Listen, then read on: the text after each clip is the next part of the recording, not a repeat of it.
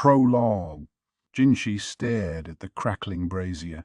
It was going to be another cold night. Basen put some more coals on the fire. It got bitterly cold in the western capital after the sun went down. The whiplash change from the heat of the day might be enough to make some people take ill.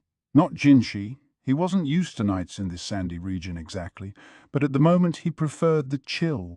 Jinshi was resting on a couch, a melancholy expression on his face. On the table in front of him, a cup of citrus and honey, cut with hot water, sat untouched. He was thirsty, but he couldn't bring himself to drink it. He didn't want to relinquish the sensation that still lingered on his lips. He let his fingers brush across his mouth as if to confirm for himself what had touched them just an hour before. His body was possessed by a combination of heat and gloom that wouldn't seem to go away. He could still see it when he closed his eyes. Her face looking down at him, the stars above the only light. He hadn't been able to see her well, and yet it seemed to him he could remember her so clearly. Her eyes, usually languid, were dim, but her mouth glistened warm and moist. A thread dangled from the moistness and then fell away. It was over, Jinshi saw with a combination of disappointment and relief, and then the regret. His partner was well within her comfort zone. She never blushed nor looked away in embarrassment, only stared calmly, coldly down at the man beneath her, then licked her lips, sucking in the thread of saliva. She wasn't savoring the afterglow, but simply eliminating all traces as if it had never happened. Her small body bestrode Jinshi's, easily twice her size, her hand placed over his heart. She could feel his heartbeat, but he couldn't feel hers. What did she think, feeling the way it raced and pounded? It was obvious at a glance. The wind caught her hair, sending ripples through it. Her eyes narrowed and she looked at him. Her alluring lips arched.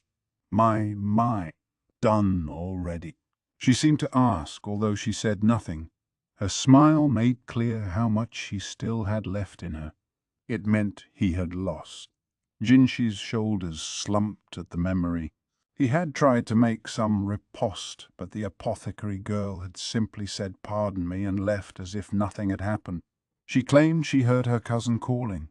It was like she had nothing more to do here. She would have been more emotional about a dog bite. Or a mosquito bite. Jinshi heaved a sigh as he returned to reality. "I knew it, sir." "You're not feeling well, are you?" said his attendant, Basen. If Jinshi said he was feeling fine, Basen would only press him about whether something had happened. And if he said he was indeed feeling unwell, Basen would probably take it upon himself to nurse Jinshi back to health and never leave the room.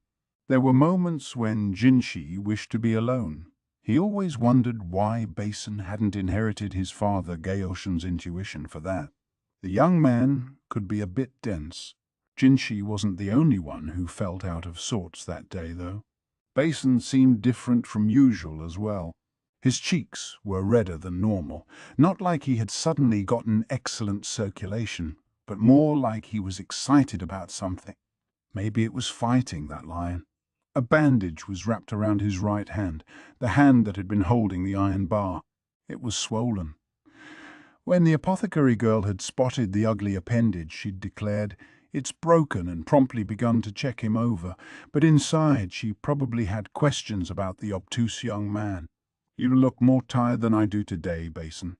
You ought to go get some rest." "By no means, sir. Not after what just happened.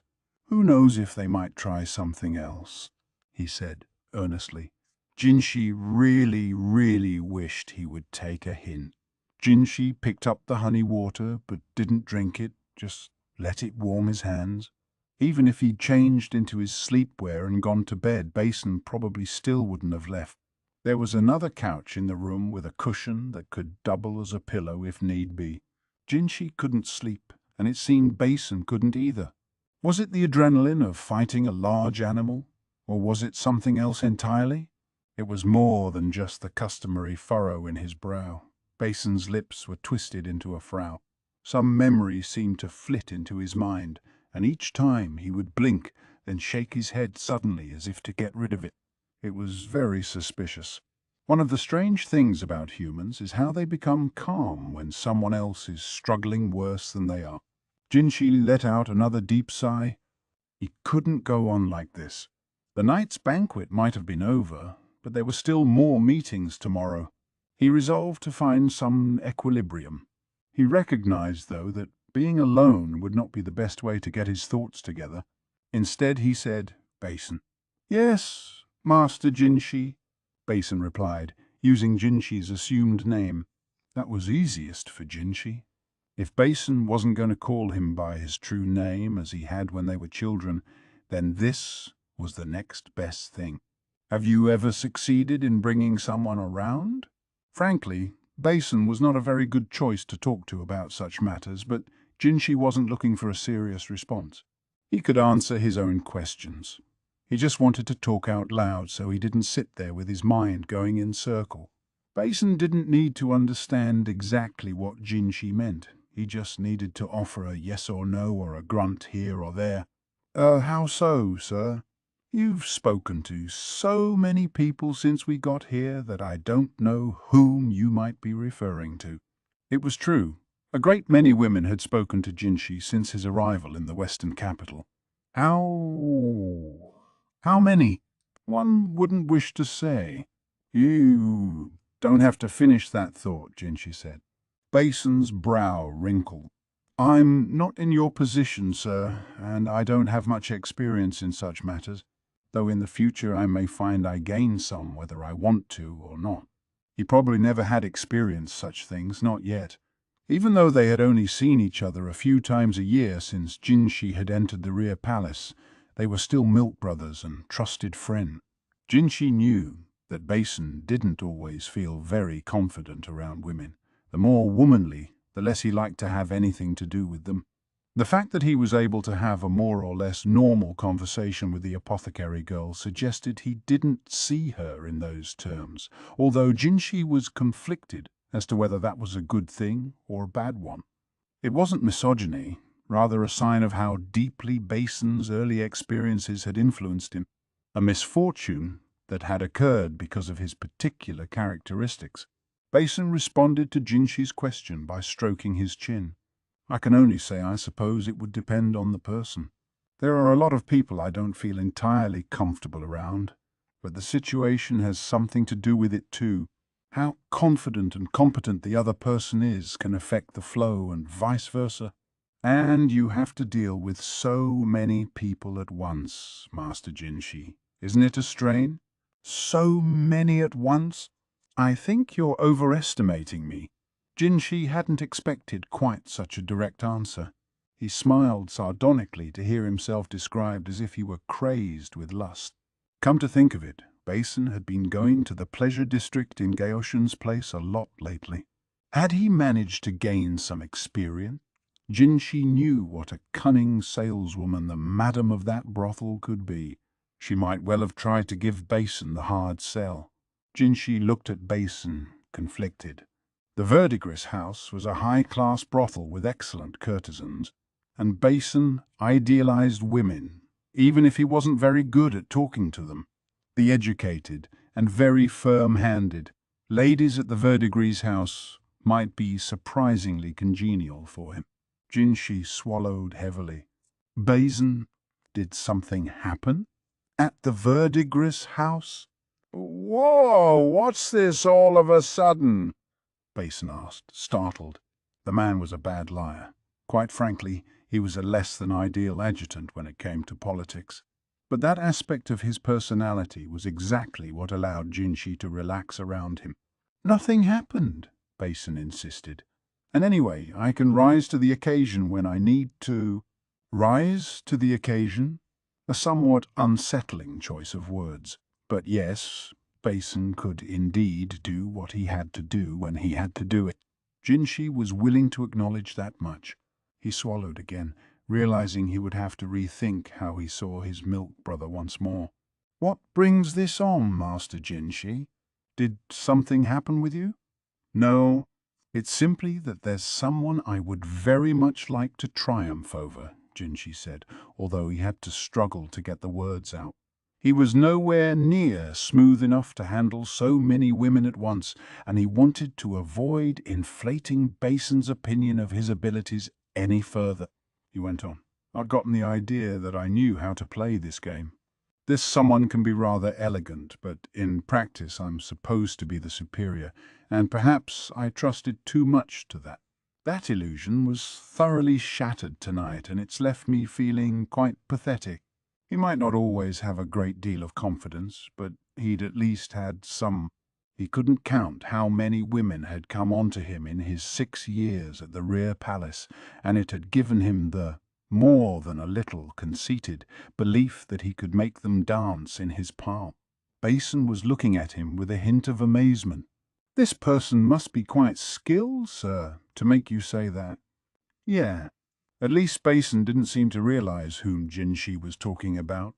"Thankfully. We fought over something minor," he said. "I started the fight, and I lost it." Basen looked puzzled for a second, but then he said, "Ah," as if it all made sense to him. "You lost, sir? Ah, so that's what you mean.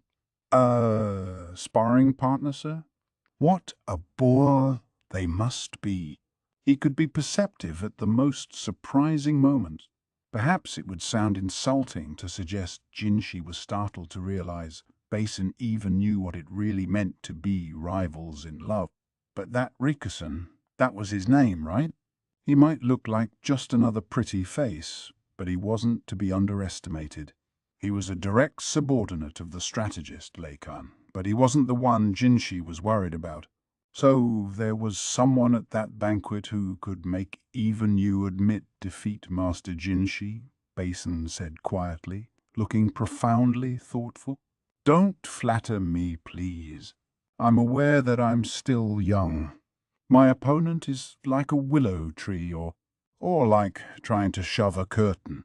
No matter how much I push or strike, they simply roll with it." The question was what his inexperienced self should do. The only thing that would help would be to gain some of that experience, he supposed. But how? He couldn't go about romancing another woman, but neither did it seem wise to head for a brothel, simply because there supposedly wouldn't be any consequences. It was then that Basen said something quite unexpected. "Can I be of help in some way?" "I'm sorry," Jinshi said, nearly dropping his water. He knew for a fact Basen was straight, so how could he say that? And yet, Basen went on, "I must confess I'm not very capable. I'm all too aware that you're far more skilled than I am, Master Jinsh. But I venture this suggestion in the belief that it must be better than simply moping around doing nothing." Basen? Yes, he was right. And if Jinshi did it with Basen, well, on some level it didn't count, did it? That must be what the young man was thinking. Well, but no, wait. Something was off here. Skill I may lack, but I'm confident in my stamina, how much I can endure, Basen said. Stamina? I really don't think. No, this wasn't a conversation Jinshi could continue. He quailed. Maybe Basen had been taught some twisted game at the verdigris house, he fretted. Should he report this to Gaoshun? Basen, though, was looking at Jinshi, completely serious. He seemed excited, but not in the overheated way he had earlier. "Just think of it as practice, sir. Nothing more. I may not be the person you have in mind, but just pretend." Jinshi lapsed into thought, and then jumped into action. He put the water on the table, rose from the couch, and slowly came and stood in front of Basen. "Shall we move somewhere, sir? It's a bit cramped here." "No, this is space enough." It wasn't as if they needed to use the bed, and he absolutely didn't want anyone to see them, so he had to finish this while they were still in this room. Basen was about 2 suns shorter than Jinshi. He wished Basen might shrink another 7. Jinshi leaned in and Basen backed away. What was this? He acted so much like the very person Jinshi was imagining. "Master Jinshi, it's all right. That's perfect. I'm, empty-handed. So, am I? Yeah. Now that he thought about it, he'd heard tell of employing all manner of tools and contraptions, but he had certainly never expected Basen to bring up such a thing. They had taught him perverse things in the pleasure district, Jinshi was sure of it now.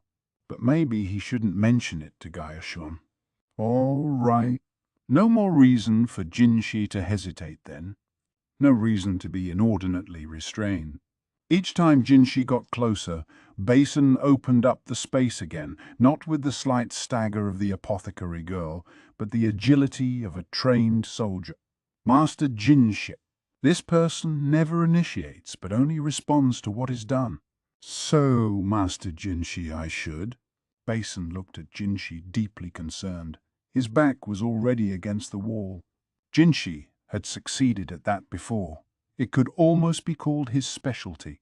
With Basen all but cornered, Jinshi planted his hand firmly against the wall. Bah!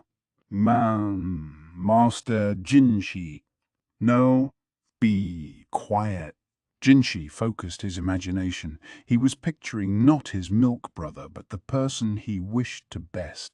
He had to strike before the mouth spoke, the mouth that was usually so inarticulate, but grew voluble and clever at the oddest time.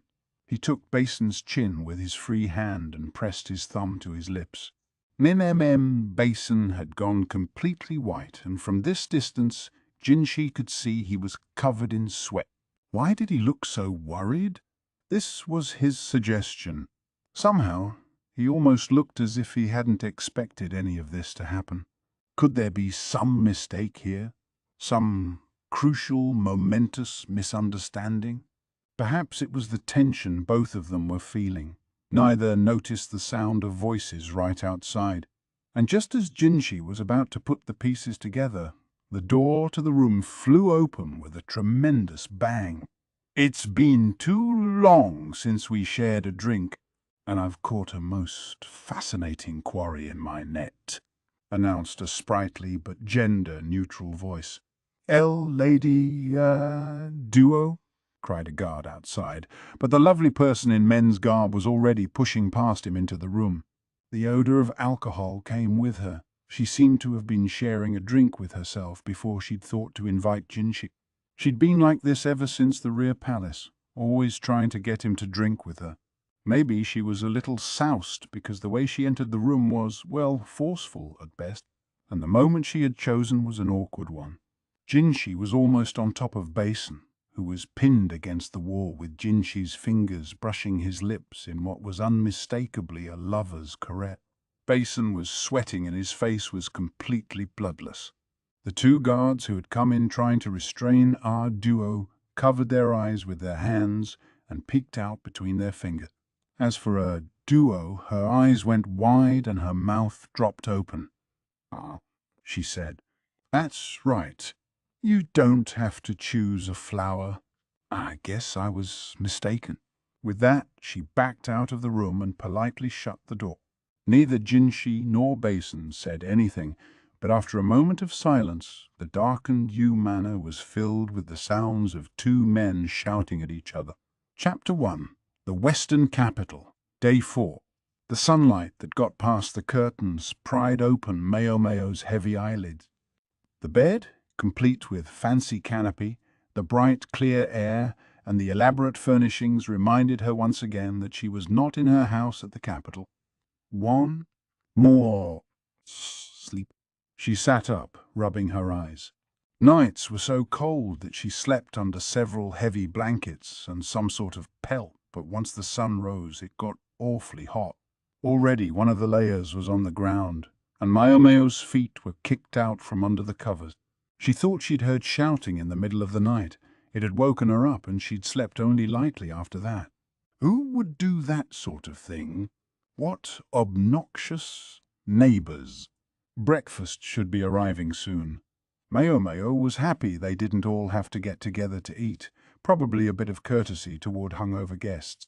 Deciding to get changed before the serving girl arrived, Maomao slipped out of her sleepwear, putting on an outfit she picked at random from a clothing rack. Today she was wearing an ordinary skirt and short-sleeved top over a cool-looking drape. The best thing about it was the way it breathed.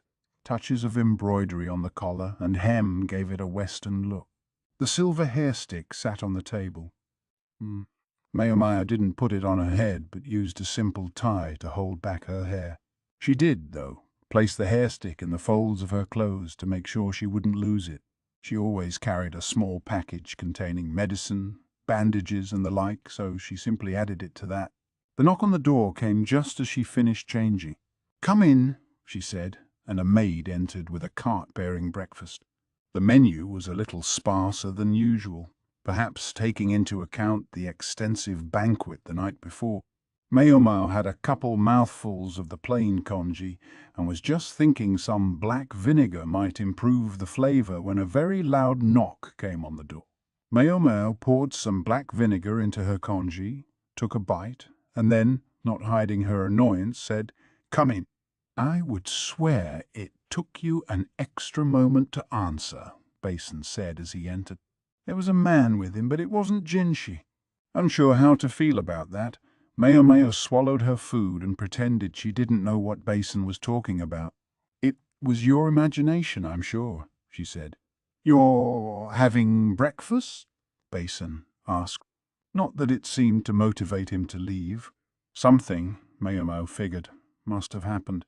She set down her chopsticks and looked at him. "What's going on?" His right hand was wrapped in a bandage, the one Maomao had put there the night before. He had been so full of adrenaline that even the swelling and the fact that the bone was broken hadn't seemed to bother him. There was dents, and then there was dents. Basen took a breath, then produced a cloth package from the folds of his robe. He set it on the table and opened it to reveal another package, this one of oil paper. No sooner had he unwrapped it than Maomao's nose prickled and she started back. The offensive odour came from a ceramic jar in the packet. "Is that perfume, by any chance?" she asked. She'd smelled it before. It was the stuff that had been spilled all over Consort Lishu at the banquet. "Where did you get this?"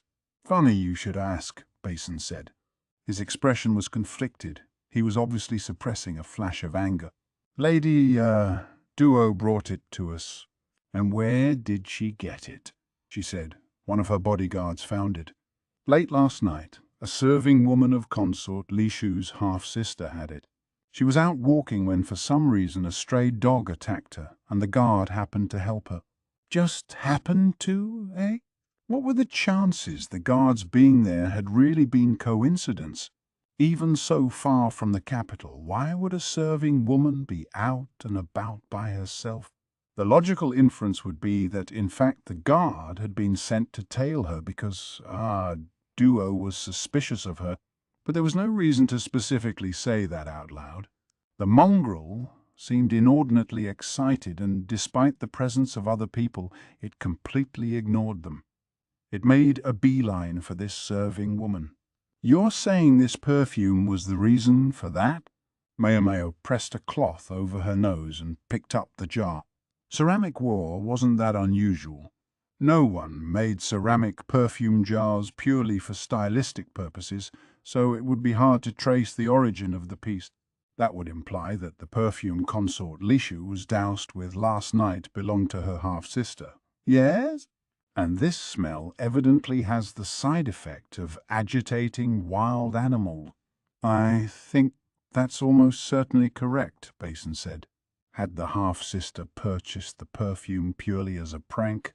Maomao wouldn't have put it past her. But did she hate Lishu enough to want to get rid of her? And even if she had the motive, Maomao doubted she and the serving woman between them had the skills to rig the bars of the lion's cage. She considered the possibility that Lishu's father, Uruyu, had helped them, but that theory left questions too. For one thing, if they'd been trying to get rid of Lishu, it was an awfully roundabout way of doing it. There would have been so many simpler solutions. Above all, the risk was simply too great. Nonetheless, there was one thing Maomao wanted to be sure about. "So, you're taking the consort's half-sister to be the culprit?" Basen paused. "We can't say for certain. But if nothing changes, I think that's where we would find ourselves." An artfully vague way of putting it. That was unusual for Basen. He was normally much more direct. Maomao might have expected him to exclaim, "Yes, she must be punished." Instead, he went on, "The half-sister claims it was just supposed to be a prank. She says someone she met in town a few days ago gave her the perfume. They told her it would attract nasty insects, and wouldn't that be funny? The half-sister swears she didn't expect a lion to be involved, so she admitted her malice toward Lishu. She just hadn't planned on the lion."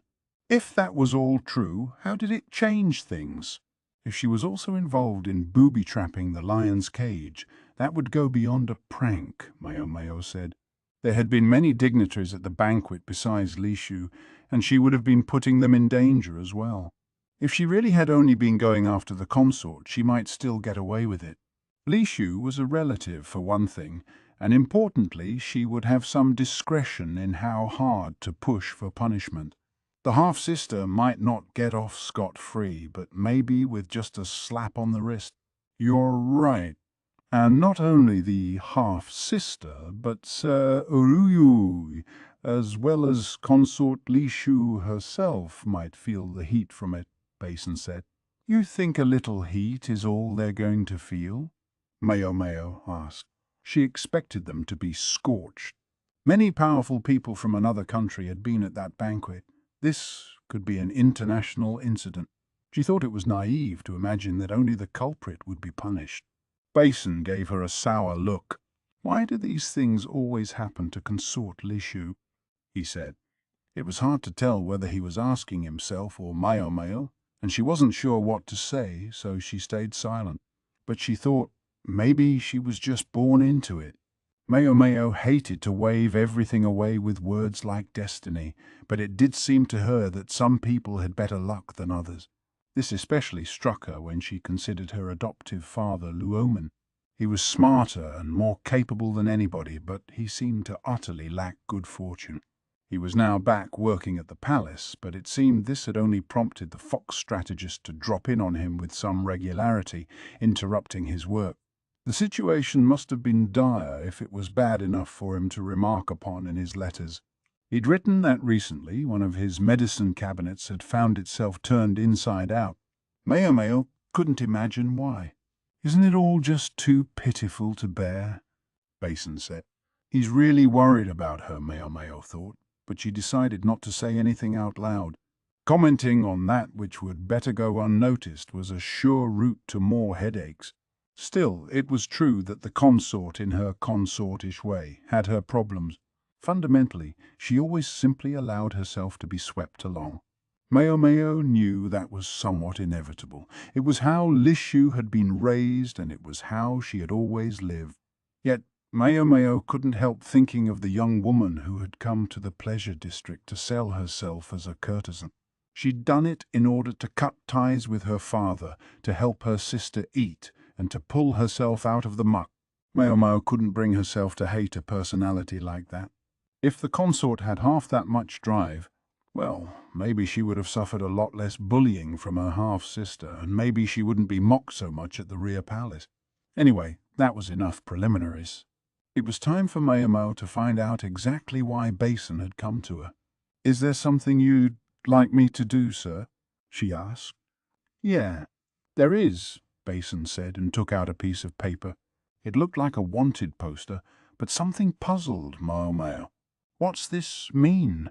"That's what I'd like to know. This is the woman she said gave her the perfume." The sketch on the paper did indeed appear to depict a woman, but her face was veiled so that only her eyes were visible. To compensate, the sketch included her entire body, but although the details of her clothes were carefully drawn, she could obviously just change outfits. "Is she a merchant?" "No, apparently she just started talking to the half-sister while she was doing some shopping in town." "In town, huh?" Maomao listened to Basen's story doubtfully. The woman claimed to deal in perfumes, and she recommended several different scents to the half-sister. This one was among them. Supposedly the merchant had told her that the perfume could attract men, but to be careful how she used it. The smell would be too strong unless it were properly diluted, the half-sister was told. In fact, some people had even been known to use it in pranks. This, it seemed, was where the half-sister had gotten the idea for her little joke. "That story's a little vague," Maomao said. "Very true. It's not much to go on, and tracking down this perfume seller would be difficult at best." Maomao squinted, studying the picture. The outfit, characteristic of the Western capital, was designed to protect against sand and dust, so it left very little exposed, which is to say, it concealed any distinguishing bodily feature. But Maomao's sharp eyes noticed one thing in particular. For as simple as this drawing is, the accessories on the shoes have an awful lot of detail. Basen took another look at the image. "Now that you mention it, that's true. In fact, the size of the feet seems off compared to the rest of the body. The person's body had been drawn to a more or less normal scale, but her feet appeared twisted, almost stylized." "Do you think there's any chance she had bound feet?" Maomao asked. Bound feet. Foot binding was a way of forcibly making the feet smaller than they would naturally be. A few of the women in the rear palace had had it done to them. It was a fairly common custom in the north, but what about here in the west? If the half-sister hadn't given it much thought, it suggested foot binding wasn't unusual. "Could you double-check this drawing for me?" "I will," Basen said, collecting the picture. He was about to leave when he turned back as if he had just remembered something. "By the way, yes, Master Jinshi has looked odd since last night.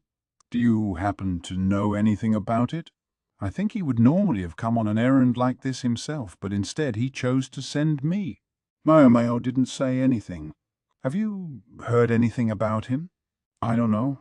Being under pressure from anybody." "Anything?" Mao averted her gaze. Basen was right. She knew he would never normally come to her unless Jinshi had specifically asked him to. She decided to play dumb.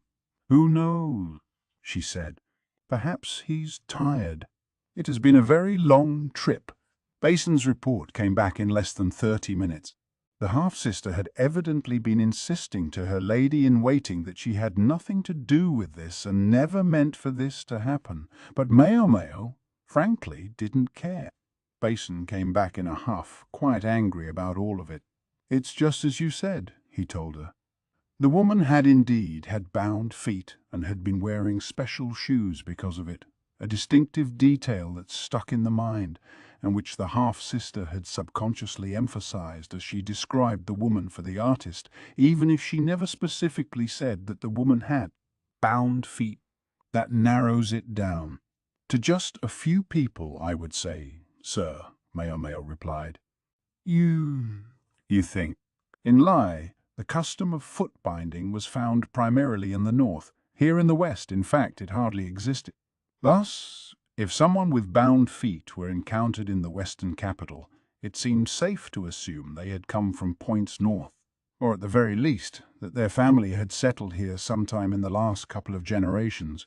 The point is, their household must already have had the custom. Basen looked dubious. "You don't think she might have been a traveller?" Maomao shook her head at that idea. If she was, she would have to be the daughter of a household that could afford to send her in style like Consort Lishu. It was a long way to the western capital, and binding twisted the feet into shapes that were, let it be said, not conducive to walking on sandy ground. The process of foot binding involved forcibly preventing the growth of the feet from a young age and leaving them bound throughout life so they wouldn't get any bigger. The feet had to be disinfected every few days, such that Maomao sold alcohol to the courtesans with bound feet.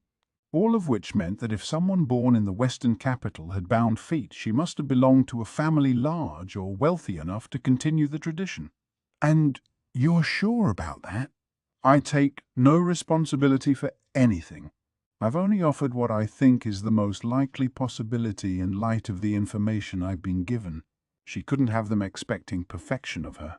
If they were only going to permit correct answers, then Maomao would have no choice but to shut her mouth and swear she didn't know anything. "All right, Basen said after a moment, resigned to her conditions. He finally left the room. Maomao yawned and sat on her bed, thinking about getting settled again. Perfection. Yeah, not likely. Maomao herself still had several questions. Would Lishu's high-handed half-sister deign to speak to someone she had only just met, let alone buy something from them? And how had this mysterious seller known about the half-sister? It was a little too neat for mere coincidence. Whatever. Maomao decided to go ahead and get some sleep. She was so tired she could barely make her brain work. She lay down, but the hair stick at her chest nudged against her. She thought about pulling it out, but she didn't want it somewhere she could see it. Without a word, Maomao flipped over and lay on her other side and promptly closed her eyes. Chapter 2. The Floating Bride, Part 1. It was already evening when Maomao opened her eyes again. She'd meant to go shopping in town today. They'd said it was acceptable to leave the compound as long as she went with a bodyguard. But after everything that had happened the night before, it was hard to feel like going to market. She slept as long as she was able, and when she woke she was left with a clinging lethargy. Oh! She looked at her wrinkled clothes in mild dismay, wondering if she should have changed into her sleepwear. First things first, though. She drank some water to rejuvenate her dried-out body. The water in the carafe was lukewarm, but a dash of citrus in it made it refreshing. I wonder what we're doing about dinner tonight, she thought. Thinking maybe she should go outside and see what was going on, she tried to brush the wrinkles out of her skirt. She got it to where it was just about presentable and stepped out of her room, only to find Jinshi and Basen coming down the hallway toward her. Some considered Maomao capable of being quite brazen, but at that moment she felt distinctly awkward. The night before, having done what she'd done to Jinshi, she'd then excused herself on the pretext that she heard Lahan calling her. But that didn't mean she could try to hide back in her room now. Jinshi's face as he approached was unusually haggard. He had a furrow in his brow worthy of Gaoshan, and his gaze was fixed, on Maomao it seemed. The look lasted only for an instant before his usual calm expression returned. Basen, though, was looking at Jinshi with distress, so something was up. Jinshi came toward her with footsteps that sounded inordinately loud. "What do I do here?" Maomao wondered, but there was no time to think about it. The most she could do was to treat him normally. She bobbed her head in a polite nod and said, "Is something the matter, sir?" Typically, the appropriate thing for a serving woman would be to speak only after Jinshi had spoken to her, but Maomao judged that it might be best for her to talk first at this moment. Jinshi's mouth twisted, a conflicted look passing across his face, but it was hard to say if anyone else noticed it. "I know it's sudden, but I want you to change and come with me," was all he said, and then he swept past her. Behind him came several serving women, holding up a box with a change of clothes and bowing their heads deeply. "Yes, sir," Maomao replied. Under the circumstances, it was the only thing she could say. After she'd changed, she was hustled into a carriage. Jinshi and Basen, also in fresh outfits, were already inside. Maomao glanced around. She'd spent most of her time here in Lahan's company. Was it all right for her to act on her own with Jinshi and Basen? "It was I who called you here, you see," Jinshi said. "Considering that our schedules were aligned for this very purpose, we could hardly not go." However he might be feeling about her, he at least had the wherewithal to talk normally to her. She was glad he was adult enough for that, but she couldn't help feeling there was something lurking behind his. It was it. "And where are we going, sir?" "To a wedding banquet for a certain household." Another banquet. Well, apparently this was part of the job. I had intended to refuse, but the host insisted, this being such a joyous occasion. And besides... "Yes, sir." Jinshi gave Basen a significant look, and he pulled out the wanted poster he'd shown Maomao earlier. "I gather that the family of the young woman to be married originally came from the north. They were one of the houses charged with ruling this area after the destruction of the Yi clan. The Yi clan had governed these lands once, until they were exterminated in the time of the Empress Regnant. That would mean this family had been transplanted here several decades before. The young lady's feet are bound, Jinshi informed her. As she'd suspected, was there no one besides this young lady? That was something Maomao wanted to be particularly sure about. She couldn't go accusing people of being criminals on nothing more than an assumption. Several, Jinshi said. One of the young woman's ladies in waiting, for example. The real issue is whom the woman is getting married to. They say he's from Shao. I see. It was a delegation from Shao that had brought the lion, and perhaps who had rigged the cage to break. Most importantly of all, the young woman is to set out on a journey tomorrow. Today they would hold the marriage feast, and then the next day she would set out for her husband's country. That seems rather hasty, or rather deliberate. So apparently they wanted Maomao to find some kind of proof of wrongdoing. And if I'm unable to find anything, we'll have to come up with another way. My stay here may be extended. The desire to avoid that was written on Jinshi's face. He'd already been away from the capital for close to a month, and the work the Emperor's younger brother had to do would have been piling up all that time. Yet they had to find this culprit. This could also adversely affect the Yu clan, and I'd like to avoid that. I'm not confident I'll find anything, Maomao said. She wanted to be clear about that much. I understand. Jinshi turned to gaze out the window and didn't look at her again for the rest of the ride. They arrived at another mansion built near an oasis. The style was rather different from that of Empress Gyoku's family home. This building looked more like something that might be found back east. The building itself and the garden it boasted wouldn't have looked out of place in the capital. As they went to the gate and proceeded down a flagstone path, they found water flowing by on both sides. Willow trees swayed gently, making the place look refreshing, while open-air pavilions with vermilion posts and yellow roofs dotted the estate. There was a large pond in which lotus leaves floated. The surface of the water rippled occasionally, and each time a pebble fell into a canal, there was a splashing of fish. Carp. Carp were a hardy species, but Maomao was impressed the household was able to keep them in such a desiccated environment. Was this house left behind by the Yi clan? Jinshi wondered aloud. If these people had been sent to replace an annihilated clan who'd lived in the lap of luxury, they might understandably have simply moved into the extant mansion. It was certainly an opulent place, but there was something sad about it too. Empress Gyokuyu's home, Gyokuin's mansion, was lively and bustling. This residence felt subdued. As they crossed the bridge over the lake, they saw someone coming the other direction, bowing obsequiously. "My apologies for being so late in greeting you," the person said. He must have been the master of the house. He was plump, his hairline beginning to recede. Behind him was a woman they took to be his wife. Her feet were small, and her shoes strangely shaped. "I'm sure my daughter will be overjoyed to receive the congratulations of the Night Prince." The Night Prince? Maomao wondered. She surmised the term referred to Jinshi. Not many people in this land could refer to him by his actual name, but it seemed to involve the character for moon, hence perhaps this nickname. "If I may welcome you in, then," the man continued, ushering them toward the building. A carpet had been laid out in the pavilion, and a small boat and lanterns floated on the lake. It was only dusk now, but when darkness fell, it would look eerie. "Hey! This way!" Basen called to Maomao. Jinshi was seated beside the master, while next in line sat Gyokuin, apparently also an invited guest of the wedding.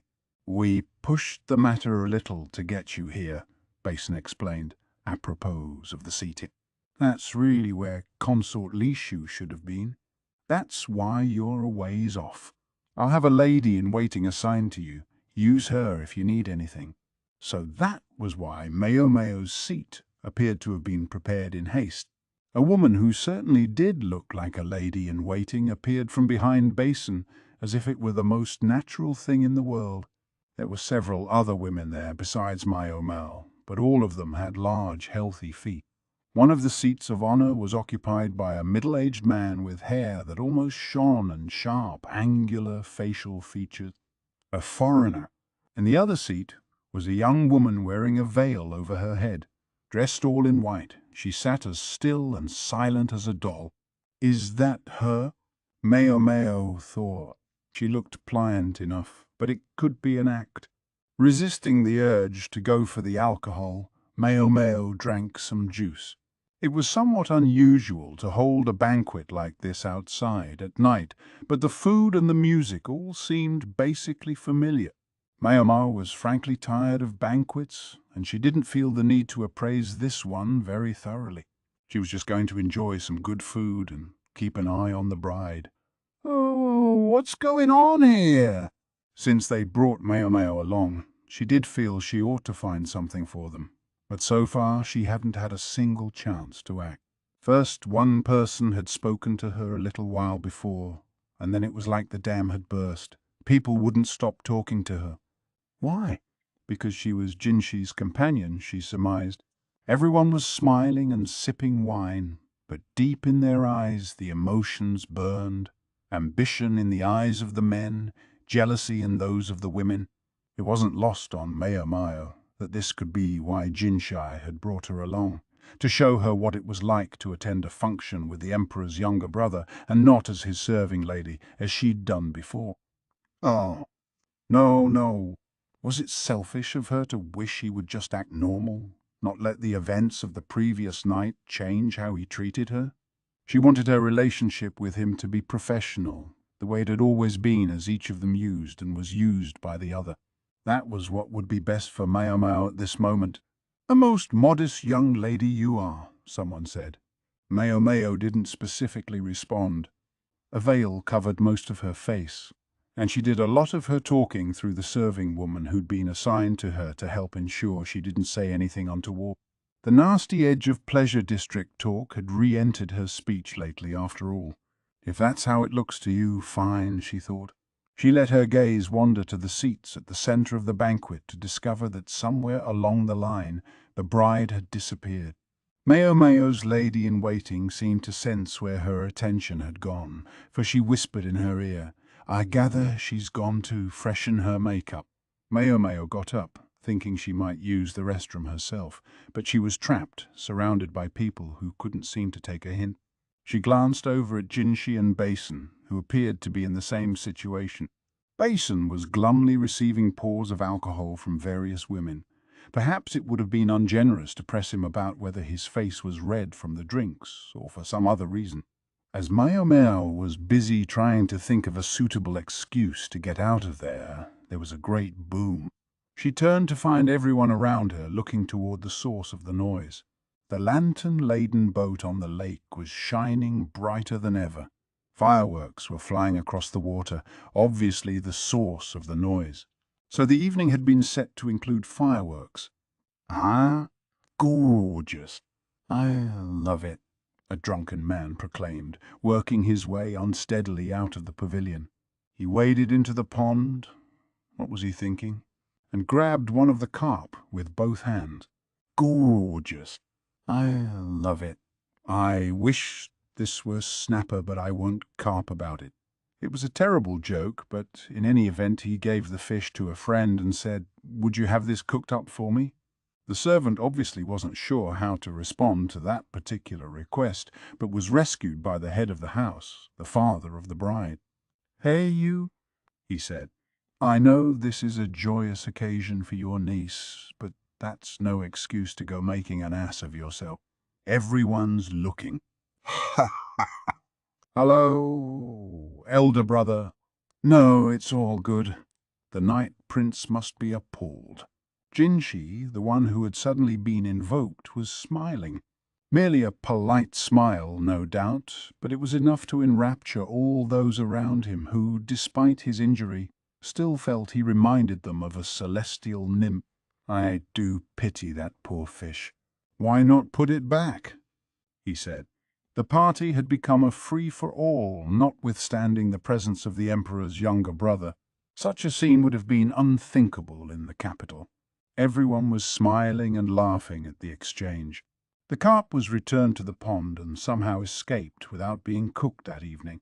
Still, it couldn't have been easy for the fish, first with fireworks going off right over their heads, then being grabbed by inebriated partygoers. Maomao looked at the dark water. She tried dropping some breadcrumbs in, but there was no sign of the fish coming to get them. All the commotion must have scared them away. With the addition of more alcohol, the party became ever freer, yet still the bride hadn't returned. Jinshi had taken notice of that fact by now, and he and the bridegroom were both eyeing the vacant seat. Perhaps tonight's star has gone to make herself shine even brighter, Jinshi ventured. Hadn't the girl's uncle said that the bride was going to fix her makeup? Most of the women in the crowd didn't seem to buy it. The ladies in waiting had largely left the banquet area. Not long after, one of them returned in a panic. Her face was pale and she could hardly speak. She could only point toward the far side of the lake. Well now, Maomao caught a burning smell, and then she heard shouting. She turned toward the yelling to see one of the guests, who was himself looking in the direction the lady in waiting was pointing. His mouth was flapping open and shut like one of the carp, and he was pointing to the sky with a trembling finger. No, not the sky, but a building in a corner of the estate, a four-tiered pagoda. Something was faintly visible on the highest floor. "Be why young mistress is hanging," the lady in waiting finally managed. All the guests who'd been enjoying themselves at the banquet collectively turned pale. The dim silhouette could be seen dangling from the roof of the pagoda, its feet swaying gently back and forth. The white bridal gown billowed like a cloud. "To the tower," Jinshi said. He and Basen were the first to act. The bridegroom, the bride's father, and her uncle followed him belatedly, and Maomao joined them in heading for the pagoda at a run. They crossed the verdant garden, the smoke from the fireworks obscuring and diffusing the light from the lanterns floating in the canal. They could hear the carp splashing. The pagoda was clearly visible, but there was no straight path between them and it. Trees and other buildings stood in their way, obstacles they had to work their way around to reach their destination. With their way well lit by the lanterns, at least they wouldn't fall. Maomao entered the pagoda a few steps behind the others and raced up the stairs. She reached the top floor, panting, to find the men staring disbelievingly at the dangling rope. It had snapped. "Find her!" Checked the ground around the pagoda. Basen roared and set off back down the stairs. He might be a somewhat simple personality, but at least he was decisive at moments like this. The others, taking their cue from him, headed back down, but Jinshi was still looking outside. They were perhaps 12 meters off the ground. If the girl had been strangled by the rope, but it had then snapped, what were the chances she'd survive? Just about zero, I'd say, Maomao thought. Whether her neck had broken or whether she'd suffocated, no one could survive hanging there that long. On the floor by the swaying rope was a pair of small shoes worked with embroidery. They had belonged to the bride. "What do you make of it?" Jinshi asked, looking from the rope to the ground and back. The rope was tied under the eaves and the other end had snapped off. Looking down, they could see the roofs overlapping. Maybe the girl had tumbled over them on her way down. "I don't know," Maomao said honestly, and Jinshi smiled. "I wheedled the truth out of her," Jinshi murmured. "Is this what I've wrought?" He had been sitting at the central seat at the banquet and could have said something to the bride. He glanced down, and just for a second he looked as if he were chewing sand. He turned his back on the little shoes, but he didn't look up. "Do you think me a terrible person?" After a second, Maomao said, "I don't know, sir." Jinshi had only done his job. Somebody would have had to sooner or later, or the culprit would have fled to the west. And they had to avoid that. Unable to think of anything else to say, Maomao remained silent. Finally Jinshi said, "Let's go," and his voice was cold. "Yes, sir." Maomao descended the steps slowly, nursing a question as she worked her way down the steep staircase. It wasn't long before they found the bride, but she was in no shape to be seen. Her white robe was singed. Her arms and legs, bent at unsettling angles, were likewise blackened, and her head had been broken open. But they found the rope around her neck and recognized her small, misshapen feet. She had been soaked in lantern oil that had then been set alight. It was more than enough to make the intoxicated guests feel very sober indeed. Chapter 3. The Floating Bride, Part 2. "If it's not one problem, it's another, isn't it?" "Ah," Duo said darkly. Originally, she and Maomao had planned to go shopping today, but after the events of the previous night, this would be another day with no sightseeing. Maomao had been looking forward to discovering what unusual things were on offer in the western capital, but it was not to be. Instead, she was dressed in somber clothing. Of all the things she'd thought might happen on this trip, she had never imagined she would be attending a funeral. "I have to admit I'm not sorry that it means no banquet tonight, but I wish it were under other circumstances," Duo said, sipping her tea. So it wasn't just Maomao who'd been feeling the strain of the nightly parties. Only she, Duo and Swire were in the room at the moment, which was why Duo could make a somewhat indiscreet comment like that. Swire was permitted to go without her minder while in a Duo's company, but Maomao doubted the reserved young woman found it exactly relaxing. Duo, for one, loved amusements, entertainments, and interesting things, so she was probably forever teasing the eternally serious Swire. Cornered until she felt the only way out was to kill herself. "It's a tragedy," Duo said. "Suicide." That had been the official conclusion. A note had been found in the young woman's personal chamber, stating that the reason for her death was distress at the idea of moving to a faraway foreign land. The boisterous mood at the banquet had chilled immediately, and the groom was beside himself when he saw the note. He began to tear into the bride's father. Most of what he said was in a foreign language and incomprehensible to Maomao, although it was clear enough that it wouldn't have borne repeating if she could have understood it. The residents of the western capital seemed to know what the man was saying, but they only stared sadly at the ground. Jinshi had shown her the note, and Maomao was convinced that it had indeed been written by the bride. She didn't say anything about being cornered, though. Duo came across as very much like Empress Gyokyu. Maomao saw that this former consort was not to be underestimated. It was one of her subordinates who had found the perfume as well. But Maomao didn't know exactly how much, Duo knew, so she had to be careful about what she said. Here was how it looked, distraught by her marriage. The bride had killed herself, making certain everyone saw her hanging from the pagoda before the rope snapped and she fell to the ground. Not only that, but she happened to upset a lantern when she landed, causing her clothes to catch fire. But was that the truth of the matter? Jinshi seemed to think it was something he had done that had caused the young woman's suicide, but there was no way for Maomao to know. There was a distinct possibility this was the woman who had given Consort Lishu's half-sister the perfume, but that was something else about which there was no certainty. Thus, Maomao would attend the funeral with things still shrouded in ambiguity. True, she might have been able to refuse if she'd insisted, but there was something that nagged at her. Jinshi was going too. He wouldn't normally have had any reason to attend the funeral of the daughter of a local official, but the bride's father had pleaded with him to come.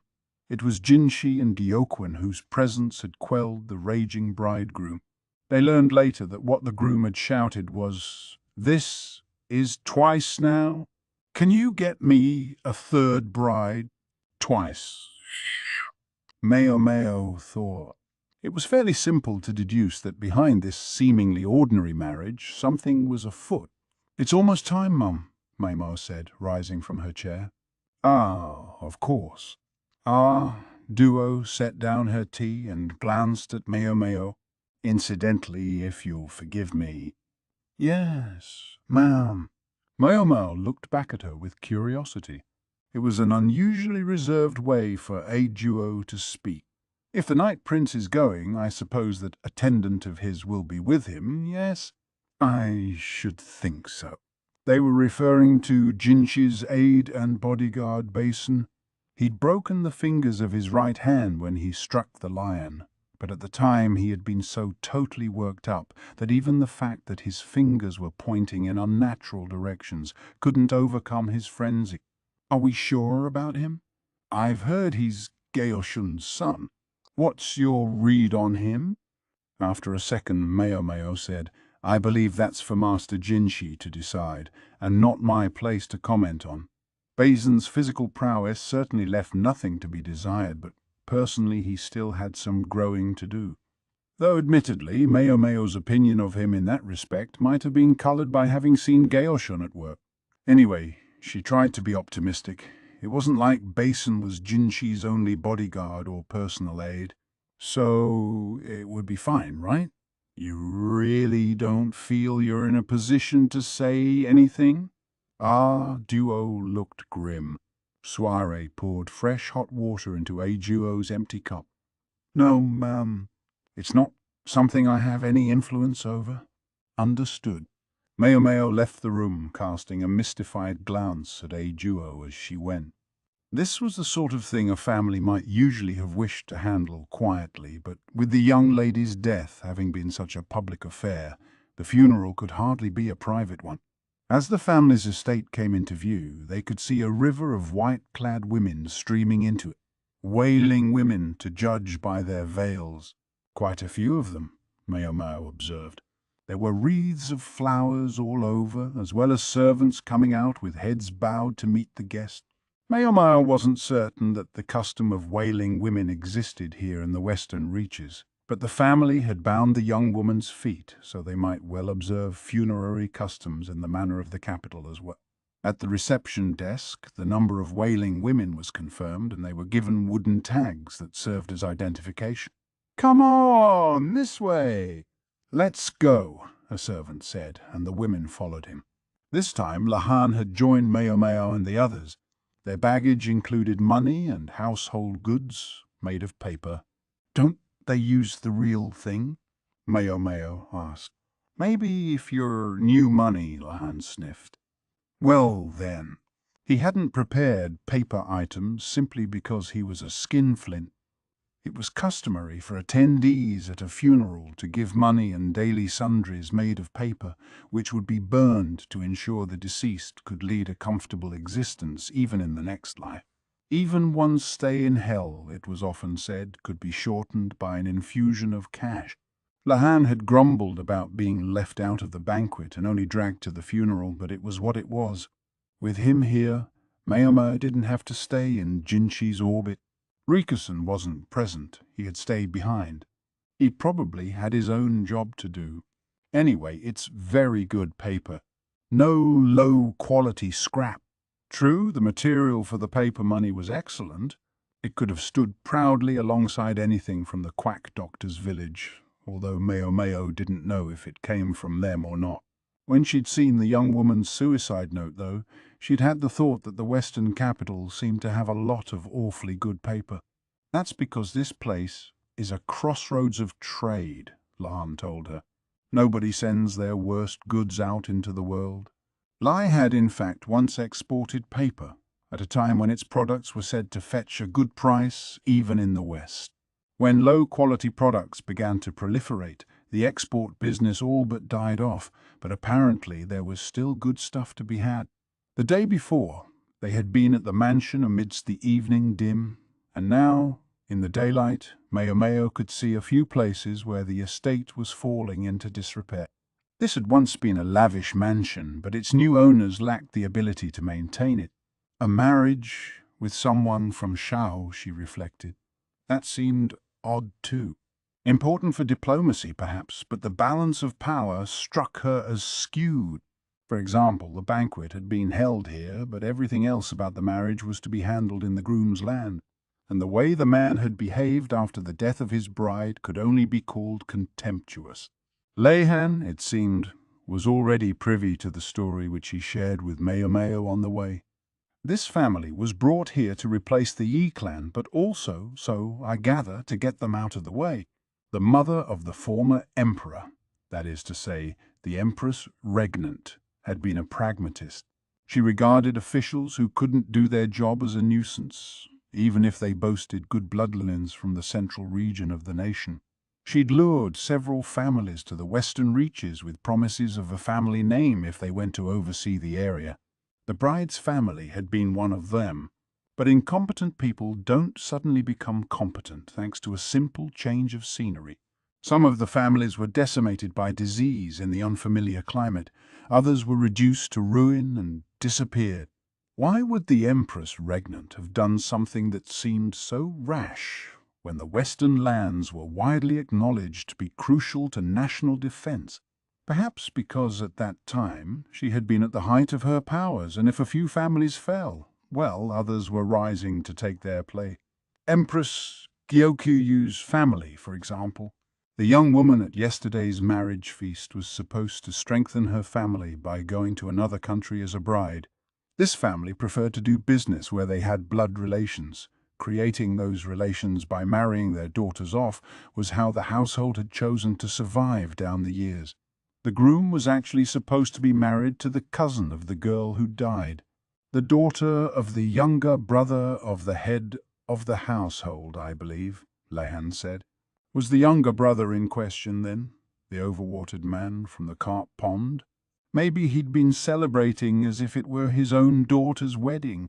She killed herself 10 days before the ceremony. He didn't look like a man who'd suffered that sort of tragedy. There are many things in this world that demand us to put on our best face, whether we wish to or not, Lahan said. So that was what had been behind the groom's remark about twice now.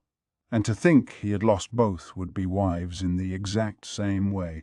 They must have thought that foreign land was truly terrible. Lan's and Maomao's footsteps sounded as they walked along the flagstones, their feet dampened by the spray from the carp splishing in the canal. The fish, who had a terrible diet for fish, came and gathered when they heard visitors approach. The refreshing sound of splashing water increased. There was already a crowd in front of the mansion, the troop of wailing women keening loudly. Maomao recognized many of the attendees from the day before. Look at them all, she thought. Partly she meant the attendees, but what really stood out were the women in white. There must have been more than 50 of them setting up a racket of grief and mourning. Maybe some of the guests had brought wailers along as a courtesy, but it still seemed like a lot. It was these women's job to lament for the dead, but Maomao had the sense they were holding back a little this time. Perhaps because if all of them had wailed at the tops of their lungs, you wouldn't have been able to hear yourself think. It was an unwelcome reminder that they were, in fact, mourning as a job. With so many women present, some of them were bound to be better at the job than others. A few of them sounded a little embarrassed. They must still be new at this. Another stumbled on the long hem of her outfit. It had to be a challenge, keeping up with the crying all the way through the long, long funeral ceremony, and from time to time the front and back rows of women would switch places. They seemed to be switching off crying duties, conserving their stamina. It was hard to say whether such efficiency-minded wailers would really bring peace to the dead, but personally Maomao didn't believe there was anything after the point of death anyway. And these women did have to eat. Maomao looked up. Out beyond the garden, she could see the 4-storied pagoda. She wondered if it might be possible to get a different perspective on it in the day than at night. She started walking forward and almost fell into a canal she'd failed to notice. She grabbed onto Leon, who was standing next to her. "What are you doing?" he snapped. "Sorry." Even if she had fallen in, the canal wasn't that deep, but the carp had already arrived, drawn by the noise. The night before, the floating lanterns had saved anyone from falling in, but it was a moderately dangerous terrain feature, she reflected. It was quite a distance to the pagoda, and yesterday they'd not only run over there but run all the way up the steps as well. It had been rough steps. The distance to the pagoda. Maomao remembered that something had felt off the night before. What was it? What was it? She almost had it. "Hey, you, she's not food," Lahan joked. The carp, paying him no mind, continued to bloop at her, hoping for crumb. Just then there was a gust of wind, and some of the money for the dead fell into the canal. The cart were on it in an instant, and it was swiftly gone without a trace. Maomao didn't say anything, just stared at the fish. "What are you doing?" "They're not food, either." "You can't fish here?" He sounded like he was joking again, but she stuck out her hand toward him. "Paper, paper. I know you keep some scratch paper with you. Give me a sheet." "What brings this on?" Leihan grumbled, but nonetheless he produced the paper from the folds of his robe. Maomao tore it up and dropped it into the canal, where the carpet greedily consumed it again. Maomao's mouth hung open for a second, and then she said, "That's it." She set out at a brisk trot toward the pagoda. Lahan exclaimed. The place where the bride had been hanging from the pagoda could be seen from the pavilion where the wedding feast had been held, but as you got closer, it dropped out of view. Maomao picked up her pace, running until she could see the pond directly underneath the tower. "Ooh, what are you after?" "Whoa, what's going on?" Lan panted as he caught up to her. Maomao lifted up the hem of her dress and waded into the pond. There was a short distance between the pagoda and the water. That was where the bride's body had been found. "When a person falls out of a window, Leihan, where do they drop?" she asked. "Down, usually," he said. Yes, and that was where they'd found the charred corpse. However, what if it was something lighter than a person? Say the wind speed and direction were roughly like they are now. It would depend on the weight. Less than 2 kin, but about the size of a human. In that case, Lahan adjusted his glasses, eyeballing the distance. He licked his finger and held it up to the wind. Slightly farther out from the building than where you are, I would guess. And if we take the position of the roof into account, right, the roof. If you bring that into it, there's something that doesn't make sense. Now that she could see it in the light, she was sure of it. Lohan looked at the scorched patch of ground where the body had been discovered, then at the roof. Then he cocked his head. Of course, if Maomao could figure it out, this human abacus couldn't fail to notice it. If he'd been there the night before, he would have detected the inconsistency long before she had. Maomao moved to the place Lahan had indicated, then rolled up her sleeves and plunged her hands into the water, digging around on the pond bottom. Leihan, meanwhile, had sat down, evidently intent on observing the situation. He had a little twig in hand to keep himself busy, with which he was writing on the ground. Calculating something, perhaps. "What are you doing, ma'am?" cried a servant who had noticed the guest playing around in the pond. Reprehensible behavior at a home that was observing a funeral, surely. "Please, get out of there right now." "Don't mind me," Maomao said, ignoring the man and reaching into the pond again. The bottom was muddy, excellent fertilizer. Lots of fish poop that had infused it with nutrients. "You heard the lady," Lahan said diffidently, but the servant continued to try to stop Maomao. Maomao continued to ignore him, carrying on with her digging. If and when she found what she expected to find, all would be resolved. Lahan wasn't getting in her way, but he wasn't exactly helping either, just glancing around now and then. Maomao could hear the servant splashing into the pond behind her. She felt him pull on her hand. She tried to run, but her feet caught in the mud and she went headfirst into the water. She ended up covered in filth with the servant trying to get a hold of her. At just that moment, however, a gorgeous, carrying voice said, "Have you found anything?" You'd think he was waiting for the perfect moment to make his entrance, Maomao thought. Jinshi had appeared. Basen stood behind him, looking aghast. Maomao wiped the mud off her face and held up a piece of rope, the end of which had snapped, which would mean the bride. In her head, Maomao went over what she knew. There was another mysterious thing about this mansion, and if she could reveal the truth of it, the mystery would be solved. "The bride is still alive," she announced, and grinned. Maomao asked for a room in which to clean herself off and change clothes. She would have loved a proper bath, but they didn't have the time. She hated the feeling of mud clinging to her scalp, but She was just going to have to grin and bear it. Once she was changed, she was shown into the mansion's main room.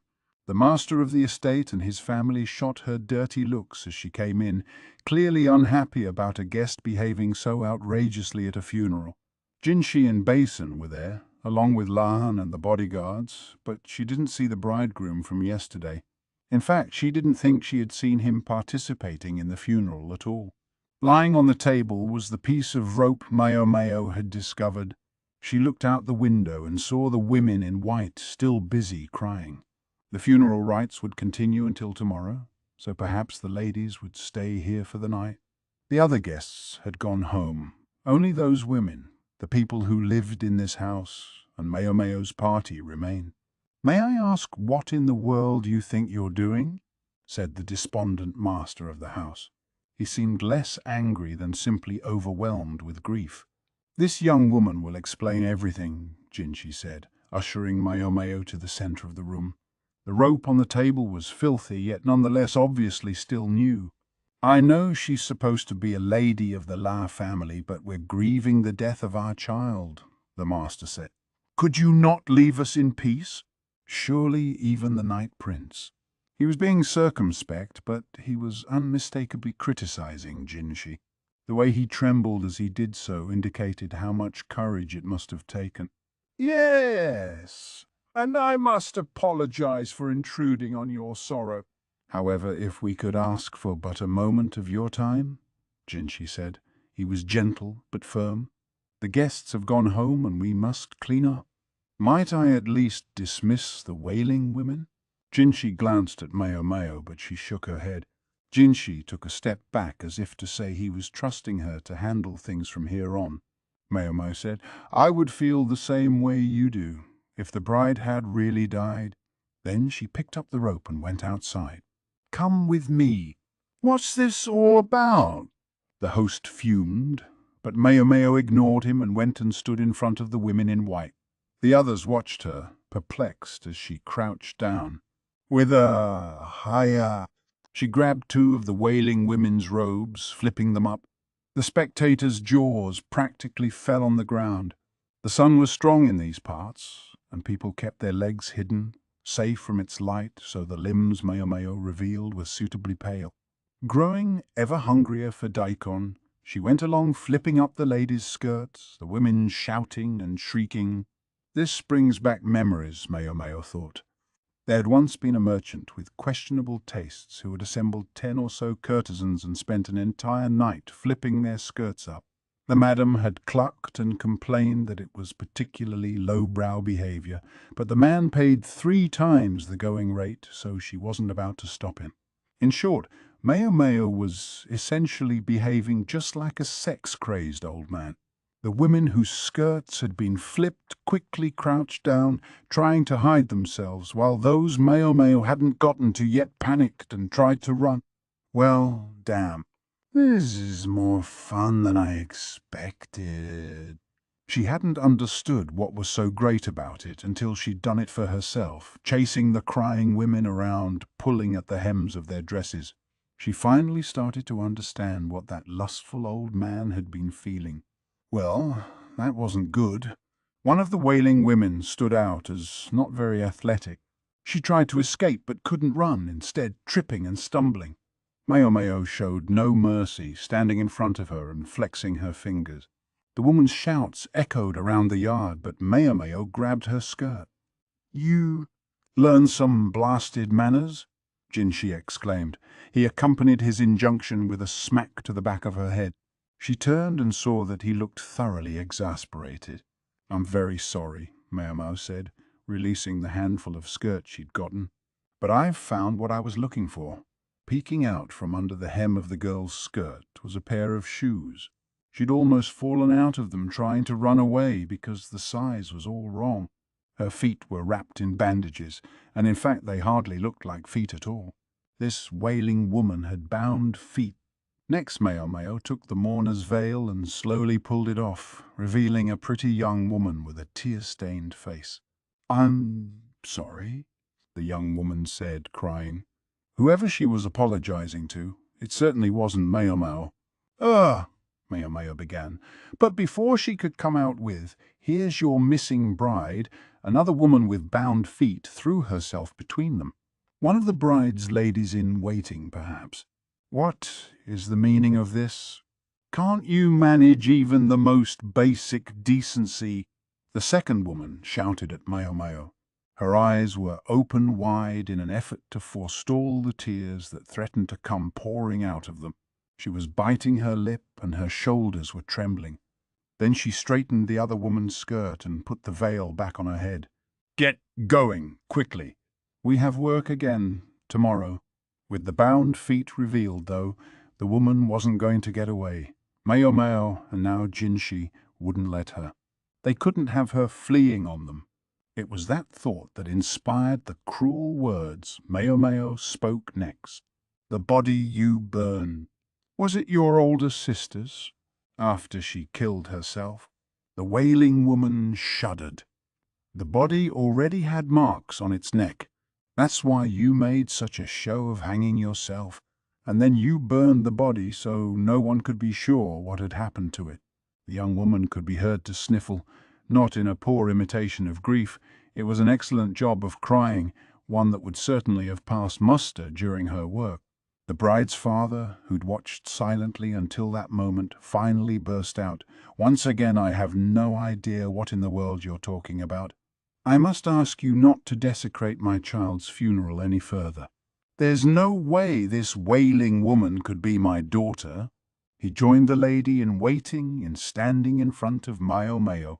"It's true, I spoke to you about my little girl, but quite frankly, I wasn't asking you to go poking your nose in every last place." The man's anger was plain to see. Then the bride's uncle intervened with much gesticulating. "If the girl is alive, then how do you explain what happened last night? We all saw the bride hang herself, and we found the body on the ground. Those are facts." Maomao, though, shook her head. "True enough, the bride hanged herself from the highest level of the pagoda and then fell down. But there's something interesting about that tower. It's 4 stories, yes? And at first, all of them appear to be the same size, but the lowest level flares out farther than the others. What would happen if something were to fall there?"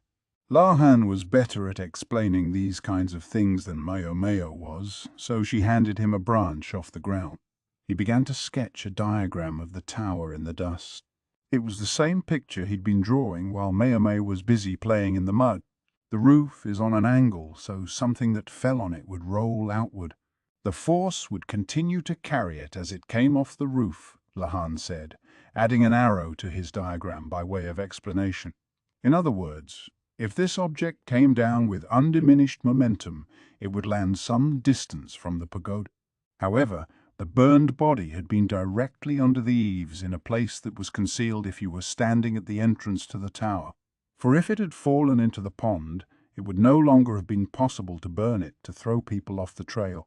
Based on basic principles of movement and the speed of the body, the corpse should not have fallen where we found it," Lahan said. At least he could be counted on at times like this, and the diagram made his explanation easier to understand. "The burned body was there all along," Maomao concluded. "We were distracted by the floating bride and missed it. The path to the pagoda had been lit with small lanterns. Guests unfamiliar with the estate trying to find their way on a dark night would naturally follow it, and the smoke from the fireworks, combined with the smell of the lantern oil, was perfect for concealing the already burned body." Finally, Maomao added, "I suspect this was the true identity of the dangling bride." She took out some scrap paper and walked toward the pond, deliberately stomping her feet as she went. She tore up the paper and tossed it into the water, which promptly roiled with carp coming to eat it. "There's plenty of excellent paper around here. Stuff that could be made into something that might well pass for a bride's gown when seen from a distance. What would the signal have been? The fireworks, they would be perfect. Perhaps a special color of smoke or a particular sound. When somebody spotted the hanging bride, the signal would be given. Working backward from the distance to the tower and how long it would take to reach the top floor, the rope would be cut to make it look as if it had snapped. Everyone would be so busy rushing to the pagoda that they wouldn't notice the fall. "You went in and grabbed one of the carp yesterday," Maomao said to the uncle. Was that in order to scare the fish away? Perhaps he had been attempting to drive the paper-eating fish to the desired location. They'd probably been frightened by the fireworks, but why take any chances? The paper doll would fall into the pond and be eaten by the carp, leaving only the rope Maomao had found in the water. As for the person who had cut the rope, she merely needed to wait for everyone else to arrive at the pagoda. No need to try to rush out and risk bumping into anyone who had come to investigate. Instead, she could simply hide somewhere inside, and once there was a suitable crowd, she could join the others, slipping in amongst them and looking as if she was as confused as everyone else. They now no longer needed to ask who had played that role. If there are any objections to my interpretation of events, perhaps we should check the rope that I found against the piece left over from the towel. Anyone. At that word, anyone, the bride's father fell to his knees, while the others looked at each other with resignation. The lady-in-waiting, who had put herself between Maomao and the wild, wailing woman, wore a pained expression. Yes, of course. The bride couldn't have pulled this off by herself. She must have had accomplices, perhaps her household. The faces of the family members before them were written not with treachery, but with grief. "You hope to hide the bride among the ranks of the wailing women and help her escape that way," Maomao said. It seemed she'd been under an enduring misimpression. Namely, she'd been wrong that the incident with the lion had been targeting Consort Lishu. Sometimes what another person was thinking didn't always line up with what you imagined. All this to help her get away from that foreign groom. She'd heard it was the would-be groom who had brought the lion, and if the cage were to break and the lion were to get loose, the blame would fall on him. The family simply had to tamper with the bars of the cage and get the lion-agitating perfume among the attendees of the banquet. It must have been simple chance that one of the people they had chosen happened to be Lishu's half-sister. Normally, blame for the incident with the lion would have been quickly assigned, and it would have fallen most heavily on the groom. But Jinshi and Jiuquan were more thoroughgoing than the family had expected. Rather than immediately escalate things, they had focused on gathering evidence.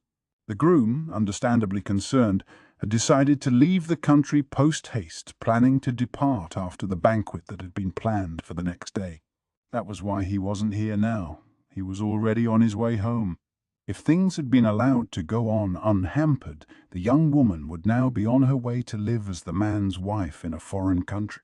The family, frantic, decided to stage the young woman's death. They were so set on protecting the young lady that they were even willing to use the corpse of her older sister, who had already died. "Why did you feel it was necessary to go so far?" Jinshi asked. "Ah? You have no idea how abominably my daughter was treated," replied the bride's uncle, the father of the dead woman. "Those people see our family's women as nothing but slaves. Do you know what they do on their first night together? They brand the bride like an animal. Marriages weren't always equal. In fact, more often than not, the balance of power leaned in one direction or the other. If you didn't have the power, then the only thing you could do was bow and scrape. This family had already offered up one daughter as such a sacrifice. It was the same with these feet of mine. The bride, dressed as a wailing woman, said, brushing her hand along her own small feet. "This is what that man wanted. He said he wanted me to look like a girl from the East. I doubt he saw me as anything more than a commodity." The lady-in-waiting watched her with agony on her face. Perhaps the bride and even her lady-in-waiting had had their feet bound as potential backups in case the older sister didn't pan out. The expression disappeared from Jinshi's face, but he seemed privately disturbed. "I am incompetent. This was the only path open to me. Do you think perhaps if I'd had more talent or skill, I might have been able to see my daughter become one of the roses in the garden?" the girl's father asked. Perhaps he was thinking of another family, also from the Western capital, who had seen their own daughter rise to become emperor. If the Empress Regnant had been pleased with us, the father continued, do you think we might have escaped being sent to these backwaters? Jinshi turned away from the tragic family. They had committed a serious crime.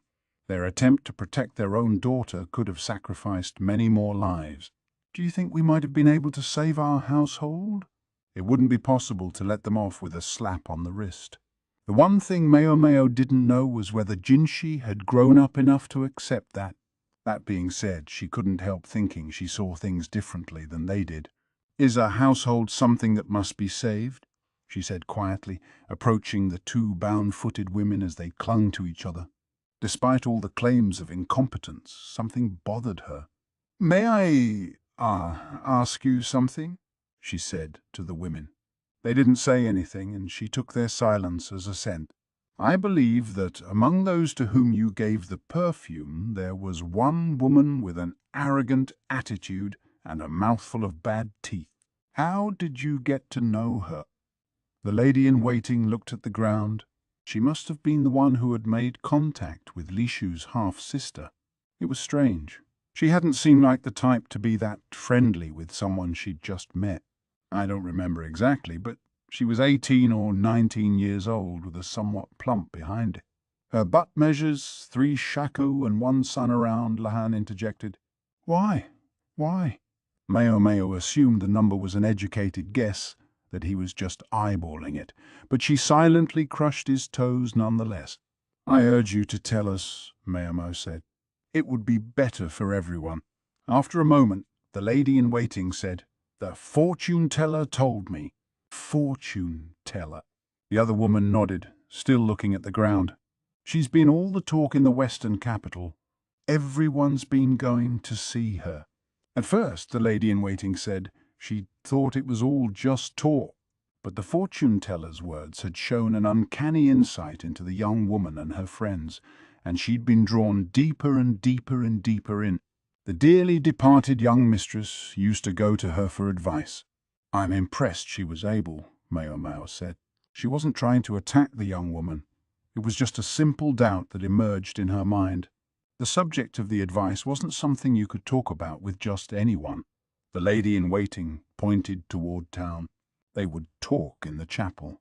It was a place much like the building on Gyokuen's premises dedicated to a foreign religion. There were places within where one could have a private conversation, and the fortune-teller used them to ply her trade. These nooks and crannies were originally, it seemed, for monks of the foreign faith to listen to people, but with the appropriate donation they might be available for private, personal conversations as well. The lady-in-waiting had tried not to be overly specific about her name and identity, but an industrious snoop could find out whom they were talking to. This fortune-teller appeared to have taken advantage of that. I was the one who accepted the perfume, and I accepted the advice to tamper with the cage. It was all me. The lady-in-waiting let her head droop. She'd felt she couldn't let there be any more dead young women simply because they wouldn't listen to the fortune-teller. She looked up at Maomao pleadingly, but Maomao wasn't the one who would hand down judgment. The fortune-teller had also told her whom to target. She was vague when it came to the names or characteristics of some of the marks, but there were others, like Lishu's half-sister, whom the lady-in-waiting was told about in detail. Ultimately, she sold perfume to around 3 people. The guilt doesn't fall on this young woman alone. It was I who tampered with the cage, said the bride's uncle, stepping forward. He had found the lady-in-waiting in a somber mood and questioned her. Indeed, it seemed like more than one young woman could have done on her own. It wasn't just them. The staged suicide was my idea. Even if it meant disturbing my niece's grave, the bride's father said. No, brother, I begged you to do what you did. Witnessing this exchange, the women of the family began to set up a terrible cry. So all this came not from the fortune-teller, but was your own idea? Jinshi asked. That's right. After what happened yesterday, we didn't have time to meet with the fortune-teller. And would this fortune-teller have been able to meet with you? Jinshi was watching the pitiful family closely. He didn't seem to be thinking of how to punish them, but rather how to connect this to whatever came next. As he watched the family, Maomao silently watched him. They never did find the fortune-teller or whoever it was. A monk at the chapel, however, testified to where the diviner had been living. The proverb has it that money talks even in hell. A good donation made the man quite forthcoming. The residence he pointed them to was totally empty. The only thing they could conclude from what they found there was that the fortune-teller didn't appear to live like someone from the West. Chapter 4. Homeward Bound. Maomao didn't know how Jinshi would deal with the bride and her family. After everything was over, he spent some time in conversation with Jokuan, but it was hardly a discussion Maomao could intrude upon. The only thing she could do was hope that worst wouldn't come to worst. Consort Lishu was no longer in confinement, but what to do about her half-sister was a separate matter entirely. And so, on her 6th day in the western capital, with their departure looming the next day, all Maomao could think was, "I never did get to do any sightseeing." That was it. It might sound cold, but it wasn't in Maomao's temperament to ruminate on negative thoughts. Instead, she'd been hoping to get out and do something to refresh herself, only to be told it was time to get ready to go home. Thus she found herself in the cactus garden, the fatigue written on her face. She had no idea if the plants would survive in the capital's climate, but she wanted to at least ask for some seeds or a small clipping to take with her. Gyokuin went one step further, being kind enough to call the merchant for them, so she was grateful for that much. On that note, her stay in the western capital came to an end. "What in the world is this?" Lahan asked. They were in the carriage on the way home, and he was indicating a bird feather, sharpened and blackened at one end. Supposedly, they didn't use brushes in the West. Instead, they used metal pens or feathers like this one. Maomao cocked her head. "I think they found it in that fortune-teller's house. There hadn't been much in the way of possessions, but this had been among the limited evidence they'd uncovered. The Emperor's honored younger brother seemed quite interested in what kind of feather it was. Would you happen to know?" "It's very small. I don't think it belongs to a water bird," Lahan said. The feather was grey in colour and didn't actually look very suited to being a writing instrument. It was probably a random feather someone had grabbed for a backup in case it was needed. At length Lahan said, "You don't think it might belong to a dove?" How prosaic.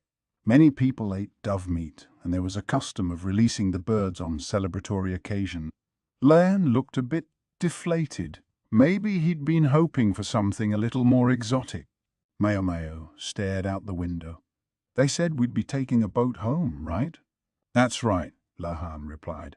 Beside him, Rikusen was smiling broadly.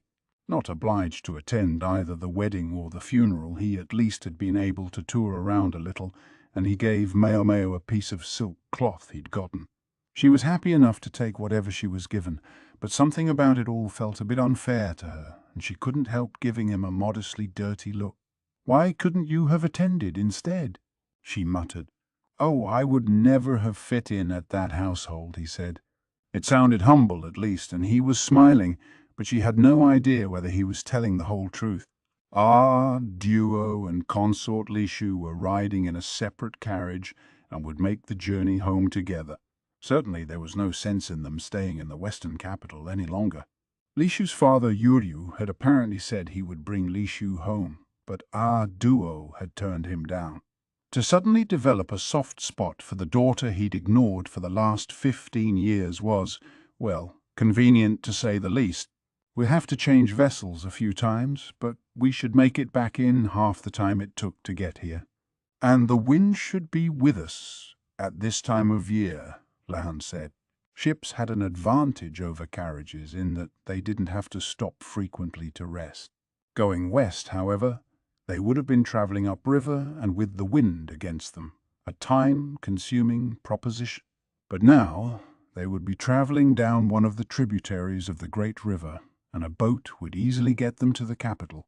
Jinshi and Basen, meanwhile, were still in the western capital. They had been unavoidably detained to conclude the business they had put off. By all rights, Maomao should have stayed with them, but Leihan had apparently asked Jinshi, "Might I borrow my little sister for a while?" If she'd been present, she might have objected. "I'm not your sister, or don't drag me into your twisted plans," but she hadn't been there, and the matter had been decided without her input. From what she heard, Jinshi had been about to refuse, but then had changed his mind and agreed. She hadn't had a proper opportunity to talk to him since the night of the banquet. Maomao admittedly felt awkward around him and, in her own way, was glad to be rescued from the situation. As happy as I am to be going home early, she was also anxious. She mulled over whether she should go sleep with 8 duo rather than anywhere near Leihan as she packed her clothing into a wrapping to make a pillow. After all that work she'd done to make a cozy sleeping place in the carriage, now she had to start all over again. "How about some modesty, little sister?" Leihan said. "I don't know what you mean." Leihan and Rikusen exchanged a look, but Maomao didn't care. She closed her eyes and went to sleep. After 2 days in the carriage, they arrived at the landing, where Maomao's slightly bad feeling became a very bad feeling. The river was narrow, going upstream, and the vessel awaiting them was less of a ship and more of a dinghy. They couldn't even fit everything on one boat. There was a second one floating there to hold their luggage. "Are we sure about this?" she asked. "I trust the business," Leihan replied. "I don't expect any trouble with theft." "Not what I was asking." "I know." "Don't say it." He wouldn't quite look at her. Evidently, he'd been picturing a bigger boat too. "Ah, ha, ha, ha. This is fun." The exclamation came from Duo, the only cheerful member of their party. The rest of them were too busy clinging to the dinghy to squeal or shout. The captain assured them that the rapids only covered the first lie or so, but there seemed to be every chance they would capsize before they got that far. Lishu was resting her head on a duo's knees.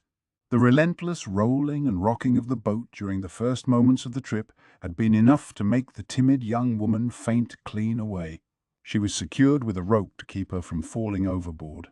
But really, maybe she was the lucky one. "I didn't think. It would shake so much," the tousled-haired man with the glasses said, his face pale as he deposited bile into the frothing water. And here he'd been gloating about how this would be the fastest way home. Apparently, he'd quite forgotten about the differences between traveling by land and traveling by ship. "Don't turn this way. You'll spit that stuff on me." "Maomao, give me something to settle my stomach." He reached toward her with a shivering hand, but she wasn't sure what to do. She'd already given him an antiemetic, and he'd promptly thrown it up. She could give him another, but he would only vomit that out too. Rikusen wasn't as boisterous as Duo, but he seemed just as relaxed. He was watching the local fauna with a big smile on his face. "Look over there, Sir Leihan. You can see a little bird." I never get tired of the scenery here. It's always so lovely." "That's just another way of saying the scenery never changes," Maomao thought. Swari looked a little bit ill, but she wasn't setting up the racket that Leihan was. Not all of the bodyguards looked entirely comfortable either, but they weren't going to allow themselves to act pathetic while they were on the job. Maomao was Maomao. A bottle of wine wouldn't leave her tipsy, and neither could a moving vehicle. Still, she wasn't a confident swimmer, so she sat quietly in the interests of not falling overboard. "Look at all of you," Lan grumbled. Seeing him so out of sorts was, in its own way, a rare treat, and Maomao found herself quite amused. Once the tributary joined the main river, the stream grew wider, and they changed to their next boat. "Are you sure you don't have anything to stop me feeling so sick?" Leihan asked. He was clinging to a bucket, his face bloodless. It seemed he wasn't feeling much better despite the larger vessel, although he was actively throwing up less often. So there was that. They were in a small cabin, of which the ship had just 2, This room was for the women of the party. They couldn't, after all, have a duo or consort Lishu sleeping side by side with everybody else. If Lahan had shown his face there, especially looking so bedraggled, it had to be a sign that he couldn't take the seasickness any more. Lishu had eventually come to, but she was still resting on our duo's lap. It was plain to see that she was pretending to be seasick in the name of a bit of coddling. "The stuff you threw up earlier was all I had left," Maomao said. She'd finally given him the medicine, but it had come right back up. It hadn't even had time to take effect. She'd brought the antiemetics because she knew how shaky a carriage could be. She'd never expected to need them for this. Ships indeed had the advantage of not having to stop, meaning you got to your destination sooner, but it also meant the shaking never ceased. Maomao was a little surprised to realize that Lahan was so sensitive to the boat when he hadn't had a problem with the carriage. "I mean, it's not like I don't understand." Maomao leaned along with the roll of the ship, but Lahan exclaimed, "Yikes!" and grabbed onto a post, his other hand still clutching his bucket. Next, Maomao leaned in the other direction. "Why don't you get seasick?" Lahan asked resentfully. "Maybe it's the same reason I don't get drunk very easily." Incidentally, Lahan was not a man who could hold his liquor. He continued to glare at Maomao, who hadn't so much as turned green. "I'm not riding on any more boats," he announced, looking haggard. But the middle of a river journey was hardly the ideal place to find a good carriage, and he ended up getting on the next ship as well. Besides, he had to accompany Duo and the consort back home. Duo seemed quite enamored of travelling by ship, while Lishu was quite enamored of being doted on by Agio. Neither of them could think of any compelling reason to switch to a carriage now. By and by they arrived at the third boat landing. As Maomao was disembarking to switch to the next ship, she heard a loud thump. What could it be? As it happened, it was someone collapsing right there on the dock. A sailor was trying to bring him around, although he looked cautious as he did so. The limp figure was a man in a thoroughly weathered cloak. "Is he sick?" Maomao wondered, observing from a safe distance. She didn't want to get sucked into anything, but she wasn't so cold-blooded that she would leave a sick or injured person without help. "Hey, mister, you all right?" the sailor said, giving the man a shake. I'm just fine," the man said, although he sounded pretty out of it. The sailor got him face up, but then groaned. The man must have been quite handsome once. The high, firm bridge of his nose and his willow branch eyebrows proved it. But half his face was covered in pockmarks. If his face had been a circle, the pockmarked skin and the clear skin would have roughly formed a yin-yang shape. The sailor shoved the man away. The newcomer got unsteadily to his feet. "Excuse me, sir. Could I hitch a ride on your boat?" There was a smile on his hideous face, and Maomao could see a pouch of small coins in his outstretched hand. He was still young, maybe in his mid-20s. "Age! Hold on, you! You don't have some weird sickness, do you?" cried the sailor who'd helped him up, brushing furiously at anything that had come into contact with the man. Still smiling, the man touched his ravaged face. "Oops." He nodded to himself as if it all made sense. A scarf lay on the ground at his feet. It must have fallen off when he collapsed.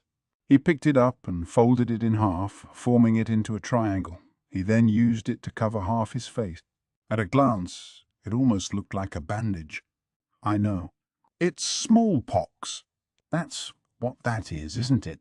Smallpox was a terrible disease that covered the entire body in pustules. It was an extremely infectious illness that, it was said, could devastate an entire nation. Even the cough or sneeze of a sick person could be enough to pass it to someone else. The man gave a dumb smile and scratched his cheek.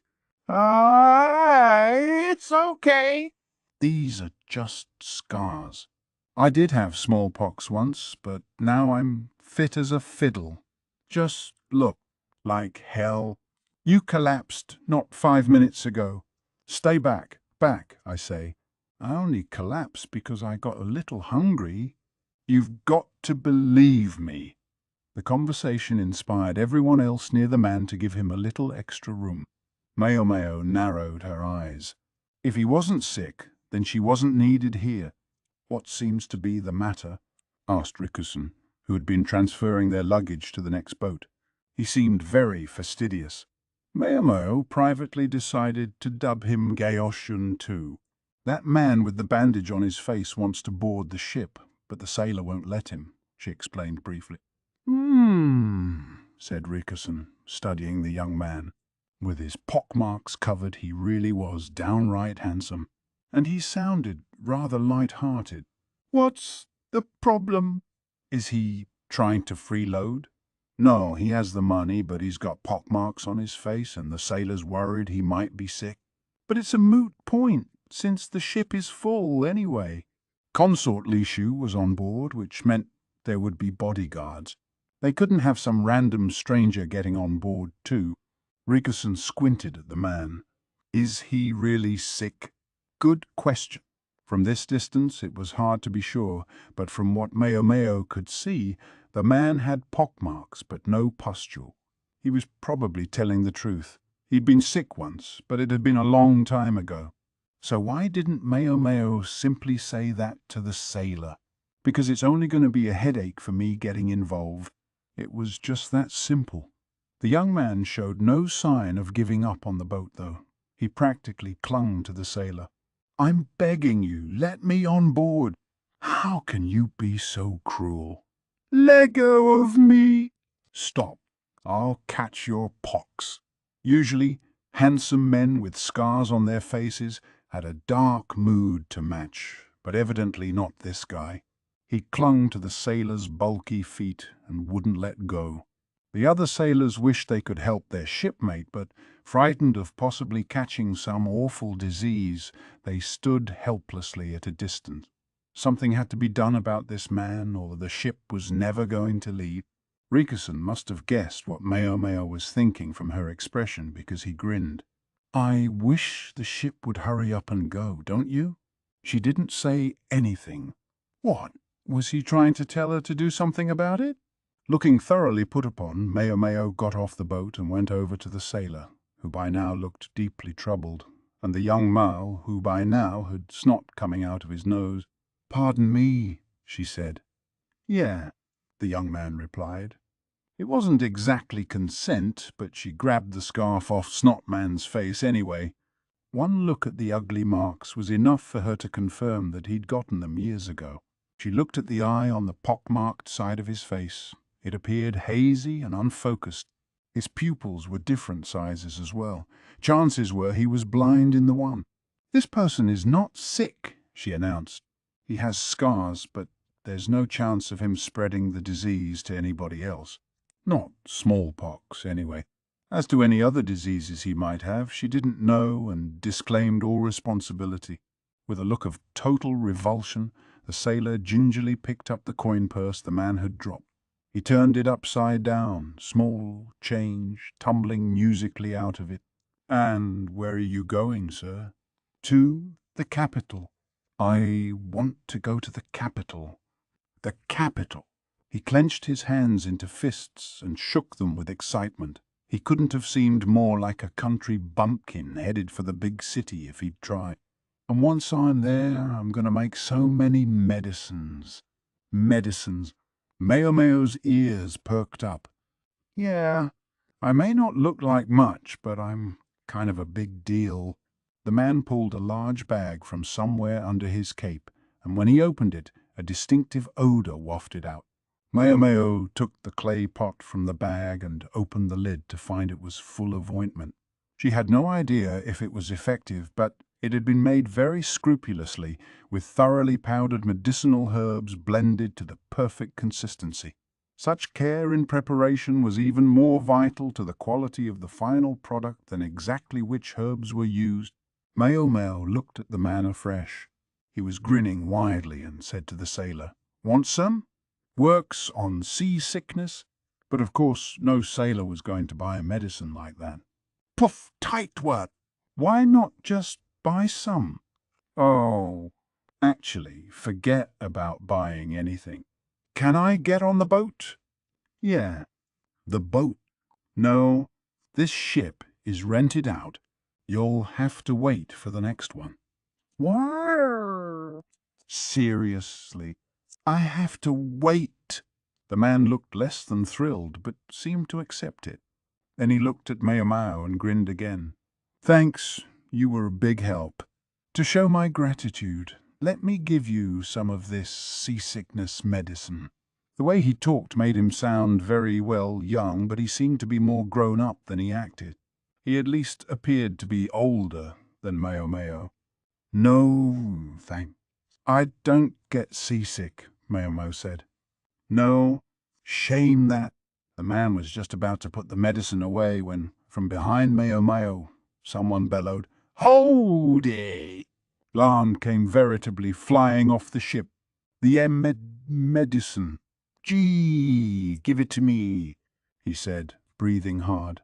I'm impressed he was able to hear us, Maomao thought. He'd been quite a ways away and not looking his best. Maomao entertained herself with such thoughts as she got on the boat. Phew, you really saved my neck. Not only did you explain about my illness, you even got me onto this boat. The man with the bandage turned out to be named Kokuyu. He was a traveller, as Maomao might have guessed from his grimy apparel. He was also a doctor, or at least so he claimed. When Lahan heard that Kokuyu had all kinds of medicine with him, he became quite insistent that the traveller should join them on their ship. And since it was Lahan who had made the travel arrangements to begin with, that was his prerogative, so long as the newcomer didn't seem likely to do any harm to Consort, Lishu, or anyone else. However, Kokuyu wasn't guaranteed to get to the capital, but rather only to the next landing, where Lahan would be getting off. Kokuyu was a bit of an odd character and quite a talker too. He jabbered on about himself as he mixed up some medicine. Long story short, they drove me out. You're cursed. Gale! Ginger! Great. How cruel, am I right? Kokuyu said, although he certainly didn't sound like he thought it was. There was no grim edge to his tone. He chatted away like an old lady gossiping at the village well. Maomao watched him closely, understandably doubtful about whether a medicine concocted by a smallpox-stricken man of uncertain origin would really work. His antiemetic didn't seem to have anything special in it either. Lahan, in much better spirits, had called Kokuyu to his personal cabin, and Maomao had come along, thinking that, since he claimed to be a doctor, it might be worth hearing what Kokuyu had to say. I've actually been in the same place for the past several years. Last year, the village suffered from a plague of insects. Then, out of the blue, the village shaman started saying it was a curse. And that, Kokuyu claimed, was when he found himself chased out. Doctors and shamans tended not to get along very well. In Maomao's opinion, it was stupid and ridiculous to believe in baseless ideas like curses, but she was in the minority on that. Frankly, it made her angry. Notwithstanding Kokuyu's frivolous tone, his medicine proved quite effective. Lahan, who until that point hadn't been separated from his bucket for a moment, was able to join the conversation.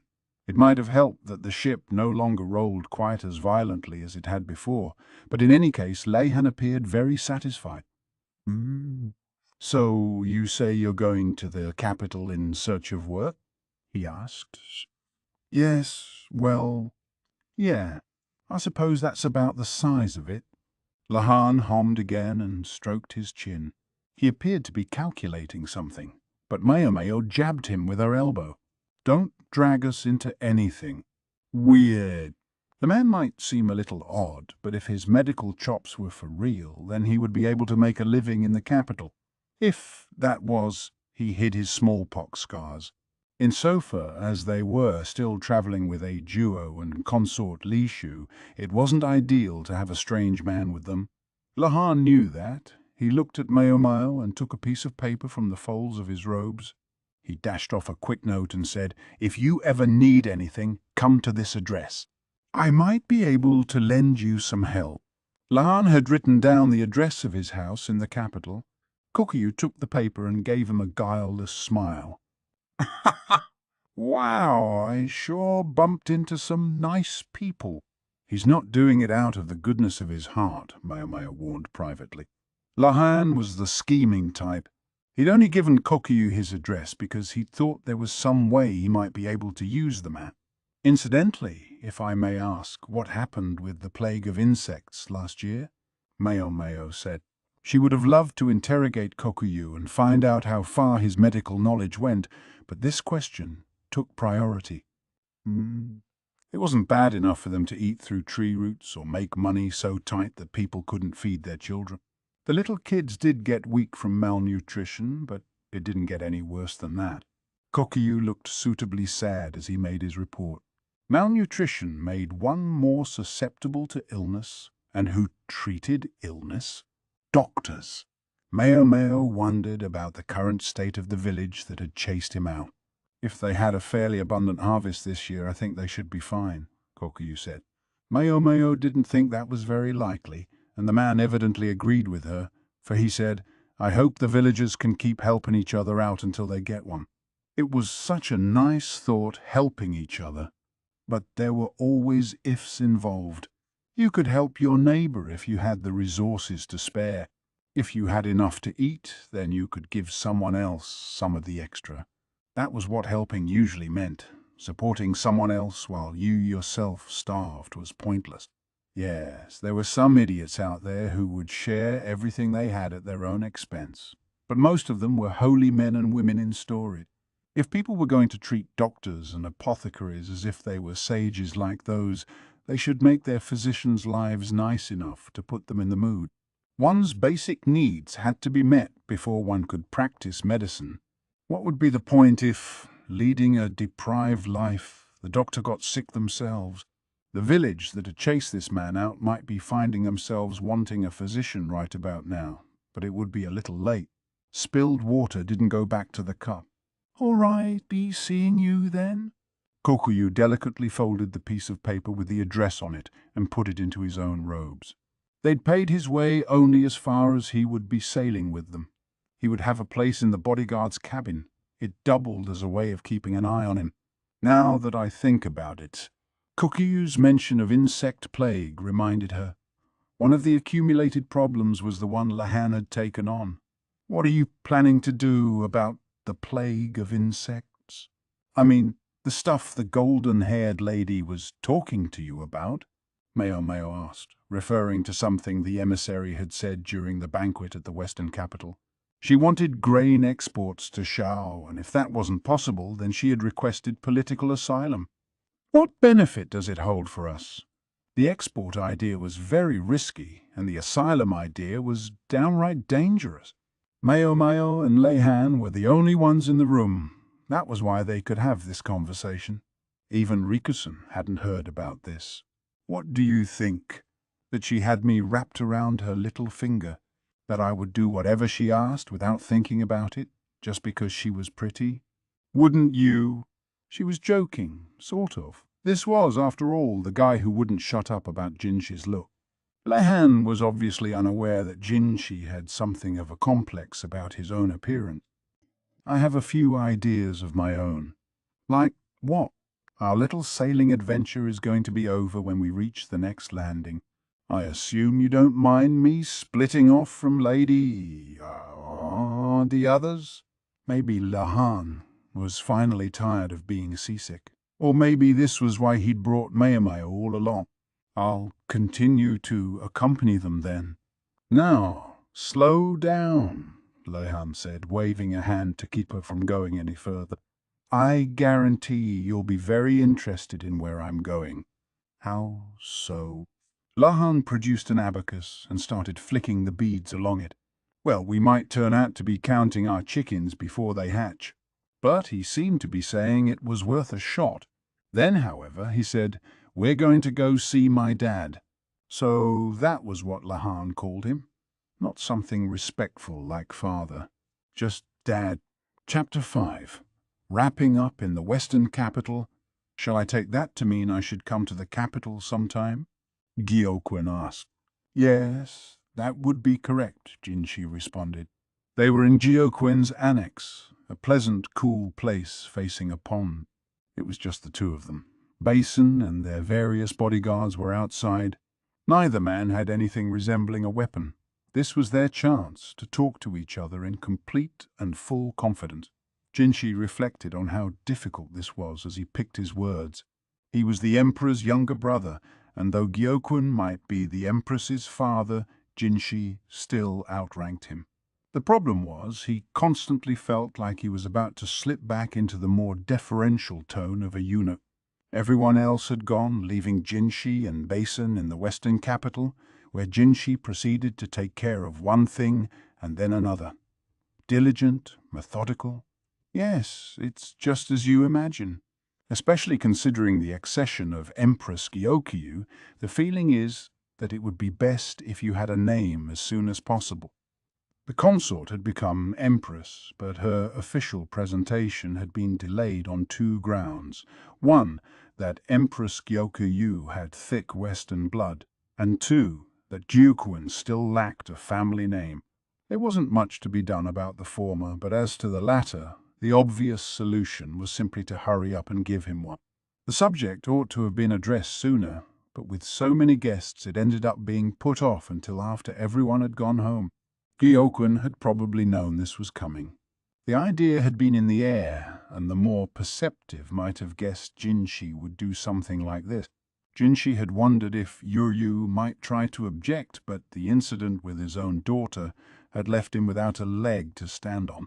Lishu might have been a family member, but she was also the Emperor's consort, and acting maliciously toward her would be neither permitted nor forgiven.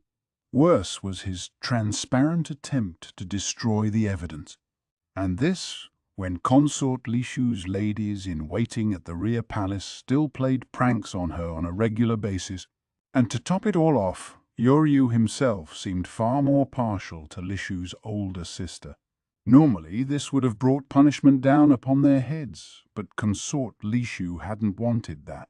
So instead, the matter was dropped, and the Yu clan was left owing a favor. Gyokuen looked briefly thrilled to know he would be granted a name, but then his eyebrows drooped. Jinshi couldn't be sure whether it was an act or a genuine reaction, but either way it meant he wasn't going to simply accept the offer wholeheartedly. Jinshi understood perfectly well why that was, but he pretended not to. "Is something the matter?" he asked. "No, it's simply... Again, this means I would have to go to the capital, does it not?" "Yes, it does. Even the most urgent trip from the western reaches to the capital and back would take at least a month, a difficult prospect for Gyokuen, who was supposed to be governing this area. Yet he also understood that he didn't have the option of turning this offer down. Gyokuen had a son, a man substantially older than Empress Gyokyu by another woman. Although, unlike the Yu children, Gyokyu and her brother seemed to get along.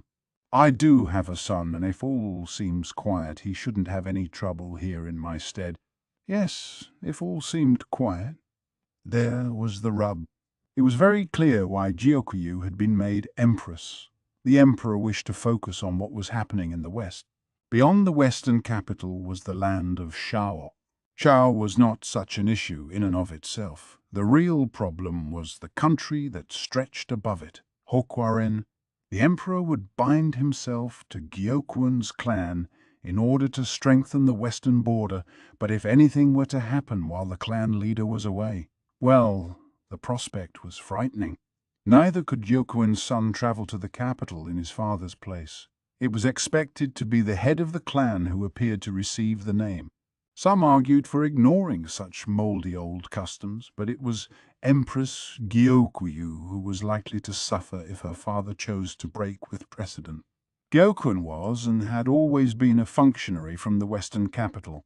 He held a fair amount of territory, to be sure, but in the eyes of many officials in the royal capital, he still occupied a provincial post on the fringes of the country, no matter how much land it might come with.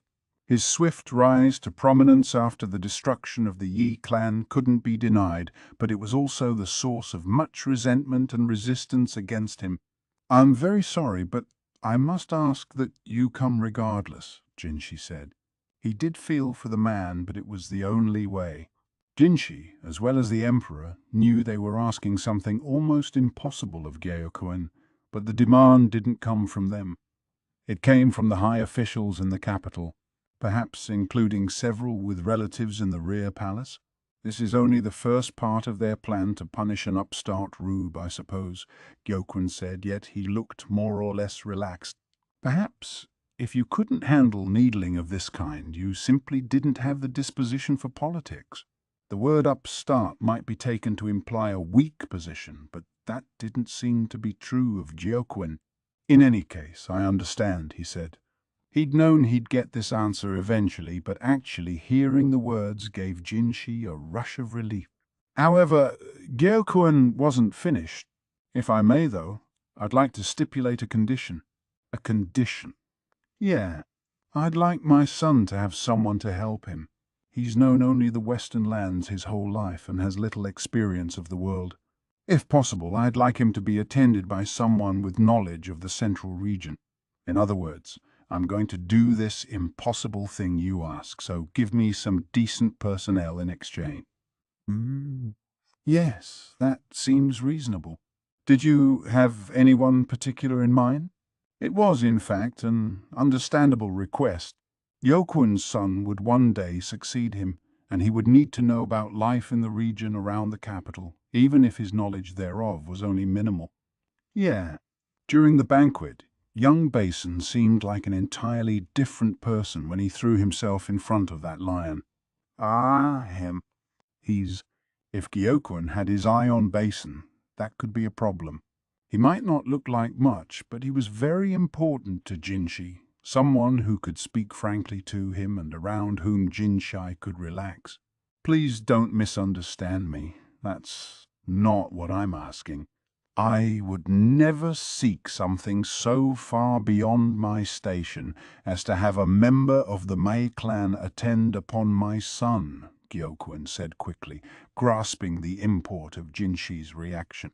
The Ma were one of the named clans, and yet they never became ministers or occupied other high offices. Instead, they existed to serve the imperial family. The matter might have been open had Basen come from a family with no name, but as a member of the Mei clan, he was assured that he would somehow be involved with the imperial family, and not with anyone else. Gyokuen was quick to deny that he was asking for a member of Basen's clan to help him, because to do so would have been to claim that his family was co-equal with the emperor's, a claim that would have bordered on treasonous. I was merely impressed, Gyokuen continued.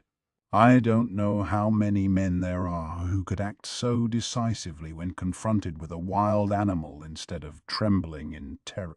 Gyokuen's remark was simple, earnest praise, it appeared.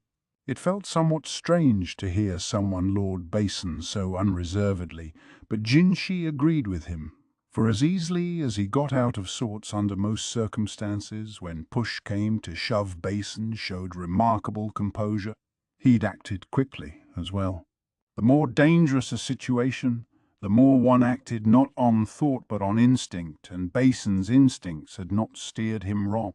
He deserved a good word. Truth be told, in martial training, Jinshi and Basen were roughly on equal footing. Jinshi had more refined technique, so in formal contests he was often the victor. If they were ever in an actual fight, though, he had no confidence he could best Basen. This also explained why Gao Shun had assigned Basen to Jinshi despite his inexperience. It would certainly put a person's mind at ease to have someone so capable guarding them. Gyokuen, who wasn't privy to Basen's idiosyncrasies, was full of praise. "Oh, I'll have to be sure to let Basen know," was all Jinshi said, and then he began thinking about possible candidates. If Gyokuen had come to him personally, he must have at least had someone in mind. Now then, what sort of person were you hoping to have attend your son? Openly and directly, that was the way to handle this situation. Gyokuen nodded slowly. I was hoping I might ask for someone in the capital. Oh, and who might that be? Did Gyokuen have some acquaintance in the capital city? Or had Empress Gyokuyu put in a good word for somebody? The Empress was a sharp-eyed woman, and it wouldn't have surprised Jinshi if she'd found some good help and was trying to send them back to her home. Gyeokwen smiled and then said something unbelievable. "Perhaps you could prevail upon Sir Larkin in this matter?" It was all Jinshi could do to keep the dismay off his face. After he parted ways with Gyeokwen, Jinshi returned to his guest room and slumped on the couch. "That should be the last of it," he said. "Yes, sir." If Gao Shun had been there, Jinshi might have taken the opportunity to get a wide variety of complaints off his chest, but no, only Basen was present. He, too, seemed on edge, sighing audibly. The capital could be suffocating in its own way, but it was better than being stuck here. Jinshi at least felt a little easier having sent Consort Lishu and the others on ahead. His one miscalculation had been allowing the apothecary girl to be taken away just because someone had played the older brother card. Admittedly, her absence was a relief in one way, but at the same time, it unsettled him. Yet, he could practically see what the girl, almost a full shake shorter than him, would do to him if he hurried now. He would have to make the most of this situation. "Would you like some fruit juice, sir?" Basen asked. "Yes, thank you." Basen falteringly got the juice ready. While Jinshi was away, servants came in to make the bed and take care of other sundry tasks. But when he was in the room, Jinshi preferred servants not to enter unless absolutely necessary. It wasn't that he didn't trust the staff of Gyokwen's house. He'd simply had enough unpleasant experiences in the past that he preferred to avoid the presence of servants. Perhaps Gyokwen had found this out via Empress Gyokuyu, for no member of the household staff appeared at Jinshi's door unless he summoned them. As far as testing his food for poison, the bodyguard outside would take a mouthful and Basen would have another. It was largely for form's sake. Against a slow-acting poison, the exercise would be pointless. As far as that went, he would just have to trust Gyokwen. Jinshi let the sour juice sit on his tongue as he vacantly contemplated the next day. He would finally be able to return to the capital, and going back should be a much quicker trip than coming out here had been. Jinshi personally preferred traveling by land to going by ship, but if it could save that much time, then by ship it was. He did want to hurry and get home, but people here kept drawing things out with him, hoping to get his attention. His return date had slipped in part because of the commotion at the banquet and later the matter of the funeral, but there was also just plain old politicking involved. Perhaps that was part of why Gyokwen had left his own business until now. In the western capital, his name made it easy to get away. One need only say, "I'm afraid I have a meeting with Gyokwen after this." Nonetheless, there was no end of people who brought their daughters or younger sisters to pour drinks for him, or who came accompanied by foreign-looking women oozing exotic beauty. Some of their perfumes must have contained aphrodisiac ingredients, because Basen, who was particularly sensitive to such things, didn't touch his drink. He simply sat there, red all over.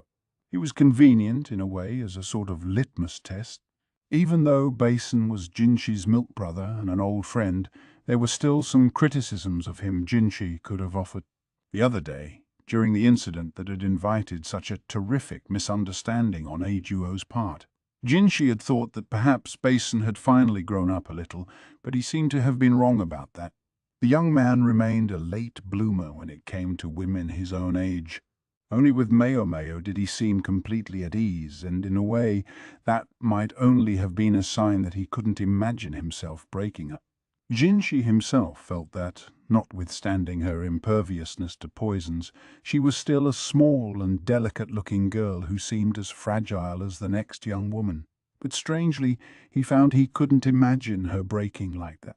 Maybe because he'd seen her laugh uproariously as she took poison, or come back from being kidnapped looking as calm as if she'd been away running errands, and on and on. Simple enough, Basen didn't see the apothecary girl as a woman, but Jinshi was conflicted. By Basen's age, his father Gaoshun had already had 3 children. To think that a man so clearly, active among women, should have a son like this. and Basen's older sister and older brother were already married. Jinshi drained his cup and looked at Basen. "Aren't you being pestered about getting married yet?" Basen frowned, caught off guard by Jinshi's question. It was plain to see. Basen's mother had been Jinshi's nursemaid, so he was well acquainted with the type of person she was. A woman forceful enough that Gaoshan sometimes described his own wife as a scary lady. Basen paled and began sweating profusely, even trembling. Jinshi seemed to have provoked some bad memories. "I've been, encouraged to go to some arranged meetings. With upstanding young ladies, I'm sure," Jinshi said. His expression didn't change, but inwardly he grinned. The questions had all been coming his way lately. It was fun to be on the giving end for once. "You were at least shown portraits of them?" "Yeah, I was willing to look if nothing more," Basen said. Perhaps that was wise. A picture could easily improve upon reality. One could very well be talked into a meeting on false pretenses, after which the other side might try to claim Basen was committed. And Basen, being who he was so hard-headed that once a relationship like that had been established, he would probably feel responsible to the woman for the rest of his life. Basen's brow furrowed and he looked conflicted. He cast his eyes down and stared at his bandaged right hand. After a long moment he said, "I'm still so inexperienced. I think it may be a little soon for me to be thinking about women." It was a truly pathetic pronouncement, but as Jinshi watched Basen, he regretted teasing his friend. "Is that still bothering you?" he asked. Basen didn't say anything. Jinshi knew. Basen's discomfort around women had something to do with his mother and his older sister. And, in a way, Jinshi as well. Because Basen's own mother had spent all her time tending Jinshi, Basen had been looked after by his sister, 2 years older than him, and a serving woman. It's practically a child's job to beg and plead and indulge his own desires, but things were a little different with Basen. Sometimes a warrior in battle would transcend mere training. In a moment of crisis, his enemy's movements might appear slow, or he might seem immune to pain. Typically, such powers were gained from endless honing of himself as a warrior, but Basen seemed to have been born with them. Was it just coincidence, or did it come of being the son of a household with a military tradition stretching back centuries? Whichever, Basen's abilities could only be called something instinctive. Once, when Basen had been set on seeing his mother, those abilities had been turned upon his sister and the serving woman. Usually they were able to talk him down from his tantrums, but not that time. With his child's hand, small and red like a maple leaf, Basen had grabbed his sister's arm and broken it. He had been just 6 at the time, and he broke one of his own fingers in the act. He was so strong, the kickback from his own action had been just that powerful. On account of that incident, Basen began to live separately from his older sister and brother. Jinshi first met him shortly after that, and initially considered him a rather cold and distant person. But of course he was. Jinshi had all but stolen his mother from him. That they were then to be instructed in swordsmanship together was partly to foster closeness between them, and partly an act of mercy toward Basen. Jinshi first heard this story when he was more than 10 years old, after Gaoshan had seen him teasing Basen for trying to keep his distance from the ladies in waiting. "Women are such fragile creatures," Basen said. "I think it's too soon for me." What could Jinshi say to that? There was nothing. Instead, he held out his cup, silently asking for more juice. Chapter 6, The Clan, Part 1. "Are we sure about this?" Maomao thought as she sipped her tea. Familiarity could be a dangerous thing. It blunted your sense of danger. "I suppose this counts as a warm welcome," Lahan said, likewise sipping some tea. A stony-faced man sat across the table from them, arms folded. "Now, my dear brother," Lahan said. If he was to be taken at his word, the man facing them was his older brother. He was of medium build, not too tall, his features more or less undistinguished, and that seemed to be all there was to him. Come to think of it, Lahan had said the eccentric strategist had adopted him, but he never said he didn't have other siblings. Maomao had simply assumed. Lahan had brought them to an estate not far from the boat landing, close enough to walk. Rickerson had gotten off the boat with them, but Lahan had given him an "I'm not so sure about bringing strangers along," and he was now at an inn near the landing. Maomao thought he could just as well have continued home with a duo and consort Lishu, but apparently that wasn't in the card. As for the endlessly cheerful Kokyu, he'd said he was going to find a carriage to take him to the capital. If fate decreed, they would meet again. The house to which they had been going wasn't in a town. It was plopped down somewhere off by itself.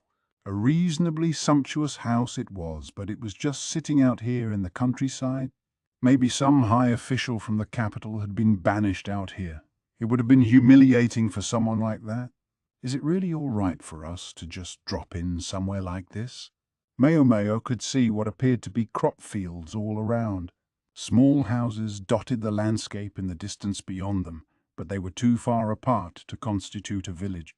The crop growing in the fields was something Maomao didn't see much of. It looked similar to bindweed, but bindweed was considered, well, a weed because it rarely produced fruit. But this, whatever it was, had been planted over a large area. Wonder what it could be. Just as they were on their way to the house, they'd passed this man on the road. He'd given them a stricken look, then dragged them to a nearby shed, which was where they were now. As for the tea, the kettle had been right there, and they'd simply borrowed it. It hadn't smelled funny, so it was probably safe. The tea tasted unusual, though, most likely something roasted. The place appeared to be a small workshop serving the field work. The neatly arranged farm implements spoke to the owner's meticulousness. "Why are you here?" the man demanded. "Why? What, can't your little brother come for a visit?" It was Maomao's suspicion that they were really here because Lehan had smelled money. "Is Dad around? I'd like to talk to him." "Dad? You mean your fox-eyed father?" "No, I mean Dad. My honored adoptive father is in the capital, for your information." Lahan's brother fell silent until he smacked the door with abandon. "Get out of here and go home. Now, before they find you. You're terrible. It's been ages since you saw your little brother. You're not my father's son anymore." The conversation sounded vaguely absurd. Maomao opened the lid of the teapot and looked inside to find not tea leaves, but roasted barley. Yes, she thought, impressed. That was one way to use it. So Lahan nonchalantly sipped his drink while his brother raged and ordered him to go home. Maomao, meanwhile, inspected a vine lying in a corner of the small building. It appeared to be the same thing that was planted in the fields outside. The vine had been clipped off and put in a bucket. A good, hard look revealed what appeared to be roots. So they were planning to replant it. The leaves really did resemble bindweed, but apparently it was something else. Maomao started going through the shelves. Something about the fields had her attention and wouldn't let go. On the shelves she found nothing but buckets and rags, so she looked outside through the window. Although the little shed cast a shadow in that direction, she saw pots with young morning glories in them. But it's not a morning glory either. There were lots of morning glories out behind the shed. Were they purely ornamental? Or perhaps the family made medicine from them? Morning glory seeds were known as kianiuzi and were used as a laxative and diuretic. They could be quite toxic, though, and had to be dealt with carefully. When Lahan's brother saw Maomao peering out the window, he slammed it shut. "What are you doing?" "Nothing. Just curious about the morning glories." "Who the hell are you, anyway?" A little late for that question. "She's my younger sister, dear brother. I'm a complete stranger, sir." "Which is it?" Lahan's brother clenched his fists. Maomao and Leon looked at each other. Then Maomao said, "He certainly is easy to get a rise out of." "Right. They don't make many like him. He'll actually throw out a comeback when you want one." "Stop it. I don't understand a word either of you is saying." Lan's brother stamped his feet. It really was fun to tweak him. Lahan poured more tea from the teapot and offered it to the other man, who drank it down in a single gulp, then flung the cup away. The drink must have been really hot. Maomao went and retrieved the wooden drinking vessel. Excellent reaction. Inspiringly by the book, she said. Right, you'd think the likes of him would be everywhere, but they're surprisingly rare, his type. God damn it! I don't understand one word, the brother exclaimed, his tongue popping out of his mouth. Okay, enough fun at brother's expense. Time to get back to the subject. You seem to be intent on chasing us out. Might I ask why? Maomao said. I mean, I understand how you might despise this man for betraying his real family and joining up with that awful fox strategist. You've got it all wrong, little sister. She's got it pretty much right, but that's not the point. Pretty much right, brother, Lahan said, genuinely distressed. Had he really not realized? His brother ignored him, looking at Maomao instead. He calls you his little sister. You're Lakan's girl, then? Maomao replied with a truly dire look. Brother shivered and shrank back. Maomao, don't look at my dear brother that way. You'll give him a heart attack. I said, don't. Lan sounded like he was talking to a child, and that only annoyed her more. She looked away from both of them and took another drink of tea. Lahan's brother sat down, his face drawn, and took a few deep breaths to steady himself. He opened his mouth, but Maomao glared at him. He put a hand to his forehead and chose his words carefully. Look, it doesn't really matter who you are. You should get out of here as fast as you can. And if you are who Lahan claims you are, all the more reason.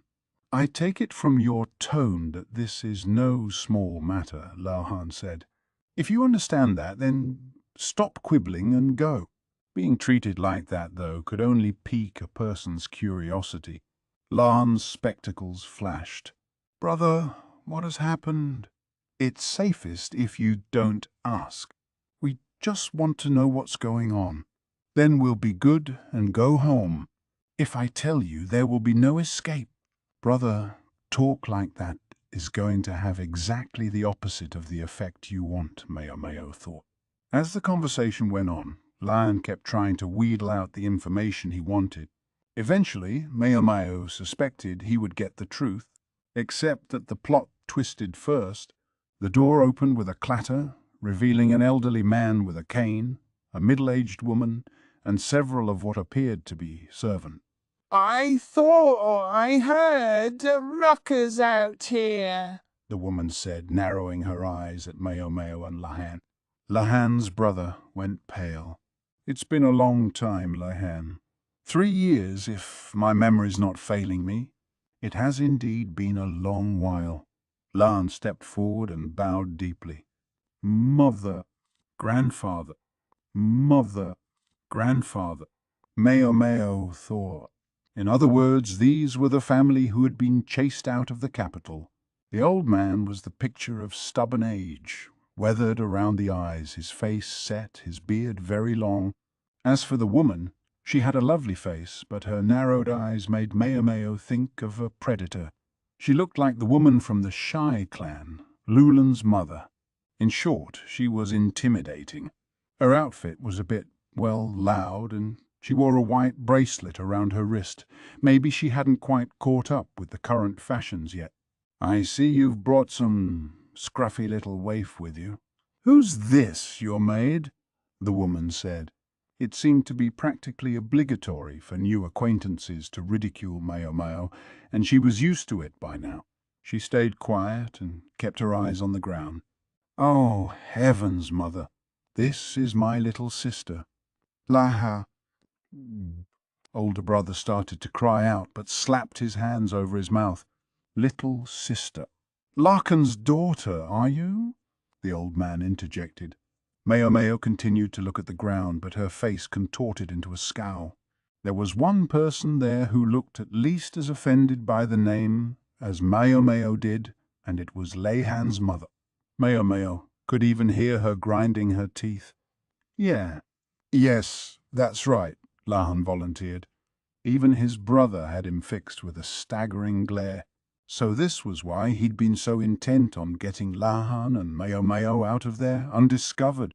He hadn't wanted his mother or grandfather to find them. In that much, Maomao agreed with him. It looked like life would have been easier if they'd never met these people. The old man made a muffled sound. It confused Maomao for a second before she realized it seemed to be laughter. How did you hear about it? Lahan looked perplexed. How did we? What's he talking about? Maomao wondered, wearing an expression of confusion similar to Lahan's. The others didn't seem to notice, perhaps because she and Lahan both had relatively minimal facial expressions. Unconcerned, the old man continued. If you're here about Laken, forget it. He's an empty shell of a man. Didn't even resist when we put him in confinement. He just keeps muttering to himself. Frankly, it's unsettling. Way! Confinement. Maomao and Lahan looked at each other. Lahan's brother put a hand to his brow and let out a long sigh. Grandfather, what in the world are you talking about? Lahan asked. Oh, don't play dumb. Your foster father may be an eccentric, but even you would start to suspect something when he didn't come back for 10 whole days. That's why you're here, isn't it? Maomao didn't understand exactly what was going on, but she understood that it sounded like a pain in the neck. And if this old man, Lahan's grandfather, was to be believed, that freak was in confinement somewhere. Not that she could believe it. 10 whole days doesn't mean much to us, grandfather. Maomao and I have both been away from the capital for more than a month now, Lahan said, scratching the back of his neck. The old man slowly turned to look at Maomao. You're kidding! Maomao brought out a small box from their luggage, which she opened to reveal a pot with a most unusual plant in it. It was the little cactus she'd received. You won't find these around here, at least not yet, she said. They also had gooseberry jam and a few other things, but she figured a formless lump of food wouldn't be as communicative. We also have furs and silks, she added. Lahan's mother and grandfather stared at the plant, the likes of which they'd never seen before. Yes, it was something that convincingly said souvenir from the West. You're kidding, grandfather repeated. Why should we lie to you? Lahan said. We brought cigars too. Want some? He too opened some of the luggage. Tobacco leaves were typically imported and were quite a luxury item in the capital, but in the West they could be had cheaply. Mother and grandfather looked at each other silently. At length grandfather swept one hand upward. Get them! The servants standing behind him advanced on Maomao and Lahan. They were shortly captured, still a little stupefied. How could this have happened? How could they lock me up? I thought I was family. I think you mean a traitor. How rude, Lahan said and sat down in a chair. They were indeed locked up, but in a fairly ordinary room. The furniture was old but sturdy, and the place was respectably clean. Maomao knew because she'd run a finger along the shelves and windowsills looking for dust like a cruel mother-in-law, but hadn't found any. Still, Maomao said. There were a lot of mysteries here. If Lahan's grandfather was to be believed, that freak was somewhere in this mansion, also under lock and key. He might be lackadaisical to a fault, but Maomao wasn't sure he would have let himself be apprehended that easily. You think that old fart is telling the truth? Maomao asked. Lahan scratched at his tousled hair. Can't be sure he isn't. And the old guy? Maomao. There's something I haven't told you, Lahan said rather abruptly. The courtesan he bought from the Verdigris house last year, she wasn't in the best of health. I imagine not. The woman had already looked as if she might die at any moment. And who should buy this expiring wisp of a courtesan but the eccentric strategist? That's why my honored foster father didn't come on this trip. Was that why Rickerson had been so insistent that Maomao should go to the strategist's place? Maomao leaned on the windowsill. The window had wooden bars on it and didn't appear to offer much chance of escape. Past the bars she could see farmers working in the fields. What in the world were they growing out there? Father rarely regarded people as, well, people. But after he welcomed that courtesan into his home, he changed dramatically. It was embarrassing to see, quite frankly. Oh, they would play Go and shogi every day. Go more often, I suppose, which was bad news when he had to go out to work. He would take a board diagram with him, and after he made a move, a messenger would be sent back to the house to put the stone on the board, then record the responding move and come back to court. Again and again. Yes, Maomao saw. That would indeed be annoying. She felt for the messenger. The messenger was always quite busy, right up until the turn of the year. After that, he found himself with more and more free time. Whatever you think you're getting at, it has nothing to do with me. She didn't believe the eccentric strategist would simply let himself be captured, carted off from a courtesan he felt so strongly about. In other words, it had simply been her time. She'd probably lasted longer than she would have if she'd been left to live out her days in the pleasure district. Perhaps it was that thought which enabled Maomao to seem so calm. To others, she might even have appeared cold. But when you were involved in medicine, you ended up being confronted with people dying on a regular basis. If you spent all your time weeping about it, you'd never get to the next patient. Although there are some who shed tears every time, she thought. Some who, although they might do better just to get used to it, never did. Some who never learned to simply accept it. Some, like her adoptive father. She thought it was inept, stupid, but that was exactly why she respected him so much. Nothing to do with you. Don't be so bleak. If that courtesan did die, I don't believe even my honored foster father could endure the shock. And you think they used that opportunity to bring him here? It was a ridiculous idea. In spite of it all, the old freak was a high official. If he were to go missing for 10 whole days, one could expect consternation from a lot more people than just his adopted son. When Maomao voiced this objection, however, Lahan responded. When he bought out his courtesan, he ended up taking off work for 2 weeks. And when he got back, there was still hardly any work waiting for him. He needs to earn his damn living. Or everyone else needed to admit that they didn't actually need him after all. The point is this. As long as everyone else is doing their jobs, then short of an outright crisis, they could probably continue to function for a good 6 months before anyone noticed he was gone. Honestly, why doesn't the Emperor just fire him? Maomao started to worry that maybe the strategist had some sort of leverage over the ruler, or maybe it was simply because the freak was so good at picking talented subordinates. Sounds a little half-assed to me. Are courtiers just a lazier, sloppier bunch than I thought? All I can say to that is, well, he's my father. Maomao heaved a sigh. If I had to guess, I would say grandfather and the others have locked father up in hopes of causing the family headship to appear vacant and thereby get it given to them, Lahan said. Family politics aren't really my thing. How do they decide who gets to be head of the clan? She'd heard that the old freak had stolen the family headship from Lahan's grandfather, but she didn't understand the specifics.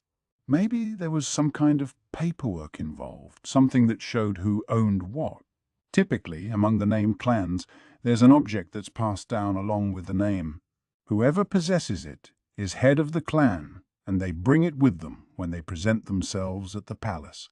Obviously, of course, they aren't at the palace every day, just on special occasions. Usually the heirloom would be kept somewhere safe. When the head of the family changes, the former head accompanies the new one when they formally greet the emperor. I know they say father stole the family headship, but in reality that procedure was still observed. How did he manage that? Judging by what she'd seen of Lahan's grandfather, he didn't seem like the type to give up his office quietly. Would he really have just politely gone with, "Well, you know who to see the Emperor"? It was quite simple. Grandfather was forced out. He was never one for beautiful numbers, you see. Let me guess. You found the proof. She wondered if it would have been inappropriate to ask aloud how old he'd been at the time. What Grandfather was up to was, well, no more than petty, so he himself would be the only one punished. Grandfather said the revelation would tarnish the family name, but Father hardly cared about such things. So Grandfather was to be dragged down from his height, and he could choose either to do it as a criminal or to surrender the headship, and it was none other than his grandson who had helped put him in that position. Beautiful numbers indeed. Lahan had probably enjoyed helping the old freak doing all that research. I suddenly understand why they don't treat you like family around here. I'm sorry. What an odd change of subject. And the man himself didn't even see it. Yes, he was that freak's nephew, all right. Okay, but they've spent all this time living quietly out here in the boonies, right? Why would they decide to act now? I can think of a few reasons they might. Lahan started counting on his fingers. 1. Public documents in this country are disposed of after 10 years. Or I guess you could say they wear away. Anything that isn't extremely important just isn't preserved carefully. The proof I found of the pocket change my grandfather stole would only mean anything if they could compare it to those papers. He held up another finger. 2. They might have found some sort of leverage over him, something they could threaten him and protect themselves with if need be. Though they'd be risking his wrath, of course. He turned toward Maomao, and she backed away from him uneasily. Of course, at the moment, the wrath would come not on account of Maomao, but the courtesan. You think they could get information like that way out here? She asked. Well, hold on. Let me finish, Lahan said, and held up a third finger. 3. Someone gave them that information. Oh. The situation suddenly started to sound familiar.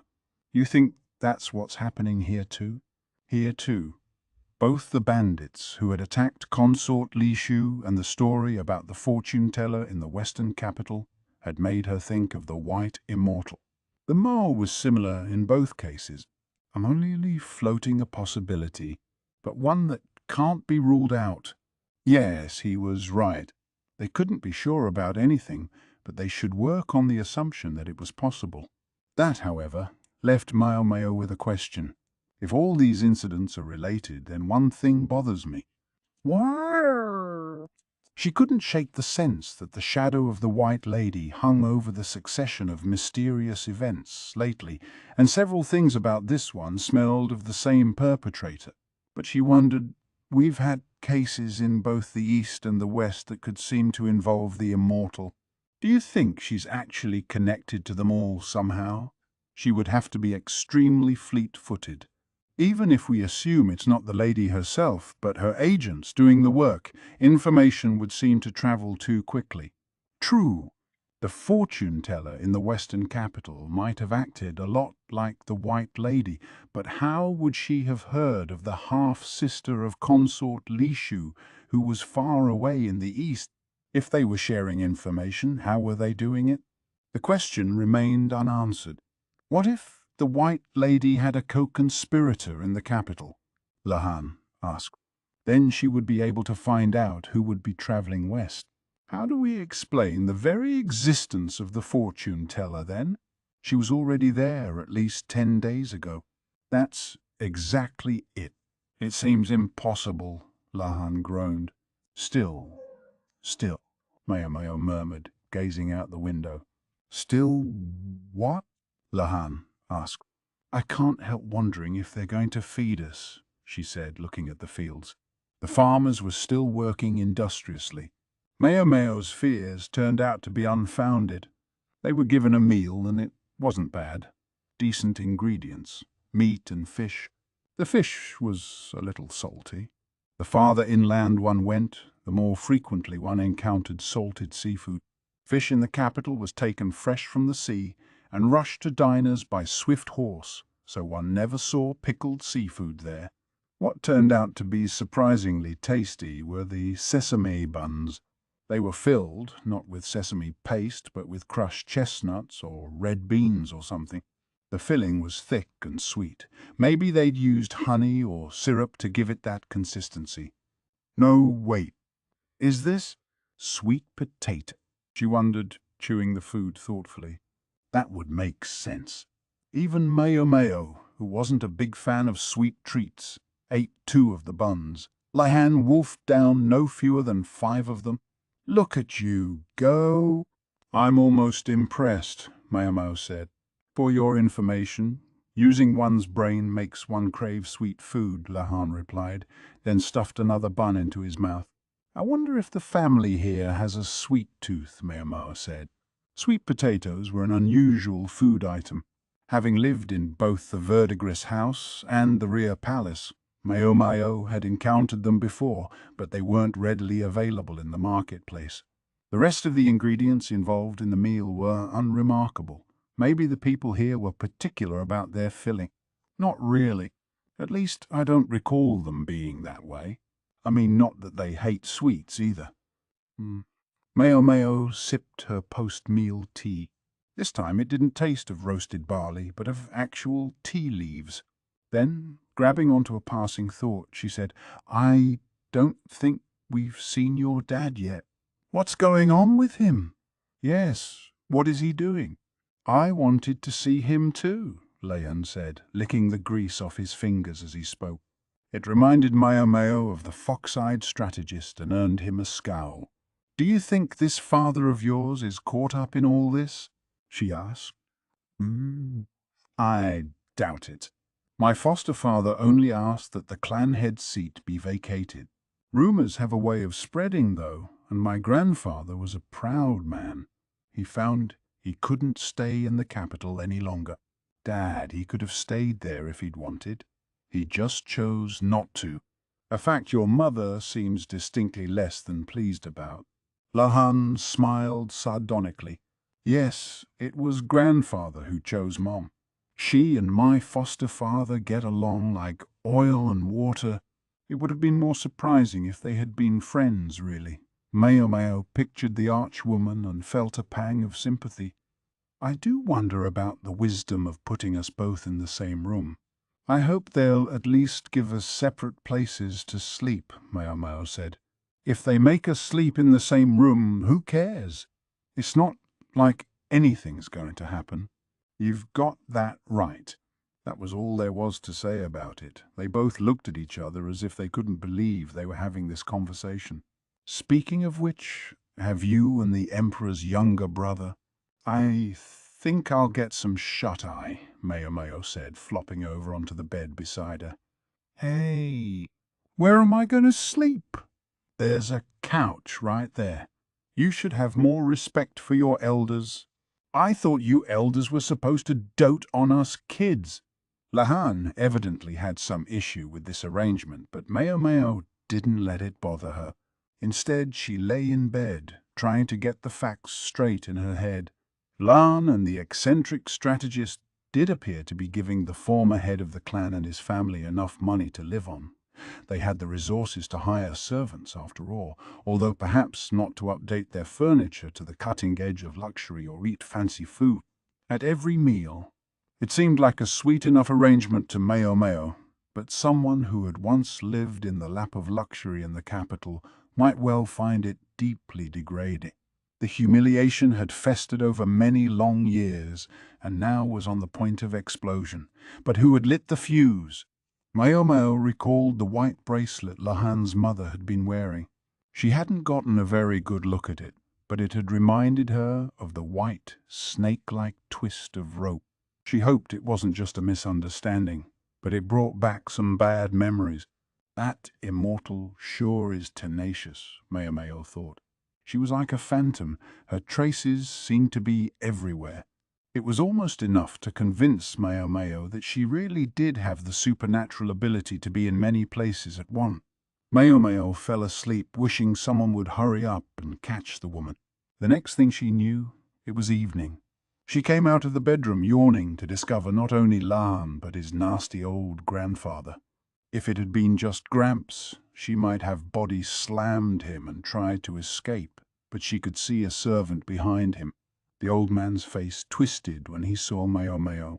Maybe she still had bedhead, or eye goobers. Maybe the pillow had left a mark on her cheek and he didn't like it. "We're going," Grandfather said, and left the room before Maomao could object. She and Lahan shared a look, but since the alternative to going was presumably just being locked up again, they went. "It looks like you really are Lakan's daughter," Grandfather remarked, but Maomao didn't say anything. There was no reason for her to respond to that. It gave away, though, that the family had been looking into matters while she'd been asleep. She wondered how they had managed that when she figured she hadn't slept more than 4 hours. "The man's a complete half-wit," Grandfather went on. "Whatever we do, whatever we say, he just mumbles to himself. Doesn't even try to talk to us. But your name, at least he remembers." Maomao stopped in her tracks. This conversation suggested something about who was going to be at their destination, and she didn't like it. "I know you're not a big fan, but we'd better go." "Arguing won't get us anywhere right now," Lahan said, and unfortunately he was right. Maomao started walking again. They were headed for a building on the edge of the estate with big round windows with bars on them. You could see right inside, meaning you could see the filthy middle-aged man on the floor. The man was lying on his back, his chin bedecked with messy stubble. The hair on his head hung loose behind him as if he'd swept it away in annoyance. A grimy bowl was on the floor beside him.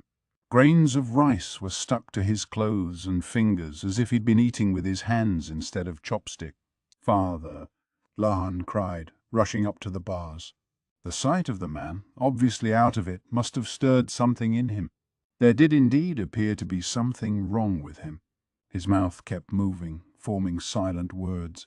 He looked as if he were an addict going through withdrawal of some kind. Lahan had apparently had the same thought, for he turned to the elderly man.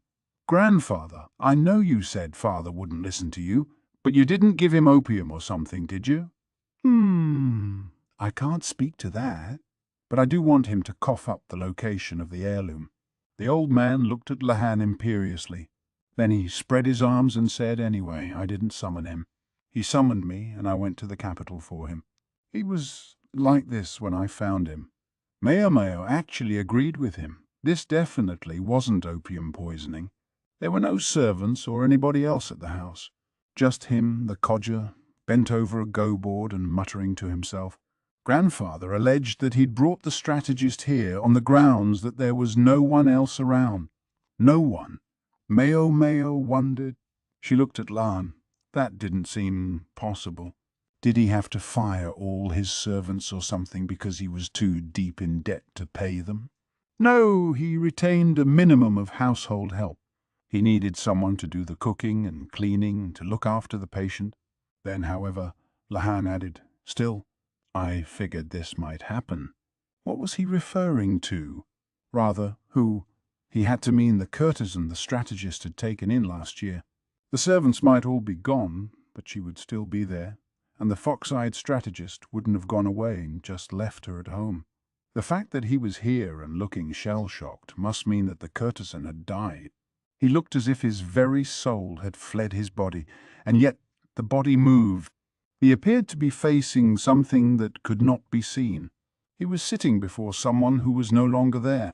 "Can't you do something for him, Maomao?" Lahan asked.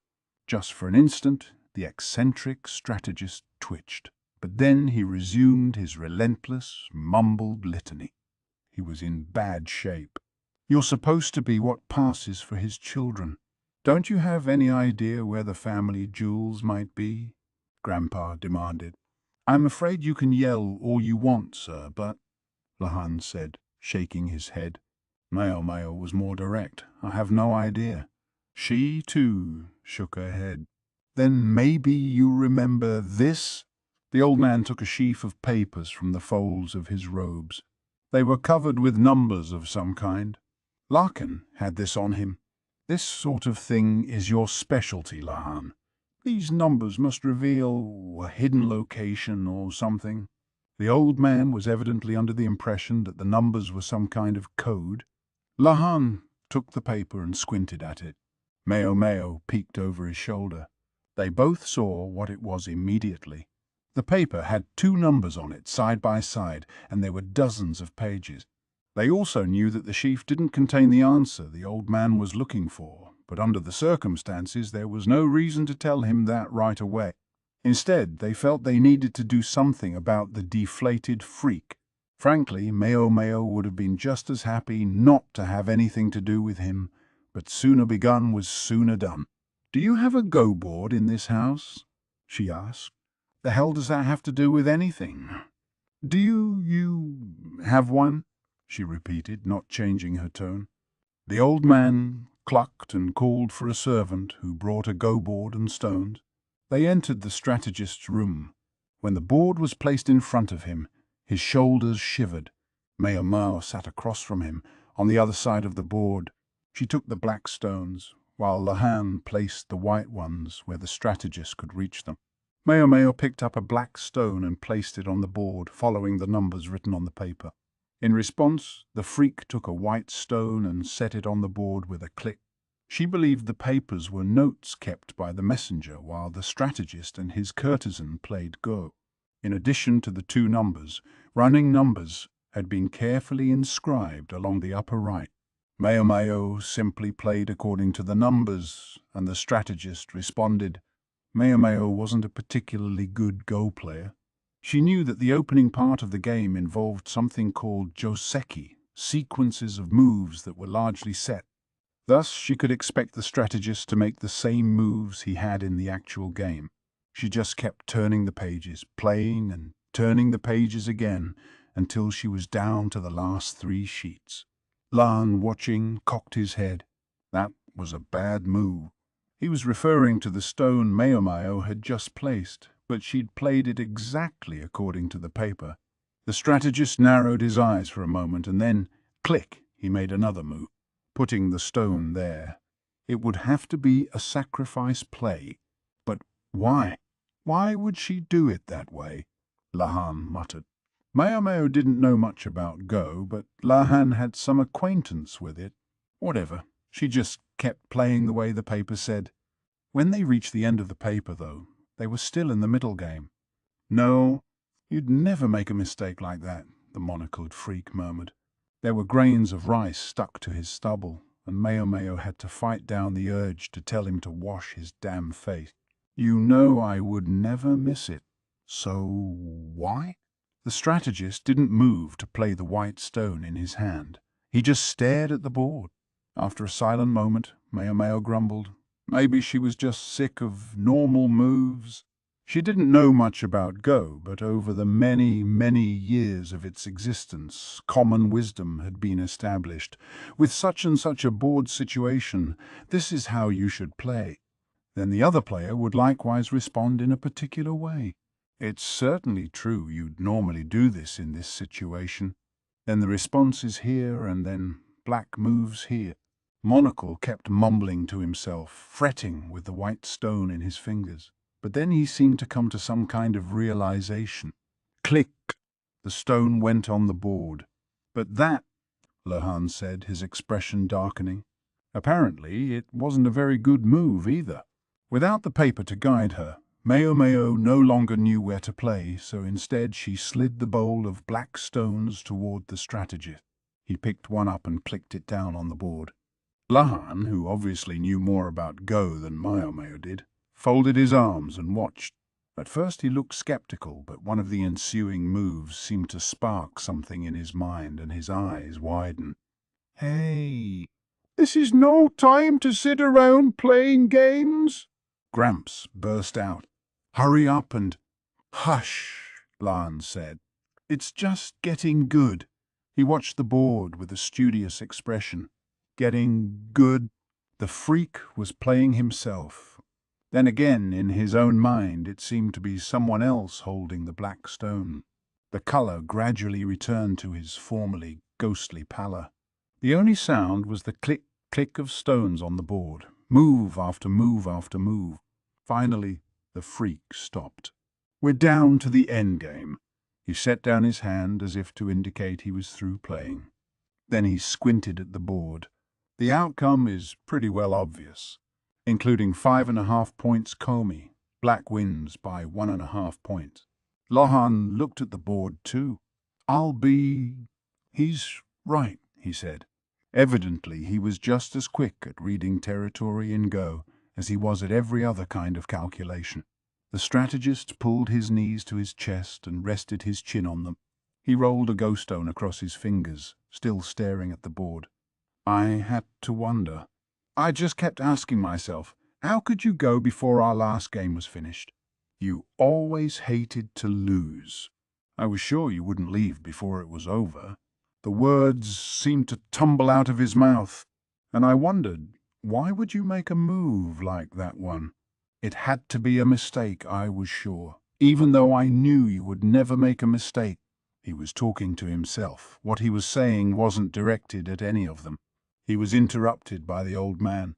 "Hey, Larkin, where are the family jewels? I want that treasure now."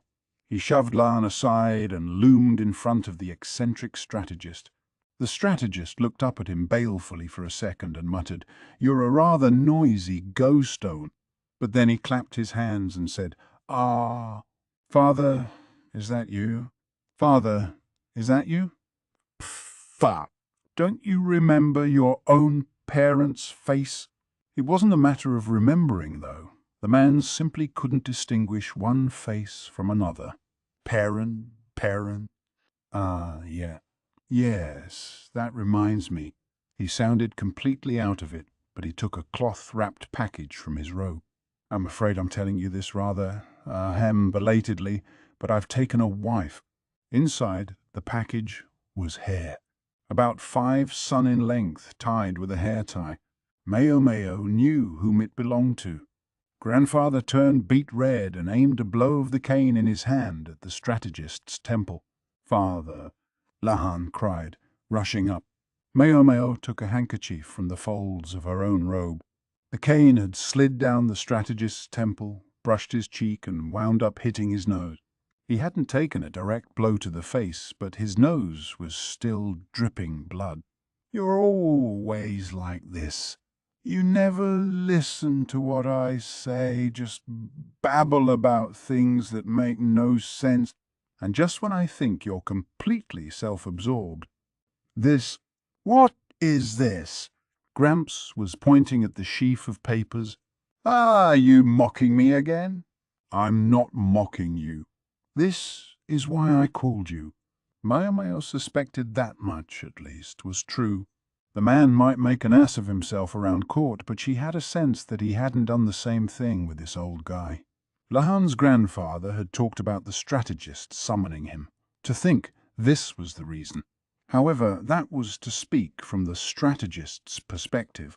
Sometimes people simply couldn't understand each other, parent and child or no. The elderly man and the eccentric strategist were simply too different. Whatever.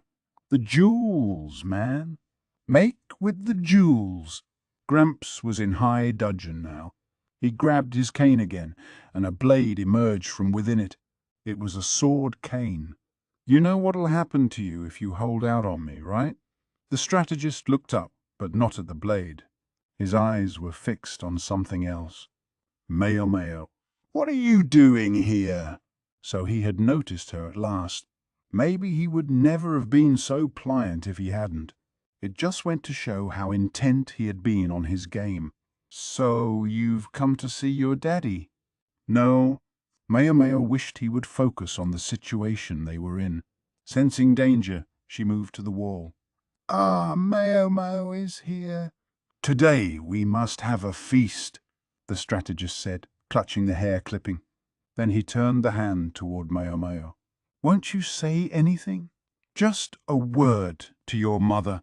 He looked at her with the strangest of expressions. With his haggard face and filthy beard, he suddenly looked many years older.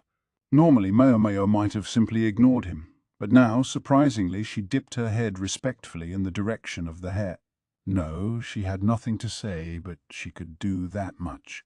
"Don't ignore me, damn it," the infuriated old man bellowed, brandishing his sword cane. Age had taken its toll on him, but he had been a soldier once, and he was still sturdier than they might have expected. Facing him were a strategist who was a soldier who left all the real work to his subordinates, a dyed-in-the-wool civil official whose weapon of choice was the abacus, and Maomao, who had no confidence that she would be of any help in a fight. The three wasses scattered, and it was all they could do to escape the old man and his flailing cane. Servants stood behind grandfather, but obviously weren't going to help anyone. Maomao, seeking any kind of safety, hid behind a post. Then, though, they heard a slow, calm voice. "Put that away. It's dangerous. What if you actually hit somebody with it?" Maomao looked to see the old man floating in midair, his legs kicking. He dangled from weathered hands that gripped his arms. Holding him was a man with sun-darkened skin and a handkerchief around his neck. His clothes marked him out as a farmer, maybe the one Maomao had seen from the window of her room. He was tall, broad-shouldered, and very well built, but his eyes were gentle and serene. "Hey, what are you doing?" "Let me go." "Yes, yeah. As soon as you give me that sword," the burly farmer said, plucking the weapon away from the old man and putting it back in its cane. "When did you find the time to make this?" he murmured. The servants, rather than trying to help grandfather, looked downright relieved to see the farmer. "Who's this?" Maomao thought, but her question was promptly answered. "It's been too long, Dad," Lahan said, bowing his head. "Ah, you look well, despite the somewhat dire straits I found you in. That girl there, is that my niece?" The farmer tossed the sword cane to one of the servants, and his already gentle face softened even more. The man looked like a bear, yet his presence was warm, comforting. "May I take that to be my little brother who's just come in?" the eccentric strategist said, smiling. "You may, although I might wish you would learn to know who I was one of these days," Lahan's father said, smiling sardonically. He still hadn't let go of the old man, who continued to kick. "I'm doing this for you. Blast it! Don't you want your birthright back?" "Not particularly. And you can live with that? You weakling." "That's right. You always were that way." Suddenly, Lahan's mother was there. She didn't seem to get along with the strategist very well. She must have heard the commotion and come to investigate. Lahan's father looked disturbed to find himself confronted with another critic. "What good would it do for me to inherit the family headship?" A buffoon running the household could only embarrass everyone. His resigned tone only aggravated the old man and Lahan's mother. "You'd still be better than that jackass," Gramps shouted. The jackass in question was grinning stupidly at Maomao. It was supremely disgusting. "Don't you love our son? Don't you want to see him inherit the headship?" Lahan's mother pressed. "But Lahan's our son too," the farmer protested. Apparently the son the woman was referring to was Lahan's older brother, whom they'd met earlier. It seemed Lahan was considered a traitor and no longer her child. The house appeared to be divided. Some who had been following the old man's orders until moments before were now looking at Lahan's father, openly torn. "What good would it do for me to inherit the headship at this point anyway?" Lahan's father said. "There's no one to replace me, is there?" Then he added, "Besides, maybe no one would care if my dear brother Lakan didn't come back, but I think Lahan would be missed." His tone was placid, kind. At that moment, a servant came running up. "Master, there's a man named Rickerson here." Gramps and Mom both scowled at that. So what? "Throw him out on his ear." But sir, he's got several other men who appear to be, soldiers with him." "You know, I do seem to recall there being a garrison around here," Lahan said, as if it were just occurring to him. But it was a scripted line if Maomao had ever heard one. "Damn. Did you count on that when you decided to come here?" Oh no, nothing of the sort. Although it seems it certainly didn't hurt. His insouciant tone stoked Gramps' anger. The old man pounded the wall with a wrinkled hand. I'm surrounded by idiots. Incompetent. My whole family is an embarrassment. Now he was stomping on the ground so hard it seemed like he might put a foot clear through the floor. I've got one son who never has any idea who he's talking to, and another who thinks he's a farmer. Curse the womb that bore them both. I should have had another son. Maybe that one would have come out right. The old man's fury showed no sign of abating. His listeners refused to look at him. With what he was saying, even Lahan's mother found her lip curling. And then there's Lumen. Never could use a sword, and then he got himself mutilated. Is there even one person worth my time around here? Maomao was suddenly in motion. She darted out from behind the post, grabbing the bowl on the ground, the strategist's leftover soup.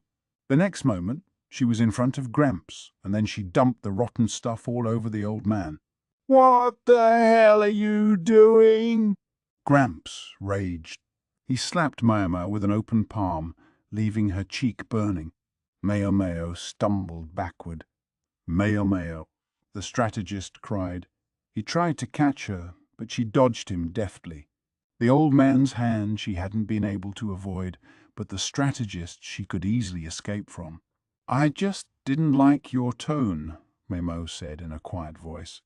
It was the wrong thing to do, so if she got hit for it, she would just have to live with it. But she had wanted to stop the old man from ridiculing her old man. I won't hear you say another word against my adoptive father. What I'm saying is, please shut up, you mouthy little troll. Just who do you think I am? Who? Maomao thought. In her opinion, it was the old man who didn't understand who he was. Without that heirloom, you're just a frail old man who doesn't know how to have confidence in himself, Maomao said with a smile. Her lip was split, but that was a minor detail.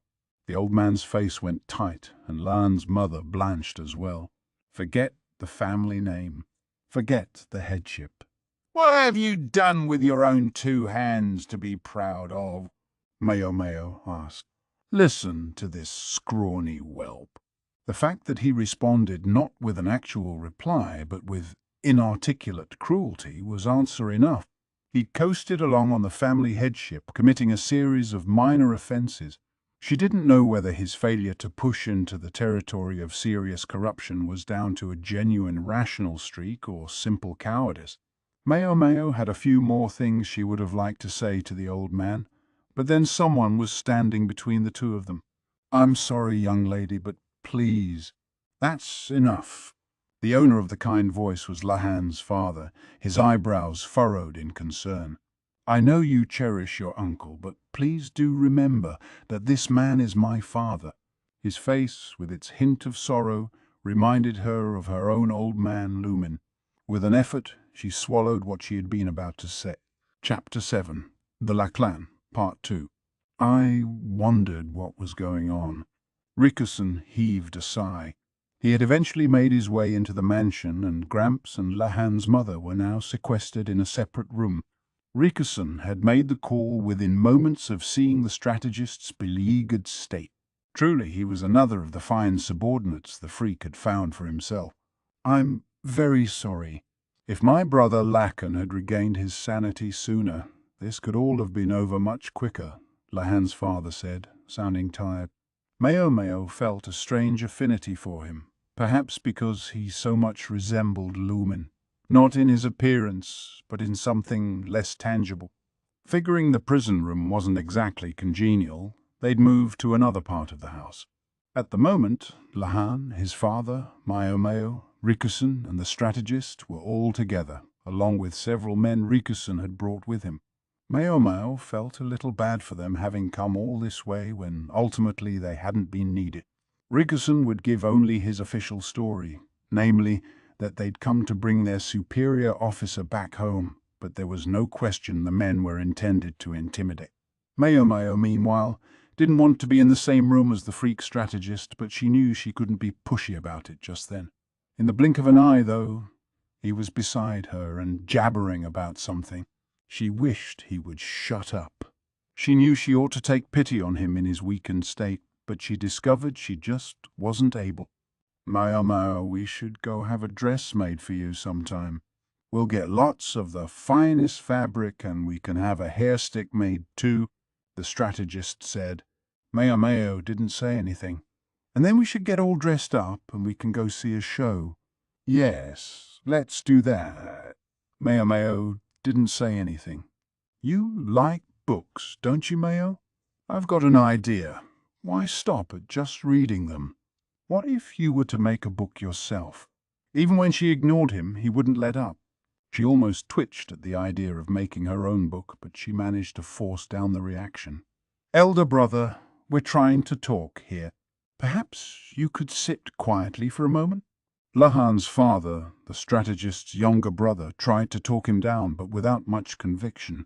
Neither Lahan, the strategist's adopted son, nor Rikusen, his subordinate, could be too forceful with him either. So eventually, every gaze in the room settled on Maomao. She frowned mightily, but she was cornered. She gave a sniff and made a face of exaggerated disgust. You stink. You smell like a feral dog who's been out in the rain, she said.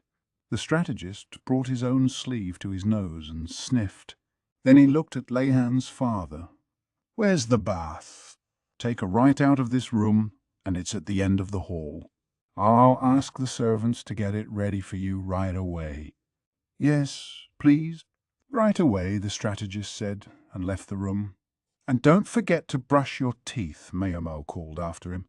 One for the road. If they were lucky, they wouldn't see him for at least an hour.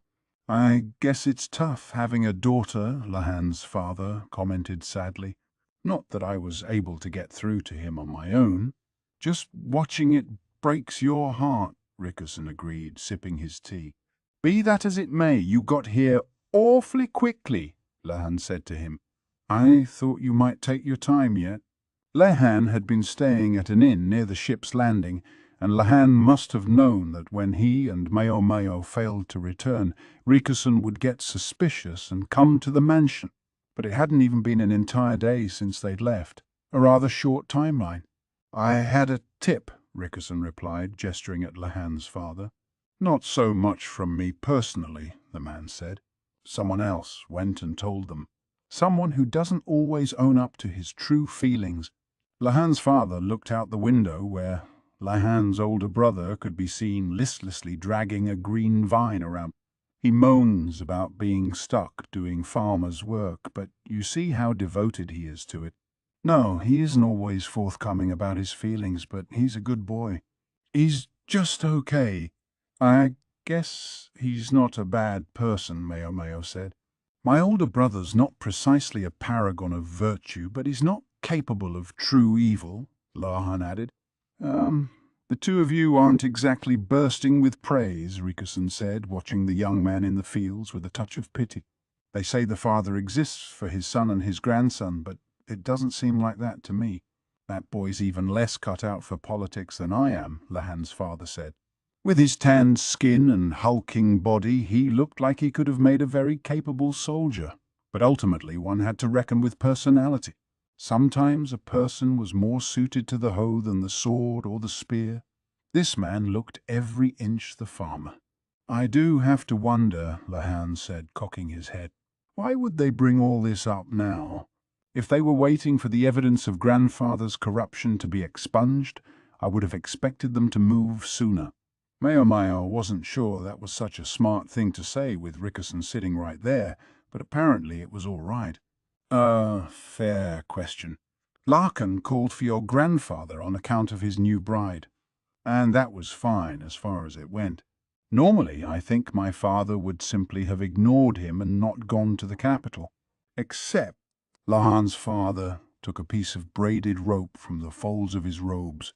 Although his earth-stained fingers had darkened it, it was clear that it had originally been white.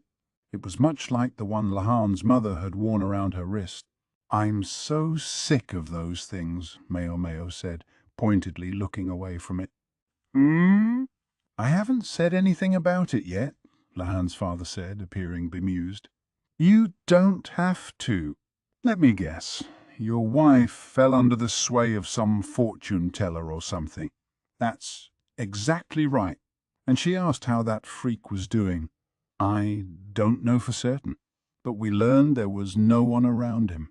The freak's adopted son, Lahan, and his close attendant Rikason were both in the western capital. Even if the strategist were to disappear, the two people most likely to notice weren't around. Frustrated, Maomao picked up something on the table. The servant had evidently brought it to accompany the tea. It looked sort of like a dry, flat daikon with white powder on top. The fact that it was on a plate meant it was presumably food. It was sweet yet chewy. It was stringy but not unpleasant. Is this sweet potato?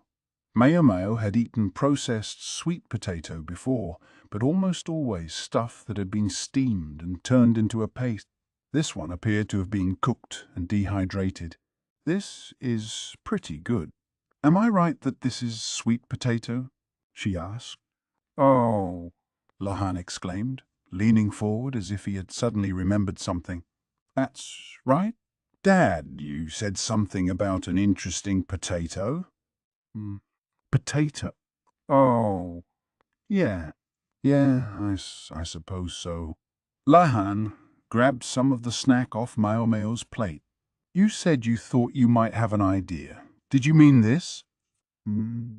It's steamed and dried potato. No sugar, no honey, but it's sweeter than chestnuts or pumpkin, isn't it? He gestured out the window as if to say, there it is. Maomao had wondered what was in the fields. It was these potatoes. Lahan squinted and adjusted his glasses. How much are you growing? We're trying to expand as much as we can. Wouldn't want any of the fields to go to waste. You seem to lack sufficient help. Some of the farmers in the area come and help us out. We've got more potatoes than we know what to do with. They seemed happy to help in exchange for all the potatoes they could get. Oh, but don't worry. We haven't sold them in the open market, just like you said, Lahan. When we do sell them, we make sure it's only product, not raw potatoes. That's fine, then. Maomao found herself perplexed by the conversation. Were Lahan and his father trying to corner the market on sweet potatoes? Was it Lahan's fault that Maomao had only ever seen sweet potatoes as an ingredient, not raw? She would have gladly grown some sweet potatoes for herself if she could have gotten her hands on a raw one. It's such a waste, though, Lahan's father said. We've got more potatoes than we could ever need. The storehouse is full. Well, the pigs are pretty happy to have them for slop, I admit. I think it's improved their meat, too. If they had so many sweet potatoes, wouldn't they just stop growing them? Last year, one tan yielded 200 shin, 750 kilograms of sweet potatoes, Lahan's father said. 200 shin, Maomao exclaimed. 4 times as much as an ordinary rice yield, Lahan said. Partly thanks to Dad's tinkering, I'm sure. But even so, incredible, right? Is the crop unique to this region? Maomao demanded, leaning toward Lahan's father. Not at all. A long time ago, I bought a sprout that I thought was an expensive but interesting-looking morning glory, but it was from the south. It turned out to be a different plant, although one that looked similar. Something you grow with rootstock, not seeds. I didn't have any luck getting it to flower, and I became bent on trying to get a blossom out of it. He gazed out the window. After we came here, we had plenty of space in the fields. I knew flowers sometimes only bloom under specific conditions, but at times they also produce unusual byproducts, like this. He plucked off a piece of the dried potato. Intrigued, he had started to play around with processing his rootstock in various ways. When I looked into it, I discovered this was a tuber called a sweet potato, sweeter than chestnuts, and able to grow even in poor soil. I think I might be the only person in the whole country growing these things. Lahan told me not to let any seed potatoes out of the village, and that's what I've been doing. By now, Maomao was starting to get a pretty good idea of what Leanne had wanted from his father. It had to do with what the emissary from Shah had said, provisions or asylum. Pick one. What was more, it would serve as a countermeasure to the insect plague that would soon strike them. Lehan, she suspected, was hoping to use his father's potatoes to solve both problems. But no matter how tremendous the yield was from those fields, there was no way they were producing enough to feed an entire country. Even if there were seed potatoes left, it didn't seem like a viable solution. Lahan's father, though, provided the answer. You don't have to use rootstock. You can use stems too. You could probably make it work as long as it had been freshly planted. Stems, sir? Maomao asked. There were ways of growing plants beyond just seeds or potatoes. A stem clipping could be made to work as long as it put down roots. If they could do that, maybe they could hope for, say, 10 times as much yield. Yeah, counting chickens something, but it still wouldn't be enough. Unlike rice, though, the bugs wouldn't go after the potatoes. That was a major advantage. Dad, I have a favor to ask you, Lahan said, and then he went on to describe more or less what Maomao had imagined. He wanted to buy up the sweet potatoes, and he wanted seed potatoes and sprouts too. And he wanted his father to tell him how best to grow them, if possible. It turned out he wanted quite a lot. Maomao thought Lahan was being rather presumptuous, notwithstanding that they were talking to his father, but Dad kept smiling. Hardly taking a moment to think, he said, "Sure, I'll be happy to." He sat back in his chair, ground some ink, and started writing out the instruction. Maomao, her brow wrinkling, said, "Are you sure about this? If you don't lay some ground rules now, you might just get taken to the cleaners here." "Watch your mouth," Lahan objected. "Ha ha ha. I told you we had more of them than we knew what to do with. If you leave us enough to give to the other farmers, that'll be fine. And if our taxes weren't quite so heavy, I'd be happy about that too." That only made Maomao frown harder. She glanced at Lahan, but he was grinning, obviously working the abacus in his head. Maomao grabbed the brush from Lahan's father. "What are you doing?" he asked. She began writing a contract, the brush moving in quick, decisive strokes. "First, we have to set the price of the potatoes as well as the sprouts. If you're going to teach him the cultivation methods, that's extra." "Of course I'll pay for that," Lahan said, as if to say that so much at least was obvious even to him. Still, Maomao couldn't bring herself to leave the situation alone. Lehan seemed too much like his foster father. Lahan read unhappily over the contract Maomao had produced. He seemed to be reconsidering how to handle the amount. Then there was a thump, and a man covered in mud entered. "I've got it, father," he said. Excellent. Just leave it there." It was Lahan's older brother carrying a bucket with a green vine in it.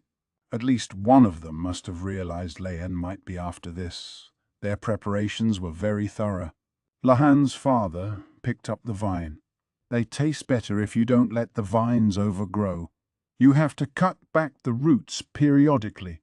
He showed it to Maomao. "You can boil the excess vines. I think they're pretty good, but my father doesn't agree. Tasty or not, a crop that would grow even in poor soil could be grown by vine, and where even the vines were edible, it was like it had been custom-made to prevent famine. Of course, even if they got started now, there was no telling how much they could actually hope to harvest, but given everything that had been said, it sounded like they would certainly get more of this stuff than they ever would of rice, even if it wasn't enough. So that was why Lahan had been so receptive to the emissary's advances. "We should have started selling earlier," Maomao said, eliciting wry smiles from Lahan and his father. No doubt Lahan had ordered them not to release the crop into the market because he'd known it was going to be a booming business. My father didn't like the idea very much. Complained about having to act like a farmer, Lahan's father said. It seemed a little late to be worried about that with all these fields around. Besides, if you sell a bunch of a new crop, you're looking at some real headaches with taxes. It was true that selling always invited taxation. Staple foods like rice and wheat were taxed as a percentage of yield, the amount varying from region to region. Vegetables, though, for those, they only take a percentage of what's actually brought to market. Because things that rot, well, if you try to store them someplace, they'll just go bad. Better to collect after the goods had been converted into hard cash. Which category would these potatoes fall under? Potatoes as such probably kept, at least for a while. If they carelessly flooded the market with raw potatoes, they could be subject to substantial taxes. To be fair, if we've got a ton of them just lying around, it doesn't really matter if they take them for taxes, Lahan's father observed. Now, Dad, it's important to economize on your taxes. Maomao shot Lahan a look. What a thing to say when he was on the side that was collecting. Lahan's father, though, seemed to be enjoying his rural life. Given his build, he could have gotten along pretty well as a soldier, Maomao suspected. But here he was. It looks like you enjoy your life here, she remarked casually. Lahan's father smiled, his eyes sparkling. I do. So much so I almost feel bad about it. He fiddled with the potato vine as he spoke. With apologies to my mother and father, I'm grateful to my older brother Lakan. If it weren't for him, I would never have gotten to experience the pleasure of a calm life of field work. Think of the trouble he caused to the people he caught in his wake, Lahan said. The eccentric strategist had driven his father, the clan head, and his younger half-brother, who would have been next in line, from the capital in order to claim the family headship. Then he'd adopted his nephew Lahan. That was as much as Maomao knew about the situation, but she trusted that it was true. It turned out, however, that for Lahan's father, that eviction from the capital had been a blessing in disguise. I like it here, he said. The more you cultivate, the more you can grow. Back in the capital, about the most you could hope to grow was potted plants. His smile made him look much younger than his years. If what we're doing here can save people from starvation, then I say take as much as you need. Let the whole country grow potatoes. He was really getting into this. I don't think Grandfather is going to share your positivity, Lahan said. Well, there's not much we can do about that. 10 years in exile hasn't softened his pride at all. His life will just go on the way it has been, painfully boring as far as he's concerned. There was a startling glint of coldness in the man's eyes. He always did like to accumulate unbeautiful numbers, Lahan said. He was calculating the size of the field and how many potato sprouts he could plant. The vine cutting would last several days if kept in water. The reality was that even if they started a field right now, there were no guarantees they would be able to harvest this year. Just as there was no cure-all medicine, there were no perfect answers in politics. You simply had to weigh the pros against the cons and decide what would be most advantageous. Just as they were thinking about what they would do, the door slammed open. Maomao, I've taken my bar. In came the strategist, buck naked, except for a minimal layer of underwear. Forget eccentric. This was downright sick. He didn't even seem to have taken the time to dry himself completely. His skin and hair were still dripping. Not bothering to hide her annoyance, Maomao poured some of the now cold tea into a cup, then took a small bottle from her robes and added several drops of its contents to the drink. She held it out to the strategists. Maomao, you're serving me tea? Please have some. The strategist's eyes brimmed with tears of emotion as he took the cup and downed it in a single gulp. There was a brief moment of silence. No sooner had he drunk the tea than a shudder passed through his body, and then he collapsed to the floor. You poisoned him, Lahan exclaimed. It's just alcohol, Maomao replied. The strategist was as vulnerable to liquor as he had always been. If anything, she thought he seemed even less able to hold his drink than before.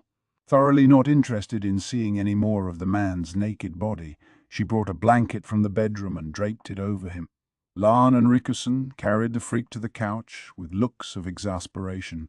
"Maybe I was lucky I only have sons," Lahan's father said with a droll smile. The freak was grinning in a most distressing way. He mumbled, slurring in his sleep. "What's that you said, sir?"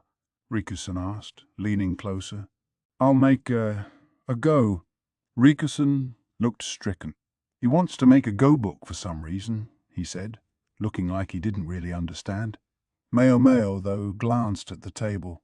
Lan had preserved the earlier match as a game record.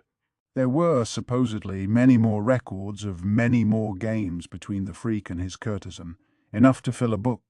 The sleeping strategist looked very peaceful.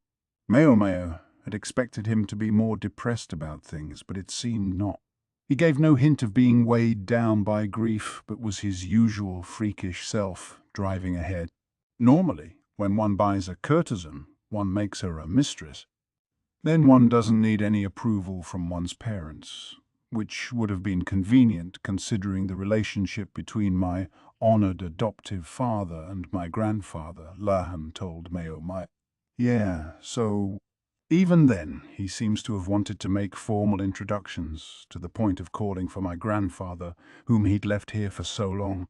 'This woman is my wife,' he'd wanted to say. Clearly, unambiguously. Larkin always was a romantic," Lahan's father said. "Yeah, great." Maomao sat down in a chair as if to make clear that none of this had anything to do with her. She took the potato vine from the bucket and bit into it experimentally.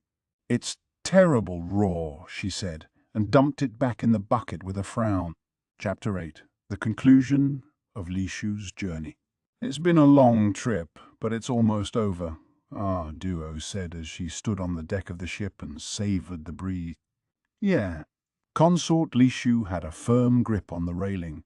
Her seasickness was much better now, but she was always afraid a sudden toss of the boat might throw her off her feet, so she didn't let go. Duo smiled at her antics. Lishu responded with a pout, suddenly embarrassed. With them on deck at the moment were a lady-in-waiting, the young woman Duo referred to as Ray, and 2 bodyguards. Ri was dressed in masculine clothing, but seemed to be a woman. Lishu had been flustered around Ri at first, but after a while it occurred to her what was going on. Since a duo wore men's clothing too, the two of them made a lovely picture together. Both were tall and slim, simultaneously pretty and cool. Lishu could barely restrain a sigh when she looked at them, of admiration for one and disappointment that she lacked the easy beauty of the other. Lishu was 16, and she would have liked to say she was still growing, but she'd stopped getting taller last year, and her body seemed unlikely to grow any more womanly from here on out. She'd heard that cow's milk could help with that, and for a while she'd tried to drink it, but it made her sick to her stomach every time, and she eventually gave it up. To her chagrin, her ladies-in-waiting had discovered her making trips back and forth to the toilet. She knew they called her things like the hopeless consort and trophy consort behind her back. It made her upset and angry. Of course it did, but what could she say? She knew it was true. At least she was aware of the nicknames now. Even that was better, far better than having no idea what her women were saying, dancing around for them like a jester. Lishu's thoughts must have shown on her face, for Duo asked, "Will you be all right going back to the rear palace?" Oops. The consort thought and forced her lips to curve upward in a smile. "I'll be fine." She had allies now, even if only a few. Along with her chief lady-in-waiting, several of Lishu's other ladies had recently begun to be more considerate toward her. The maid who came to get the laundry occasionally spoke with her too. Lishu could just imagine what her former chief lady-in-waiting must have thought about her talking to someone of such low birth, but ever since the rebuke she'd received after trying to take Lishu's mirror from her, the woman had been far more quiet. The laundry-maid had told Lishu that there was a book she loved but couldn't read, so Lishu had been making a copy for her without telling the other ladies in waiting. It was a small secret as secrets went, but with as little excitement as there was in the rear palace, it was enough to set the heart pounding. Duo, meanwhile, looked at Lishu with concern. "And can you do your job?" "I'll be fine," Lishu said again. Her job, in other words, her duty as a consort. Sometimes that meant officiating at ceremonies, but Lishu knew that wasn't what Duo was referring to. She was talking about the Emperor's visits. To this point, His Majesty had never ordered Lishu to be his bedfellow on account of her age, but she was 16 now, no longer too young. When this journey was over, one of those visits would be waiting for her. "You're Sir Yuryu's daughter. What happened on this trip need not affect you. I'm sure you can still talk to the Night Prince." The Night Prince, the man who had formerly used the identity of the eunuch Jinshi in the rear palace. It turned out that identity had been a cover. In reality, he was someone whose name could hardly be spoken. People referred to him as the Emperor's younger brother or the Night Prince instead. But as to that subject, Lishu could only shake her head. Yeah, she'd been quite smitten with him when he'd been in the rear palace. A youth who looked like he had jumped out of a picture scroll, who always had a gracious smile even for her. She knew very well that it amounted to flattery because she was an upper consort, but it still made her happy to have someone call her by her name and say kind things about her. Before, long ago when she was callow and ignorant, Lishu might have responded joyfully. The idea that someone so beautiful, someone she had been so taken with, could conceivably become her husband was like a dream. But Lishu understood. The young man's captivating smile was one he could and would show to anyone and everyone. She'd realized that almost a year ago now. It was the moment when she'd seen the Imperial younger brother's unguarded smile, not the one like a celestial nymph, but one belonging to an ordinary young man. Lishu had never seen it before, and it stabbed her with the realization that she was not special to him. "I couldn't. He would be wasted on me," she said. Duo grinned at that. Happy being the Emperor's upper consort, then? That's not what I... Lishu waved her hands as if she could push the idea away. She felt she wasn't even fit to be His Majesty's consort. Empress Gyokuyu and Consort Lihua both seemed to Lishu as if they lived above the clouds, so far removed from her that when she was seated next to them at banquets, she always found herself wondering if it was really acceptable for her to even be there. Sometimes she noticed herself being more high-handed than she needed to with her ladies-in-waiting in an attempt to shore up her own confidence. She burned with shame at the thought. "No? Then what, if I may ask, did you mean?" Duo gave her a teasing smile. Lishu puffed out her cheeks, but not too much. Strangely, she never really found it unpleasant when Duo teased her. Lishu thought there was someone more suited to the Night Prince, as there was to the Emperor. She was quiet for a long moment. "What's the matter?" "Cat got your tongue." Duo said, her eyes dancing, but Lishu continued to gaze silently at her. Duo looked like a handsome young man, but she was a woman. Once she had even been His Majesty's only consort. Both Empress Gyokuyu, with the exotic allure of her red hair and green eyes, and Consort Lihua, who was like a blooming rose, and clever too, were fit to be the centerpiece of His Majesty's garden. But when Lishu asked herself who was most suited of all to stand alongside the Emperor, her mind went back to when His Majesty was still the heir apparent. How he would occasionally pop his head in to steal a snack when Duo and Lishu were taking tea together, and would bounce Lishu on his knee. She was an ignorant child then, and called him Uncle Beardy. It would bring a wry smile to His Majesty's face, while Duo held her sides laughing. Now it seemed unimaginable. Lishu would munch on some sweet treat and watch them, thinking, so this is what a husband and wife look like. She thought they went together better than any couple in the world. Maybe that was why she couldn't bring herself to accept this, even if she knew it was inevitable. Knew it had been inevitable from the moment she became a consort. Lishu was, and would be, one more obstacle between a duo and the emperor. She knew that love in real life was never as beautiful as it was in the picture scrolls, that this was what she had been born to. Yet she worried that duo, whom she adored, would come to despise her because of this. She thought, in fact, that duo might still be a consort if Lishu hadn't come to the rear palace. In her mind, though, neither did that mean she should become the Night Prince's wife. Ultimately, she found herself simply swept along by life, not knowing what she really wanted. She knew love, or perhaps love from her scrolls and novels, but she didn't understand what it really was. "You can just see the capital, Duo said. Though still hazy in the distance, it was possible to make out the vast outer wall surrounding the palace. "I'll head back to our quarters. I want to get my things in order." Duo kept only a minimum of serving women. She largely looked after herself. It made her extremely impressive in Lishu's eyes. "Me, too."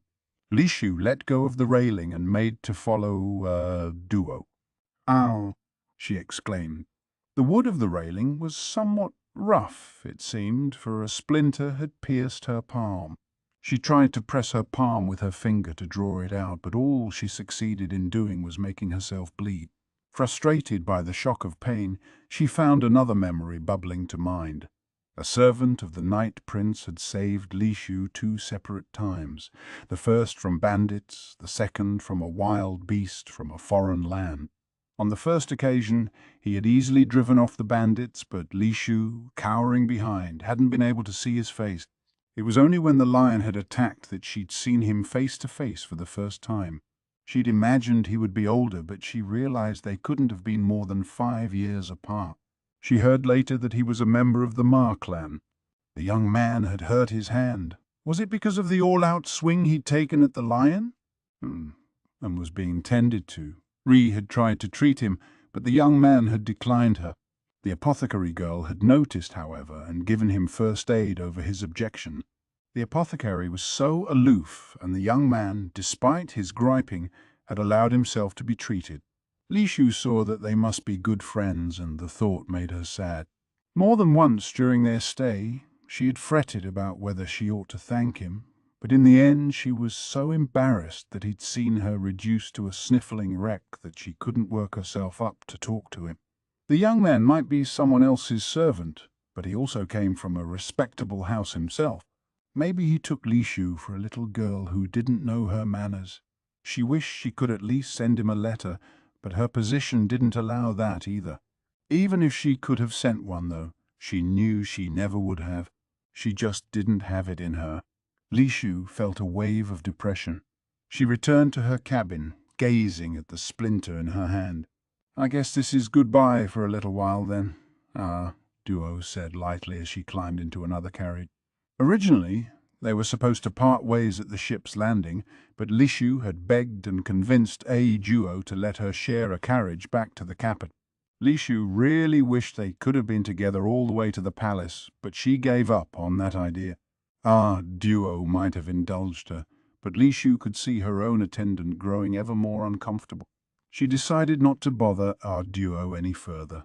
Lishu watched Duo through the window of her carriage as it departed, and then her own transport started back to the rear palace. The 6 weeks of travel, to which she was unaccustomed, had been hard on her. She'd spent day after day in a carriage or on a ship, feeling her skin bake under the hot sun. There had been bugs, and to cap it all off, she'd been attacked first by bandits and then by a lion. Talk about kicking someone when she was down. Yet the truth was, it had been fun. Life in the rear palace boasted every convenience, but it was boring. Lishu was glad to finally be seeing her ladies in waiting after so long, but she knew that included some who didn't like her very much. Without them, though, Lishu would never have been able to maintain her dignity as a consort. She looked at the lady in waiting beside her. Ever since the line attack, she'd served Lishu with a look of fear on her face. She'd been assigned to wait upon the consort by Lishu's father, yet she had all but ignored Lishu. Maybe she'd been told to do so by Lishu's half-sister, or maybe she believed the rumors about the consort being an illegitimate child. Maybe both. Lishu was secretly relieved that the woman wouldn't be coming back to the rear palace with her. The carriage passed through the gate of the palace, the driver presenting a seal that served in lieu of written permission to enter. Lishu had assumed they would proceed directly to the rear palace, so she was surprised when the carriage came to a halt with the rear palace gate still some ways off. "What's going on?" she asked the lady in waiting with her. Uneasily, the woman tried to get a peek at the driver. Then she looked back at Lishu just as uncomfortably. "It appears they wish to speak with you, Mum." At that moment, several middle-aged women boarded the carriage. Lishu hadn't seen them in the rear palace.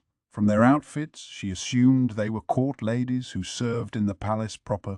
"Lady Lishu," said the one in the center, kneeling before her, "please accept our humblest apologies, but for the next month you will be asked to live outside the rear palace." She lifted her head and looked Lishu in the eye. Chapter 9. Homecoming. The horse whinnied as it came to a stop in front of the verdigris house. That was a long trip, Maomao thought, climbing out of the carriage and nodding politely to the driver. He unloaded her luggage with a thump. It included the outfits that had been thought necessary for the journey, which were now hers to keep, along with some unique products and unusual medicines from the western capital, and a gigantic load of potato. "Maomao, my goodness, are you planning to open a new business?" The old madam walked up, a pipe clutched in her withered hand. "I'm happy enough that you got them to send us rice, but I wish you would think about the quantity. The storehouse won't hold any more." She grabbed one of the dried potatoes out of a basket. It was raw still, but growing eyes, so it would have to serve for a seed potato. After the showdown at the quack doctor's village, Maomao had at least wound up with as much rice as they would sell her. She'd let the madam know by letter. The first batch must have arrived already. "And what's this?" the madam asked, looking at the potato dusted in white powder. Maomao took it, tore a piece off, and put it in her mouth. For a potato, it was awfully sweet, almost as sweet as a dried chestnut. The madam took a piece too and chewed. Her eyes narrowed. It would be better to grill it a little first. "It's a bit tough for me." She shouted for one of the men servants, instructing him to haul the basket away. "Nobody said you could have all of them," Maomao said. "Nobody had to. I know for a fact you and Chu you can't eat all those by yourself. I'm helping you out here and listen to you." Not even a word of thanks. The past month and a half clearly hadn't dulled the madam's stinginess one bit. Maomao, though, wasn't going to take this lying down. "Even a year's free rent for the apothecary shop was cheap for all that rice, don't you think?" she said. "Practically pocket change." She'd written in her letter that instead of paying for the rice directly, the madam could give her free rent. The fact that the old woman hadn't said anything about it, Maomao took for agreement. Yeah. This is separate. You got these for free, right? Well, share with your neighbors, the madam said. "Hey, everyone! Maomao's home!" And she brought souvenirs. The old woman never let up. Her shout brought a crowd of courtesans. Work was over and they should have been resting, but the mercenary impulse was strong. Freckle. Chu came bursting out of the crowd, Zulin obediently following her boss. But there was something else with them. "Eesh, you sure took your time. You just up and leave and then you don't come home for nearly 2 months. That wasn't part of the deal." Yeah, well, Maomao hadn't bargained for it either. What bothered her more, though, was the creature behind them. "Hey, what's that behind you?" she demanded of Chu-U. "Don't tell me you forgot about Zulin. What a jerk!" "That's not what I'm talking about." Behind her, Maomao pointed at a calico cat sitting and grooming herself. "What, you don't remember Maomao?" "Man, that's cold," Shou said. "Oh, believe me, I remember her," Maomao said. "But the furball was supposed to be at the Quack's village. What was she doing here in the pleasure district? What I want to know is, why is she here?" It was the madam who answered. "She was in with the rice. They couldn't exactly send the cat back by herself, could they? Anyway," she added, "I'd just spotted some mice in the storehouse, so I think she can stay for a while. And she's friendly, makes her popular with the customers. We have to do something about her habit of stealing side dishes at dinner, though." The madam was a practical woman. She would never keep a pet, but an animal who could make itself useful, that was all right. Maomao, the girl, gave Maomao, the cat, a dark look. The furball narrowed her eyes, yawned a little, and said, "Meow." At that moment, someone stumbled out of the apothecary's shop. You're home?" asked the man, Basen. Maomao had tasked him with running the shop while she was away. He'd never been the most robust-looking person, but now he appeared haggard, and he had an unkempt beard on his face. He stumbled over to Maomao and promptly collapsed on the ground. "The shop? It's all yours," he managed, and then he was out cold. "Shoo," you poked at him with a stick he'd gotten somewhere. "Stop that," the madam said, ordering a manservant to get Basen out of the way. "People were coming down with coals left, right, and center while you were away, Freckles. We used up the medicine you made before you left, but people kept begging us for more," Chua told Maomao. She nodded. It made sense. People often got sick as the seasons changed, so there hadn't been enough medicine, even though she'd made more than she had expected to need. Very few people in the pleasure district could afford to go to the doctor for proper treatment. Taking some medicine was the most they could do, and a lot of them wouldn't even do that. Some of them were really pushy, Chu added. One even stole some medicine because he said he'd gotten it for free last year. Maomao's old man had probably given it to the guy, a bad habit of his. He would hand out treatments gratis to anyone who came weeping and crying, and once you'd given away medicine one time, everybody wanted it for free. No doubt he'd given the store's stocks away generously until the madam had noticed. Maomao went into the apothecary's shop. She saw a mortar and pestle containing some half-made medicine, along with a medical book on the ground. She picked up the book and flipped the pages, which had smudges on them, as if Basen had handled them with dirty fingers. Normally she might have given him a piece of her mind for failing to treat the book with proper respect, but when she saw him lolling there, she found she couldn't say anything. I might just have gotten a lucky break with him, she thought. He wasn't very skilled, but he didn't just give up either. That was what really mattered. Maomao went through the drawers of the medicine chest, tallying up which drugs needed to be replenished. Then she set about cleaning up the messy floor. It was humid in the shop. Time had passed while she was busy cleaning up from her time away, and it was now early summer. Rain fell continuously with no sign of letting up.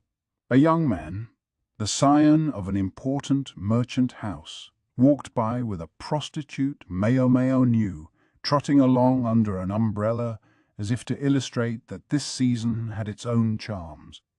The woman probably hated getting her clothes all wet, but she wasn't going to miss this chance to go out. The courtesan's activities could be quite limited. The brothel was like a cage, and the courtesans were the little birds within it. "You can almost hear the crickets in here," Maomao said, with a resentful look at the woman outside. She was chewing on a dried potato with her luscious lips. The potatoes were quite tasty if you put them over some heat for a few minutes to soften them. They were sweet in their own way, not like one of those snacks that used sugar or honey. It was so hard on poor Basen too, she added. Epidemics aside, Basen might not have collapsed if Maomao's trip had been at a slightly different time of year. Basen, who had a propensity to feel responsible at the strangest moments, had evidently begrudged himself even time to sleep in order to mix up enough medicinal herb. "You don't need to get some sleep, sister?" Maomao asked. She was sure Meme had been on the job the night before. The older woman had just gotten out of the bath, and her hair was still dripping. To sleep when it was time to sleep, that was part of a courtesan's job as well.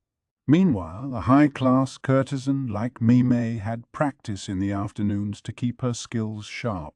Meme, however, only munched lazily on the potato and looked at Maomao closely.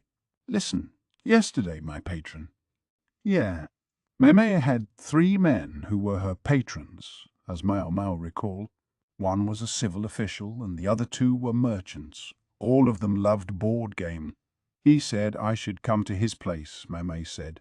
Come to his place. In other words, he wanted to take Mime home with him.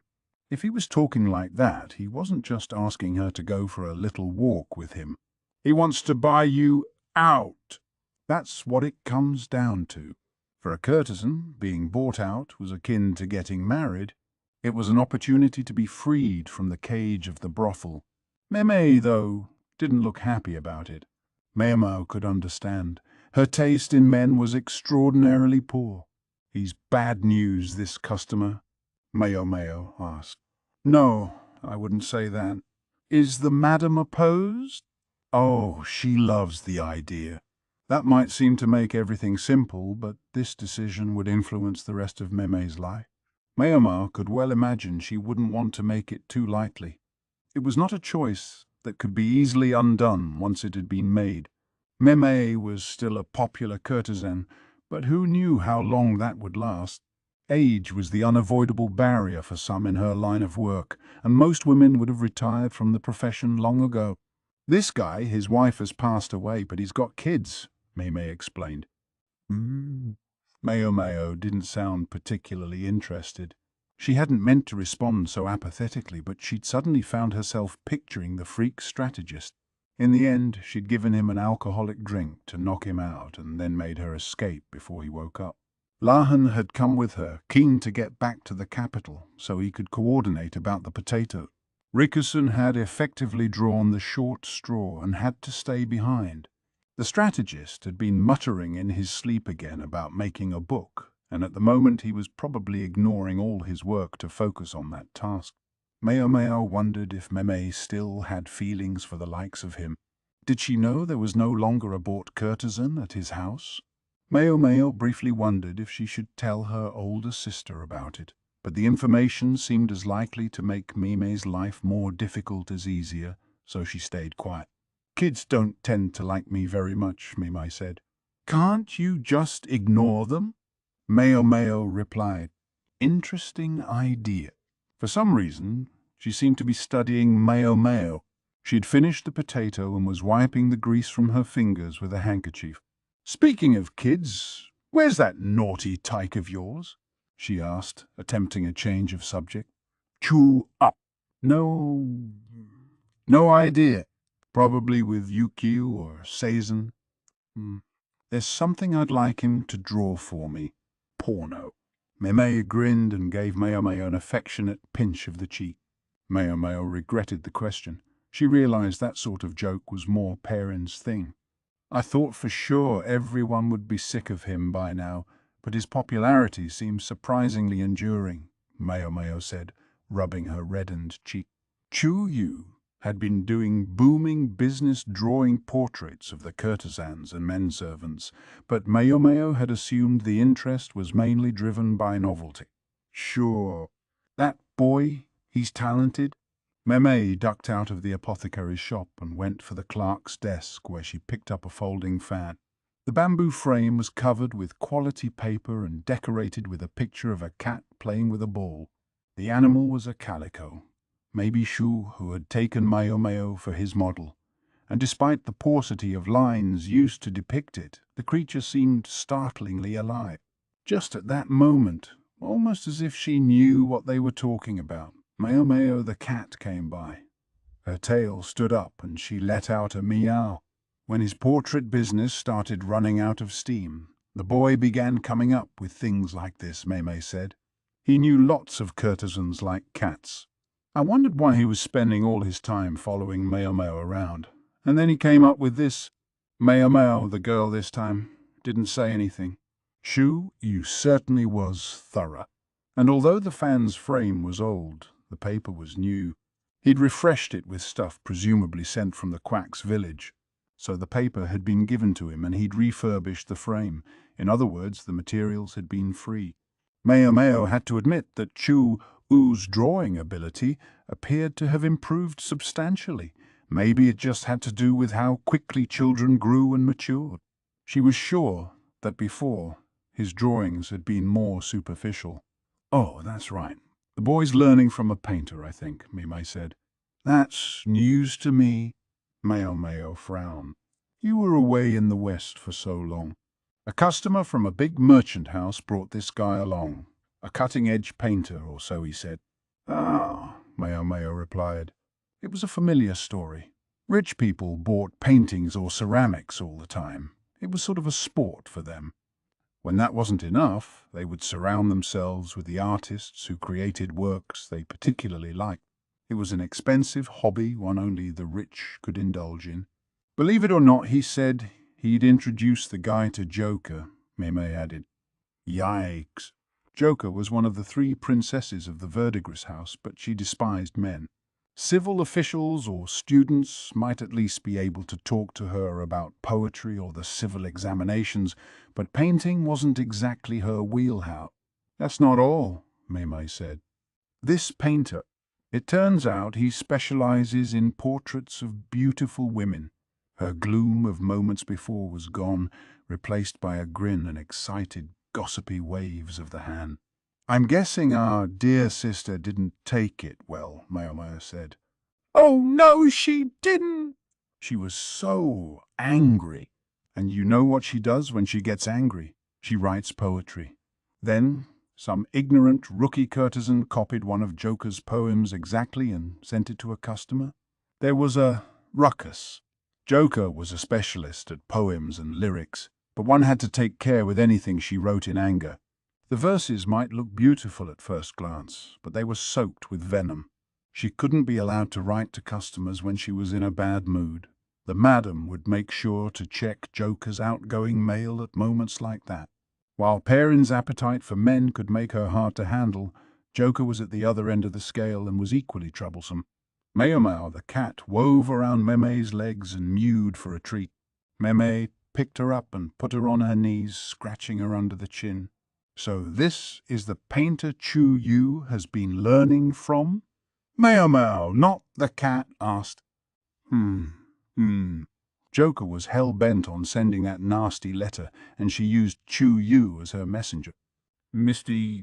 Merchant, it seemed, desperately wanted Mr. Painter to create a picture of Joker. The intention had been for the man to do a rough sketch when he met the courtesan, and then complete his final draft later. Nice and easy, but Joker wasn't about to sit there and let him study her. Instead, she conducted the entire meeting from behind a folding screen, rude but effective. Undeterred, Mr. Merchant and Mr. Painter had left their address and pleaded with Joker to get in touch with them. Normally, a letter would be delivered by an apprentice courtesan accompanied by a manservant, but a young girl couldn't be asked to deliver a missive of such vitriol, so Joker called for Cho Yu instead. A neat way to skirt the madam's vetting process. Chu delivered the letter. All well and good, but he also took a liking to Mr. Painter's pictures and started spending time with him. He might even be over there today, Maomao said. And after I warned him not to go out, Maomao grumbled. She wished everyone else would think about what watching out for Chu Yu meant. He still dragged one leg. If anything happened to him, he would be hard-pressed to react. Yee. Maomao. She heard Ukyu call. Maomao stood up, ignoring the cat, who had rolled over on her back and was begging for food. What's wrong? She called back. Ukyu looked distressed.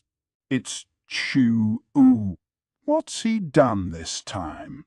Maomao scowled, looking as if she was not at all surprised by this development. Please, just come with me, Yuki said, taking her hand. Some friend of his is dying. Chapter 10. The Bad Dumplings. Ukyu brought Maomao to a mansion in the middle of the city. In the capital, the farther north you went, the better public safety was, and that was where most of the middle-class houses were located. One of the houses looked more weathered than the others. It must have once been resplendent in its own way, but now some of the roof tiles were missing, and the clay wall had given way in places, revealing the bamboo frame underneath. It looked less like age, and more like that the owner didn't keep up with maintenance. "Here, this is it." Ukyu knocked on the door of the tumble-down house. "Sorry, but this is as far as I can go. I'll catch hell from the madam if I don't get back," he said.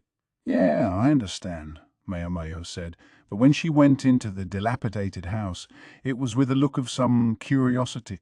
"You certainly seem to be a busy man." "What's this?" she wondered aloud as she entered. Despite the battered state of the house's exterior, inside it was remarkably neat and tidy. That wasn't what surprised her, though. Instead, it was the walls. They were painted white and covered in stucco on which pictures had been painted. A peach garden spread across one entire wall, but it wasn't 3 heroic warriors biting into the peaches, but a beautiful woman. She was shaped a bit like a peach herself. Her hair was pitch black and white teeth peeked out from between lips that looked as luscious as the fruit she was eating. She was the very essence of the Peach Village immortal. "That's the sort of thing you only have time to do if you've got a patron," Maomao thought. Meme had said the man did paintings of beautiful women, but Maomao had never imagined something so spectacular. She studied the wall closely. The painted surfaces had a unique sheen to them, not like the paintings she was used to. She was just about to run a finger along the wall in hopes of figuring out what the material was when she heard pounding footsteps. Freckles. Freckle. "Hey, Freckle, what are you standing around for? Come look at him, quick!" It was Chu-U, his face pale. "Shit, that's right." Maomao did have a bad habit of becoming completely engaged in whatever had her attention. She allowed Chu to drag her through the house until they reached what looked like a living room. It was littered with various and sundry objects, though, colourful powders, probably pigments, eggshells for some reason, a white dust that she took to be stucco, and another substance for thickening. Right in the middle of the room, a man lay on a couch. Another man with a worried expression was beside him. The man on the couch was haggard and lacked facial hair, and his pallor had gone beyond pale. He was practically white. The only colour in his skin seemed to be on his fingertips, which were covered in paint. The man standing beside him looked fastidious, except that his hands, too, were dirty. "You have to look at the master," Chu-U said. "The master must be the famous progressive artist." There was a bucket full of vomit beside the couch. Maomao began to examine the man. His arms and legs twitched occasionally. She opened his eyes and looked at his pupils. She took his pulse. As far as she could tell, he showed every sign of having a case of food poisoning. "What are his symptoms?" she asked. "I guess he was throwing up and having diarrhea for a long time," Chu said. "When it finally subsided, he seemed to be suffering with the chill, so I laid him down," added the man standing nearby. "And who's this?" Maomao asked. "He's the master's work friend." "Come on, hurry up!" Chu-U could browbeat her all he wanted, but there was only so much Maomao could do. If you didn't know what toxin was at work, you couldn't treat it. If it was true the man had been vomiting and having diarrhea, though, there was one thing he would certainly be lacking. "Chu, get me some salt and sugar." "If there's none in the house, get some from somewhere else," Maomao said. She pulled a coin pouch out of the folds of her robe and tossed it at him. "Got it," he said, and scurried out of the room. He might not be able to run well because of his half-paralyzed body, but he could be trusted with this much of an errand, at least. "I'm going to use the kitchen," Maomao told the work friend, who nodded. She went to the kitchen and looked in the water jug to make sure the water was still good. She would have preferred to boil it, but there wasn't time. "Is this fresh water?" she asked. "It was purchased from the drinking water vendor just yesterday, so it should be all right," the man said. Yes, if they'd bought the water, then it should be safe. The same might not hold in the rougher parts of town, but around here it was unlikely anyone would sell something adulterated. Maomao thought they could more or less safely rule out the possibility that the artist had drunk contaminated water. She took a scoopful, sniffed it, then sipped, but as far as she could tell, it smelled and tasted normal. The house might not look like much, but at least they could afford decent water. "Do you have any idea what might have happened?" Maomao asked the fastidious man. "I think so," he said. Despite his distress, he had enough presence of mind, and enough courtesy, to offer her a chair.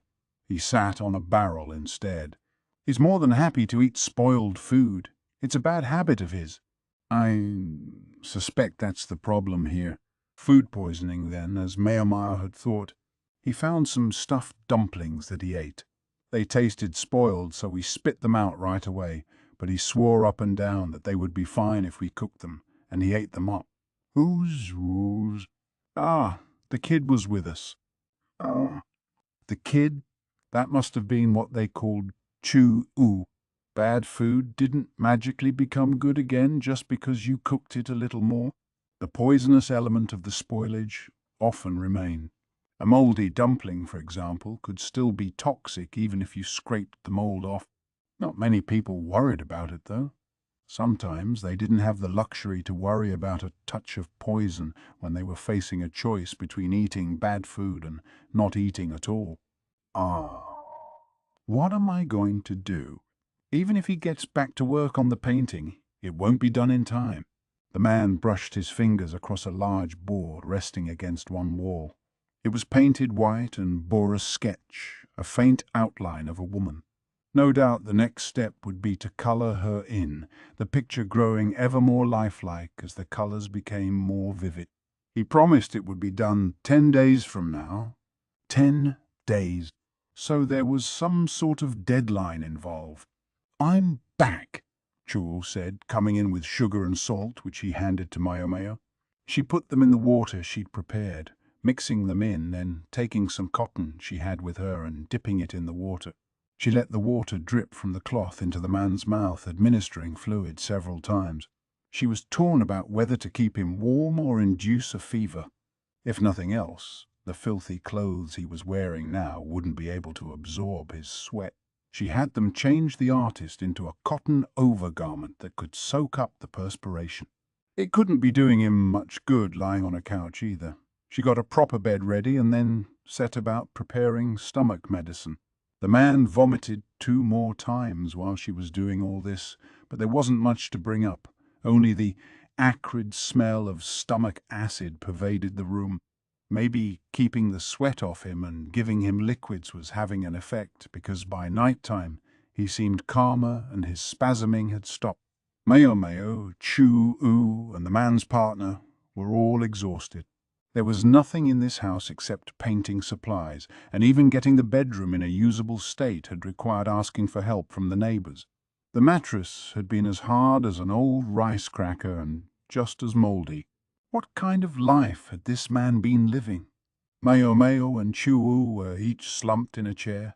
The couch on which the master of the house had been lying was now open, but quite honestly nobody was interested in using it until it had been thoroughly cleaned.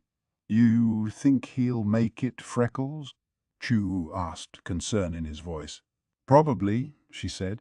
It was impossible to be certain, but assuming nothing unexpected happened, she thought the man would regain consciousness. They would have to try to keep him still for a while and give him food that would aid his digestion. The house didn't even have enough rice to make thin rice gruel, though. They would have to go and get some. For that matter, there weren't any decent pots to cook in either. Adroitly reading the situation, the other man said, "I'll go get some rice and a clay pot from my plate." It couldn't have been easy. He was tired too. Was he that close to the man who owned this house? "What does our patient usually eat anyway?" Maomao mumbled. She was sort of talking to herself, but Cho Yu answered, "The master always buys stuff from street stalls, or sometimes the neighbors give him food. Today it was those dumplings." "That explains the state he's in," Maomao said, provoking a look of disgust from Chu. Why? "Nothing. Just thinking about that stuff we ate today. The other guy and I both shared the dumplings with the master, but they were so disgusting we spat them out. I thought they were weird before I tasted them, though. One thing that was strange about them, for example, was the way the master had said, 'I don't remember seeing these around here,' when he saw the dumplings on the table. That might seem like a red flag, but the artist had nonetheless offered them to his guest. I guess I appreciate that he was trying to be hospitable and all, but I feel like there's a lot of stuff around here that maybe he shouldn't be eating." Chu Yu sounded unimpressed. "One always heard that there were plenty of weirdos among artists, and it seemed to be true." Maomao leaned her elbows on the armrest and put her chin in her hands. "I'm surprised you were even able to put something like that in your mouth. I mean, the other guy said he would eat one too, and they did look good." The other guy, in other words, the work friend from earlier. Chu Yu was always hungry, so he was apt to eat anything that seemed remotely edible. It was enough to make one wonder if he had ever really been the son of a fancy household. But it was so bitter. "I think maybe the bean filling had gone bad or something," he said. "Bitter?" Maomao asked. "Yeah, just awful." I was like, "Oh," and spat it out. So did the other guy. So it looked fine, but it tasted bitter. Maomao crossed her arms and cocked her head. "Was it really bitter? Not more like sour?" "Yeah, it was bitter. Sour isn't the word I would use." "And the filling didn't smell funny at all?" "If it had, I probably wouldn't have eaten it." Chu-U had taken off his shoes and was kicking his feet. They had the window open to change the air in the room, and it had gotten humid inside. Night had fallen. Maomao found a lamp lying around and lit it. It was an unusual-looking light. From his paints to his sources of illumination, this artist seemed to like imported stuff, but it burned fish oil, so Maomao was used to the smell. In fact, Maomao the cat had started lapping up the oil recently. It was proving quite a problem. "Did the filling have any thread-like things? Anything stuck to it?" "Stuck to it? Well, now that you mention it, Chu, you seem to have thought of something. I guess it might have seemed a little slimy. I spat it out so fast that I'm not sure.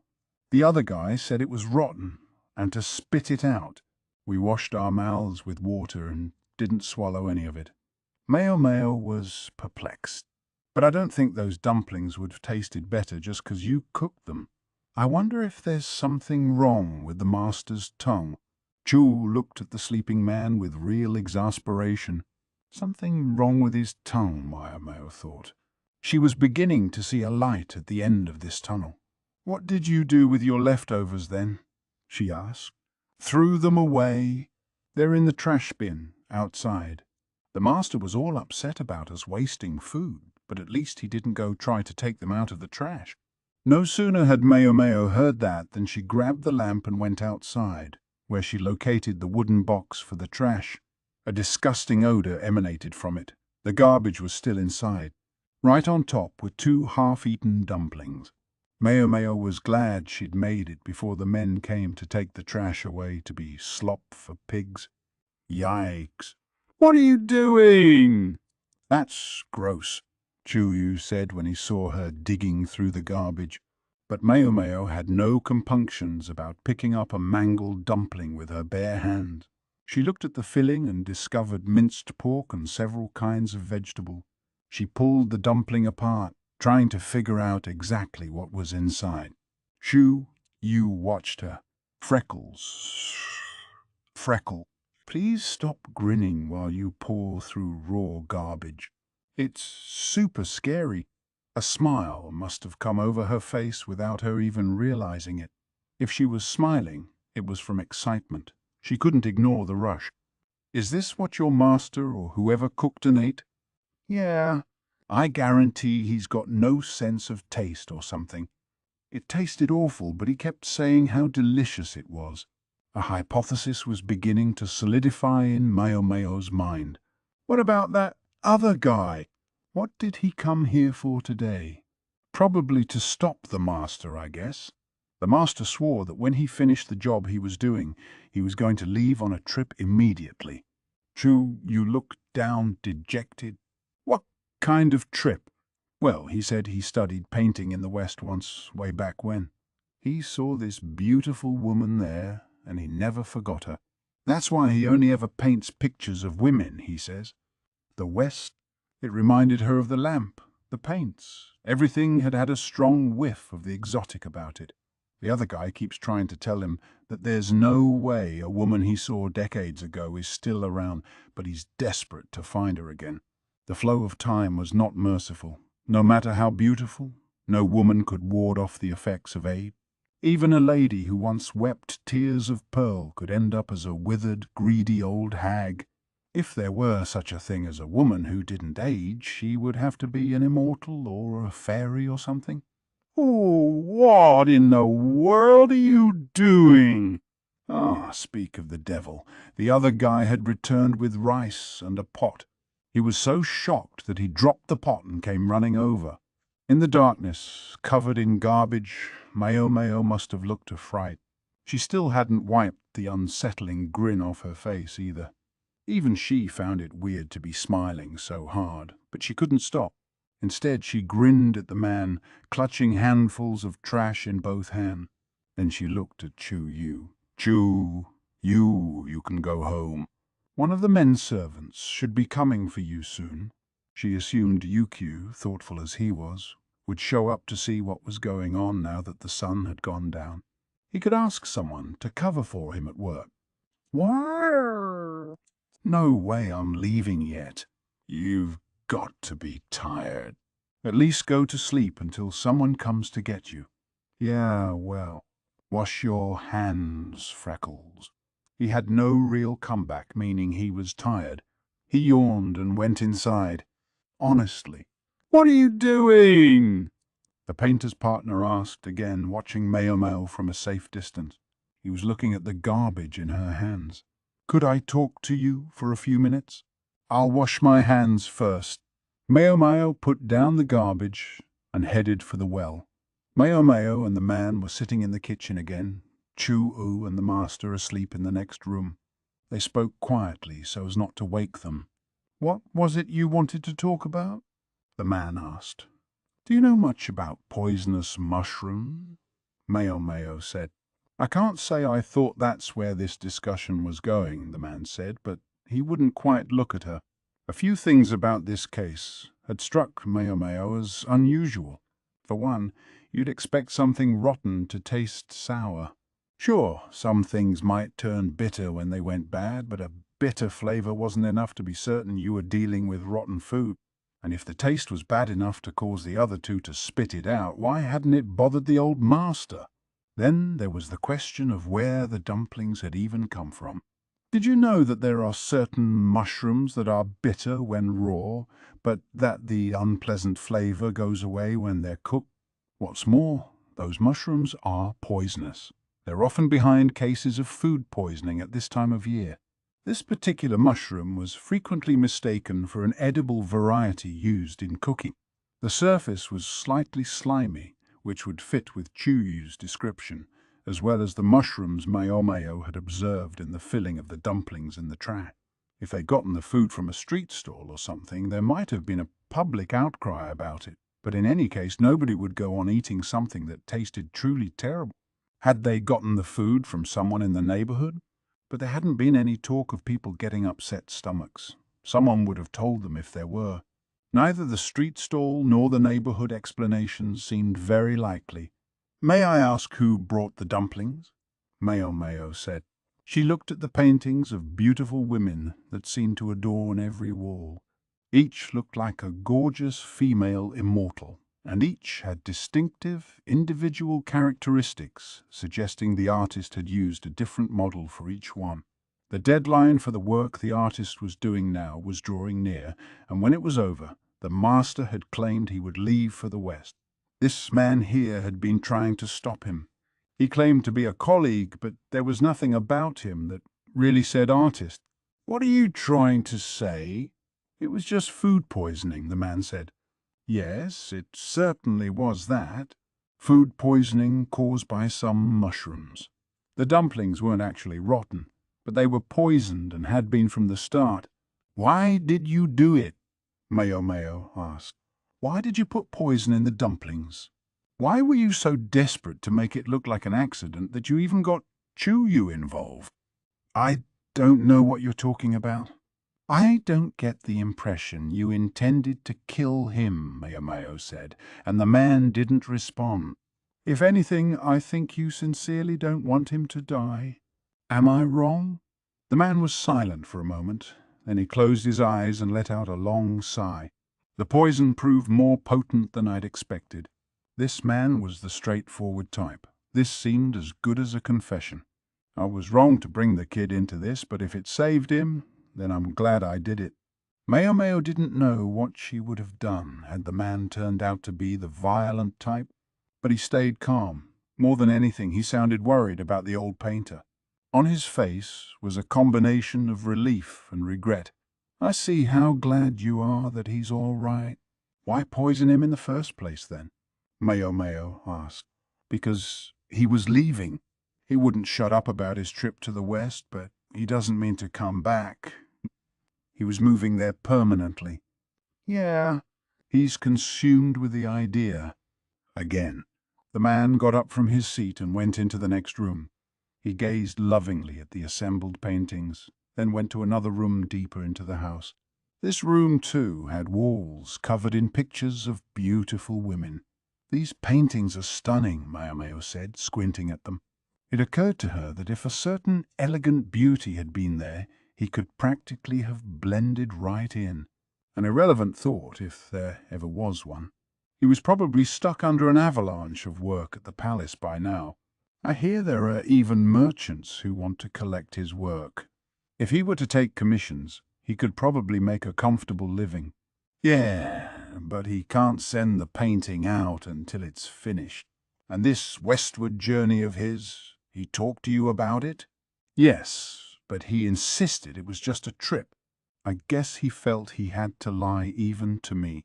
It must be a lie. Otherwise, why would it have taken him the past 6 months to get ready?"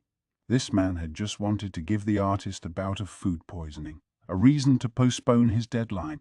Maomao, having been all but dragged to the western capital, understood that any venture even farther west would require substantial preparations. Proof of identification to get you across the border, a caravan to take you. If you missed your opportunity, you'd practically have to start over from square one. That was what this man had been hoping would happen. "Ah, this is awful. I thought he really might die." The man put his head in his hands and mumbled, "Please, don't die." He was genuinely, deeply worried. "Couldn't you have used a milder poison?" Maomao asked, although she realized it might sound odd to speak of any poison as being mild.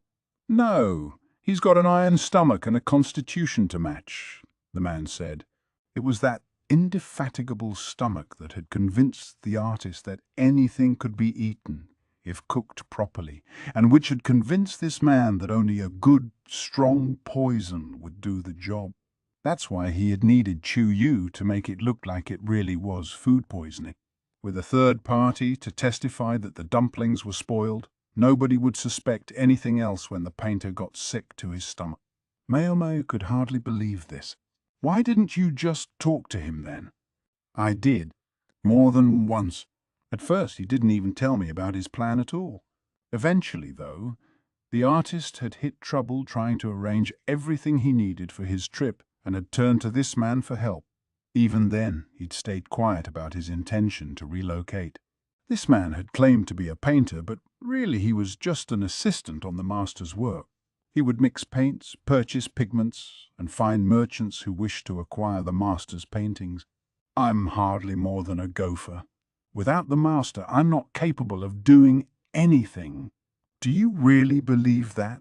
Maomao asked. The master was certainly a gifted painter, but as a human being he seemed to be missing something, and people like that tended to end up dead in a field somewhere before long. They needed assistance like this. I've learned things from talking to so many merchants, though, and I tried to tell him about them, the man said. He'd heard that strange things were happening in the West, that they were still only foreshocks, but if the rumors were true, it would be best to keep their heads down for the time being. But he insisted that if that were the case, he had to go, that it was now or never. Instead of being dissuaded from going west, the master had redoubled his preparations. He'd already met with the leader of a caravan, so there was no way for this man to intervene from that direction. In the dark room was a large canvas covered with a white sheet. He'd given up on the idea of going before, but then he saw this beautiful lady, and it inspired his passions anew. The man pulled the cloth aside. Maomao's eyes went wide. But this is a woman much like the immortal he encountered in the West, he says. This isn't her, but she looked so much like the other woman that the memories came flooding back to him.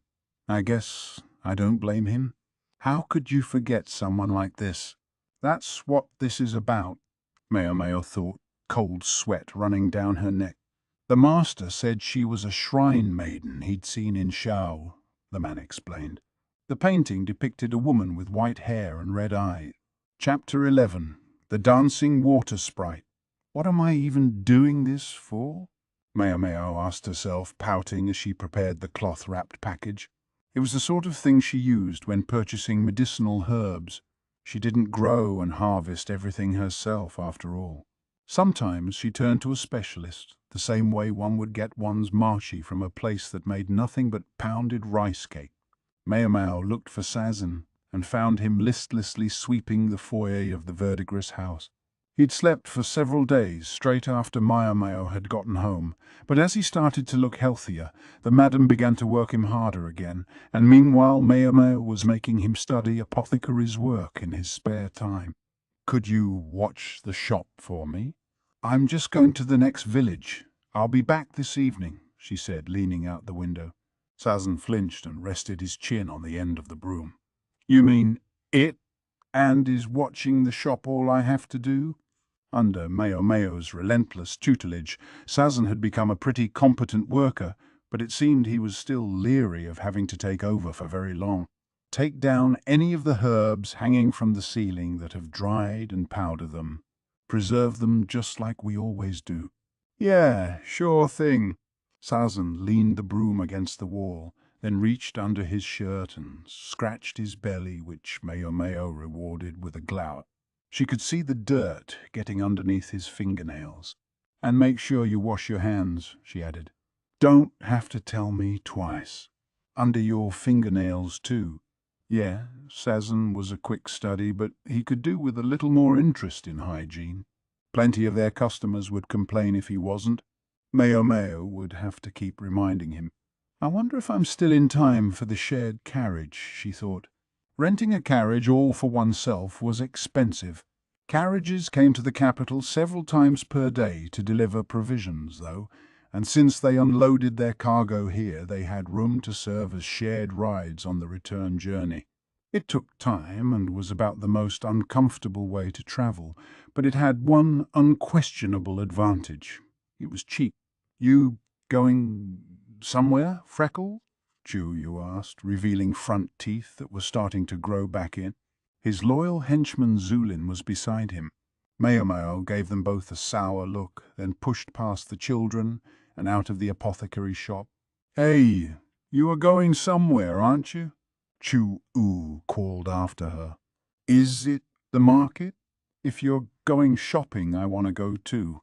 He grabbed Maomao the cat, who'd been sleeping in the foyer, and used her paw to poke Maomao the human in a take me gesture. Rah? The cat objected. I'm going to the woods, Maomao finally said. It's a boring spot in the middle of nowhere. The woods? I wanna go to the woods. Take me, take me, take me. The cat's poking became a veritable slapping. The feline Maomao was no happier about this than the human one, kicking her legs until she freed herself from Chu's grasp. Instead, Chu flung himself on the ground. Maomao would have thought a kid would be overthrowing tantrums like that at 10 years old, but maybe his pampered upbringing had left him behind on maturity. He seemed ahead of his years in some ways. Maomao could only rue that this wasn't one of them. Zulin was preparing to imitate her boss, but Maomao grabbed her by the collar and stood her up straight before she could make it to the ground. "I'll report you to the madam," Maomao warned her, at which point Zulin froze and shook her head vigorously. Evidently, her heart hadn't been in the tantrum. She'd just been following Cho Yu. Well, what's all the racket out here? The madam appeared, looking tired. Zulin flinched. "I'm going to go get some herbs. He would only get in my way, and you know it." She pointed at Cho Yu, who was still rolling on the floor. The madam squinted at Cho Yu, then let out an exasperated sigh and said, "Oh, take him already." Where? Maomao asked, her unhappiness written on her face. She'd been sure that the madam, an eminently practical woman, would see that there was no reason to bring a troublesome brat on a work trip. Where? "No way. You mean it, Grandma?" Chu Yu sprang triumphantly to his feet. Zulin started to bounce up and down in imitation, but the madam held her down with a hand on her head. "Not you." Zulin's head drooped in disappointment. Unlike Chu Yu, who seemed to cop special treatment at every turn, she was an apprentice. If she were to be allowed to go with Maomao and Chuo, it would set a bad example for the other trainees. Zulin had been essentially a bonus who came with her older sister, but if she didn't prove eventually that she could do something to make money, she would certainly be shunted directly into courtesan's work. Chu patted his despondent lackey on the back. "Don't worry, I'll be sure to bring you a souvenir."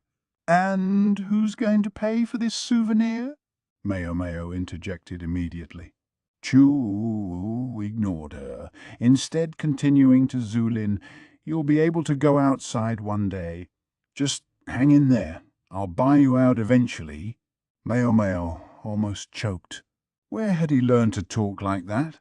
And did he know that most of the customers who said that sort of thing were shiftless good-for-nothings? The madam, ignoring the jabbering kid, nudged Maomao. "And why am I taking him exactly?" Maomao growled at her. The madam stuck her hand into her collar and scratched her collarbone. "You were gone for an age there. You know how Chu Yu was acting while you were away?" Well, of course she didn't.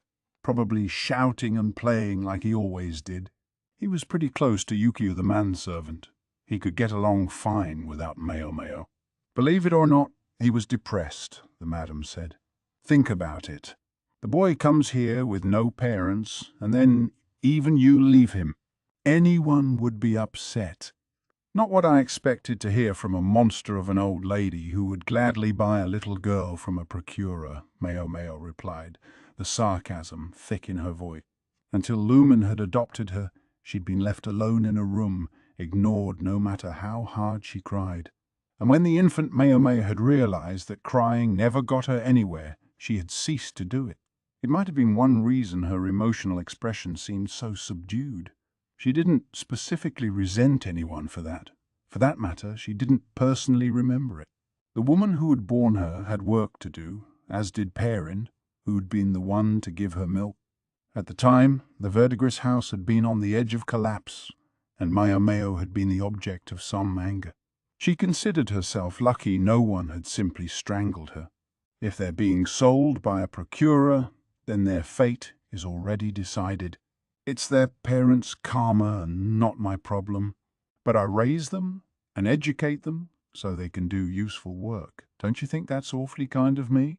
Remember, if they grow up to be dumb basses who can't do anything, they're not going to stay here.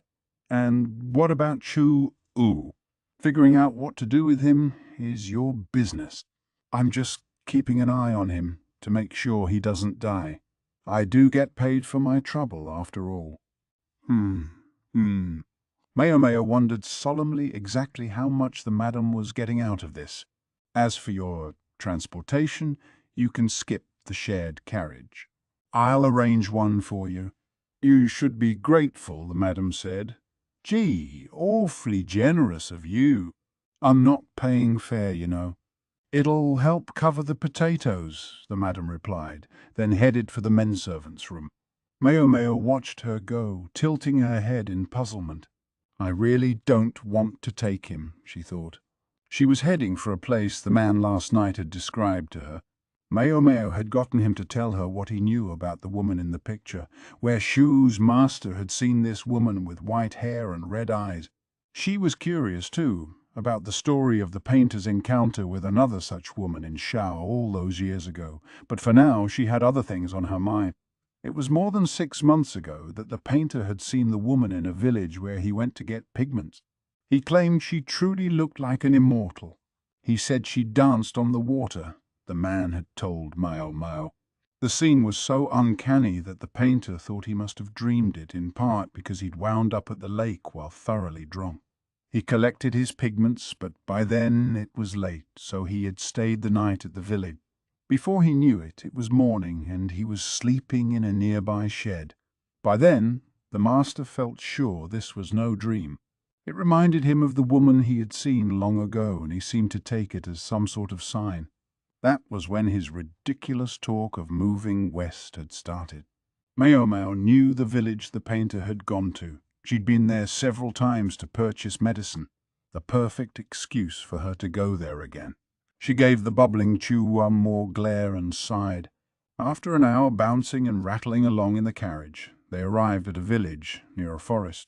It stood along a river and reminded her in spirit of the quack's hometown. It mainly produced rice and vegetables, and the freshly planted paddies reflected the sky like giant mirrors. "Wow!" Cho exclaimed, leaning out of the carriage and watching the scenery go by. This wasn't one of those fancy carriages like the nobility rode in. It was more of a wagon. There were no curtains and no coverings. There were even raincoats stashed on board in case it started raining. "Careful, Chu-u, don't lean too far. Don't come crying to me if you fall out," called Ukyu, who was sitting on the driver's bench. The madam had been as good as her word. She'd rented a carriage, but she'd stuck Ukyu with driving it. "What's the story here?" Maomao wondered, looking at Ukyu with some annoyance. It wasn't that she had any specific beef with the thoughtful chief manservant, but something kept nagging at her as she watched the fields roll by. The paddies were indeed stunning at this time of year. The sky was blue with no hint of rain. The land looked as sapphire as the sky, and there was something mysterious and intriguing about the blue-clad world. Chu tugged on Maomao's sleeve. "Hey, Freckle, what's that?" He pointed to a couple of small hills of sand. In each stood a stick connected to each other by a braid of twisted rope. They appeared to stand by the path of the river that ran alongside the rice paddies. "I think it's intended to mark off sacred space," Maomao said. She didn't know much about it herself, but she knew it had something to do with some sort of folk religion. It was supposed to create a barrier to keep bad things out. The shape of the rope was a little unusual, though. Maybe a local variation on the superstition. Then, though, Maomao leaned out herself to get a better look. The rope really didn't look anything like the other times she'd seen them. She thought they used to be simpler, but this year the rope was more twisted than usual, and strips of white paper had been woven into it.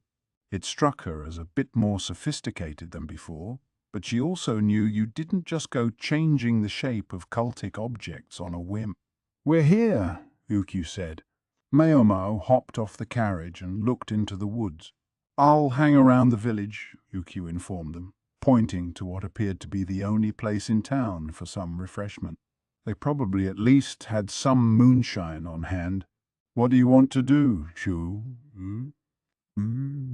Chu glanced back and forth between Maomao and Ukyu, then trotted over to Maomao. Q chuckled. "Think I'll go knock back around then." He headed for the drinking establishment. Chu Yu was clutching Maomao's robe for some reason. She was afraid he would pull her belt clean off, so she took his hand instead and pulled him toward the village chief's house. "This place sure is empty," Chu said after a quiet moment. It was true. There was really nothing there, but there was also no need to say so out loud, and Maomao gave him a rap on the head. They headed for the last house in the village, a tumble-down place with vegetables dangling from the eaves. They were probably drying them out to preserve them. A fine idea, but at this time of year you had to be careful or mold would start growing on the vegetables before you knew it. Next to the vegetables was a braided rope, like a smaller version of the one they had seen earlier. Maomao figured it had been 3 years since she'd been here last. Her service in the rear palace had kept her away for a long time, and she hoped the village chief still remembered her. "Hello," she called, knocking on the door. Chu imitated her with a solid thump, and Maomao shoved down his head angrily, just as a young woman emerged from inside. "Yeah, who is it?" the woman said. She was quite pretty for someone so far out in the country, and she was dressed in an outfit that looked plain but durable. "I'd like to see the chief, if I may.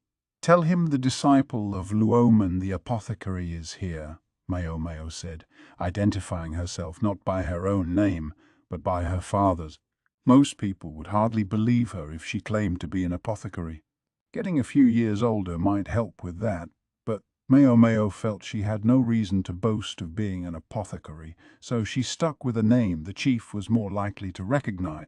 The young woman called into the house, and a middle-aged man emerged, the chief's son, as Maomao remembered.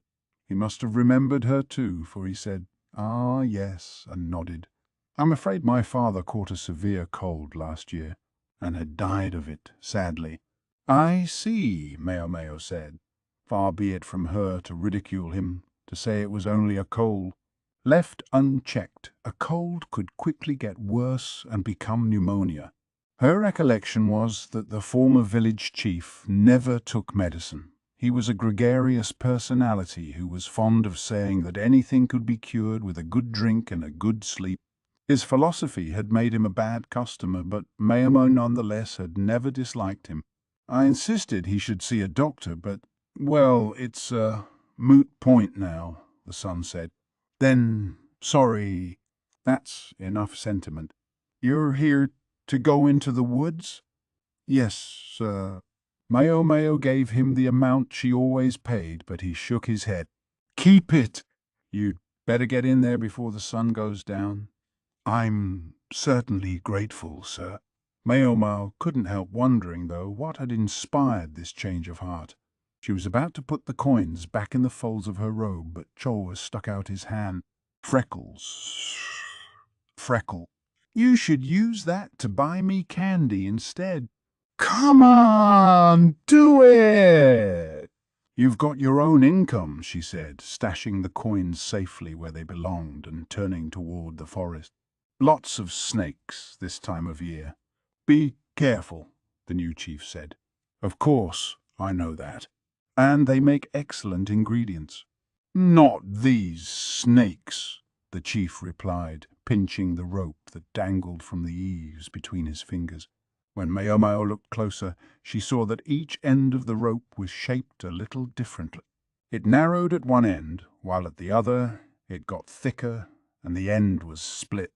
It almost reminded her of a snake. In fact, it looked very familiar. "If you kill a snake, the villagers might attack you," the chief said. "Attack me? What in the world for?" The idea was virtually incomprehensible to Maomao, whose first thought on seeing a snake was usually how tasty it would be grilled up with a nice soy sauce glaze. For that matter, once before, when she had captured several snakes here, they'd actually thanked her for taking care of the pest. The new chief gave her a tired smile. "It was my father's last will, you see. Just before he died, when he was very weak, he summoned a shaman. He should have just called a doctor." This shaman had given the former chief an incense that would ease his pain, but in exchange he was instructed to disseminate a teaching in the village. That, Maomao realized, was where the unusual sacred ropes must have come from. See, long ago, a snake god used to be worshipped around here. That was the reasoning, the current chief said, still smiling sheepishly. His expression suggested that you couldn't argue with an old faith, but his smile was strained. What do you do with the venomous snakes, then? Maomao asked. Vipers were the farmer's natural enemy.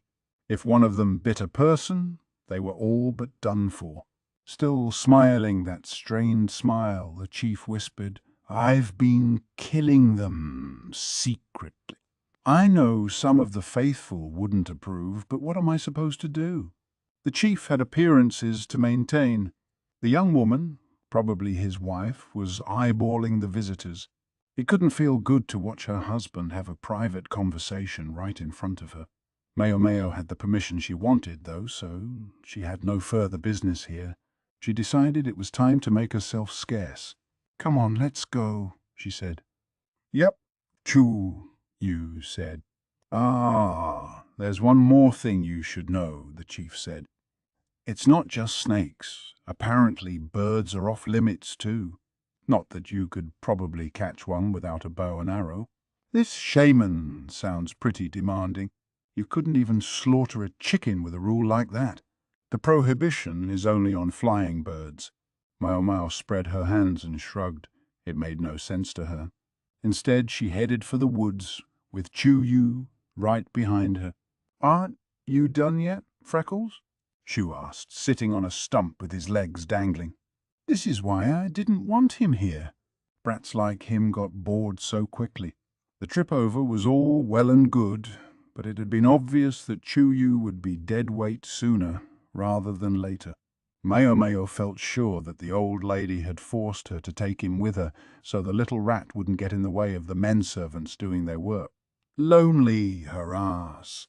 Maomao ignored Chu Yu's chattering, instead clipping some grass growing by the root of a tree. These were unusual and she couldn't resist grabbing them. She only needed the fresh buds, but she would worry about the details later. Freckles. Freckle. Pipe down. You're the one who wanted to tag along, Maomao said as she shoved some herbs into her bag. Chu braced himself on his hands and leaned forward, looking at Maomao in annoyance. But I'm tired.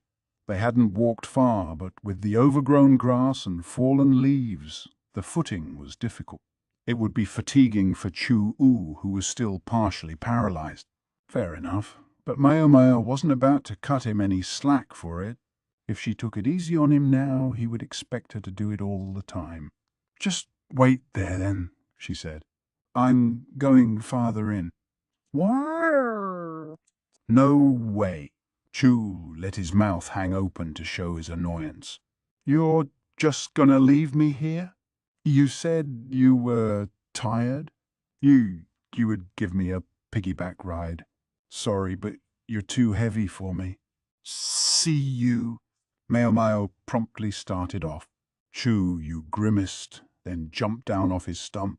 He did prefer to be with people, like the madam described. When he was in the pleasure district, he could frequently be found with the men servants or the girl children. The forest was gloomy on account of the dense growth, and he heard a fluttering sound like flapping wing. It was accompanied by a hoo. Maybe it was a pigeon. I'm coming.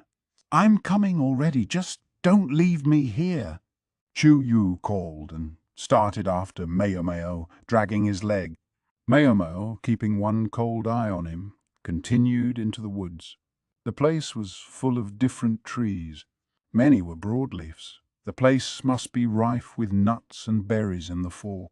Conifer forests were better for making paper, but in Li, most such places were located in the north. As she went along, Maomao spotted a raspberry and popped it in her mouth. Chu found another and copied her, which was fine, except that it left his mouth sticky and red. Maomao swallowed her annoyance and wiped his lips, knowing that if he wiped them on his sleeve, the color would never come out. With each raspberry he ate, Chu Yu smiled ruefully. These are sour, he announced. That's because they're not ripe yet, Maomao said. It evidently wasn't going to stop him from eating them. Hey, Freckle, can you eat these mushrooms? he asked, pointing to some small fungi growing on a desiccated tree trunk. Are they, like, eat-able? They're not very good, I'm afraid. And they're not even poisonous. In other words, they were of no interest to Maomao. Chu's shoulders slumped disappointedly. They sounded light-hearted, but Maomao hadn't forgotten why she was here. Eventually, she found a marsh, along the way to which she discovered some bracket fungus which made her very happy. Cattails grew along the banks. The pollen of these plants, known as puhuang, had medicinal properties and could be used to aid clotting and as a diuretic. There was an island in the middle of the marsh, and meanwhile a series of the sacred poles and ropes were set up at the border between the trees and the marsh, for places with water had long been said to be gateways to the other world. That might also explain why there was a small shrine on the island in the lake. The lord of the lake lived there. Maomao had heard that it took the form of a large snake. There was a hut on the edge of the marsh for the person tasked with tending to the shrine, and that was where Maomao and Chu headed. The hut was built on stilts to keep it clear of the water when there was a heavy rain. But in recent years, the marsh had begun to recede. Marks could be seen on the stilts where the water had been. Maomao had heard that even the spot where this small house stood had once been part of the marsh, which might have explained why the ground was soft and muddy and difficult to traverse. They took advantage of a succession of stepping stones to make the journey easier. Beside the shack was an even smaller structure from which cooing could be heard. Pigeons, Maomao suspected. At first she thought maybe they were being kept for food, but then she remembered what the chief had said. If his words were to be believed, it was forbidden to eat them. In which case, maybe they were pets. Chu was inspecting the high watermarks with interest. Maomao went up the stairs that led to the hut and peeked inside. The person inside noticed her too, for a hirsute old man shortly emerged from the house. Maomao had dealt with him before, and he seemed to remember her as well. Haven't seen you for ages. Thought maybe you'd gone off somewhere and got married, the old man said. Sorry, not yet. And yet that's quite the young lad you've got there. The old man hadn't grown any more delicate or civil while she was away, Maomao saw. He was an old acquaintance of Maomao's adoptive father, Luoman. They had been doctors together once in the capital, long ago. This man was supposed to be quite skilled, but his somewhat unorthodox personality, combined with a misanthropic streak, now saw him living a hermit's life out here in the boondocks. He claimed to spend his time picking herbs and looking after the shrine, but his duties didn't seem to extend very far. There was no boat in the water, suggesting he didn't get over to the island much. They went inside, where the old man took some dried herbs down off the wall and laid them on his crude table. Here, take what you need, but what you see is what I've got. When Maomao needed an herb that was out of season or some unusual plant, it was quickest to buy it from this old man. He even had puhuang laid out on a mat made of cattail leaves. The man settled himself into a chair with a hup and leaned forward. Maomao had heard that he was more than 10 years older than Luoman, and he hadn't gotten any younger in the 3 years since she'd seen him last. He still knew how to dry herbs, though, and to a good quality. In good quantities, too, despite his dotage. I'm impressed you were able to gather so much, Maomao said. Here I was, glad just to find you hadn't gone senile. Ah, spinsters always have the sharpest tongue. No worse than yours, Maomao replied, earning a guffaw from Chu. She glared at him as she wrapped the herbs she needed in a cloth. It's not all that surprising. I've had help lately, the old man said. What, one of the village brats? Pretty good work for a kid. Maomao deliberately looked at Chu as she said it. He stuck out his lip at her in a what gesture. Now, someone I picked up in the capital a bit back. Very capable. Look, speak of the devil. They heard footsteps coming up the stairs. Hey, Gramps. I got the stuff you wanted. Guests. The newcomer's voice was cheerful and familiar. In walked a young man with a sack swinging in one hand and a scarf wrapped as a bandage around one eye. That's why I recognized that voice. It was Kokuyu, the pockmarked man who last Maomao knew had been looking for work in the capital. But wouldn't you know it, everyone said they didn't want a doctor with such a creepy face, Kokuyu said, sounding as ever, as if the cascade of his misfortunes simply rolled right off his back. No sooner had he seen Maomao than the voluble man had started in chatting. "Do they know each other?" Gramps had asked, to which Chu had replied, "She practically collects weird guys like him." In brief, after arriving at the capital, Kokuyu had gone from clinic to clinic, looking for somewhere to begin his practice as a physician. Each time, they would ask him about the patch over his eye, and like an idiot, he would give them a straight answer and show them his scars. The ignorant doctors chased him out, admonishing him never to come back lest he give them his illness. The less ignorant doctors understood the disease was no longer contagious, but even a physician was ultimately running a business. They had no compelling reason to hire a shifty-looking man with an eye patch. Gramps had been whipping his old bones into town to deliver some herbs a doctor had ordered from him, and it just so happened that at that very moment, Kokuyu was being chased out of the same clinic. Gramps might have been a misanthrope, but he had an eye for medical talent. As age gradually slowed him down, he'd been thinking about finding a helper.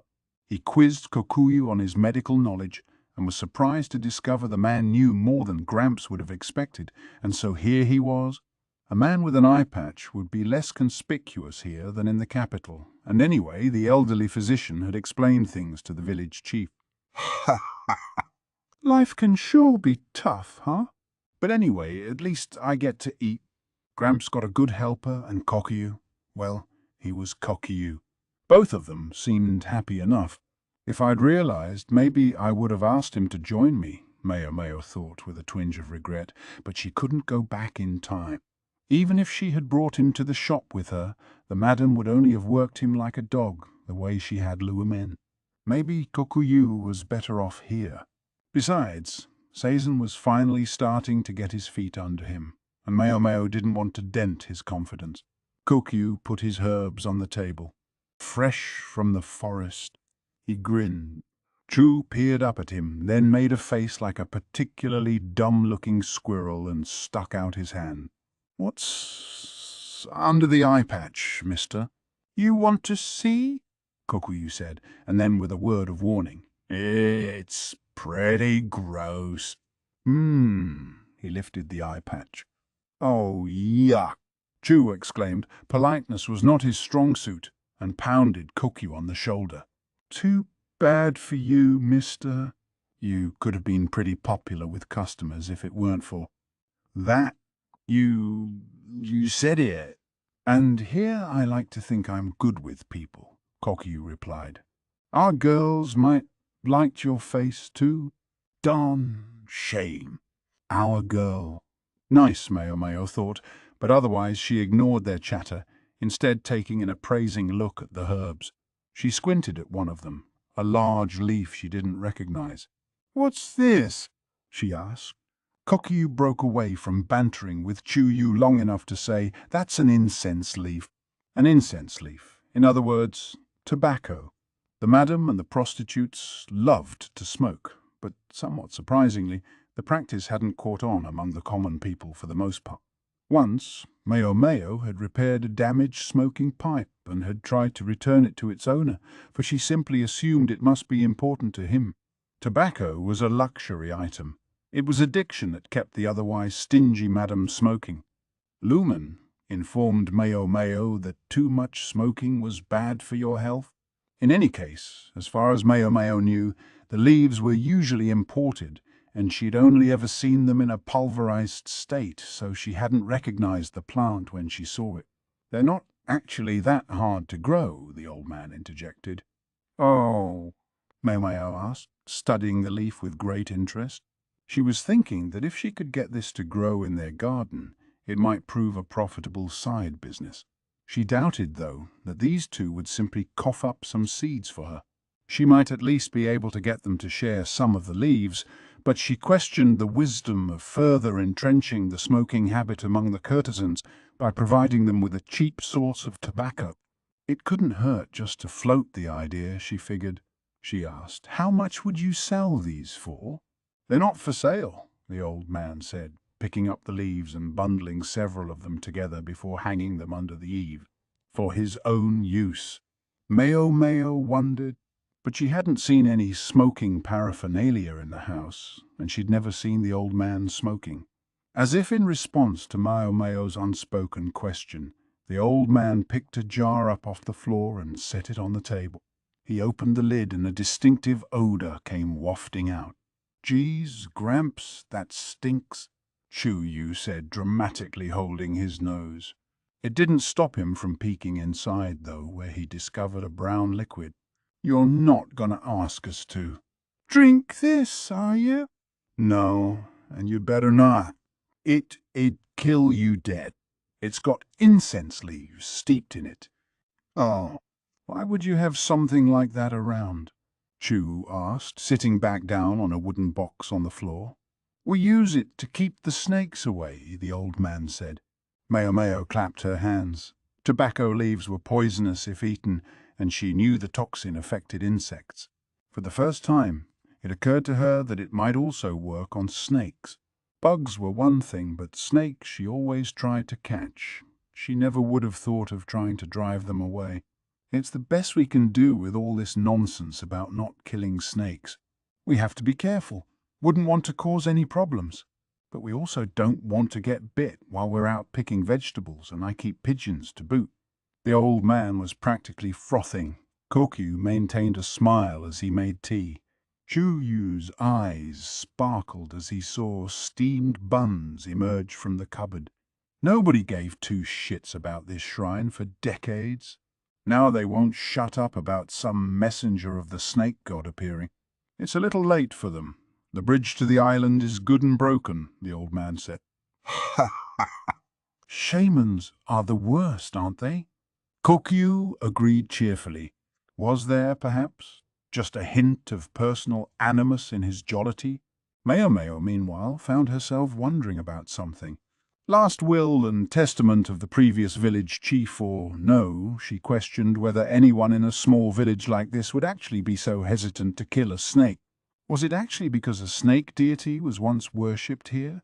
Was this shaman really that persuasive? She asked coolly. Gramps snorted. "Ah, funny you should ask. The truly faithful say she changed form. Changed form." Maomao had heard of foxes transforming, but a snake. "Isn't it enough that foxes can do it?" She gave them a confused look. Kokyu opened the window of the hut, and Maomao found she could see the marsh and the shrine. Gramps looked out the window and rubbed his scraggly beard. "I didn't see it myself, but they claim the shaman. They claimed the shaman had danced across the surface of the water to reach the shrine. That's got to be. It was said that proved the shaman was the god's messenger. And there you had it. The shadiest thing I've ever heard. Shady it might have been, but if it were true, then the pale woman the painter had witnessed could have been real as well. This shaman didn't happen to be a young woman with white hair and red eyes, did she? No. She was a young woman, all right, but nobody said a word about her looking anything like that. Chu was a god. That's amazing. How did she walk on the water? It's easy, Kokyu said. You just have to take the next step before your foot starts to sink. Then you do it again and again, one step at a time. The lie seemed to come very easily to him. Awesome. Maomao bapped Chu on the head as a warning not to be so gullible, at the same time glowering at Kokyu. She had just been starting to think of him as friendly and harmless when it turned out he was capable of something like this. "Don't tell me you really believe she could do that," Maomao said. "Hell, of course not. But, ahem," the old doctor continued, scratching his chin and looking outside. He seemed conflicted. "Once, when I was a young man, I saw that very thing. You saw someone dancing across the surface of the water? Maomao cocked her head. Chu-yu copied her, as did Kokiyu, for some reason. Yeah, back before I left the village. You know, it used to be the duty of the shrine maiden to serve the snake god. The old man's family were in fact distant relations of the village chief, and the young women who served at the shrine were of the same bloodline. Gramps had just said that the shrine had been all but abandoned for decades, but there was an explanation for that. They came hunting for girls for the rear palace, and then there weren't any young women around here anymore. What could one say? It was as simple as that. With that, rituals that had been passed down by word of mouth for generations disappeared, and the shrine fell into disuse. It was just about then that the previous village chief had taken over. Since the chief before him had been a man of scant faith, he allowed the shrine to sit unused until it became decrepit, and even the bridge to the shrine's island rotted and collapsed.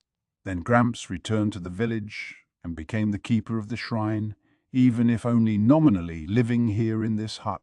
Didn't the shrine maiden come back to the village after completing her tenure at the rear palace? Maomao asked. She always was a good-natured girl. Why should she come back to a place like this? Fair enough, Maomao thought, picturing Xiaolin, who had been her friend at the rear palace. Xiaolin's parents had sold her into service so as to have one less mouth to feed. She'd understood the reality and had known that even if she went home, there would be no place for her. Instead, after leaving the rear palace, she had found work to support herself. A young woman with a half-decent head on her shoulders could probably have found any number of ways to earn a better living than the one she'd had in a village like this. There was more than one way in which the rear palace could be said to give its women a leg up in life. The former chief was all laments before he died, but my feeling was that if he was going to complain so much, he should have asked a doctor for help, Gramps said. Ha ha ha. That's funny. Yeah, some people are that way, huh? Kokuyu chortled, but the old man gave him a gentle jab to the head. It wasn't that funny. Maomao gazed outside. I don't see a boat. How do you get across? I assume you have to check the condition of the shrine periodically. Gramps drew a circle on the table. Boats anger the deity, evidently. There's even one particular area set aside for fishing, although all you'll ever catch is loach, so it's not exactly worth the effort. So the shrine just goes unattended. You're welcome to go see it if you're interested, just not by boat. What is this, some kind of riddle? Maomao asked. How was she supposed to get to the island without using a boat? Did he think she could walk on water? Well, you thought it would be easy to get to a sacred place. Nonsense, spouting old man. Kokuyu, you take them. There should be a better view of the island on the far bank than here. And weed the fields while you're at it. Oh, wow, what a chore, Kokuyu said, but he grabbed a hand scythe nonetheless. The tobacco grows over there. You can't have any leaves, but if there are some seeds, you can take a few. Your payment for doing the weeding. Maomao scowled at the old man, who seemed intent on turning the screw at every opportunity, but she also picked up a scythe. Maomao's little band headed around to the far side of the marsh. Something that looked like lotus leaves floated on the surface of the water. Chu-yu had been scared of Kokuyu's scars at first, but demonstrating that he had considerable adaptability, if nothing else, he and Kokuyu were already fast friends.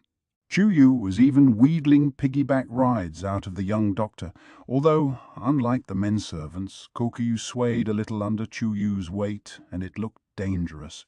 Maybe only being able to see out of one eye threw off his sense of balance.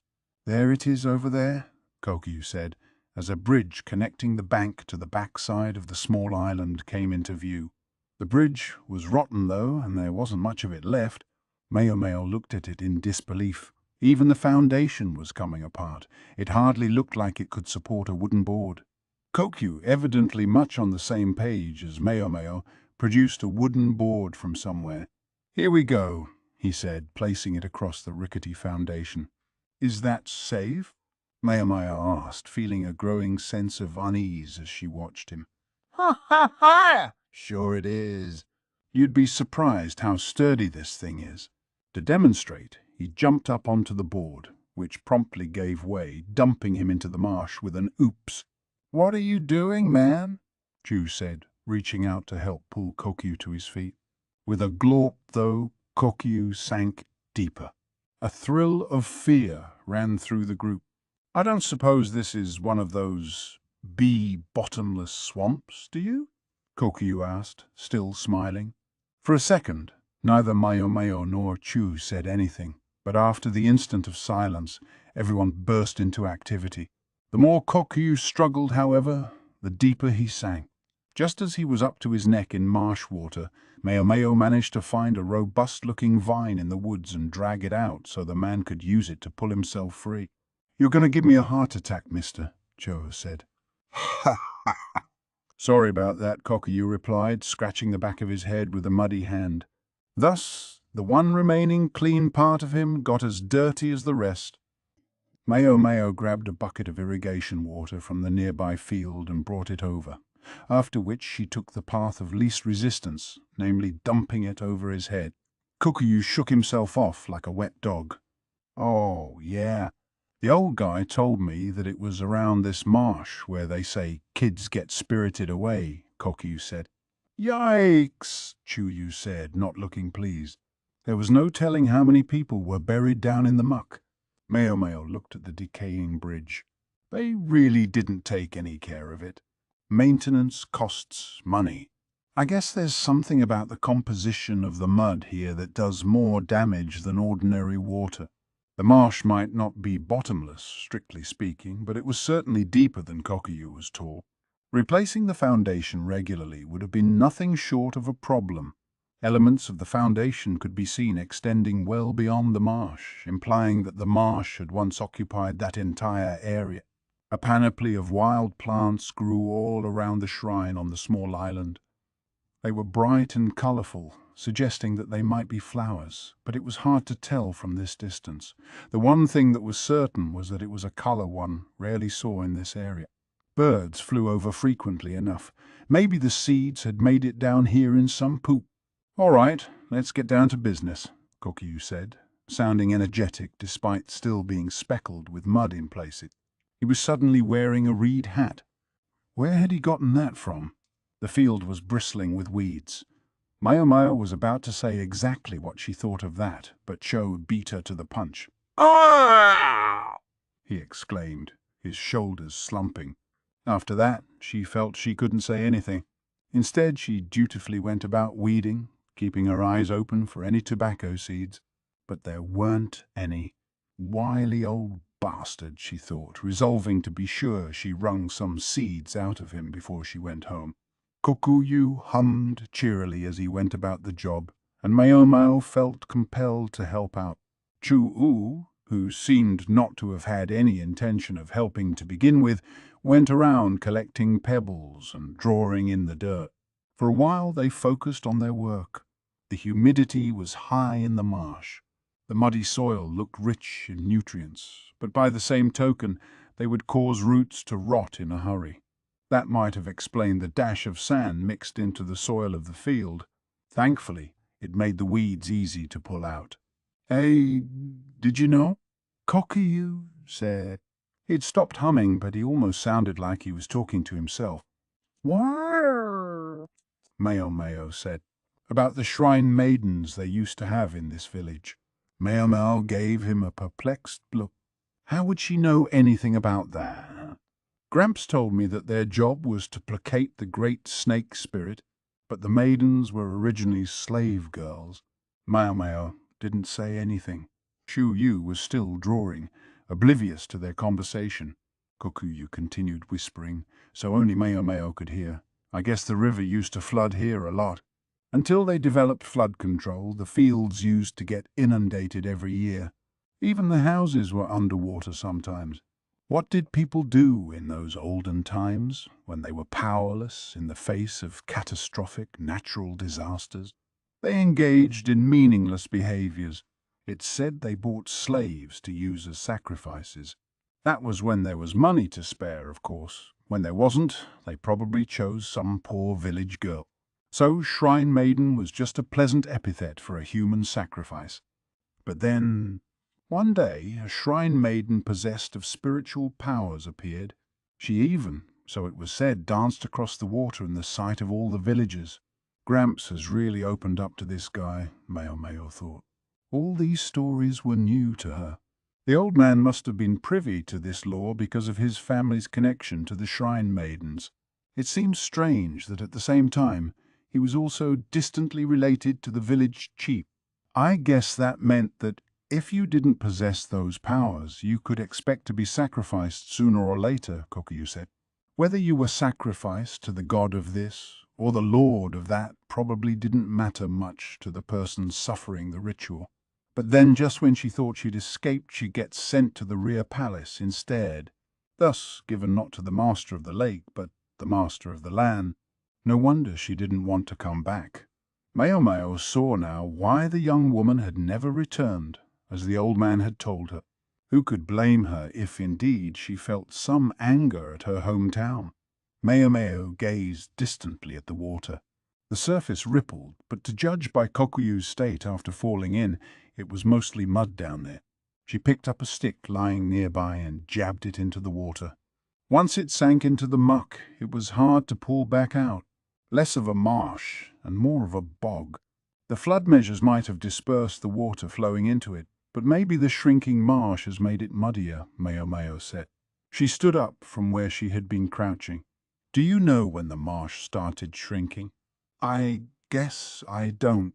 You could try asking Gramps, Kokuyu said. Maomao scratched her chin and stirred the mud as best she was able. She suddenly discovered Chu Yu was standing beside her, also stirring.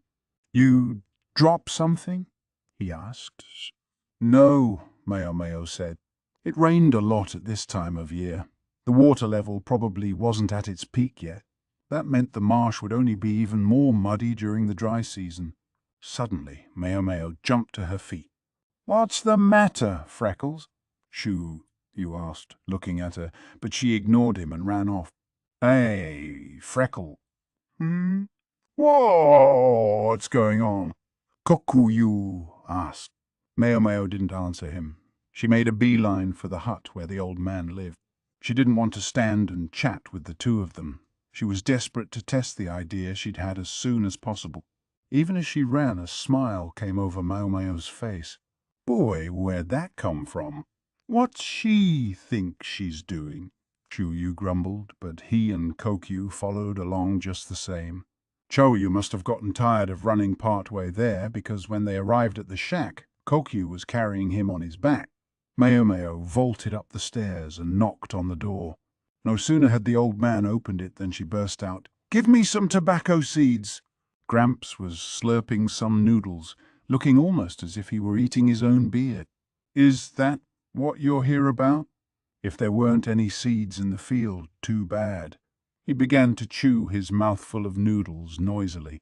Maomao had been expecting something like this, but she had an idea. What if I told you I could identify the notorious shaman? She whispered. The man's unpleasant chewing stopped and he set down his chopsticks. Kokuyu kimi. Take this and go entertain the kid. He pulled a ball off the shelf and tossed it to Kokuyu, who failed to catch it and had to run outside after it, Sho trotting behind him. With the interlopers cleared out, the old man motioned Maomao to sit. She seated herself in a chair and looked out the window at the marsh. Let me venture a guess. When this shaman appeared, it was the time of year when the water level was dropping. The painter had seen the white-haired, red-eyed woman about 6 months ago, give or take. That would be the season of little rain. Less water in the marsh would mean more bog. That's right, Gramps said. And the shrine maiden did her dance at roughly the same time of year, am I right? I don't see what that has to do with anything. Maomao moistened her finger in the water jug, then started sketching a map on the tabletop, a circle representing the lake, after which she added the little island and the bridge. Gramps must have found it hard to see the water map because he offered her a brush and paper. Crude materials, but still easier to see. Maomao started writing. She pointed to the bank nearest the island, the farthest point from the river that fed into the marsh. Was that about where the rain dance was performed? Yes, that's right, the physician said. The place could be seen from the window of the hut they were now in.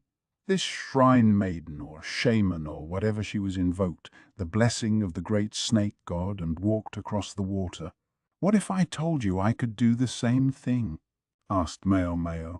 The old man squinted at her, clearly skeptical. That's enough silliness out of you. If I might say so, I don't think you have the figure to attract the snake god. Gee, old man, I didn't realize you were such a devout believer. Their eyes met. Maomao smiled, trying to provoke him. If she was right, this old man knew something he wasn't telling her. It was almost as if he could read her mind. Lumen would never operate on an assumption that way, he said. That's exactly why I want to investigate the marsh, to substantiate that assumption.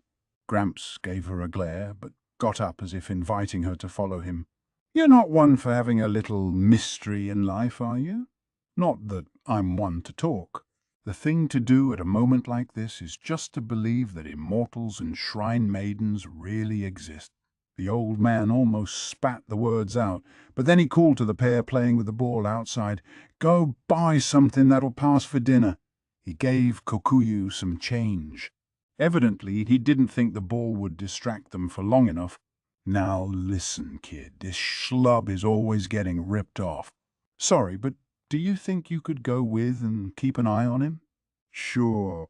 Just leave it to me, Shu said, and went after Koku again. Maomao and the old physician stayed where they were until the other two were out of sight. Then the doctor said, "Let's go." He brought her to an area of the marsh that had been fenced off. Floating plants grew on the surface of the water. Maomao frowned at the boggy ground, taking off her shoes and holding up her skirt as they went. Gramps, for his part, hiked up the legs of his trousers. The water was dark and cloudy. The shrine maiden walked from here to the island. "If you can manage the same thing, I'll tell you whatever you want to know." Then he dropped his voice to a menacing whisper and said, "Before the shrine maiden, the young women who were brought here were called sacrifices, and they were drowned in this marsh, tied to weights and sunk into the fathomless depths alive. My great-grandmother told me how she tried to cover her ears as the girls cried and sobbed their last, every attempt at struggle dragging them closer to their doom. No guarantees you won't end up the same way. It may have been a revered custom, yet it must also have been a terrifying sight for the villagers who witnessed it. And then they felt remorse for what they had done and begged forgiveness, though it meant nothing by that point. Stone pillars stood around the marsh, constructed of similarly sized rocks piled one atop the other, with the largest of all standing on top. Cairns of some type, perhaps. So, how exactly did the maiden cross the marsh? The old man asked. Maomao took out some rope she'd brought from the house, along with a couple of thin wooden boards. "All right if I borrow these." "Suit yourself." "Thank you." She punched 3 holes in each board and ran the rope through them to create what looked like crude sandals. They weren't very impressive, but she put them on, thinking paddy sandals would be perfect right about now. Paddy sandals were footwear used by people planting rice fields, but wishing wouldn't get her anywhere. The old man was watching her curiously now, but for the time being she kept quiet. She rolled up her robe to keep it clear of the ground, then wrapped a rope around her body, tying the other end to one of the stone pillars. Then she began. "Hey, what are you doing?" Gramps asked. "Substantiating." Maomao put her foot in the marsh. Or more properly, she almost kicked against it, the impact causing her foot to bounce back. The old man was startled, but Maomao was already taking her next step, kicking forcefully. She did this again and again, working her way across the bog. She was indeed walking on water. It wasn't quite the way Kokuyu had suggested, but she took each step before her foot could sink, then repeated the process. It was enough to keep her on the surface. How's that? I can walk on the water. Maomao grinned, full of confidence. The old man touched his beard, astonished. That's something special, I'll give you that. He picked up a long stick lying nearby, took a step into the marsh, and plunged it into the water. There was a hard, sharp sound. But you don't have to go to all that work. There are more of those cairns in the marsh. He struck the large stone pillar again. "Whoa!" Maomao said, flabbergasted. In her amazement, she stopped moving her feet, which promptly sank into the bog. Gramps ended up having to pull her out. "How'd you do that, anyway?" Gramps asked the mud-covered Maomao after he'd extricated her. Maomao took off her shoes and looked at the marsh, tired. "When you've got something that's not quite liquid and not quite solid, it has some special properties," she said. It might have been easiest to demonstrate if she'd had some potato starch on hand. Mix that into water at a specific ratio, and you could pick it up with your hand, but it would soon flow out between your fingers. This marsh was very similar. That was why Maomao had asked Gramps what time of year it had been when the maiden danced across the water. And Maomao had put on her improvised footwear because she'd judged there was a little too much water in the mix to do otherwise. She'd figured that some of the sacrifices had noticed that when the marsh shrank and the ratio of mud to water changed, you could walk over it. But she hadn't been quite right. "A gimmick like this? That's not very fair," she said. "The stone pillars sunk in the marsh are grave markers for the dead sacrifices," the old man replied firmly. "They were buried such that even in the dry season they weren't visible. 10 of them, or maybe a little more, intimating the number of women who had been drowned. Long ago, when the time for the next sacrifice was decided, the son of the village chief told the unfortunate girl about the grave markers. Then it was the young woman who had the Lord of the Lake on her side, and she became the shrine maiden. That was more than 50 years ago now. The previous village chief evidently hadn't known about the stones. It looked to Maomao as if the only one who was aware of them was this man here." She glared at him. He'd known all along, and he kept quiet about it. Why would he do that, except perhaps if there was something he felt guilty about? Was the shaman a woman with white hair? Maomao asked again. But again, the doctor shook his head. "Haven't had anyone like that around here." However, he did have something else to add. He began speaking, telling Maomao about how by sheer chance in the capital he'd run into the former shrine maiden who'd been sent to the rear palace. She'd had a granddaughter by then. The former shrine maiden had asked him, what was the state of the great snake god today? The physician explained that even without a shrine maiden, improvements in flood control technology meant that the river and the marsh no longer overflowed their banks.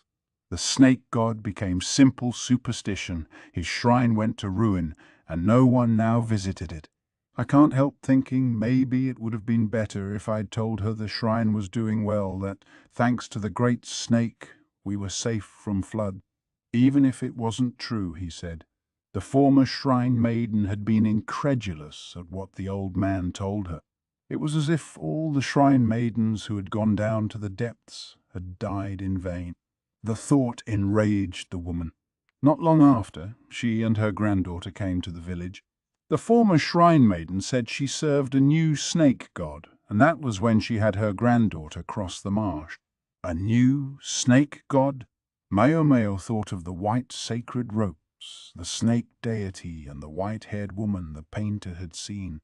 She picked up the pole and plunged it into the marsh, seeking out the cairns as she worked her way toward the little island. The old man was right. This was a more reliable method than the one Maomao had tried. As long as your feet were steady, you could make it. She hopped over to the island. It was home to the dilapidated shrine, rampant wild grasses, and flowers with small red petals blowing in the wind. These flowers didn't live long. Some of the petals were already dropping, leaving bald plants behind. Had they been planted here, or had some seeds just happened to drop in the area? All Maomao knew was that the plants should not have been here. "Poppies!" she heard the old man say, and from his tone she could tell he was discovering them for the first time. Maybe he hadn't been over to the island before, even though he knew how to get there. "May I ask you another question?" Maomao said. "Go ahead. I'll tell you anything now. How is it you know about the grave markers?" Gramps smiled. "You know I'm related to the Shrine Maidens, which means I'm a slave's son. It's not unusual for the powerful in a village to get involved with the slaves."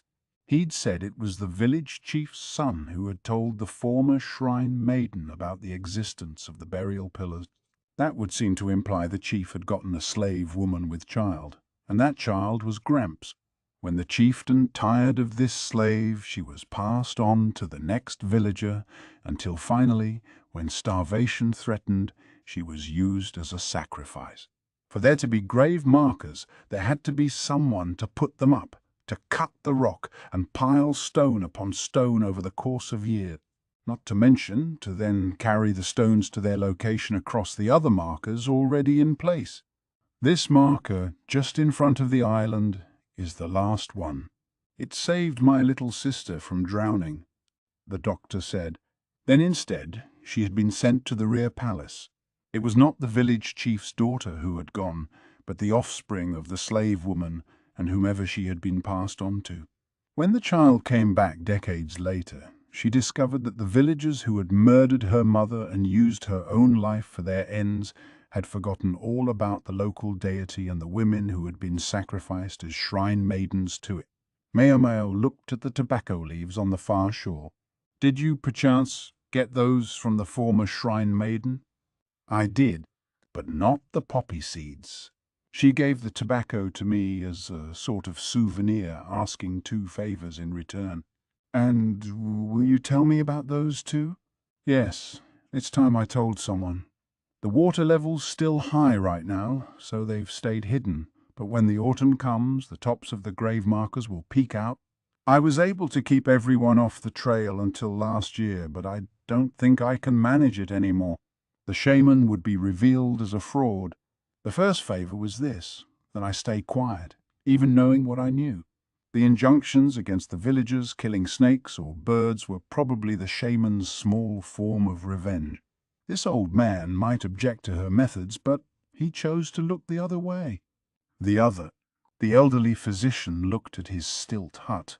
"The other was that I give her free use of my pigeon coop." "Pigeon coop? What in the world did she want with that?" Maomao asked, tilting her head in confusion. Come to think of it, she'd heard pigeons cooing in the village too. Did they normally keep free-range birds? "Don't kill flying birds." Compared to the rule about snakes, this admonition almost seemed like an afterthought. Maomao worked her way back across the grave markers toward the hut. Several times she almost slipped on the slick stone, but she was in a hurry to get to the pigeon coop. As she approached, her nose prickled at its distinctive odor. Inside, there were several dozen birds with dark greenish feathers. They flapped excitedly, surprised by Maomao's sudden arrival, but she ignored their reaction. Instead, she grabbed each one and tossed it aside in turn. "Hey, leave the poor birds alone," Gramps sputtered. So he thought of them as something more than food, but that was also immaterial to Maomao at that moment. Finally, she found what she was looking for. She grabbed one bird around the back and flipped it over, plucking off the thing attached to its leg, a piece of twisted white string. It was grimy in places. She guessed it had gotten dirty while the animal was outside. Maomao left the pigeon coop and undid the string. It turned out to be a single piece of cloth embroidered with characters that really did look like a scribbled snake. "I know I've seen these before," Maomao thought. They looked much like the embroidery on the fire rat cloak she'd seen at the used clothing store. If you knew what you were looking at, you could tell it wasn't just a random pattern. It was a code based on characters from the Western Reaches. Maomao thought back to the fortune teller from the Western capital, how she had used a pigeon feather instead of a brush to write with. For some time now, Maomao had been grappling with the fact that the White Lady somehow seemed to be everywhere at once in this country. Surely the young woman couldn't actually travel so widely. Her albino appearance might make her seem uncanny, but she couldn't actually use magic like the immortals were said to do. Practically the reverse, in fact. With skin so sensitive to sunlight, she wouldn't be able to spend much time outside in bright region. So it wouldn't be the White Lady herself who moved about. Maomao assumed she directed confederates instead. The problem with that hypothesis was information. In order to release the lion from its cage or make contact with Consort Lishu's half-sister, the White Lady would need a way to exchange information quickly between the Western capital and the Imperial capital in the central region. Even the fastest horse would take more than 10 days to reach the west from the capital, and coming back would take nearly as long, even if one went by boat. How had she solved that conundrum? These pigeons. Hey, Gramps, does the former shrine maiden herself come to visit the pigeon coop? Her granddaughter does. She took a few of them with her, said she was going to use them for a curse or something. Aren't you eventually going to run out of pigeons? No, they come right back to this co-op when I release them. Unless an animal, or a human, gets them first. In other words, she could communicate, taking advantage of these pigeons' aptitude. Maomao closed her eyes, thought for a second about what she should do, and then looked at the old man. It was possible harm would come to the former shrine maiden and her granddaughter. They seemed like they might be connected to the White Lady. Maomao clicked her tongue. Want to work with me this time, Gramps? What are you talking about? Maomao wasn't entirely bereft of decency.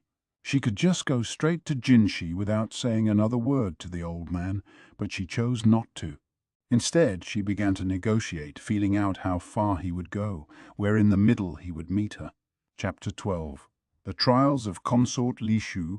Jinshi got a letter from Maomao the day after his informal meeting with the messenger from the west. I found a clue about the White Lady in a village called Golden Lake. It was most convenient for him, or perhaps most inconvenient. The messenger from the west was one of the emissaries from Shao who had visited Li the year before, a woman named Ailin. She and her companion had looked so much alike that they might have been twins, but the other woman, Isla, well, matters turned out to be complicated. When last she had visited, Ayla wore a red hairband and Ailin a blue one. This time, Ailin's entire garment was blue. Because of the covert nature of her mission, she wore nothing conspicuous, but rather a kuju shenyai, a robe with a curved hem that was quite common in life. In truth, she was not someone with whom Jinshi ought to have been meeting too personally. The last time she'd seen him, he'd been dressed up as a woman, and she had, embarrassingly, taken him for the moon spirit. Besides, he was busy. He wondered what she would talk about at this moment, whose guidance she was under, but it turned out to be Lahan's. Jinshi had thought he'd seemed to be up to something in the western capital, but he felt certain Lahan of all people wouldn't be doing anything sketchy, and had let the matter slide. It wasn't that he trusted Lahan so much as that he had a certain understanding of the other man's psychology. Lahan had some sort of fixation on beautiful numbers and unbeautiful numbers, and although Jinshi couldn't claim to quite understand it, he gathered that Lahan wouldn't do anything that violated his standards of beauty. Jinshi had expected about half of what Ailin said to him. The other half had been unexpected, but none of it was completely unreasonable. Lahan was already privy to the 2 points Ailin had brought up, and he hadn't shown any particular reaction. One thing she said did make Jinshi's head hurt: food exports or political asylum. Lahan had already talked to Jinshi about exports in the form of a root vegetable called sweet potatoes. It was a promising crop, one that could be grown even in poor soil and yielded a harvest many times that of rice. The fact that Lahan could come to him with such an idea immediately upon his return to the capital reminded him afresh that the La clan was nothing to sneeze at. The result was that Jinshi had spent the 2 weeks since his return working virtually without sleep. Just catching up was bad enough, but now there was even more to be done.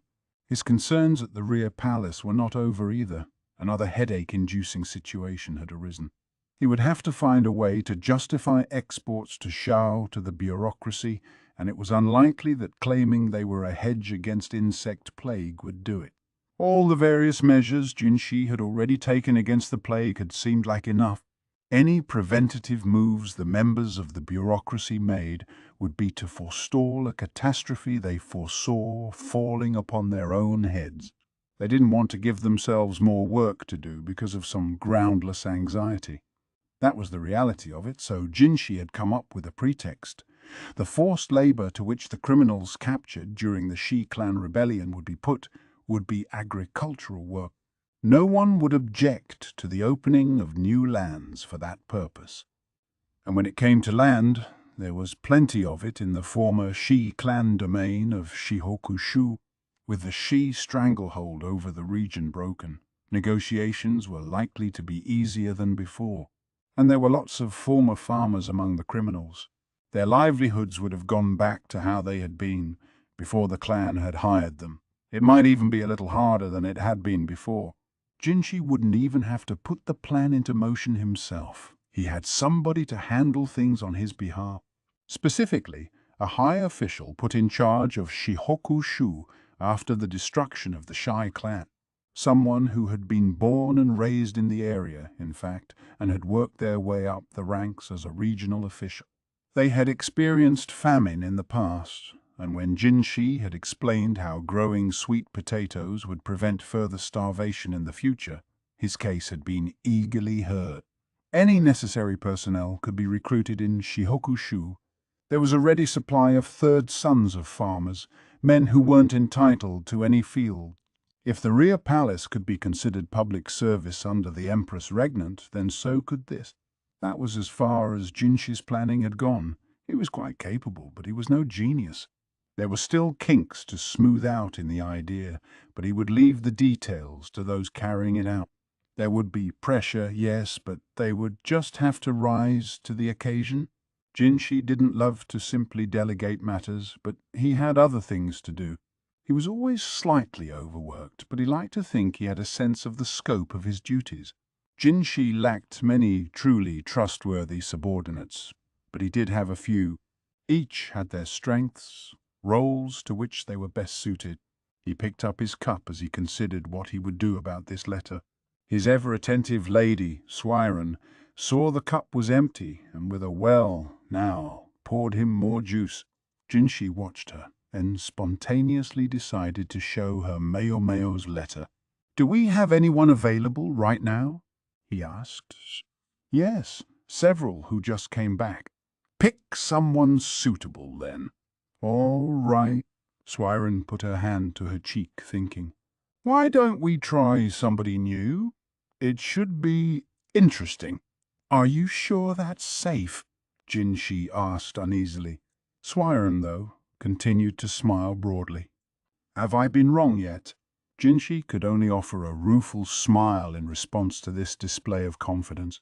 Swiren had once attended upon the Empress Dowager herself. Even Maomao couldn't get the better of her. Swiren was one of those who had helped see to the safety of the Empress Dowager in that den of iniquity, the rear palace, the Empress Dowager who had become pregnant with the current emperor at barely more than 10 years old. Jinshi was convinced that the fact that Swiren had been assigned to attend him was a show of motherly concern on the part of the Empress Dowager. "If you still don't believe me, then let me tell you a little secret," Swiren said, and then she whispered in Jinshi's ear. His eyes went wide. "Is that true?" "Yeah.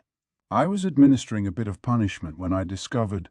Swiren's secret had no bearing whatsoever on Jinshi's work, but it was very useful information to him personally.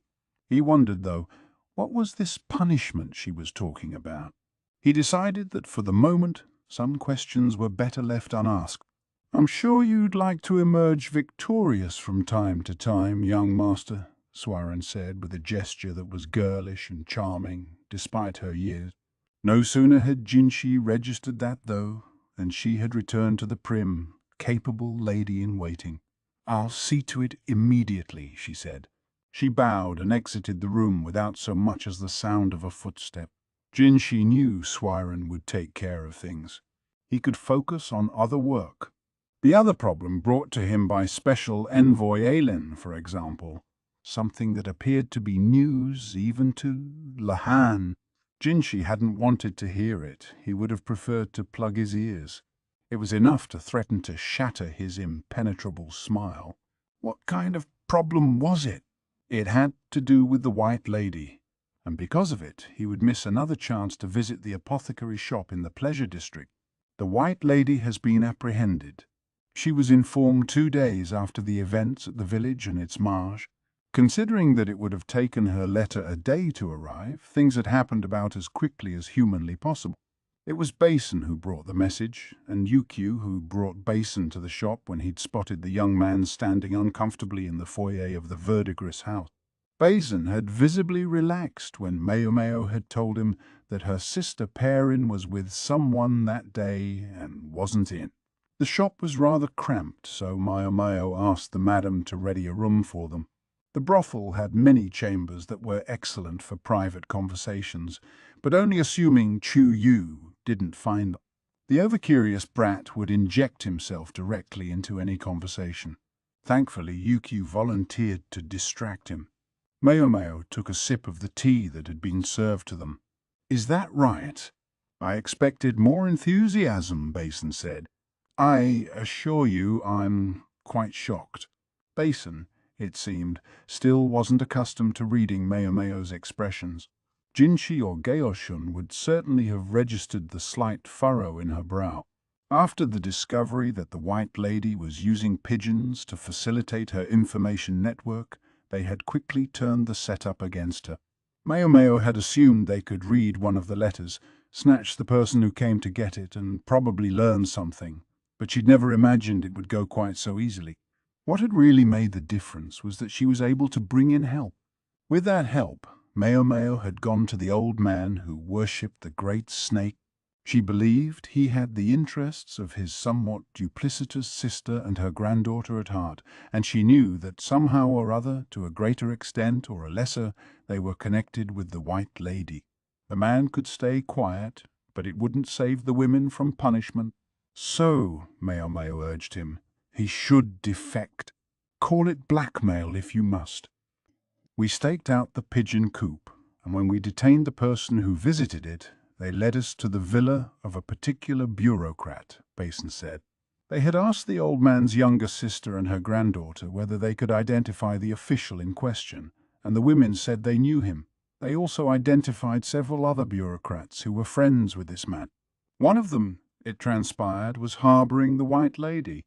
Kind of anticlimactic. I can't help wondering, though, why would anyone go so far to protect her? Maomao said. The bureaucrats were passionate cannabis smokers, and traces of what's thought to be opium were also found in the house. But of course, once someone was hooked on narcotics, they might do anything to get them. Getting such a drug out of your life took considerable resolve as well. Just goes to show one shouldn't fool around with dangerous drugs, I guess. "You're one to talk," Basen said. She ignored his profoundly doubtful look, instead thinking about what medicine she would mix up today. Basen had presumably come just to tell her about what had happened, so his business was finished. His hand was better now. The bandage was off. Really, though, Maomao wasn't sure why they couldn't have sent her a letter, or at least some other messenger. No reason for Basen to come here and be terrified by the courtesans. Despite having delivered his message, however, Basen showed no sign of getting up to leave. Instead, he kept stealing glances at Maomao, his mouth almost opening and then shutting again. At length she asked, "Is something the matter, sir?" "Ahem. No, Maomao was curious, but didn't actually want to get involved. Whatever it was, it probably meant trouble, and worse, it probably meant Jinshi. Yes, definitely better to steer clear." She hadn't seen Jinshi since they'd parted ways at the Western capital. The extent of their contact had been her letter about the White Lady, to which his reply had been businesslike. "I hope he'll just pretend nothing happened." That would be the most harmonious thing, in her opinion. Unfortunately, The world wasn't a decent enough place to give you harmony just because you wanted it. Basen finally stopped flapping his mouth and looked her square in the eye, clearly resolved to say what he had to say. I have a question for you. If a woman's menstrual period doesn't come, is it fair to assume that she's pregnant? Maomao greeted this with silence. She never did know what this man was going to say next. Basen scowled at the disdainful look she gave him, but his face grew steadily redder. Frankly, Maomao wasn't sure what to make of such a hopelessly virginal response. He wanted to know how to tell if a woman was pregnant. Could it be he'd fallen in with some bad girl who'd taken advantage of him? I guess I could see it, she thought. Basen always did seem to come up a little short, man-wise. There was no end of people in the world who, under the influence of a bit too much to drink, made a night's mistake. And considering Basen's status, there must be any number of women eager to share a drink with him. She knew this was something she couldn't tease him about. She had to be serious. Master Basen, she began, I know you may feel you were duped, but a real man takes responsibility for his action. Basen looked at her incredulously. If it really is your child, then you have to do what's right. Not that that makes it okay that she took advantage of you, but... Hold on. What are you talking about? The poor girl you got pregnant, Master Basen. I didn't get anyone pregnant. Basen slammed a fist against the floor, the impact so powerful it made Maomao feel like she might be flung into the air. It was his right fist. Wasn't he afraid he would injure it again? Why are you asking, then? Well, it's... His mouth started opening and closing again, but he managed to lean in and whisper into Maomao's ear. It's about Consort, Lishu. Maomao looked at him, thunderstruck. No way. No way. Yes, there had seemed to be a certain something between them. If you could only disregard their respective stations, Basen and Lishu could have made a pretty nice... Hold on. When the hell would they have had the time? Surely there hadn't been a free moment. Then again, Maomao had hardly been watching them 24/7, so she couldn't be sure. Then again, had they ever looked like they'd... She tried to remember. She seemed to be confused in her own way. As she thought, she rifled through her medicine cabinet and produced a packet of something that she placed in front of Basen. This is a relatively harmless abortifacient, she said, something she kept on hand for the courtesans. I'm not certain I can control my strength, but may I hit you? Basen asked with uncharacteristic politeness. The touch of civility, in fact, indicated how angry he was. Maomao knew she'd never survive a blow from someone with his absurd strength, and she delicately put the medicine away. Basen cleared his throat, drinking some of the cold tea in an effort to bring down the flush that had come into his face, a combination of frustration and embarrassment. Ahem. What I'm saying is, a certain august personage is in a difficult position. Apparently desperate to avoid using so much as a personal pronoun, he resorted to extremely circuitous locutions. When one has been away from a certain place for quite a long time, and then returns to this certain place, one is subject to the same strictures as if one were entering it for the first time. A certain place was no doubt the rear palace. Ah, so that's what's going on, Maomao said, slapping her knees. There were stipulations when entering the rear palace. Just as any men were expected to be eunuchs, there were certain things that a woman had to do as well. Nothing as difficult as what was demanded of the men, but the last thing they wanted was for a woman to enter the rear palace with a child already in her belly. Thus, a woman was only allowed entry after she had been confirmed to be menstruating.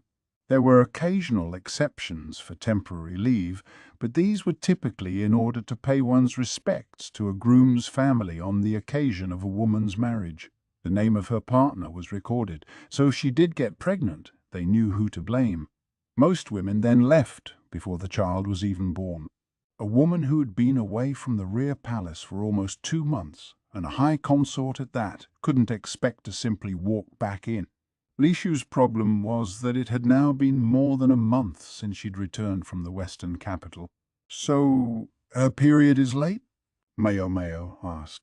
Basen nodded miserably.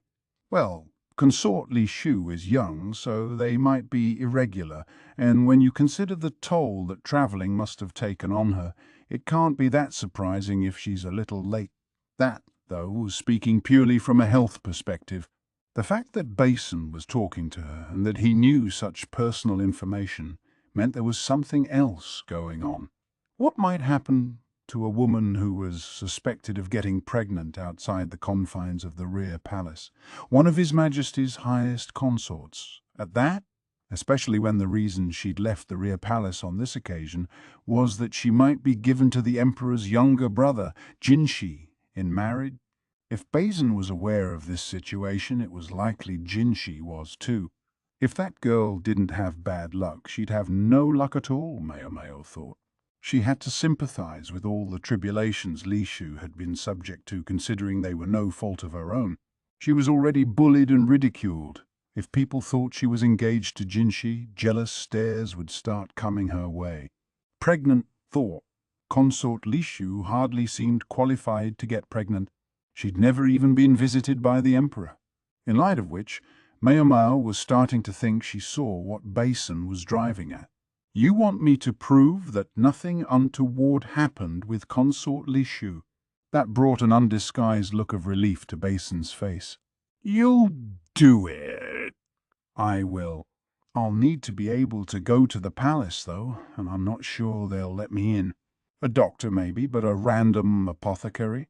Don't worry about that. I've already spoken to the head of the medical office. And Saluman has kindly agreed to come as well.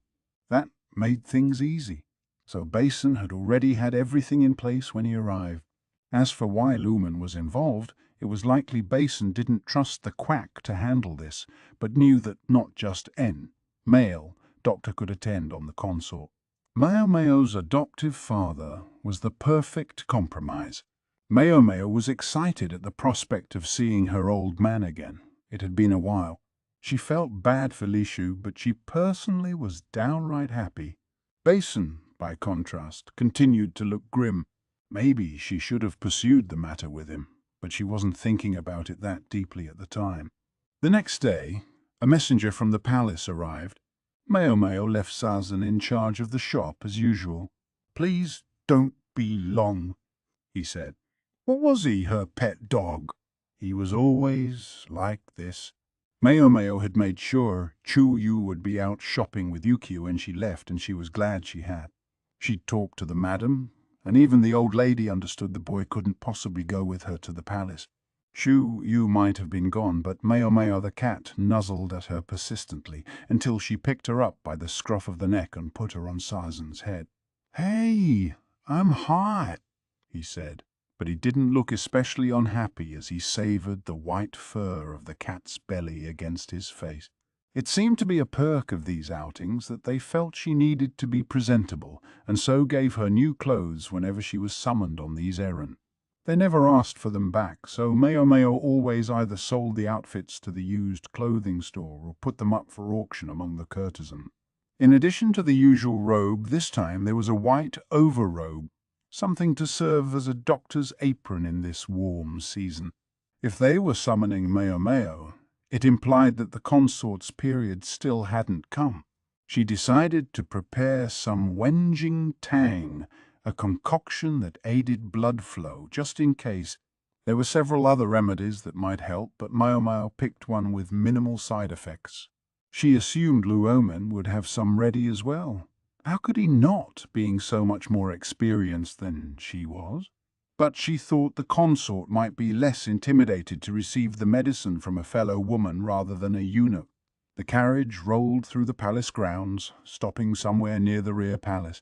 They were, in fact, quite close to the pavilion where Anshi, the Empress Dowager, had once invited them.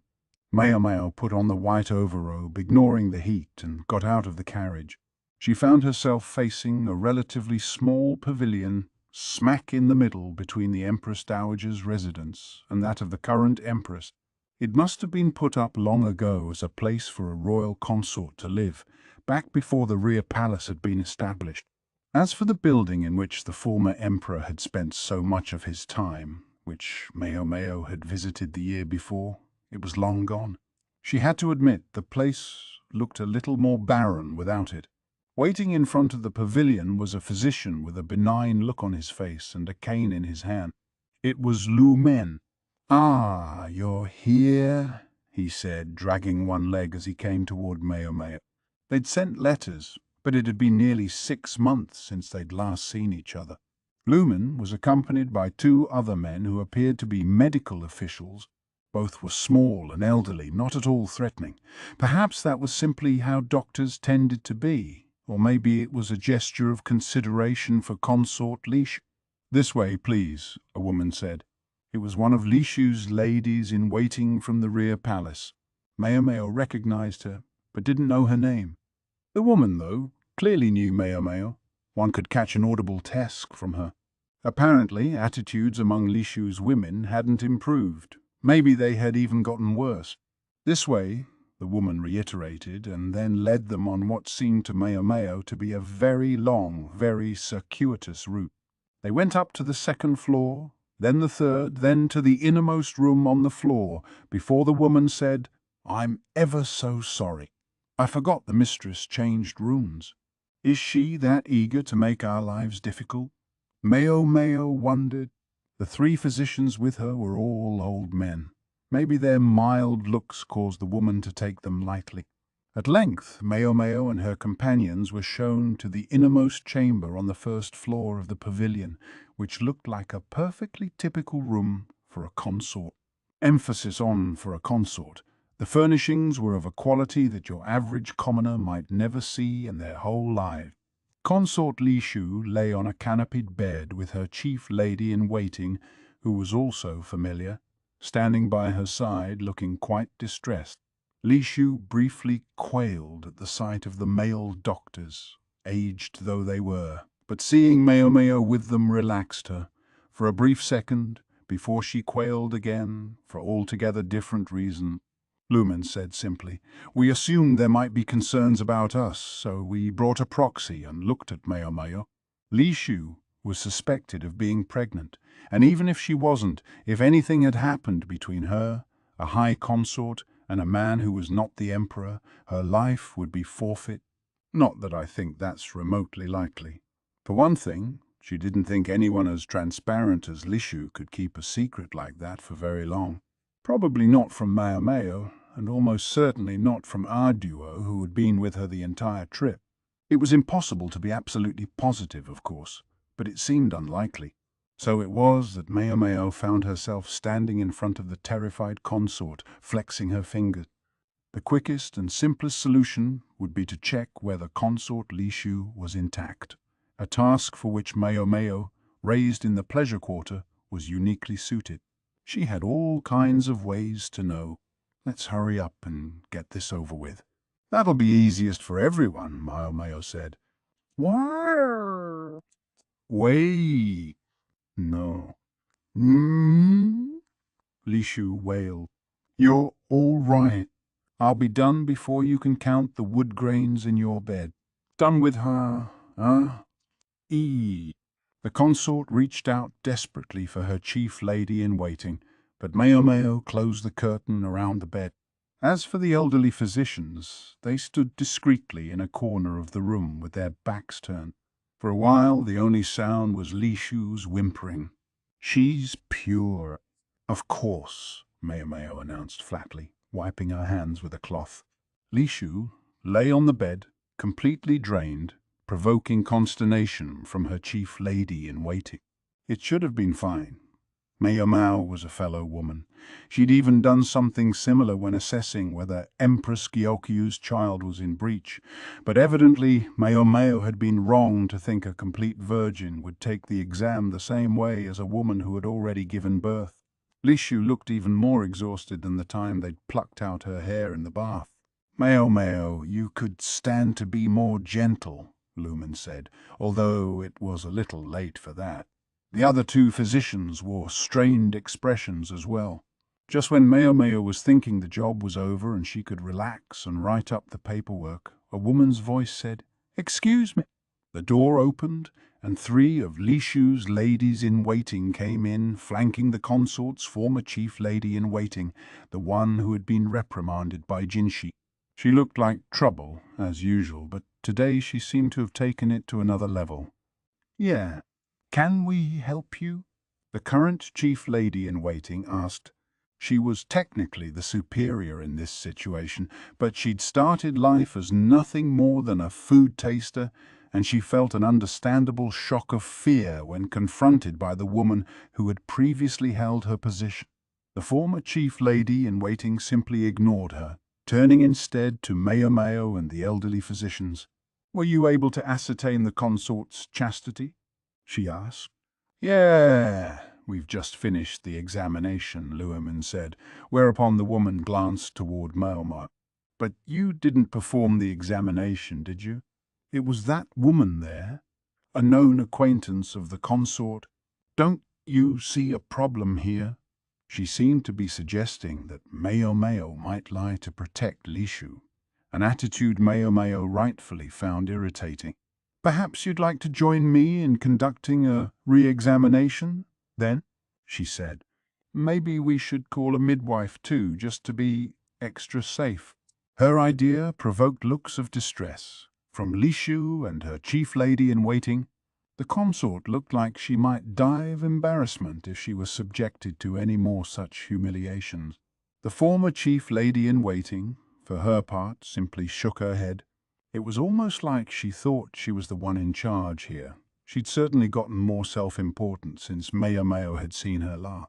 Before, at least, she'd been willing to pretend to be deferential to the consort. The reason for her arrogance soon became clear. She was holding it in her hand. "I must say I dearly hoped it wouldn't come to this, but I found this and felt honor-bound to bring it to your collective attention." She put a piece of paper on the table. Maomao couldn't help noticing how crumpled it was. "I confess I couldn't believe the consort would write such a thing." The woman leaned dramatically, almost theatrically, against the table. When Maomao saw what was written on the page, she could only frown. "A love letter?" the former chief lady-in-waiting announced, "to someone who is not His Majesty." The page was covered in pretty, girlish characters, and a plenitude of sweet nothings and proclamations of love. "So that's why she took us on the scenic route," Maomao thought, finally understanding why the attendant had led them to the wrong room before finally bringing them to Consort Lishu. She hadn't been playing a nasty little joke, she'd been buying time. The former chief lady-in-waiting called for an official who was outside the room.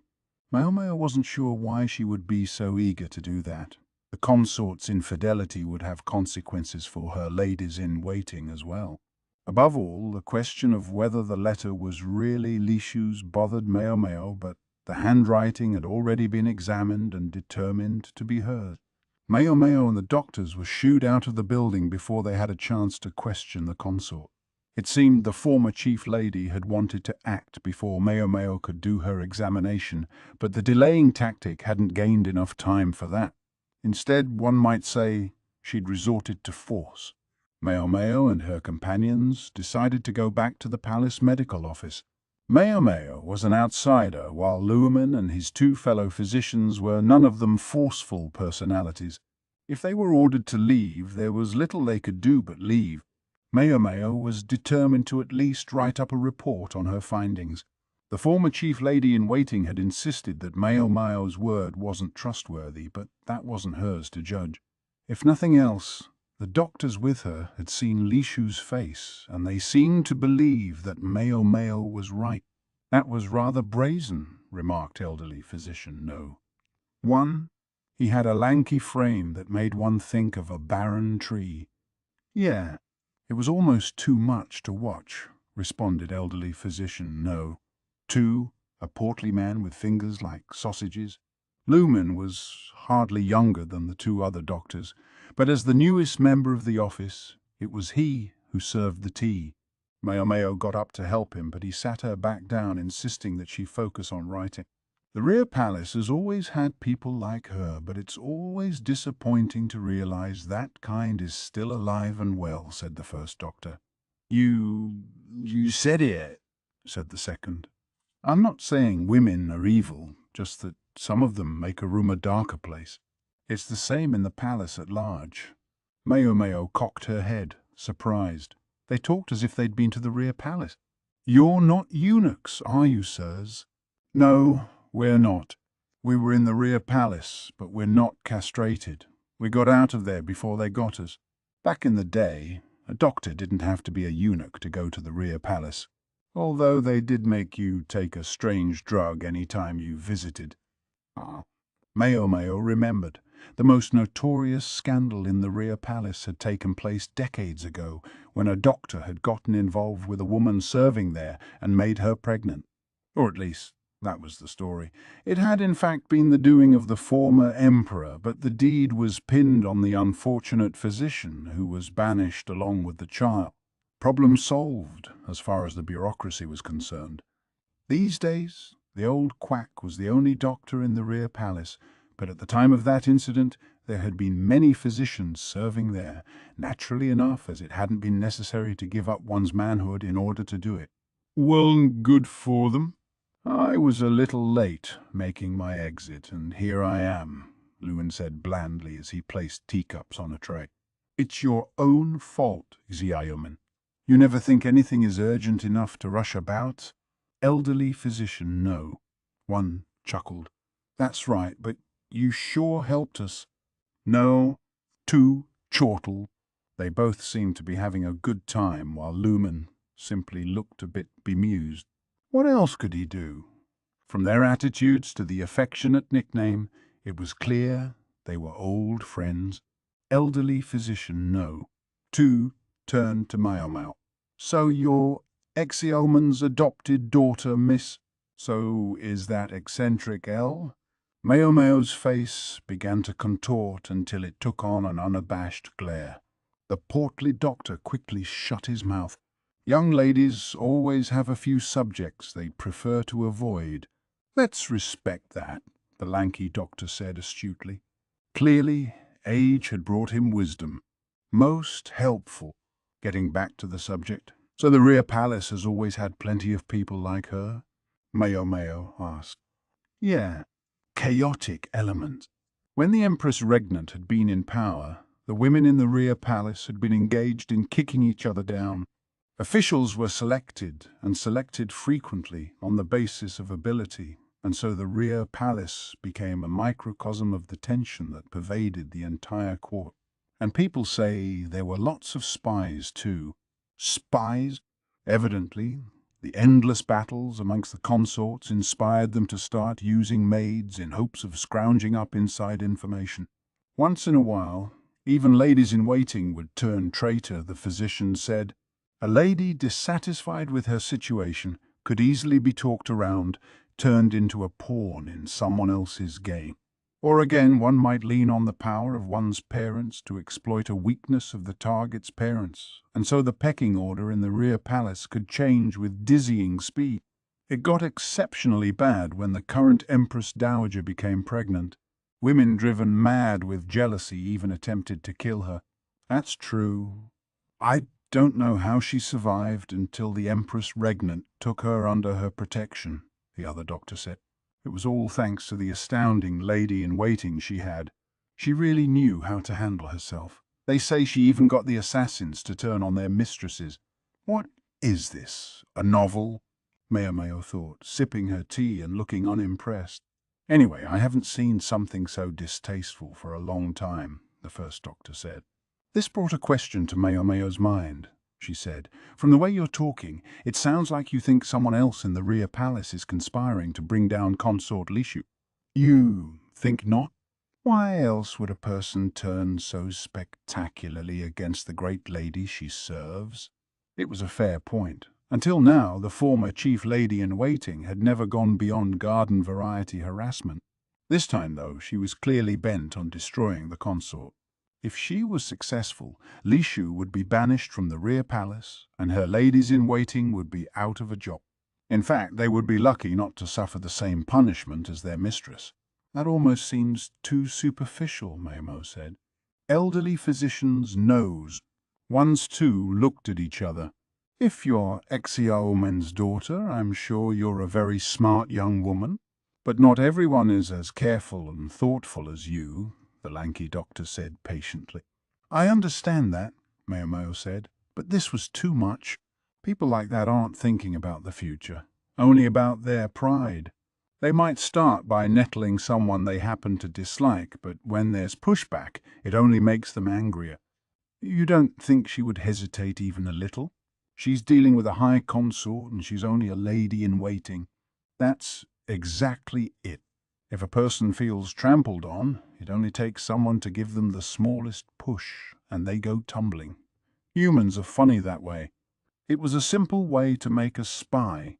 Ha ha ha ha! You do like those kinds of stories, don't you? The pudgy doctor said, stuffing a bun into his face. It's just like how you said that white immortal everyone was talking about was an intelligence agent from another country. Lumen sipped tea with a reserved smile on his face, but there was unmistakable sympathy for Consort Lishu in his eye. Hey, don't worry about it. Once your girl submits the paperwork, the consort will be free and clear, the portly physician said, obviously able to tell exactly how Lumen was feeling. But that love letter, Lumen said, his worry not assuaged. Oh, that. Girls her age write letters like that all the time. What's the problem with letting a little fancy take you? I know. It's embarrassing for sure, and it's a problem coming from a high consort. But you just say she was practicing writing to His Majesty and the trouble goes away. Maybe she did write that letter, but she didn't send it, did she? All the consort's letters are supposed to be checked by the censor anyway. Yes, they're supposed to be, Maomao said. But she was concerned by just how confident the former chief lady-in-waiting had acted. Say, Maomao, Lumen began, glancing outside. Yeah, there's a certain someone who always shows up about this hour, claiming it's snack time. Are you sure you should be here? At that, Maomao promptly drained her tea. At the very same moment, she heard a weird old man whistling outside. She lost not a second getting her things together and opening the window opposite the entrance. I'll see myself out then, she said. You're an odd one, said one of the two elderly physicians, but neither of them tried to stop her. They were too busy preparing for the storm that was about to hit. The exact same moment Maomao landed on the ground outside, there was a great slam as the door flew open. Uncle, I've brought some Jidan Gao. You'll join me, won't you? The man announcing his snack was none other than the monocled freak, and his entrance left Maomao with absolutely no reason to stick around any longer. I'm still not sure, though.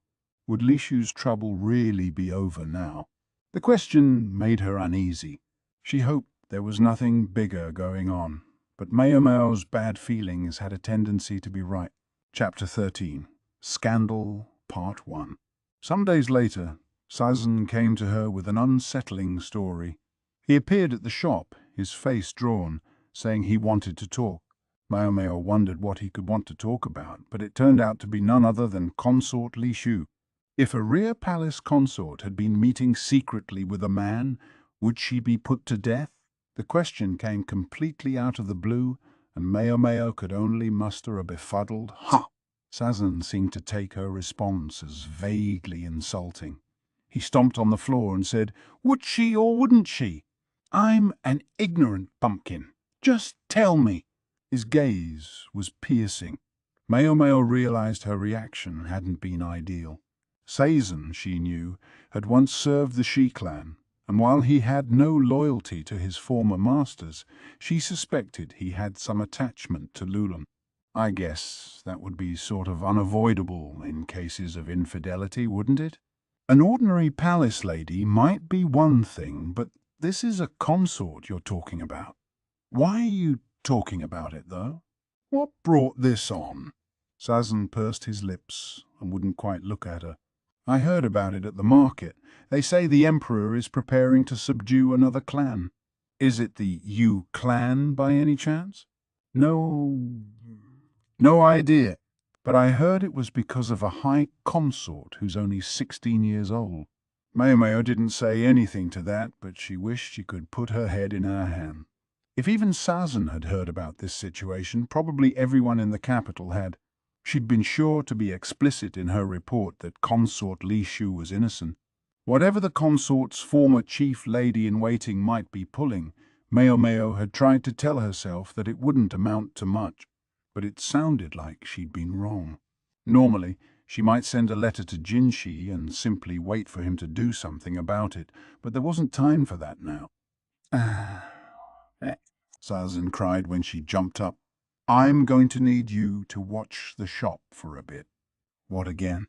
Maomao hurried out and toward the northern side of the capital.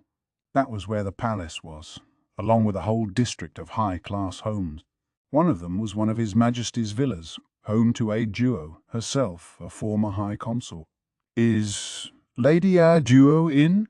Maomao asked the guard, even though she knew he wouldn't simply grant her admittance. Do you have an official appointment, miss? The guard asked.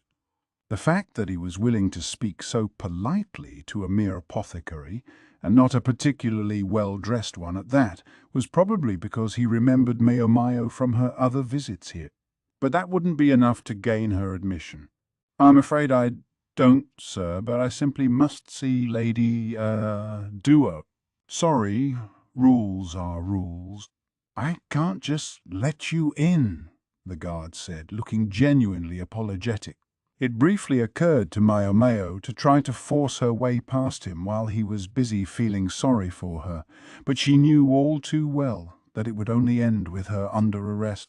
Might I at least ask you to take her a message for me?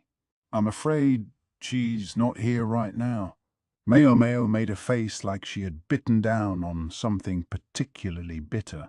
If she was just going to let herself be sent home, she might as well not have come at all. I wonder if Swire's here, she thought, but then dismissed the idea. Swire wasn't officially supposed to exist. She wouldn't meet Maomao alone, and even if she did, she probably lacked any authority to summon a duo. Might I be allowed to wait? Maomao asked, determined to stay there until our duo returned. It was something like an hour later that a carriage arrived at the villa. The guard was kind enough to alert Maomao, who was sitting in the shade of a tree as she waited. She jumped to her feet and ran over to the vehicle. Ah! Duo's face appeared in the window. Well, this is a surprise. I always took you to be a bit cooler-headed than this, our duo said, and it was true that a few years ago Maomao probably wouldn't have come personally to a duo like this. She would have borne in mind that the palace had its own ways of maintaining its equilibrium, and that the emperor seemed especially considerate toward Lishu, such that nothing too terrible could happen to her. At that moment, though, in her mind's eye, Lishu seemed to overlap with the lady of the annihilated Shi clan. Maybe that was what had made her uncommonly emotional about this. Let's talk inside, our duo said. I'm sure you must be thirsty after such a long wait out in this heat. Thank you, milady, Maomao said, bowing deeply, and then they entered the villa. So there are already rumors in the marketplace. News travelled faster than I expected. Ah, Duo sat with her legs and arms both crossed. On anyone else, the posture might have looked imperious, but for her it seemed oddly fitting and not at all offensive. A lady-in-waiting had served them tea, yet she had disappeared almost without Maomao noticing. Maomao had thought Swire at least might be present, but there was no sign of her. Hesitantly she said, May I take it from your tone, milady, that the rumors are true? What's true is that at the moment she's confined to a separate pavilion, our duo said. The consort was not, strictly speaking, being treated as a criminal, but she was still effectively under arrest. Have you had an opportunity to speak with Consort Lishu? I have, Duo replied. She told Maomao that Lishu insisted she hadn't written any love letter, But also, our duo added, the letter in question clearly was written by Lishu. That gave Maomao pause. Don't those things contradict each other? They don't. It seems the text in question was copied out of a novel. So that's it. The novels the palace women loved so much were full of tales of romance, parts of which might happen to look just like a love letter if one found them in isolation. The consort was quite shocked. She says she was copying the story for a palace woman she'd recently become friends with. Maomao cast her eyes to the ground. Lishu had believed that slowly but surely she was gaining some allies. A woman who couldn't write was likely a woman of low rank. By writing out the story, Lishu had been trying, in her own somewhat awkward way, to make friends. Copying out a text might seem a mundane enough thing, but it would have taken considerable time and effort, and because Lishu was doing it and asking nothing in return, she might well have imagined it would deepen the friendship between her and this other woman. She must have been very happy with the idea, only to find herself betrayed, Maomao thought. Or had the other woman approached the consort with that in mind all along? Whichever, it was all very underhanded. Couldn't you provide a copy of the book she was working from? The thing about that is, every book that enters the rear palace goes through the censors, who keep a copy on hand for reference. But nothing they have matches this text. You mean it didn't go through their office? Someone smuggled it in. Well now, that was a problem. Still, something nagged at Maomao. What happened to the woman who asked the consort to copy the book? Where is she? Where is she? For that matter, how did a woman who can't read get her hands on a book that had bypassed the censors anyway? Supposing the woman is already gone? Duo said. While Consort Lishu had been on her trip, about 100 women had reached the end of their terms of service and left the rear palace. This mystery woman had been one of them, and after she left, we looked, naturally, but we never found her. It's not like she was officially attending upon the consort anyway. They seem to have gotten to know each other when the woman did odd jobs at the consort's request. Even if we found her, she could just play dumb. She may have been doing everything with one eye on the end of her contract. If this was, in fact, a premeditated crime, it would have been difficult for the woman to pull off on her own. Maomao tried to think over what she knew. One thing was certain. If a high consort like Lishu had started getting friendly with a menial maid, her critics wouldn't have stayed silent about it, least of all her former chief lady-in-waiting. So a palace lady nearing the end of her term of service had approached Consort Lishu to copy out a romantic text from a book. That book happened to be one the censors hadn't seen or approved, something a lowly, illiterate maid would never normally possess. I'm thinking that some other person used the maid to convince the consort to write out the passage, but what's your opinion, lady? Our duo? Maomao asked. She didn't like to work based entirely on her own assumptions. She hoped a duo could back up her intuition.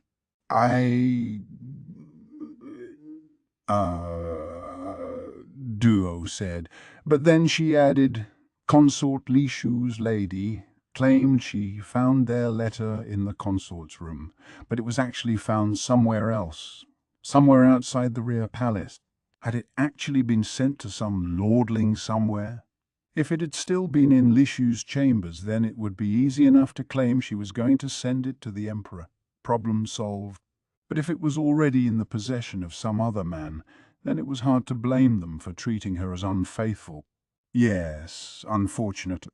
That's why it's such a big issue and why she's under lock and key now. The man in question is the son of a servant, someone who's met the consort several times throughout her life. He denies any involvement, but the letter was found at his house. The man could protest his innocence all he wanted. Finding evidence like that at his own estate was pretty damning. Apparently, the former chief lady-in-waiting had claimed that there had been something between this man and the consort when she had returned from the nunnery to the rear palace, and she had been most insistent the man be investigated. She had Consort Lishu all tied up with a pretty bow. But that doesn't make any sense. How did she even send the letter? I thought the censors checked everything, even letters home, Maomao said. That was why on one occasion, someone had tried to use chemicals infused in the wooden writing strips as a code, and why Empress Gyoku used letters to her family was so roundabout in communicating the information they contain. The letter was folded very small. It must have been tucked among some items she was sending home for the boy to get it first. It wasn't impossible, but something felt off. Maybe Maomao felt so muddled and confused because it was a duo telling her all this. What she really wanted was to hear the story firsthand. "Do you think anyone could possibly get me an interview with Consort Lishu, or even with this young man?" she asked. At that exact moment, someone knocked on the door and a servant hesitantly showed his face. "What is it?" "Ah," Duo asked, and the servant looked at Maomao as if he was unsure what to do. "A Master Basen is here asking after Lady Maomao." It was as if he'd been waiting for his cue. Basen offered only the most perfunctory of greetings to Duo before he dragged Maomao off. "If I may ask, sir, what in the world do you think you're doing?" Maomao inquired. Basen had come on horseback, begrudging even a carriage, and the two of them stood out like a sore thumb as they worked their way through the city, Maomao clinging on behind him. She did at least have a cloth to cover her face. "You heard about Consort Lishu?" he said. "Yeah. Then you must have figured it out. You must have some way to show her innocence." Maomao thought she understood what Basen was saying, but something still bothered her. "I can't meet her myself."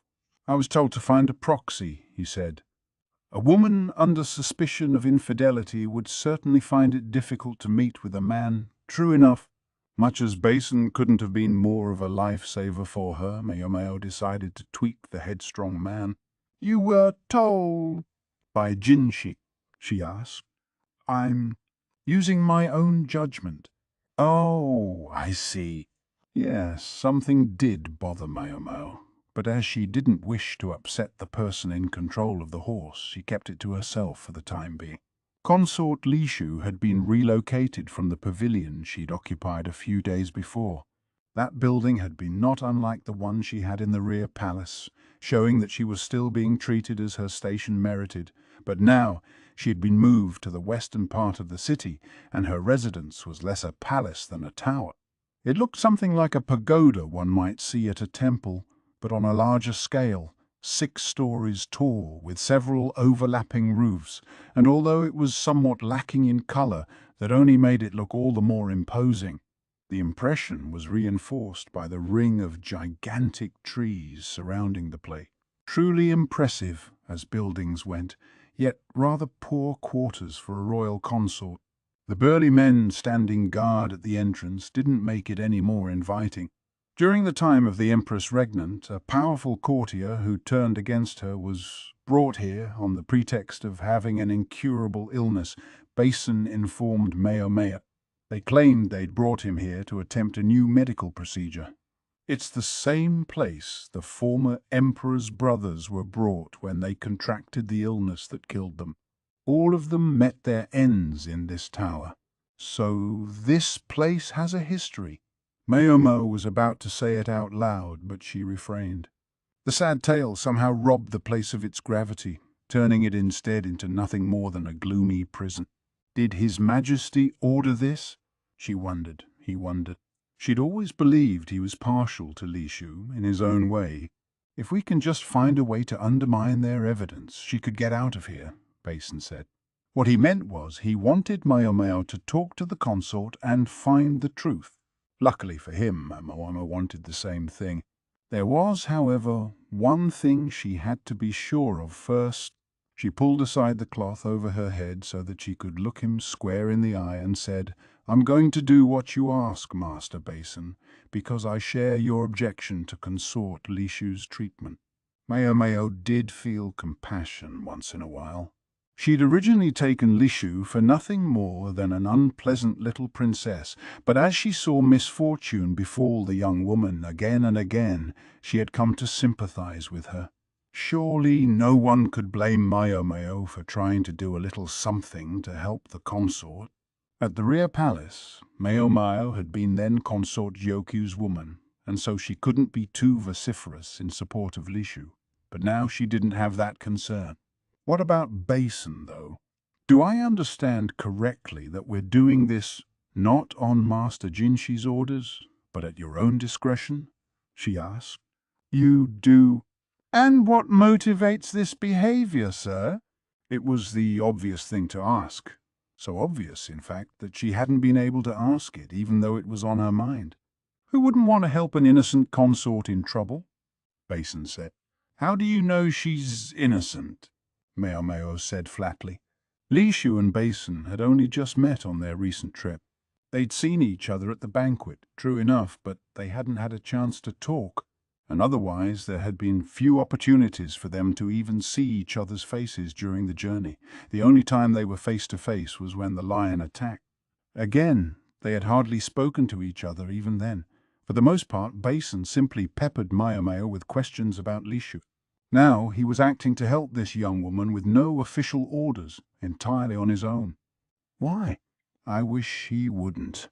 There were people in the world who did something extraordinarily tiresome, fall in love at first sight.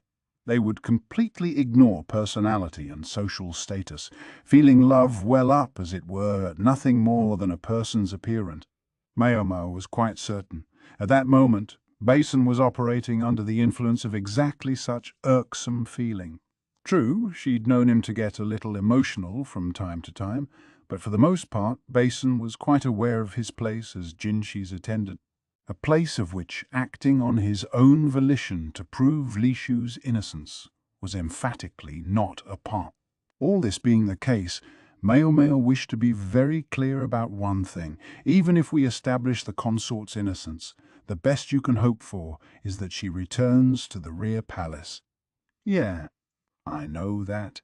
She was a flower blooming on a peak so high he would never reach it as long as he lived. Would recognizing that be enough to put the matter to rest for him? If you mean that, sir, then very well. There were still many things Maomao wished she could say, but she decided to stop there. She was no more eager than anyone to stick her nose into such subjects. It happened with customers sometimes. They'd go head over heels for a courtesan the first time they saw her and come to the brothel constantly, spending every coin they had on the woman. But when the money dried up, so did the love, and men who didn't understand that would vilify the suddenly distant and uninterested courtesan, ridicule her, sometimes even become enraged and try to kill her. There's little more unsettling than a man laughing uproariously over a blood-soaked bedroom. If they were going to fall in love with a woman hiding the bags under her eyes with makeup, bags inflicted by a lack of sleep from entertaining customers all night long, you would hope they could at least be true to that love. If they didn't realize what they were getting, then it was their own fault for being so ready to give their heart. Maomao looked at Basen, silently begging him not to be one of those men. I know, Basen said, as much to himself as to her. The words sounded heavy in his mouth, and Maomao continued to fix him with a severe look as they entered the prison. Are you well, milady? Maomao asked Consort Lishu, though she knew she couldn't possibly be very well. When they had been admitted to the tower, they'd been given a wooden strip with the time written on it and told they were free to speak with Lishu until the next bell tolled. The tower was of rather unusual construction, with a staircase and hallways winding around the outside, while the interior was entirely devoted to individual rooms. Lishu's quarters occupied two simple, adjoining rooms on the third floor. Maomao wondered if there might be people on the floors above, but it seemed not. Lishu nodded, her face pale. Her chief lady-in-waiting was beside her, but as far as Maomao could see, she had no other attendants.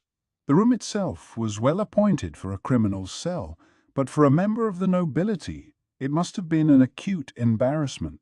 I wonder how many people have gone mad and died in this room, Maomao thought, but she knew better than to say it out loud. She would only cause even more blood to drain from Lishu's face. Instead, she asked, "May I inquire whether your monthly visitor has come?" "Yeah," finally Lishu said, glancing at the ground in embarrassment. That didn't necessarily mean she would be feeling physically better, but it did offer the consolation that she wouldn't have to be subject to further examinations by anyone else on the grounds that Maomao's work was suspect. It at least demonstrated conclusively that she wasn't pregnant. "Would you tell me what kind of relationship you have with the man who had the letter?" "It's not a letter. It's just something I copied," the consort said. Maomao chose to take this as a denial of any involvement with the man, however weak the terms might have been. "He's the son of a servant. All he did was babysit me a few times when I was little.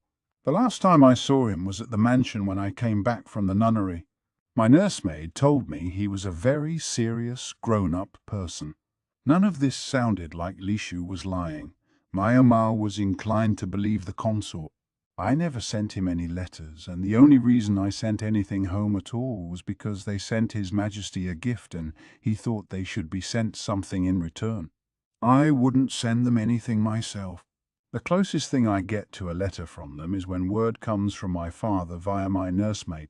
The irony of the situation was that it had made Lishu far more talkative than usual.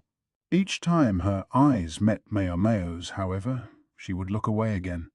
That was normal enough for her, and Maomao paid it no mind. "I've heard the letter was tucked among a delivery to your family. Do you think such a thing is possible?" she asked. "It's impossible to say," answered not Lishu, but her chief lady in waiting. "Most of what Lady Lishu sends home to her family are gifts from His Majesty. Someone from her household is supposed to come pick them up immediately after the rear palace has finished processing the good. There was no stipulation about who would come to pick them up, but it seemed to have been this servant's son. In other words, nothing could be proven, but nothing could be disproven either.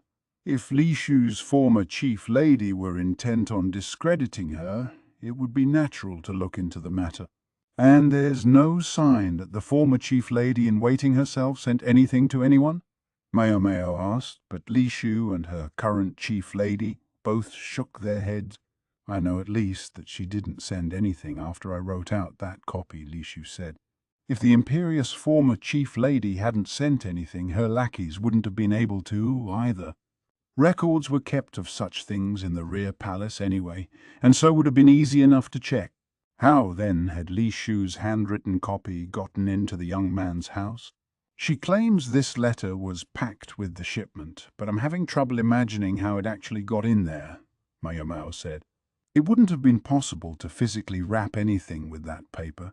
Maybe it had been put in among the packing material used to prevent breakage. Apparently it was rolled up tightly, almost like a string.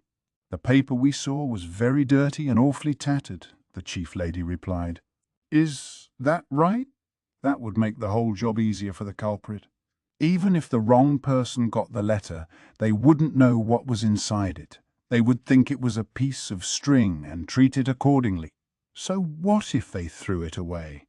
It would be simple enough to retrieve. In fact, anyone in Consort Lishu's household could reasonably be expected to do so. Did anything change after you wrote that text out?" The consort and her chief lady looked at each other. Both cocked their heads quizzically as if to say, "Well, yes and no." They couldn't quite remember.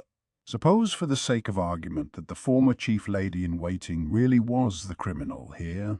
The evidence certainly seemed to be mounting. Even if so, it would be a difficult ploy to pull off solo. She must have had an accomplice outside the rear palace. How had they communicated with each other? "We can worry about that later," Maomao told herself. They were running out of time, and there was something else she wanted to ask. "One more thing, then," she said, and pulled out some paper and a portable writing set. "This novel the maid asked you to copy. Would you write down as much about it as you remember?" She immediately began grinding the ink. "Wouldn't you like some tea, Lady Lishu?" The consort's chief lady-in-waiting, Kanan asked. As she kept asking. But Lishu shook her head. She had nothing to do but drink tea, but she felt like if she drank any more, her belly would turn to mush. Kanan was the only lady-in-waiting there with Lishu. One lady was enough under the circumstances, but the humiliating thing was that Lishu had never specifically been told not to bring her other women. Only Kanan had been willing to follow her here. Lishu had been starting to think she was finally getting a little closer to some of her other ladies-in-waiting, but apparently that had been a delusion. Particularly so when it came to the maid for whom Lishu had copied out a novel because the girl couldn't read herself, and on whose account Lishu was now considered a criminal. It was enough to make her want to cry, but crying would do nothing but make life harder for Kanan, the one person who had actually stayed with her. Here in her tower, Lishu had no particular amusements, not even any windows, no way to pass the time. Her two choices were eating or sleeping. Virtually no light made it into her room, such that even in the middle of the day it was necessary to light candles to see by, and the constant clinging gloom only made her depression worse. The only people who had come to visit her were the apothecary, the one who had once served in the rear palace herself, and Lishu's father, Yu, one solitary time. Lishu had been sent to this tower immediately after Ajuo had come, so she didn't expect to see the former consort for a while. As for her father, his only question had been, "So you really didn't pull that ridiculous stunt?" "No, sir," Lishu had answered weakly. It had been all she was able to muster. The apothecary had proven that Yu was in fact her real father, but such long-standing grudges didn't instantly dissipate in real life the way they did in play. Her father might finally believe she was his daughter, but he had other children. He'd rejected her mother. Why should he suddenly feel any warmth for the daughter he'd had with her? Lishu had known perfectly well that things had been unlikely to change, yet it grieved her to be confronted with the reality. "I'm going to clean these up then, milady," Kenan said, collecting the tea implements and taking them out of the room. There was nowhere to get water in Lishu's chambers, so any washing had to be done on a lower floor. Kanan was allowed some mobility, but Lishu was required to stay on the third floor. If she ever went downstairs, it was only with the permission of her guard. Lishu sighed and stretched out across her table. The old building creaked and cracked every time she moved. The upper levels seemed to be in an even worse state, and Lishu sometimes worried that one day the ceiling might come clean off. It seemed to her that there was someone else locked up here besides her, because the staircase wound around the outside of the building. Getting to the upper levels required passing the rooms on the lower floors, and several times each day, someone who wasn't Lishu or Kanan took the stairs going up. Kanan reported that this person would be carrying food or changes of clothes, so there must have been someone up there in the same situation as Lishu. She had no way of finding out who it was, though, and even if she did, it was possible she would discover she had been better off not knowing. With nothing else really to do, Lishu thought she might try to sleep a little, but then she heard a noise from above her. She looked at the ceiling in surprise. It was an old building. There must be some mice around. But one does grow anxious when one is in a dimly lit room by oneself. Lishu was so frightened, in fact, that she thought she might try to step outside. Tump, tump, tump. Mice didn't have footsteps like that.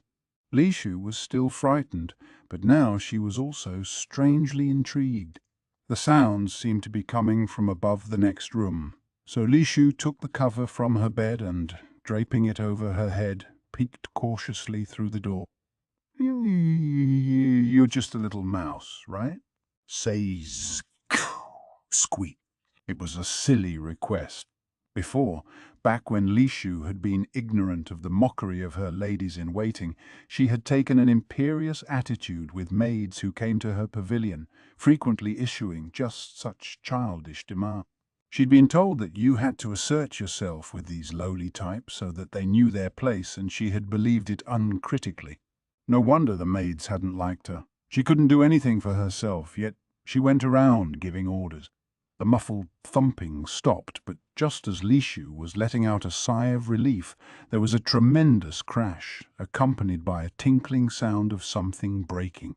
Lishu was so startled she fell flat on her behind, and then she heard much more than a squeak. "Hello." A voice said, "Is someone there?" Chapter 14, Scandal, Part 2. "Do you recall any books like this?" Maomao asked, showing the summary Lishu had written to the old man who ran the bookstore. She tried to get Lishu to write down the gist of the story and some of her impressions of it. They hadn't had time for more. Unfortunately, among the things Lishu hadn't been able to remember about the book had been the title. She had only been copying out the part the maid had asked for, and she'd given the rest of the book only a cursory read. There wasn't much Maomao could do. To prove that the incriminating letter was actually a manuscript of a book, they would have to find the book it had been copied from.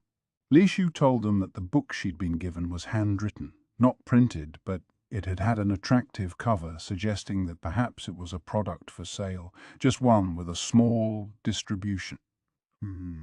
"Looks like your average love story to me. Not that I pay much attention to that sort of thing. I have to think you at least flipped through whatever you stock." There are so many books these days, and my eyes aren't what they used to be." The bookseller yawned. He was virtually retired now. His son handled the bulk of the business. He obviously wanted Maomao to hurry up and go home so he could take a nap. He wasn't wrong that the story sounded like a bog-standard romance, but it had a political edge to it, the sort of thing that would have gotten the attention of the censors. The story went that a young man and a young woman from rival noble families fell in love with each other at first sight, and then yada, yada, yada, it ended in tragedy. Maomao pressed a hand to her forehead. This wasn't getting her anywhere. There were 2 other bookstores in the capital, both smaller than this one. She might even end up having to go to booksellers in other cities. Her fretting was interrupted by a man who came in bearing a sizable load on his back. He said to Maomao. "Ah, you're back," the old man said. "This must be his son." "What are you doing, Dad?" the younger man asked, setting down his load and giving the elder a dubious look. "You're not acting like the customers are just a nuisance again, are you?" The man knew his father well. "She was pestering me about whether I recognized this one book. I don't read every damn page that comes through here, you know." "Let me see," the shopkeeper's son said, taking Lishu's summary and squinting at it. "Oh, this one." He knelt down and rifled through the bundle he'd brought, coming up with one particular book. The cover depicted a young man and a young woman, but something seemed a little odd about the picture. He passed the book to Maomao, and she immediately began reading. Even just skimming the pages, it was obvious that it resembled the story Lishu had described. Then she stopped on one particular page. "This here," she said. It was very similar to a passage Lishu had written from memory. Similar, but some of the details were different. The exact words were different. The meaning was almost identical, however. "Yeah, there are some odd things in there, huh? They say it's a translation of a play that's real popular in the West." "A play? The West? Sure. Some of the descriptions sound a little funny, right? Whoever translated it didn't know what the world looked like to nobles all the way over there, so they changed names and customs and stuff to sound like ones we have here. Then each person who copied it made more changes to suit themselves. That prompted Maomao to look again at the Consort's summary. Lishu had included the name of one of the main characters, and it had nagged at Maomao because it didn't sound like a normal name. Now she realized it was a Western name, transliterated directly into their language, using arbitrary characters.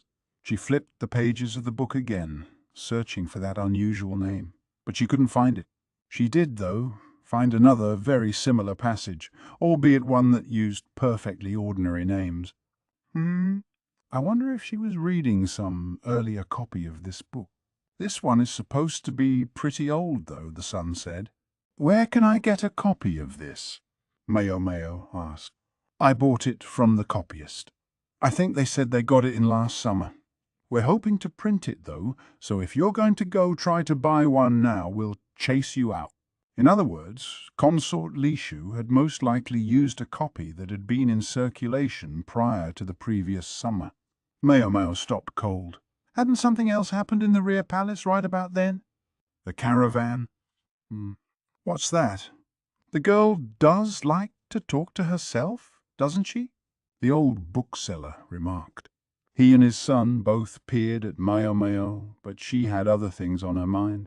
The caravan would have been able to bring translated books from the West, and the cargo wouldn't have been inspected very closely, as they had discovered from the trouble with the abortifacients just after the caravan's visit. It would have been easy to procure a book or two while the upper consort's ladies-in-waiting did their shopping. "So, what?" Maomao said. "Someone just happens to stumble on this book in the caravan's wares, buys it, and then tries to use it to bring her down? What about the letter, then? Was there someone on the inside? I don't have the faintest idea what you're babbling about. You're a strange one. Dad, be nice." Maomao thought hard, ignoring the conversation, but she couldn't put the pieces together, not now. "Give me this," she said, thrusting the book at the shopkeeper.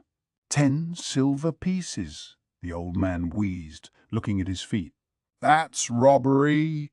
"This isn't some fancy picture scroll. It's got a crappy cover, mistakes everywhere. It's like the copyist turned it out overnight." Maomao wasn't stupid enough to just pay what he asked. "No, Dad, it's not for sale at all." "We're going to use that to print from," the son said, stepping between Maomao and his father. 2 silver pieces. "Fair compromise," Maomao said. 9 silver. And, I'm telling you, it's not for sale." Some 30 minutes of squabbling later, Maomao obtained the book for 6 silver pieces and left the store with the son looking balefully after her. Another day was starting. Another day of nothing but eating and sleeping. "How about this robe today, Lady Lishu?" Canon asked, holding up a blue outfit. It was one of Lishu's favorites, but she was so depressed she couldn't muster the enthusiasm to pick out clothes. "Okay, that's fine," she said. She was too tired to tell Kanan to bring something different. Once she was changed, Kanan got breakfast ready. Water was on the floor below Lishu's, but food was prepared in an entirely separate location. Kanan appeared to make every effort to hurry back with Lishu's meals, but they had always gone cold by the time she arrived, and Lishu would find herself sipping lukewarm soup. "I'm going out for a moment then," Kanan said. She left the room, and Lishu could hear her going down the stairs. There would be nothing to do until she got back, but these past few days those moments hadn't felt empty. "Lishu, are you there?" asked the voice from the next room. Lishu, clutching her pillow, went into the other room and sat down, leaning against a chest of drawers. Still holding her pillow, she gazed up at the ceiling. There was a funny little pipe poking through one of the various holes that had developed in the dilapidated woodwork. The halls and stairways through which everyone had to pass were kept in decent condition, but it didn't seem time had been taken to check over every room carefully. "I'm here, Sorte," Lishu called.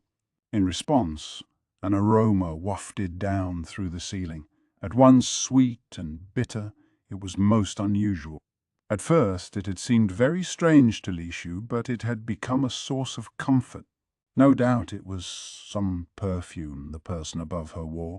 That person was a young woman like Lishu, and like Lishu, she was trapped in this tower for reasons beyond her control. She said her name was Sote, and she had first spoken to Lishu a few days earlier. Her voice was wispy and frail, but she'd succeeded in pulling away a rotten part of the floor, breaking through the weakened ceiling, and pushing that pipe into Lishu's room. She was obviously a far, far stronger person than Lishu. The consort had been surprised. In fact, terrified. The first time she'd heard the voice from overhead, but once she realized the speaker was neither a mouse nor a ghost, but a young woman her own age, Lishu opened up to her with surprising speed. If there was one thing Lishu had plenty of, it was time to kill. Before she knew what she was doing, she had told Soti her name, but to her relief there had been no particular reaction. Maybe Soti didn't know who Lishu was. "I wonder what they'll serve today," Sari said. "Yesterday was 5-flavor congee, so I hope we get chicken and egg today. I wish they would stop with all the shellfish." It was so strange how, lacking anything else to do, simply eating became an entertainment in its own right. "That's right, you can't have seafood, can you? But it's so good. There's some I can have, but I always feel funny about it." Almost equally odd to Consort Lishu was how she never felt lost for words with Sote. Maybe it was because they couldn't actually see each other. Lishu had never specifically asked why Soti was here in the pagoda, but when Lishu said she'd been locked up on vague charges, Soti volunteered that she was in much the same situation. "There's really nothing to do around here, is there?" "All free time and nothing to fill it," Sarai said. "You're telling me." I've never been more sensitive to the sound of footsteps in my life. "I know what you mean. You know who it has to be. It's the sound of your meal arriving, and you act like it." "What glutton?" Lishu said, and she heard giggling in response. "You have very good ears, so T. You must have heard me down here. That's why you talk to me." Notwithstanding the aging structure, catching a voice from the floor below would have demanded pretty decent hearing. Lishu hardly even heard anything that was going on above her. "That's true, I guess. My hearing is pretty good. For example, I can tell someone is coming up the stairs right now." Lishu focused and listened, and indeed, she heard footsteps approaching. She was sure it must be Kanan, but the steps went straight by her chambers, continuing upward. "Hold on a second," Soti said. She left for a moment, and there was some clattering as she came back. "Oh, that's hot! Sorry to break it to you, but it's seafood congee today." "Oh, what's in it?" "I think this is dried shrimp, and this might be a little bit of pork here. I guess I can eat that stuff." They were hardly her favorites, but she could either eat them or starve to death. If she pitched a fit about the food, she would only make life harder for Kanan. Speaking of Kanan, Lishu thought, she was late. How long did it take to get breakfast? Soti's was already here. In fact, Kanan had seemed to be taking her time the past several days, Lishu had noticed. But when Kanan got back, Lishu's conversations with Sote had to stop, so the consort had been willing to overlook the delays. From the little pipe in the ceiling, Lishu could hear Soti eating. She claimed she didn't have any ladies in waiting to speak of with her, but someone must have brought the food in a hurry if the congee was still hot. "Hey, Lishu, want to know something?" "What?" "It's about this floor." Lishu was on the 3rd floor of the pagoda, with Sote above her on the 4th. From the outside, it had looked as if the tower might be 10 stories or more. They say nothing above the 4th floor has been used in decades, so it's even more broken down than our level. You have to go by guards on the way down, but because no one uses those higher floors, there's no one to stop you from going up. Wow, really? Really? Maybe it's because you can't escape from the upper levels. There were windows around the outside of the tower, but even if one could break them and go through, there was still the height to consider. Lishu, at least, didn't think she could get a ladder to help her climb down, nor did she wish to try. Such a conspicuous breakout attempt would never escape the attention of the guards. The bigger problem, though, was that even if Lishu managed to get out, there was nowhere she could go. She kept waiting and hoping that Lady Duo might visit her, but the former consort had never come to the tower. It had hardly been a full 10 days since their last meeting, though, and Lishu knew it would be petulant to speak of the issue. Neither had there been any contact from the apothecary or Lishu's father.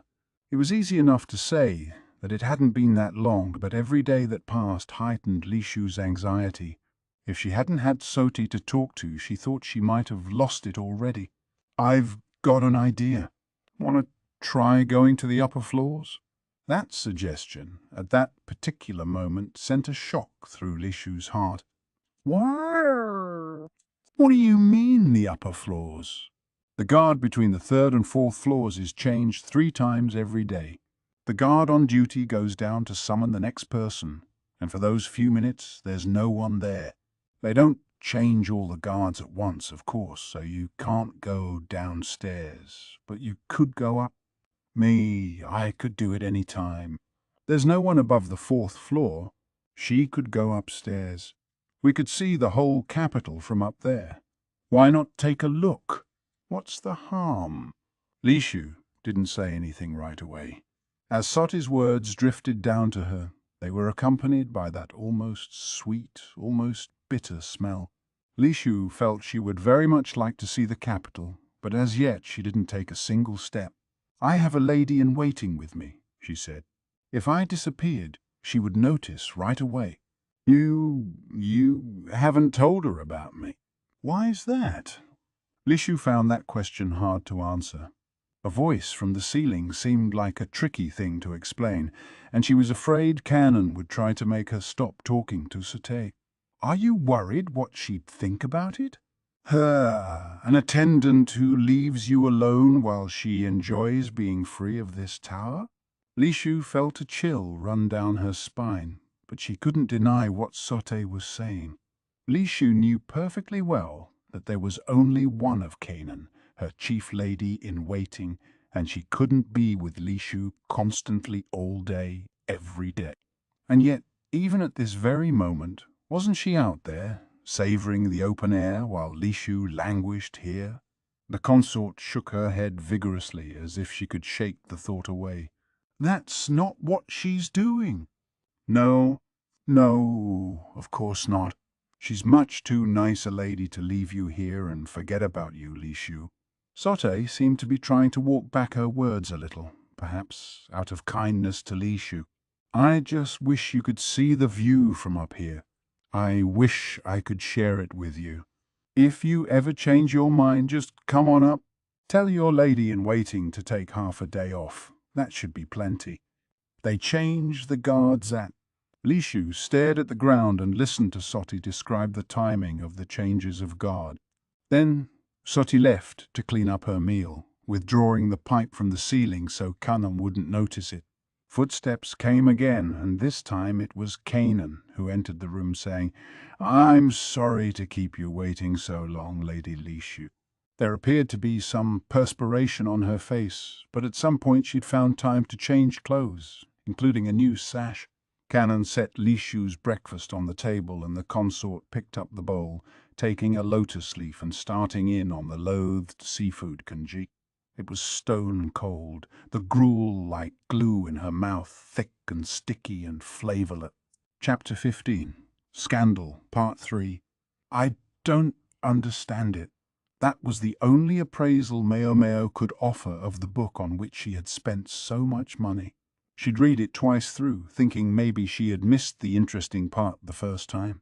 Still flummoxed, she copied the entire thing out. And this was where it had gotten her. I just don't understand. This was something deeper than whether or not she found the book interesting. The problem came down to a matter of emotions. As an experiment, she showed the book to the courtesans at the verdigris house, and a struggle promptly broke out among the women to read it, all of their eyes glittering. It didn't seem to matter to them that the text was riddled with incorrect characters, or that parts of it had clearly been mistranslated. It seemed to be just that appealing. A boy and a girl from rival houses meet at a banquet and fall in love at first sight. All well and good until the boy gets in an argument with someone from the girl's family and kills him. That only makes relations between the two households even worse, but it doesn't stop the young lovers burning with passion from getting married. Notwithstanding the stiffness of the translation, it was the behavior of the main characters that really left Maomao befuddled, both of them driven by the passions of youth. At the end of the story, both protagonists wound up dead because of a bit of miscommunication.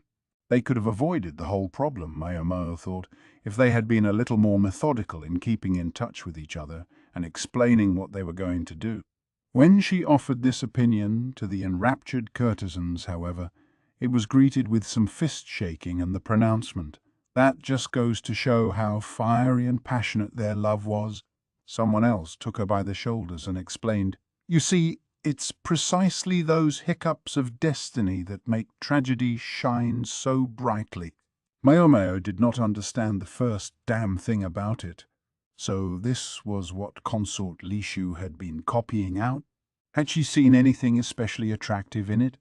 Maomao had already sent Jinshi word about the book. The text she had with her now was a copy she'd made in the course of a single night. It had no illustrations, but when tied with a simple string, it did bear a certain resemblance to a real book. She'd had Chu Yu help her, though, so the paper wasn't exactly even, and the entire product had, well, let's call it character. "I told you I would do pictures, Chu," Yu had said. "Maybe next time. Just try to cut the paper straight, will you?" She'd spent all her time in arguments of that sort. Meanwhile, no matter how long she waited, matters surrounding Consort Lishu didn't seem to progress. In fact, nothing much seemed to be happening at all. She did, however, receive word from Lahan. He said he would be meeting with the West soon and asked if she wanted to be a part of it. The West was presumably the golden-haired envoy, the one who had faced them with the audacious choice between material aid and political asylum. Lahan and the envoy had already had one discussion, but he claimed nothing had yet been resolved. Maomao had been there, but with all the talk of politics and business, she hadn't been able to contribute much besides warming an additional chair. Hence, she declined this new invitation. What if the eccentric strategist heard and tried to poke his head in? Granted, rumor had it he was keeping busy these days making some kind of book about God. When he needed a breather, he went and made trouble at the medical office instead. He should do his damn job, Maomao thought. It did occur to her that, at least during peacetime, work might actually go better for the freak's people if he wasn't present, but when he was at his office, Maomao knew she was safe, so she wished he would stay there. Besides, she felt bad for the medical staff having to suffer his regular incursions. "Haven't had any real work to speak of recently," Maomao said with a great big sigh. She sometimes busied herself making stocks of the medicines she needed regularly, but recently there had been a dearth of opportunities to try unusual drugs or make up new concoctions. She frequently had to leave the shop in other hands as she was summoned away to tasks that were frankly outside her job description, and it had left her main vocation growing a bit stagnant. It didn't help that she still had to teach Sazen as she made most of her drugs. She just wanted to get a taste of some unusual draft once in a while, to mix up some fresh new pharmaceutical and find out what it did. She had been working her way through the medicines she'd purchased in the Western capital, but they left her wondering if there wasn't anything more unusual out there, more interesting. On the top of her medicine cabinet were 3 small pots for plants, one of which had a fingertip-sized green bud sprouting from it. These were where she had planted the cactus seeds. They came from a dry climate, so she didn't water them much. She had the sense that when they got bigger, they might have all kinds of uses, but the thought that it could be years before she had the opportunity to find out what they were was enough to make her feel faint. "Maybe I'll get lucky and find a blowfish liver on the ground or something," she thought idly, gazing at the pots. The door clattered and she looked up, wondering who it was, to find that the visitor had dropped something at their feet, something wrapped in cloth. It looked like a branch. Maomao reached out, her eyes glowing. It was a deer's antler, and not just that, it was still soft. An antler that had been in the process of growing, not one that had simply calcified and fallen away when the deer grew a new one. It was nearly 1 shaku long, and she knew exactly what it was. "A velvet antler," she exclaimed. It was the newly grown antler of a deer. That freshness, that was the important thing when you were selling them. They were harvested first thing in spring, and the very tips were a particularly prized and particularly expensive form of the product. Yes, the tip was attached to this one. It was quite long, but judging from the softness and the way it was covered in fuzz, it would still possess plenty of medicinal potency. The sparkle in Maomao's eyes was accompanied by a thread of drool dangling from her mouth. Hawkers occasionally tried to sell velvet antler, but it was always powdered, and despite their insistence that they sold only the finest products, it was obvious that stuff other than the tip had been mixed in. Even so, there was no end of customers who, figuring the stuff still had some medicinal properties, wanted a dose before visiting the courtesans. The medicine was alleged to be very effective for male customers. Just imagine how much medicine she could make with an antler this size. First, I'm going to need some boiling water to kill any insects and coagulate the blood, she thought, looking lovingly at her prize, when a large hand reached in from the side and wrapped the cloth back around the antler, stealing it away from her. "Hey, hands off!" Maomao looked up, her displeasure plain on her face, to discover someone she hadn't seen in a long time. They wore a smile one could have easily taken for that of a gentle celestial nymph, but the scar that ran down their right cheek showed that this was more than just an idealized beauty. "It's been quite a while, Master Jinshi," she said. Almost 2 months had passed since their return from the western capital, during which they hadn't seen each other. They'd exchanged some letters, but always about business matters, and it was always either Basen or some anonymous messenger who brought word from Jinshi to the pleasure district. She thought he looked a little more angular than before. Maybe he'd lost some weight, what with it being so hot these days. "Are you sleeping properly?" she asked. For all his inordinate beauty, this nobleman was surprisingly given to overworking himself, and frequently appeared to be stumbling around from fatigue. "That's the first thing you say to me. And what are you reaching out for?" Jinshi was looking at Maomao's hand and sounding rather exasperated. Her fingers refused to let go of the velvet antler. She had a firm grip on the package and was trying to pull it toward her. "I thought perhaps it might be for me, sir." "I dare say that's why I brought it." "Then if you would give it to me." "Please." "Somehow I'm not sure I want to anymore." "A death sentence." Maomao grabbed the cloth with both hands and pulled. Jinshi held the antler above his head mockingly. Maomao bounced up and down, swiping at it, but he was a good shaku taller than her, and she was never going to reach it. "Son of I."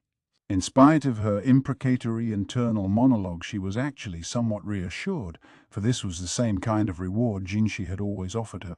Suddenly, however, she felt herself tilting in mid-jump. For a second, she was treated to a view of the ceiling until Jinshi's face appeared above her. His gentle smile of a moment before was gone. Instead, a hard light in his eyes pierced Maomao like a blade. He had swept her feet out from under her as she jumped for the antler and caught her with his free hand. "Master Jinshi, the antler, please."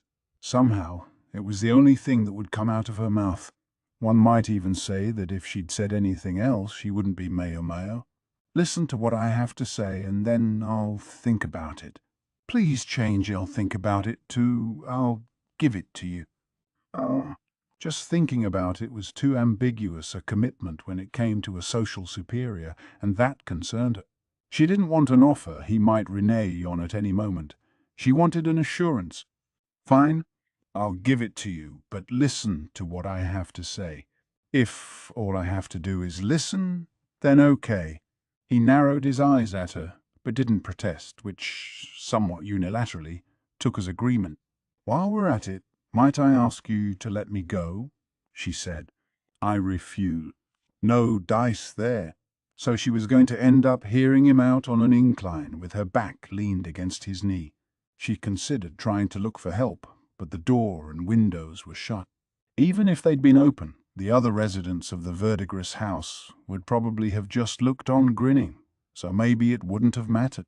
Maybe Chu will walk in on us, Maomao thought hopefully, but her wonderful, lovable little brat was out today learning to sketch with his teacher. Ukyu or Sazan, whoever was free, would have taken him there and would pick him up again. The fact that the madam allowed this seemed proof positive that she believed there would be a way to put Chu's pictures to good use in the future. Jinshi continued to look at Maomao with an expression like a wild beast who might bite at any moment, but at least he got right to the point. "Are you ready to take me up on what I proposed?" To be fair, he had never actually proposed anything, but even Maomao wasn't dense enough to miss what he was referring to. The night of the banquet in the western capital, Jinshi had told Maomao the true reason he'd brought her along. Well, all right, he hadn't actually told her in so many words, but she felt it was correct to understand that he sought to marry her. Life wasn't like those stories. In real life, you didn't have to be madly in love with someone to marry them. Powerful people often got married as a play in their power games, and even commoners might wed in order to support themselves, like a farmer who simply needed more hands to help in the field. If both parties stood to gain something from the union, or at least if one partner was to the other's liking, then they didn't necessarily both have to have feelings for each other.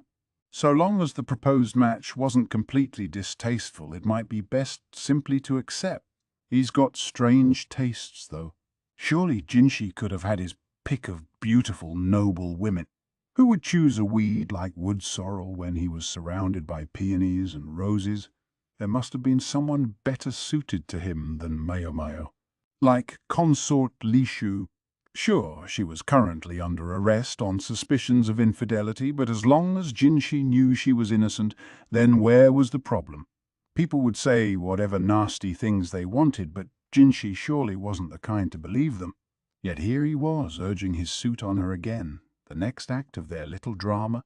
She desperately hoped he wouldn't strangle her again. This time he might finish the job. "Do you hate me so much?" he asked, his face now less like a wild dog and more like a puppy. Love-hate. Some people wanted the world to be so black and white. Why wouldn't he give her the choice of a grey area? "I suppose I don't hate you as such," she said. She might even think of him favorably. Certainly she regarded this noble more positively than she had back when they'd first met. Jinshi pursed his lips, not very pleased with this evasive answer. Maybe he was hoping she would come right out and say she loved him, but quite frankly, Maomao wasn't at a point where she could bring those words to her lips. The best she could manage was that she wasn't without a certain affection for him. Instead, she said, "The caterpillar fungus made me very happy." "Is that all you're going to say?" "Also, the oxbezoars were most helpful." "And what else?" "And I want that velvet antler." She reached out for the package, which Jinshi had put behind his back, but he planted a palm on her belly to keep her from sitting up, and she couldn't reach it. She kicked her legs from sheer frustration, and this time he grabbed her ankle. She was just trying to decide what he might be planning when he brushed the tip of his pinky finger along the back of her foot. "Ha!" Maomao choked, squirming. The many experiments she'd conducted throughout her life had made her far less sensitive to pain, and the instruction of her various older sisters had numbed her to matters sexual as well. But even Maomao had her weak point. The back of her foot and her back as well were hopelessly vulnerable to a gentle brush of the fingers. Master Jinshi, that's not fair. "I don't know what you mean," he said, and Slide went his fingers again. "How did he know to do that?" When had her secret gotten out? Why did Jinshi know Maomao's weak point? "Let me go." "You're dirty." "You're the only one here who seems worried about it." She hated the way he pretended indifference. Seriously, how did he know? Only a few people were privy to Maomao's vulnerability. The Madam, Perrin, and... Then she thought of the always-in-control lady-in-waiting in her first flush of old age, and her eyes went wide. Swiren had punished her once by tickling her with a feather duster, but she had just been joking around and had stopped right away.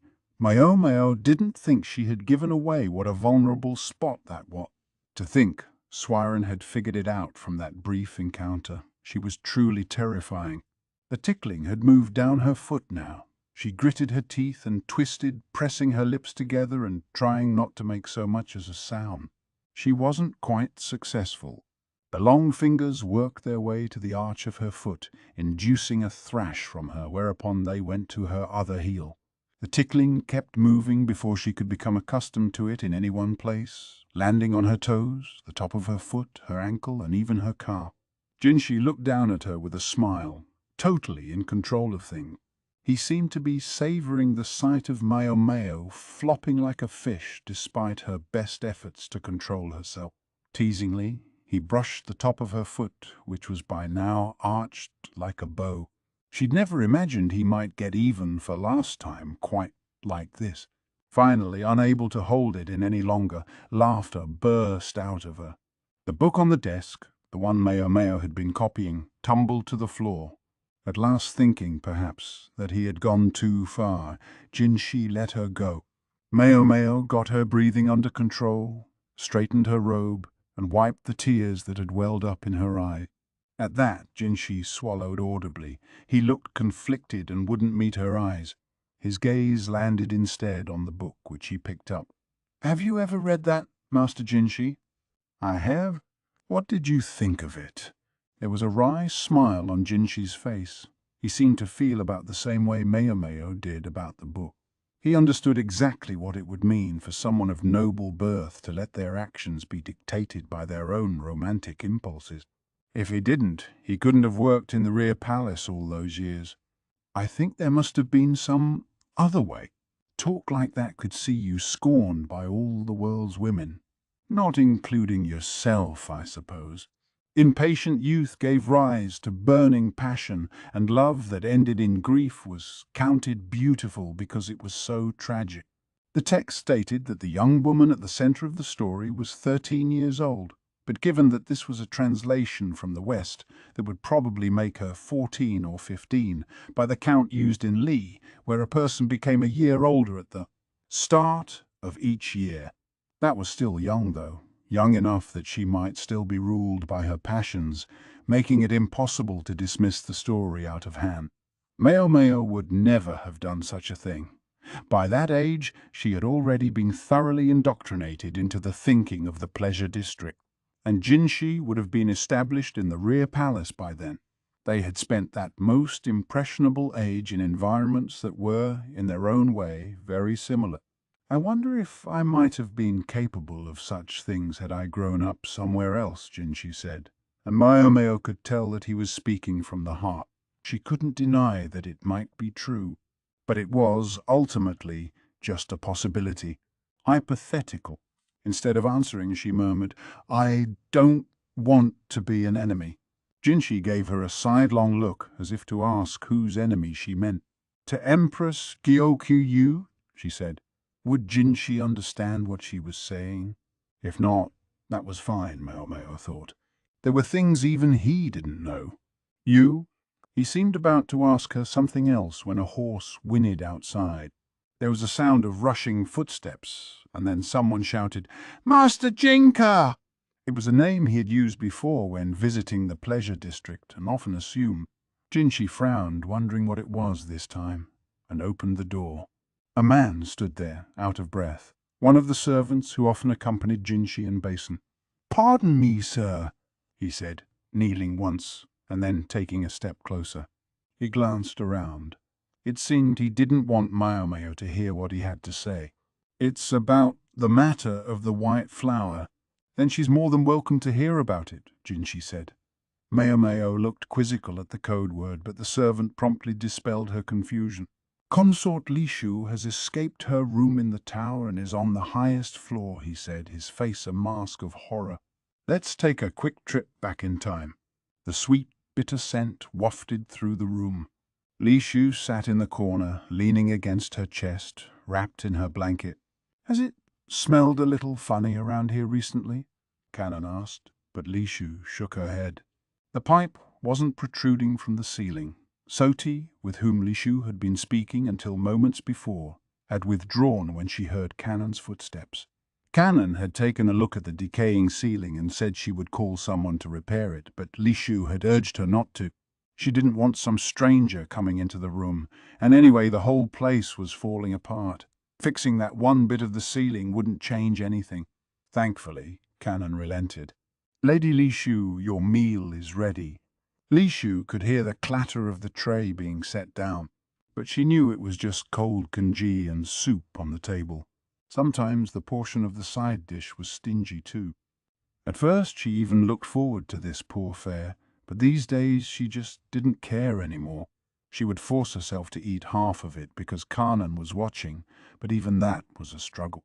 Maybe it was because she spent all day, every day, cooped up in this room, with even less to do than she'd had in the rear palace. "Don't huddle in a corner. Come out where there's light," Kanan said. There was no light here.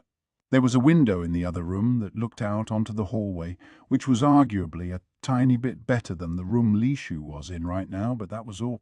She could go out in the hallway and walk from one staircase to the other, but that didn't amount to much. Lishu stood unsteadily. The fatigue was awful. She heaved herself into her chair and dipped her spoon into the viscous, gluey congee. It was just plain today, with a vanishingly faint sprinkle of salt. She thought a bit of black vinegar might help, but there wasn't any. "I'm so sorry, milady." "I must have forgotten it," Kanan said with a deep bow. Her apology seemed heartfelt, but Lishu couldn't help noticing that she was wearing a different robe from when she'd left. How long had it taken Lishu since she got here to notice that Kanan changed clothes each time she went to get Lishu's food? The new robe had a similar look and pattern to the old one, as if Kanan hoped Lishu wouldn't notice the difference. More and more, though, Lishu mistrusted her. Lishu was in this situation because of a book a maid had given to her to copy. She strongly suspected it was her former chief lady-in-waiting who had put the woman up to it. Both people she had once believed were serving her faithfully. Kanan herself had once been among the ladies making fun of Lishu, but she had had a change of heart after someone had attempted to poison Lishu at a garden party. And it was true that she'd been far kinder to her mistress since then, so much so that Lishu had insisted Kanan become her chief lady-in-waiting, not a mere food taster. But had Kanan really done all this for Lishu's benefit? When she had first assumed the position of chief lady, Kanan had had minimal authority. The other ladies-in-waiting often simply ignored her. She had soldiered on and done her best, though, or so Lishu had believed. But was that true? Might she not still be laughing at Lishu with the other ladies behind her back? Might she not be pretending to be sympathetic, only to go back and report what she heard in confidence for the entertainment of the others? It couldn't be true, could it? If it were, she would never have followed Lishu all the way to this tower. She tried desperately to push such thoughts away, but they wouldn't leave her alone. Instead of shaking her head, she brought the spoon to her mouth and bit down on something hard. She spat into her handkerchief, coming up with rice, traces of blood, and a fingertip-sized pebble. "Lady Lishu," Kanan said, looking at her with concern. Maybe some sand had gotten into the food by accident, but this was much too large to be a grain of sand. Unable to focus her eyes, Lishu stirred her spoon through the congee. 2, 3, 4. There were too many stones at the bottom of the bowl to dismiss as an accident. "I'll go get a new bowl right away," Kanan said and reached for the congee, but Lishu stopped her. "I don't want it." She didn't even have an appetite. She didn't want to choke down more cold, disgusting congee. "Lady Lishu, I don't want it. I don't want it. I don't want it." Lishu shook her head furiously and swept the food off the table. The bowl and tray hit the floor with a crash, soup and side dish flying everywhere. Lishu tore at her hair and her nose started to run. She began to weep piteously. Why? Why is it always me? Despised by her father, tormented by her half-sister, twice sent to the rear palace as a political tool. All of that had been awful, but she had borne it. She'd thought that maybe if she kept quiet and did as she was told, her father might be nice to her. That hope had been dashed by the rumors that she was an illegitimate child. It had turned out she was her father's blood, but his attitude hadn't changed at all. That's right, it aided him. He couldn't stand the fact that he was from a branch house, While Lishu's mother had been from the main family, that was why he sent her only the cruelest ladies in waiting. Maybe he had been behind all of the trouble she'd endured to this point. Lishu wasn't cut out to be a high consort, but there she was, and she had to either stand up and let herself be compared with the other consorts, or try to shrink down so small as to be invisible. Those were her only options. At the garden party, her father hadn't even tried to talk to her. If he hadn't wanted her, why had he had her? Did he enjoy watching Lishu suffer in her limo? Maybe all of them did. Her father, her half-sister, her ladies-in-waiting, the maid Kanan, everyone. All of them. With a start, Lishu realized everything around her was a mess. The congee bowl was broken, the table was overturned, and her chair had hit the floor. Everything that wasn't nailed down was on the ground, and Kanan was in a corner, hiding her face with hands covered in grains of rice. A dish lay shattered at her feet. Had Lishu thrown it at her? There was a thin red line on Kanan's cheek, and her expression as she tried to gauge Lishu was one of terror. Lishu felt her blood run cold. She'd never meant to do this. Yet she was the only one who could have turned the room upside down this way. Her mind went blank, and she started to perspire heavily. "Go! Lady Lishu, get out of here, please. And don't come back." She hit the wall hard and stamped her feet and shouted. She didn't want to do this, but it was the only thing that would come out of her mouth. "I'm so sorry," Kanan said. "I'll go change." She looked sadly around the upturned room, and then she left. When Kanan's footsteps had vanished, Lishu sank down onto the floor. Her eyes, as she looked up at the ceiling, were clouded with tears. She didn't want to do this, so why had she? She'd felt like she needed to attack someone, lest she be attacked again, and in her anxiety she had lashed out at Kanan. Lishu's face must have been a mess. She wanted to cry great gasping sobs, but if she started weeping, someone might come. She hugged her knees tight instead. "Lishu, Lishu," came the voice from the next room. The pipe was poking through the ceiling, and Soti was talking to her. With her ears, she must have heard the entire humiliating exchange. "What's going on?" "It sounds like your lady-in-waiting left." "It's nothing," Lishu said, moving to sit once more by the chest of drawers. The sweet, bitter smell calmed her down, and Soti's muffled voice soothed her anxiety. She wondered who Soti was. "I've got an idea, Lishu." "What's that, Soti?" "They'll change the guard soon." "Won't you come upstairs?"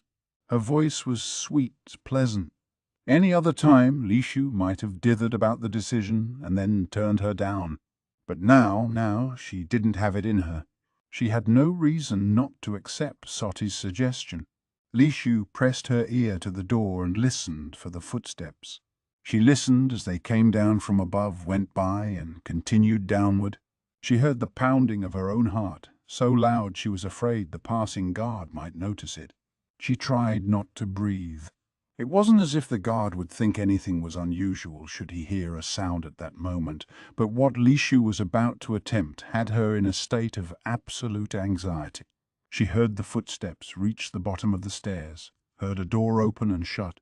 Trying to slow her racing heart, Lishu stepped out the door. She took a slow step into the hallway. She was holding her shoes in her hand so they wouldn't give her away. She worked her way up the stairs, step by step, and opened the door, ever so slowly so that it wouldn't make a sound.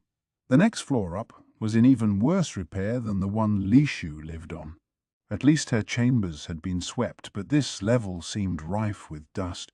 She put on her shoes and looked around. There were several rooms on this floor, but only one of them had the door cracked open. Still fighting her pounding pulse, Lishu knocked on it. There seemed to be no answer. Lishu had just turned around, thinking she must have the wrong room, when something wrapped around her from behind. "Welcome to my humble abode." A young woman's voice, no longer muffled, sounded in Lishu's ear. The hand that had grabbed her was delicate and pale, laced with blue veins. "I can't tell you how long I've been waiting." She had that same unique smell, sweet and bitter at the same time. The same one that had been wafting down to Lishu through the ceiling. Lishu asked again, feeling goosebumps on her neck. Sate seemed to be resting her chin on Lishu's head, and something was tickling her nape. It was a white bundle, the best silken threads. A tassel to something, maybe. "You have such nice skin, Lishu. A good, healthy color, but not tanned by the sun." The tip of Soti's finger slid along Lishu's cheek. "And this lovely black hair. You have someone who cares enough to comb it for you, even in a place like this?" "I'm jealous." "Oh, but a messy eater, are we?" "You've got a grain of rice here." Her delicate fingers plucked away the grain of rice that was stuck to Lishu's hair, slowly, almost as if she were scraping it away, and then she dropped it on the floor. Her fingers were red in places. They looked like burns that were just now healing. "I feel so sorry for you," Sully said. "Mummy dead when you were still a baby, used as a political tool practically since you could walk. Rejected by your family, mocked by your own ladies-in-waiting." Yes, that was Lishu's story. "Truly, it's a shame. No one understands you. Why do you suppose you're always the victim?" The gentle voice and the aroma enveloped Lishu. She could feel the body heat from the pale skin. It had been so long since she'd last felt another person so close to her. She felt like she might simply melt away. "They're all terrible to you. You're nothing but sweet and kind, and all they do is bully you and make your life a living nightmare." Lishu, nearly melting into the sweet odor, nodded at Soti's words. "Yes, that's right. They were always bullying her, ignoring her, using her." What had Lishu ever done wrong? For the longest time now, for the longest time, a half-formed question drifted through Lishu's hazy mind. When, she wondered, had she told Sote about her father? They all leave you alone to eat cold food by yourself in a gloomy room. Unbelievable. When had she mentioned the food being cold? The question occurred to her, but she couldn't seem to make her brain work. She felt Sote's embrace slacken, though, and she managed to turn around to finally face someone whom she had only known as a voice until this moment. "Why? Why are you looking at me like that? Is there something on my face?" The smiling girl before Lishu was a color she'd never seen before. She was beautiful in her way. Her figure was peach-like, her lips full and red like cherries, but her skin seemed colorless. People from the West had pale skin, but this was far, far paler than that. Lishu could never have made her skin this white, no matter how copiously she applied white makeup powder. Soti's hair, too, was like an old woman's. It was her hair that Lishu had taken for a tassel, hair that ran straight and true down her back. "Do I look strange to you?" Sote asked. Her eyebrows, slowly furrowing, were white too, and her eyes, they were as red as rubies. On the way to the western capital, Lishu had heard the rumors that there was a woman like one of the mythical immortals stirring up trouble in every region and making the powerful people of the capital dance in the palm of her hand. "It's you, the White Lady. So you know about me? That makes us two of a kind, then." Sote twirled Lishu's hair around the end of her finger. "Because I know about you too. I just never thought we would find ourselves in the same place together." She smiled, then tugged on Lishu's hair. "This black hair, I'm jealous of it." Lishu couldn't speak. "And your healthy skin? You can go out in the sun and it doesn't get inflamed and burn." Still, Lishu was silent. "I can't even stand the light from a window." "You complained about the gloom, Lishu?" "The darkness. Those gloomy corners are the only ones where I can survive." Soti's eyes were narrow and she was staring fixedly at Lishu. I have something to tell you. All the torment that's been inflicted upon you, you can't blame anyone for it. It's your own fault. Slim fingers danced across Lishu's cheek, rough fingertips scratching her skin. You never had to starve growing up, and you put on all their pretty clothes without question. But you just sit around doing nothing, don't you, Lishu? You ought to know that if you can't protect yourself, you're going to be a target. Now the fingers pinched at her cheek, digging into her skin till the nails left scratches behind. It sickens me to look at you. A tremendous frown came over Soti's face, a look of contempt every bit as brutal as her words. Lishu shrank into herself. It's disgusting just seeing you there. Soti's chilly stare made Lishu's heart skip a beat. It reminded her of so many stares she'd seen before. Her father's, her half-sisters, her ladies. Lishu's teeth started to chatter. She felt like she might be sucked into those red eyes. Overhead she heard scurrying, like bugs. It sounded to her like the voices of the maids and servants, spreading their tales about her and condemning her behind her back. No, stop. Lishu shook her head. She pressed a hand to her cheek, which must have had red scratch marks on it, and looked at Soti with fear in her eyes. Soti's lips twisted. Sickening. It's like looking at my old self. Lishu had no hope any more of understanding what Soti was talking about. She began to run, just desperate to get out of there. She dashed through the decaying hallway, ran up the stairs. As Soti had told her, the door to the next floor wasn't locked. Lishu kept running, higher and higher. She lost count of how many floors she had gone up.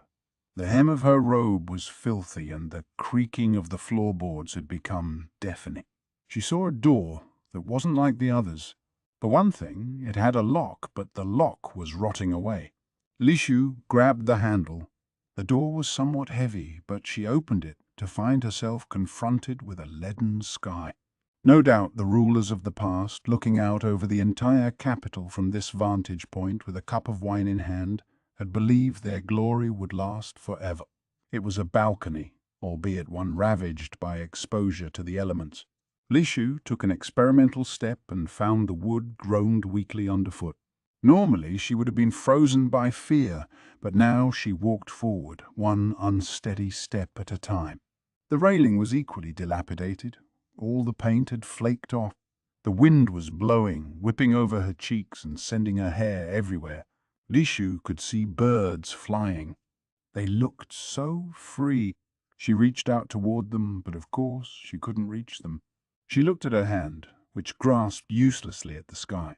Chapter 16. Basen and Lishu. When Maomao and Jinshi got word, they rushed to the tower by horse. There was no time to arrange a carriage. Instead, they commandeered the mount the messenger had come on, with Jinshi at the rein. Maomao didn't bother to ask for his permission as she jumped up behind him. He only said, "We'll be going fast." "Don't fall off." She took that as an okay. She pressed her face into his back, which smelled of perfume, and braced herself, trying to remain upright. When they arrived at the palace, Jinshi removed his mask, begrudging even the time to show his insignia of office. The horse didn't even slow down as they made for the tower where Consort Lishu was confined. A crowd had already gathered in front of the pagoda. In addition to the guards, there were gawking bureaucrats and court ladies, faced by soldiers insisting they stay back. No sooner had the court ladies noticed Jinshi than they blushed furiously, until they spotted Maomao and looked incensed instead. But Maomao and Jinshi both ignored them. There was no time to pander to the likes of them. They could see a woman on the uppermost story of the pagoda, a young woman gazing into the distance, her hair disheveled. It was Consort Lishu. Maomao couldn't tell what she was doing. She seemed to be trying to grab hold of something, reaching out with one hand toward the sky. "What's she doing up there?" Maomao thought. The building was so old it creaked under your feet. Maomao couldn't believe the timid consort had gone all the way to the top floor of her own volition. She was too far away to make out her expression, though, or guess what exactly she was trying to do. "Let me through! Let me through!" cried a familiar voice. Maomao realized that the woman being restrained by the guards was Lishu's chief lady-in-waiting.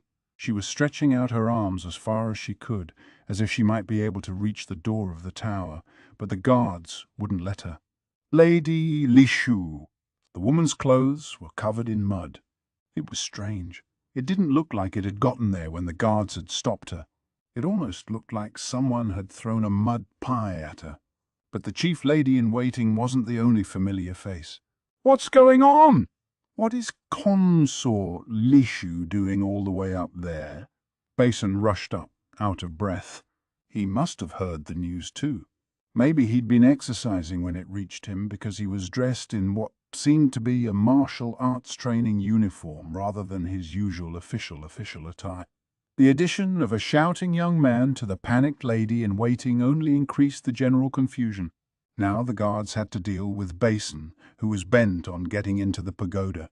They tried to push him back, but only found themselves dragged along instead. Ah, the infamous strength. Maomao had learned about it firsthand in the western capital, but she sensed there was something more than simple physical power at work here. She couldn't think about it now, though. They needed to figure out what to do about Consort Lishu. "Calm down." A clear, beautiful voice rang out. Basen and the chief lady-in-waiting both stopped and looked at its owner. "Kinship!" He passed his horse's reins to one of the soldiers, then strode over to the two of them. "I will go, but—" The lady-in-waiting stuttered. "I said, I'll do it."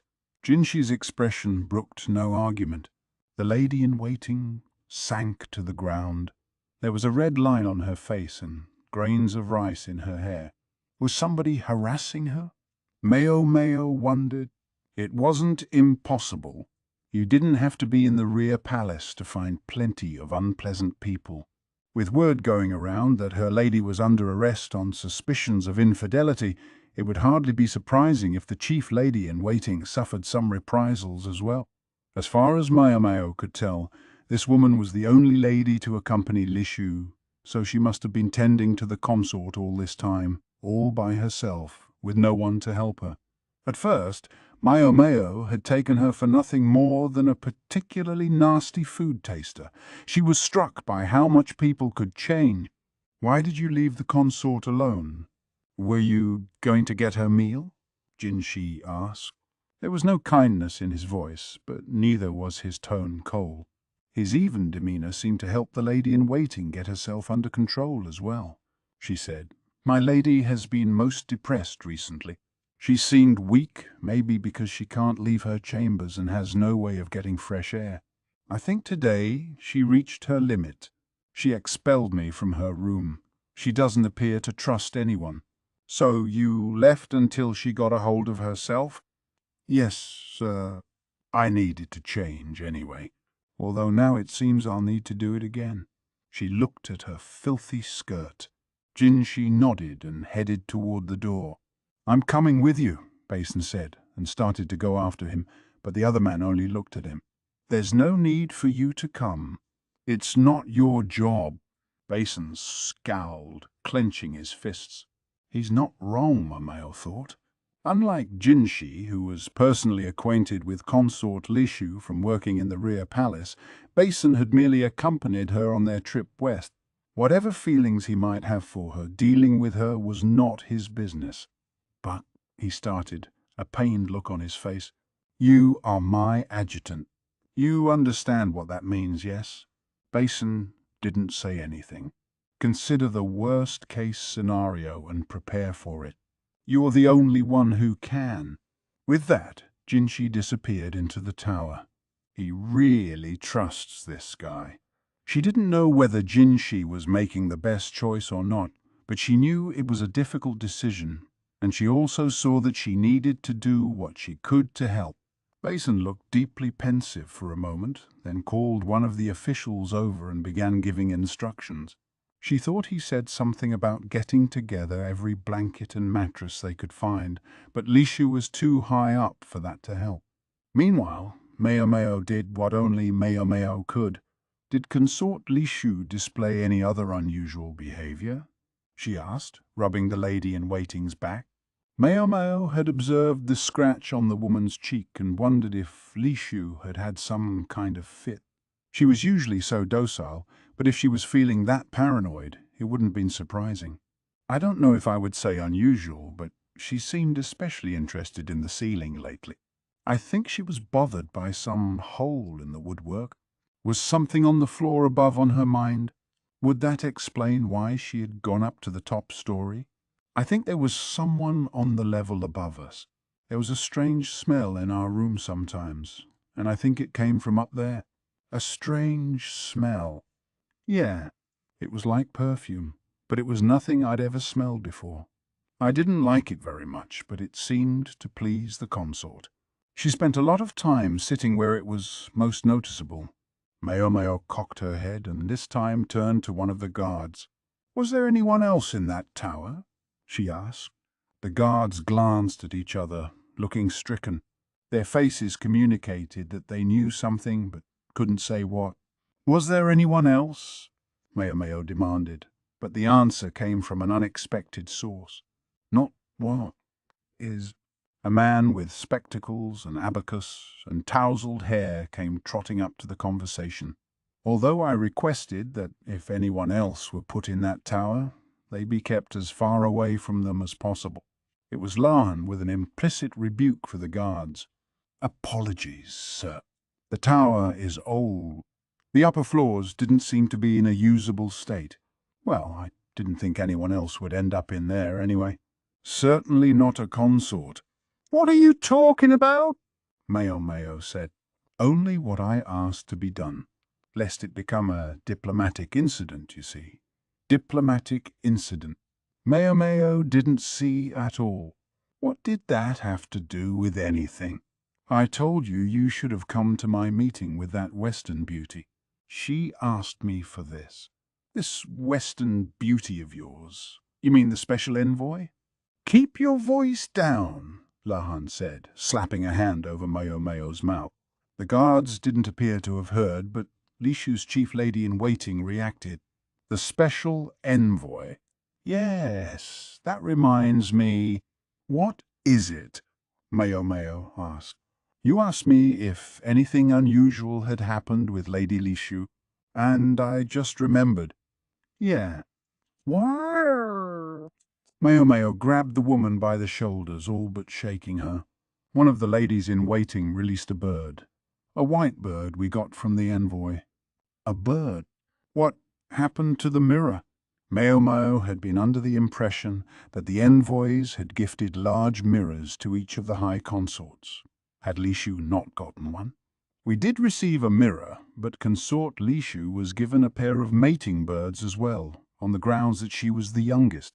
The envoys thought perhaps she might be lonely so far from her parents, and they thought birds would help." "I suppose so. But Lady Lishu starts sneezing any time she touches an animal's fur or feathers, so she didn't see much of them. She felt bad not being able to care properly for them and gave them to one of the maids. A bit back, while Lady Lishu was away, the woman let the bird go. In fact, she seemed to have let them both go, I'm afraid." "The bird? She let them go?" Maomao felt like the pieces were just about to fall into place. She searched her memory desperately, trying to figure out why this seemed so important. Could it be? These birds didn't happen to be pigeons, did they? They might have been. I never actually saw them, so I'm not sure, but I did hear them cooing, I think. Pigeons knew how to get back to their homes. The page Lishu had copied from the novel had been rolled up like a string. What if it had been tied to a pigeon's leg? There was something else, too. At the banquet for the envoys last summer, wasn't there somebody talking to you? Not one of the envoys themselves, but one of their servants. Now that you mention it, among the ladies-in-waiting, there had been someone saying something to the effect of, "The gentlemen of the West are generous and so very handsome." I can't believe I missed it, Maomao thought. She'd been so sure that the book must have been sold by the visiting caravan. It made sense. Someone from the West would have been able to get a hold of the translations sooner than those in the capital. But the envoys had come to the banquet specifically to market themselves to the emperor and his younger brother. Of course, they would sound out the palace women first, trying to get whatever information they could, and they would naturally go after the person who looked most vulnerable. If they had decided during their reconnaissance that Lishu would be the easiest consort to manipulate, it would certainly explain why they had targeted her after that. They played us. She should have realized, especially after one of the envoys had turned out to be involved with the Shai clan and had managed to look perfectly innocent about it. Now wasn't the time for regret, though. "All right, Lahan. Who is it in that tower?" In response, Lan leaned toward Maomao and whispered a name. When she heard it, she immediately broke out in a clammy sweat. The White Immortal, of all the people it could have been. That made Maomao all the more curious about the strange smell that had been drifting into the consort's chambers. With as much as the White Lady knew about drugs, it was entirely possible she'd mixed something into some incense that would dull Lishu's judgment. Maomao shoved past Lahan and made for the tower. She saw no sign of Basen. He must have taken to heart Jinchi's admonition to prepare for the worst. Anyway, she didn't have time to worry about him now. She needed to go see exactly what was happening with Consort Lishu. She slipped past the startled guards and into the tower. Hallway, stairs, hallway, stairs. It was enough to make her head spin. She only knew she'd arrived at the top floor because she found several men there. Jinchi was standing in front of an open door, beyond which was a balcony where Lishu stood, her eyes unfocused. Jinchi was speaking to her calmly. The balcony was falling apart. Lishu was light enough that it could support her, but if Jinchi tried to go out there, his foot might go clean through the floor. He obviously hoped he could talk her back into the building, but it didn't look like it was going very well. "Don't move. Stay away," Lishu was saying. What was she looking at? She was giving little shakes of her head, her face contorted with fear. A beautiful, much-beloved gentleman was standing before her, yet she looked as agonized as if she beheld a monster. Her eyes were utterly blind to his beauty. She was seeing something else, something fantastic. "Consort," Jinchi said gently, still trying not to upset her further. He had the right idea. If he could just keep talking to her until she came back to her senses, he might yet succeed. Maomao stood quietly behind Jinchi. It would be risky for the young man to go out on the balcony. If they wanted to get any closer to Lishu, Maomao would be the better choice. "I'll go," she said. "Hey, wait," Jinchi said, but she brushed his hand away. Quite frankly, she didn't want to do this. What if her foot punched a hole through the floor? What was the consort even doing way the hell up here? That was only one of many bitter questions that occurred to Maomao, but like an idiot she pressed ahead, consequences be damned. She had boarded this boat and she was going to ride it until the end. She found one thought growing irresistibly in her mind. Now that she'd come this far, she was going to help Consort Lishu. "Consort," she said. "Lady, duo is waiting for you." It was a judicious choice. Mentioning her family here and now would almost certainly have had the opposite of the desired effect, and even Jinchi's presence hadn't brought Lishu back to them. Instead, Maomao invoked the name of the person the consort trusted most at this moment. Her choice earned a twitch from the consort. "Lady, duo." She seemed to show no fear of that name. "Yeah, she'll be here soon. You need to change before she arrives." Maomao was careful not to specifically tell Lishu to come back to them. She just needed the consort to move toward her on the balcony. Just stay calm and move.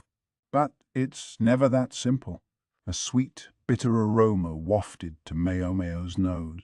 Something went by her without so much as a sound of footsteps, seeming so much a part of the natural world that no one reacted at first. The White Lady passed them by as unnoticed as a breeze. Jinchi was the first to register her presence. He moved to intercept her, but there was a shrill, piercing laugh. That was all she did. She laughed. Her red eyes almost closed. Her voice was like a wild animal's. It raised goosebumps on Maomao's skin. She reached out reflexively toward Consort Lishu, but she was too late. In her current state, the laughter was enough to agitate Lishu. Her face twisted and she fell back against the railing. The woman's cackling must have terrified her. The rotten railing wasn't even able to support Lishu's modest weight, and she pitched backward into the empty air. Maomao rushed across the balcony, but the floorboards gave way and she too began to fall. Just when she was expecting to feel a rush of wind against her body, she felt a pressure against her belly instead. Jinshi caught her at the last second. He caught her, but she was unable to catch Lishu. Maomao's hand was empty, and Lishu was gone. So this was how it all ended. Lishu smiled. Her body was dropping through space. Soon she would strike the ground and enter into a sleep from which she would never awaken. Her surroundings, which had seemed so hazy, were suddenly sharp and clear. She could see the collapsing balcony and the apothecary, the one who usually acted so indifferent. She'd thought it felt like someone had been talking to her. It must have been the apothecary. Lishu fell, unloved by anybody, unneeded. She was only ever in the way, so maybe it would be better if she wasn't there at all. She wouldn't be ridiculed anymore, or laughed at, or ignored. No one would leer at her with cruelty in their smile. But the journey to the ground did seem to be taking such a long time, so long that she wondered if maybe she really had grown wings and flown away like a bird. No, better to dispense with such fantasies. They only made it harder to bear when you came back to reality. She closed her eyes, preparing to welcome the end, when she heard a voice. Consort. It sounded familiar. Whose was it? Without really meaning to, she looked toward the voice. She saw a man standing on the multi-tiered roofs. He was grown, but not old enough yet to have acquired a beard or mustache. The sensitive lines of his face stirred something in her memory. It was the young man who had saved her from the lion at the banquet in the western capital. She'd never had a chance to thank him. She'd thought about it several times, but had never quite managed, so she had meant to send him a letter eventually. Now that she thought about it, she was glad she hadn't. She would have felt bad if the ugly suspicions surrounding her had engulfed him as well. She wished, though, now it was too late. She wished she could have at least told him how grateful she was. She opened her mouth. He would never be able to hear her, but she thought she could at least communicate those two simple words. Thank you.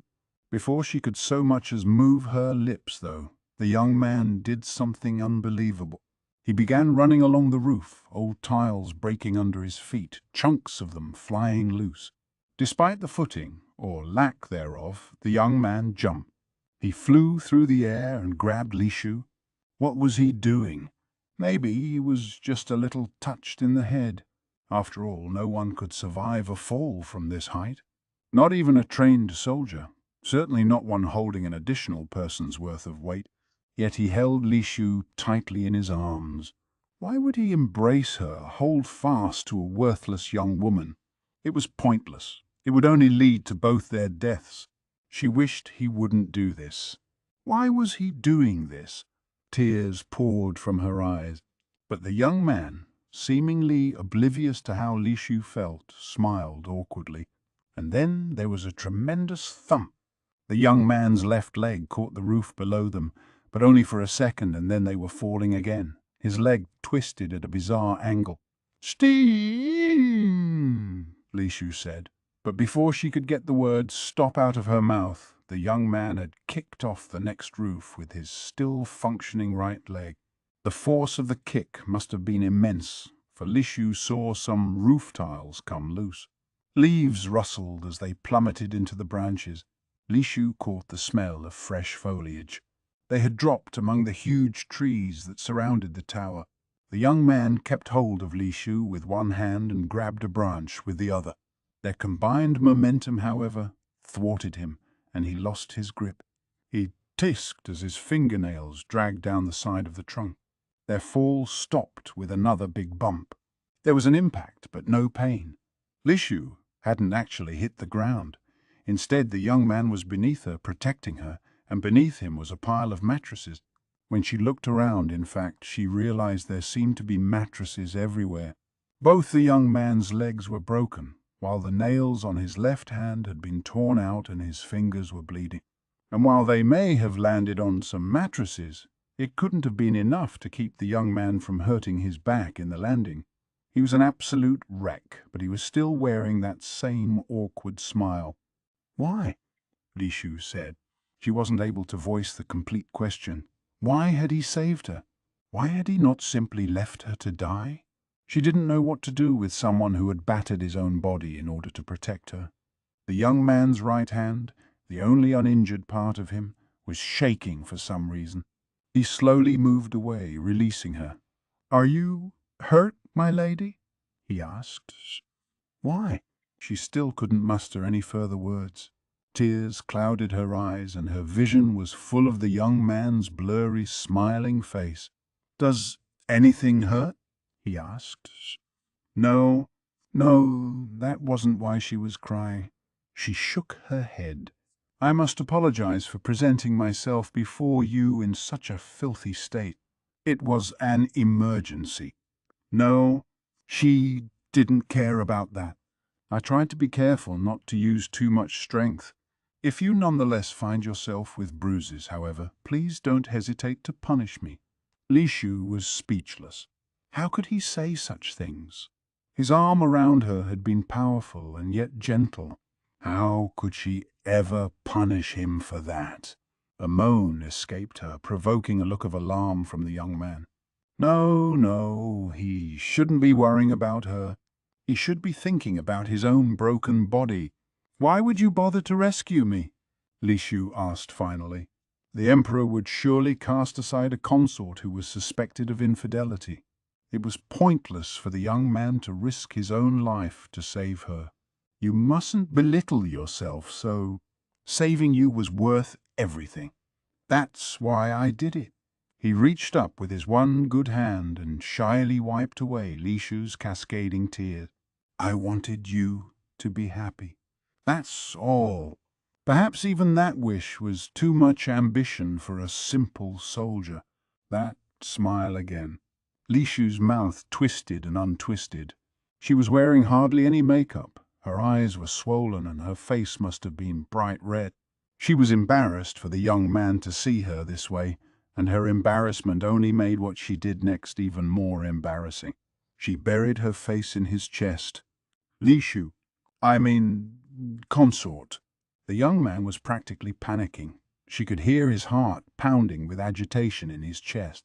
This went beyond embarrassment. She had to get away from him before anyone saw them, or this time she would be suspected of being unfaithful with this young man. Normally, doing something this crazy would have caused her heart to race and sent blood rushing to her head. And indeed, her pulse was going very fast. But at the same time, she was calm, here with her face against the young man's chest, which smelled faintly of sweat but just as much of fresh leaves, new growth. Lishu wished fervently that this brief moment might be even 1 second longer. Epilogue. "It's a downright ridiculous story, isn't it?" Maomao said, flipping through the romantic tragedy that had come to them from some far country. Jinshi had only just given her back her original copy. Well, her copy of the original copy. "I agree." Jinshi, who had come to return the book, leaned against a shelf, staring out the window at the sky. The atmosphere between them was difficult to describe. Though they were alone now, Jinshi had none of his recent forcefulness. Maomao knew he understood that this wasn't the moment for it.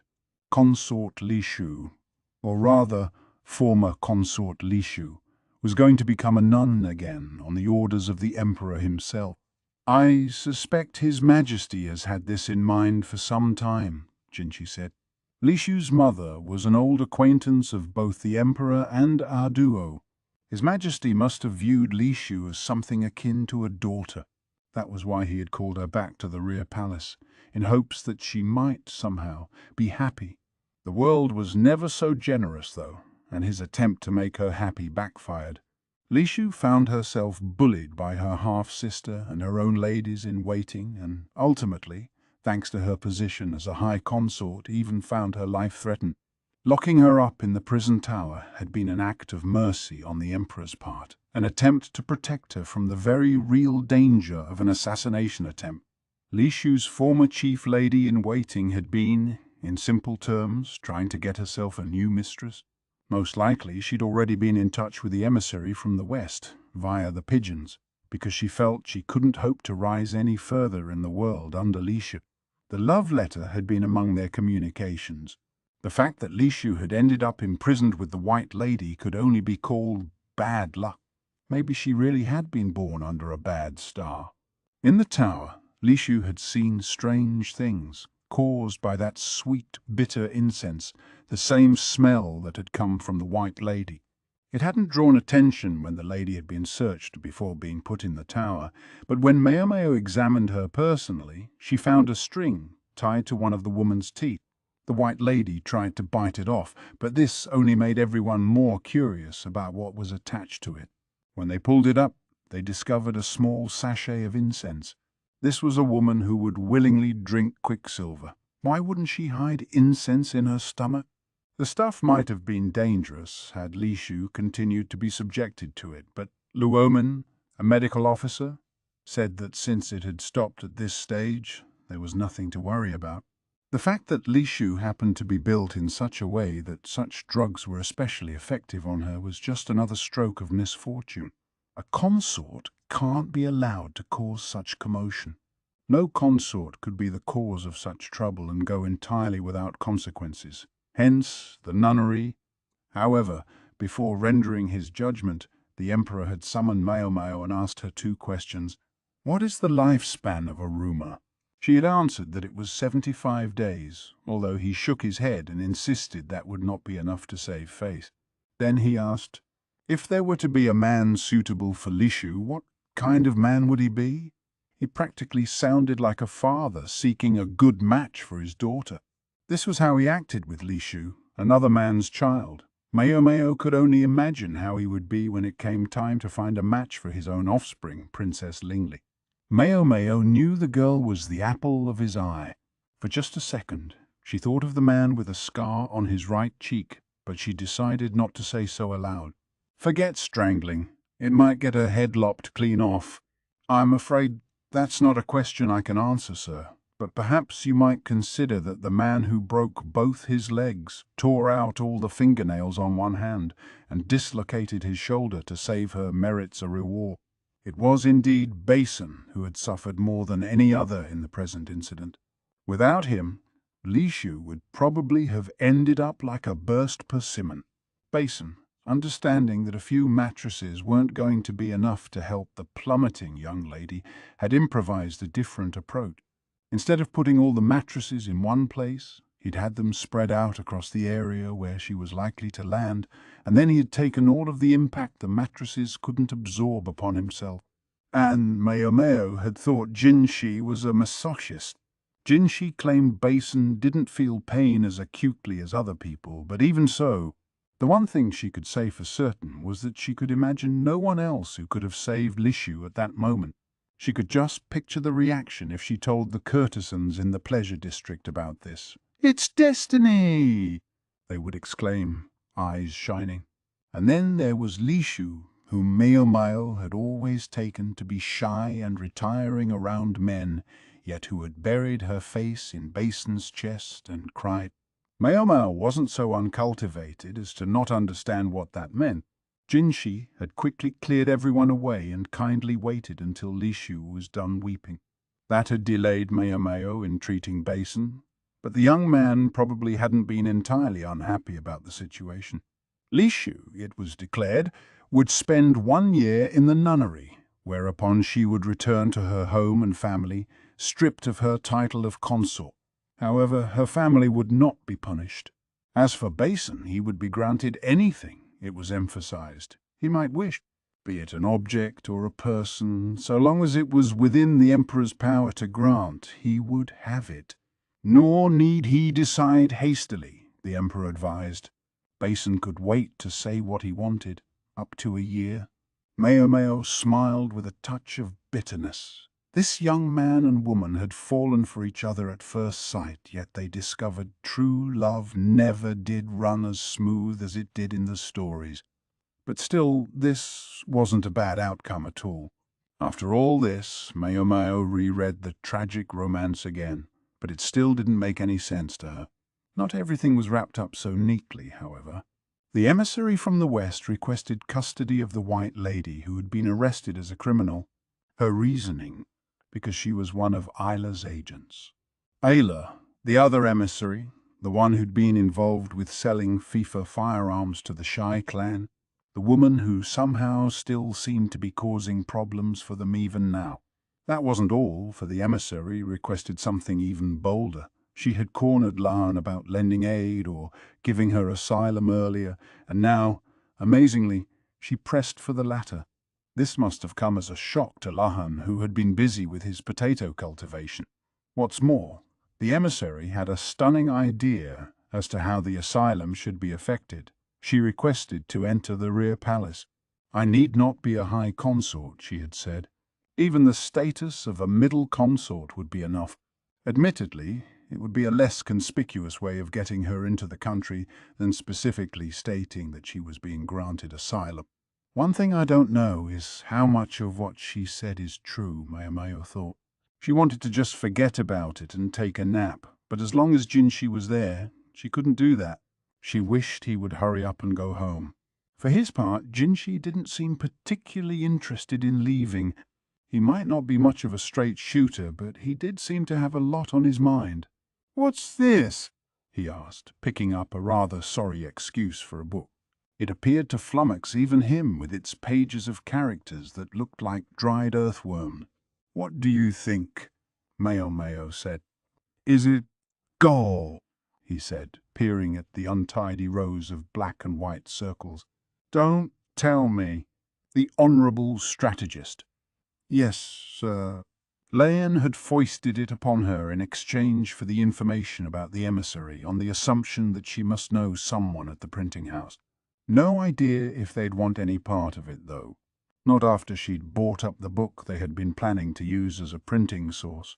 Even if they did take the job, they would have to be able to read the text first. That seemed like the biggest hurdle.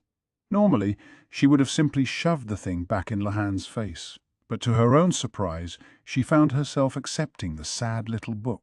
Jinshi looked rather taken aback as well. Maomao snorted as if to say, "Pay it no mind," and gazed at her laundry, which refused to dry here in the rainy season. How long could this conversation go on? She wished it could stay this way. Also, she hoped he wouldn't tickle the back of her foot again. She was careful to sit on her feet so Jinshi couldn't see them. He seemed to sense what she was thinking, for he smiled indulgently. He really knew how to piss her off. She was just giving him her fiercest go-home stare when the door opened. "Oh, hey, mister." It was Chu Yu. Jinshi simply nodded and raised a hand in greeting. Chu Yu trotted into the shop, ignoring how cramped it was with 3 people inside. Maomao was just wondering what he could be up to, when he ran a finger along her back, raising goose flesh all over her body. "Wanna know something, mister? Freckles here can't stand it if you swipe your finger along her back. It's a hoot." Maomao, wondering why the hell Chu Yu would bring up something like that at a moment like this, raised a hand to knuckle him in the head. Jinshi, however, said, "Is that so?" and grinned. Then he pulled out his purse and put a fat silver piece in Chu Yu's hand, far more than any kid needed for pocket change. What's this about, mister?" "What's going on?" Chu Yu asked. "Oh, I'd just like you to run a little errand for me." "Take your time about it." Maomao's eyes became dots. "Wow, you're the best, mister." "Yeah, take all the time you like." "Chew up," Maomao exclaimed. but the little brat walked out of the shop as if to say his work here was done. She jumped up to follow him, but she felt a tingling along her spine. Master Jinshi. Well, I'll be... It really works. He was smiling triumphantly. And I'm not done paying you back. No young man had ever looked more mischievous than he did at that moment. Sign up for our mailing list at J Novel Club to hear about new releases, newsletter, and you can read the latest chapters, like Vol. 7 of this series, by becoming a J Novel Club member. J Novel Club membership. Copyright The Apothecary Diaries, Volume 6, by Natsu Hyuga. Illustrations by Tuko Shino. Translated by Kevin Steinbach. Edited by Sasha McGlynn. This book is a work of fiction. Names, characters, places, and incidents are the product of the author's imagination or are used fictitiously. Any resemblance to actual events, locals, or persons, living or dead, is coincidental. Kusuria no Hitorigoto. Copyright Natsu Hyuga, 2016. All rights reserved. Originally published in Japan by Shufunotomo in Force Company, Limited, through Shufunotomo Company, Limited. This English edition is published by arrangement with Shufunotomo Company, Limited, Tokyo. English translation 2022 J Novel Club LC. All rights reserved. In accordance with the U.S. Copyright Act of 1976, the scanning, uploading, and electronic sharing of any part of this book without the permission of the publisher is unlawful piracy and theft of the author's intellectual property. J Novel Club LC. J Novel Club. The publisher is not responsible for websites or their content that are not owned by the publisher. Ebook Edition 1. 0. October 2022.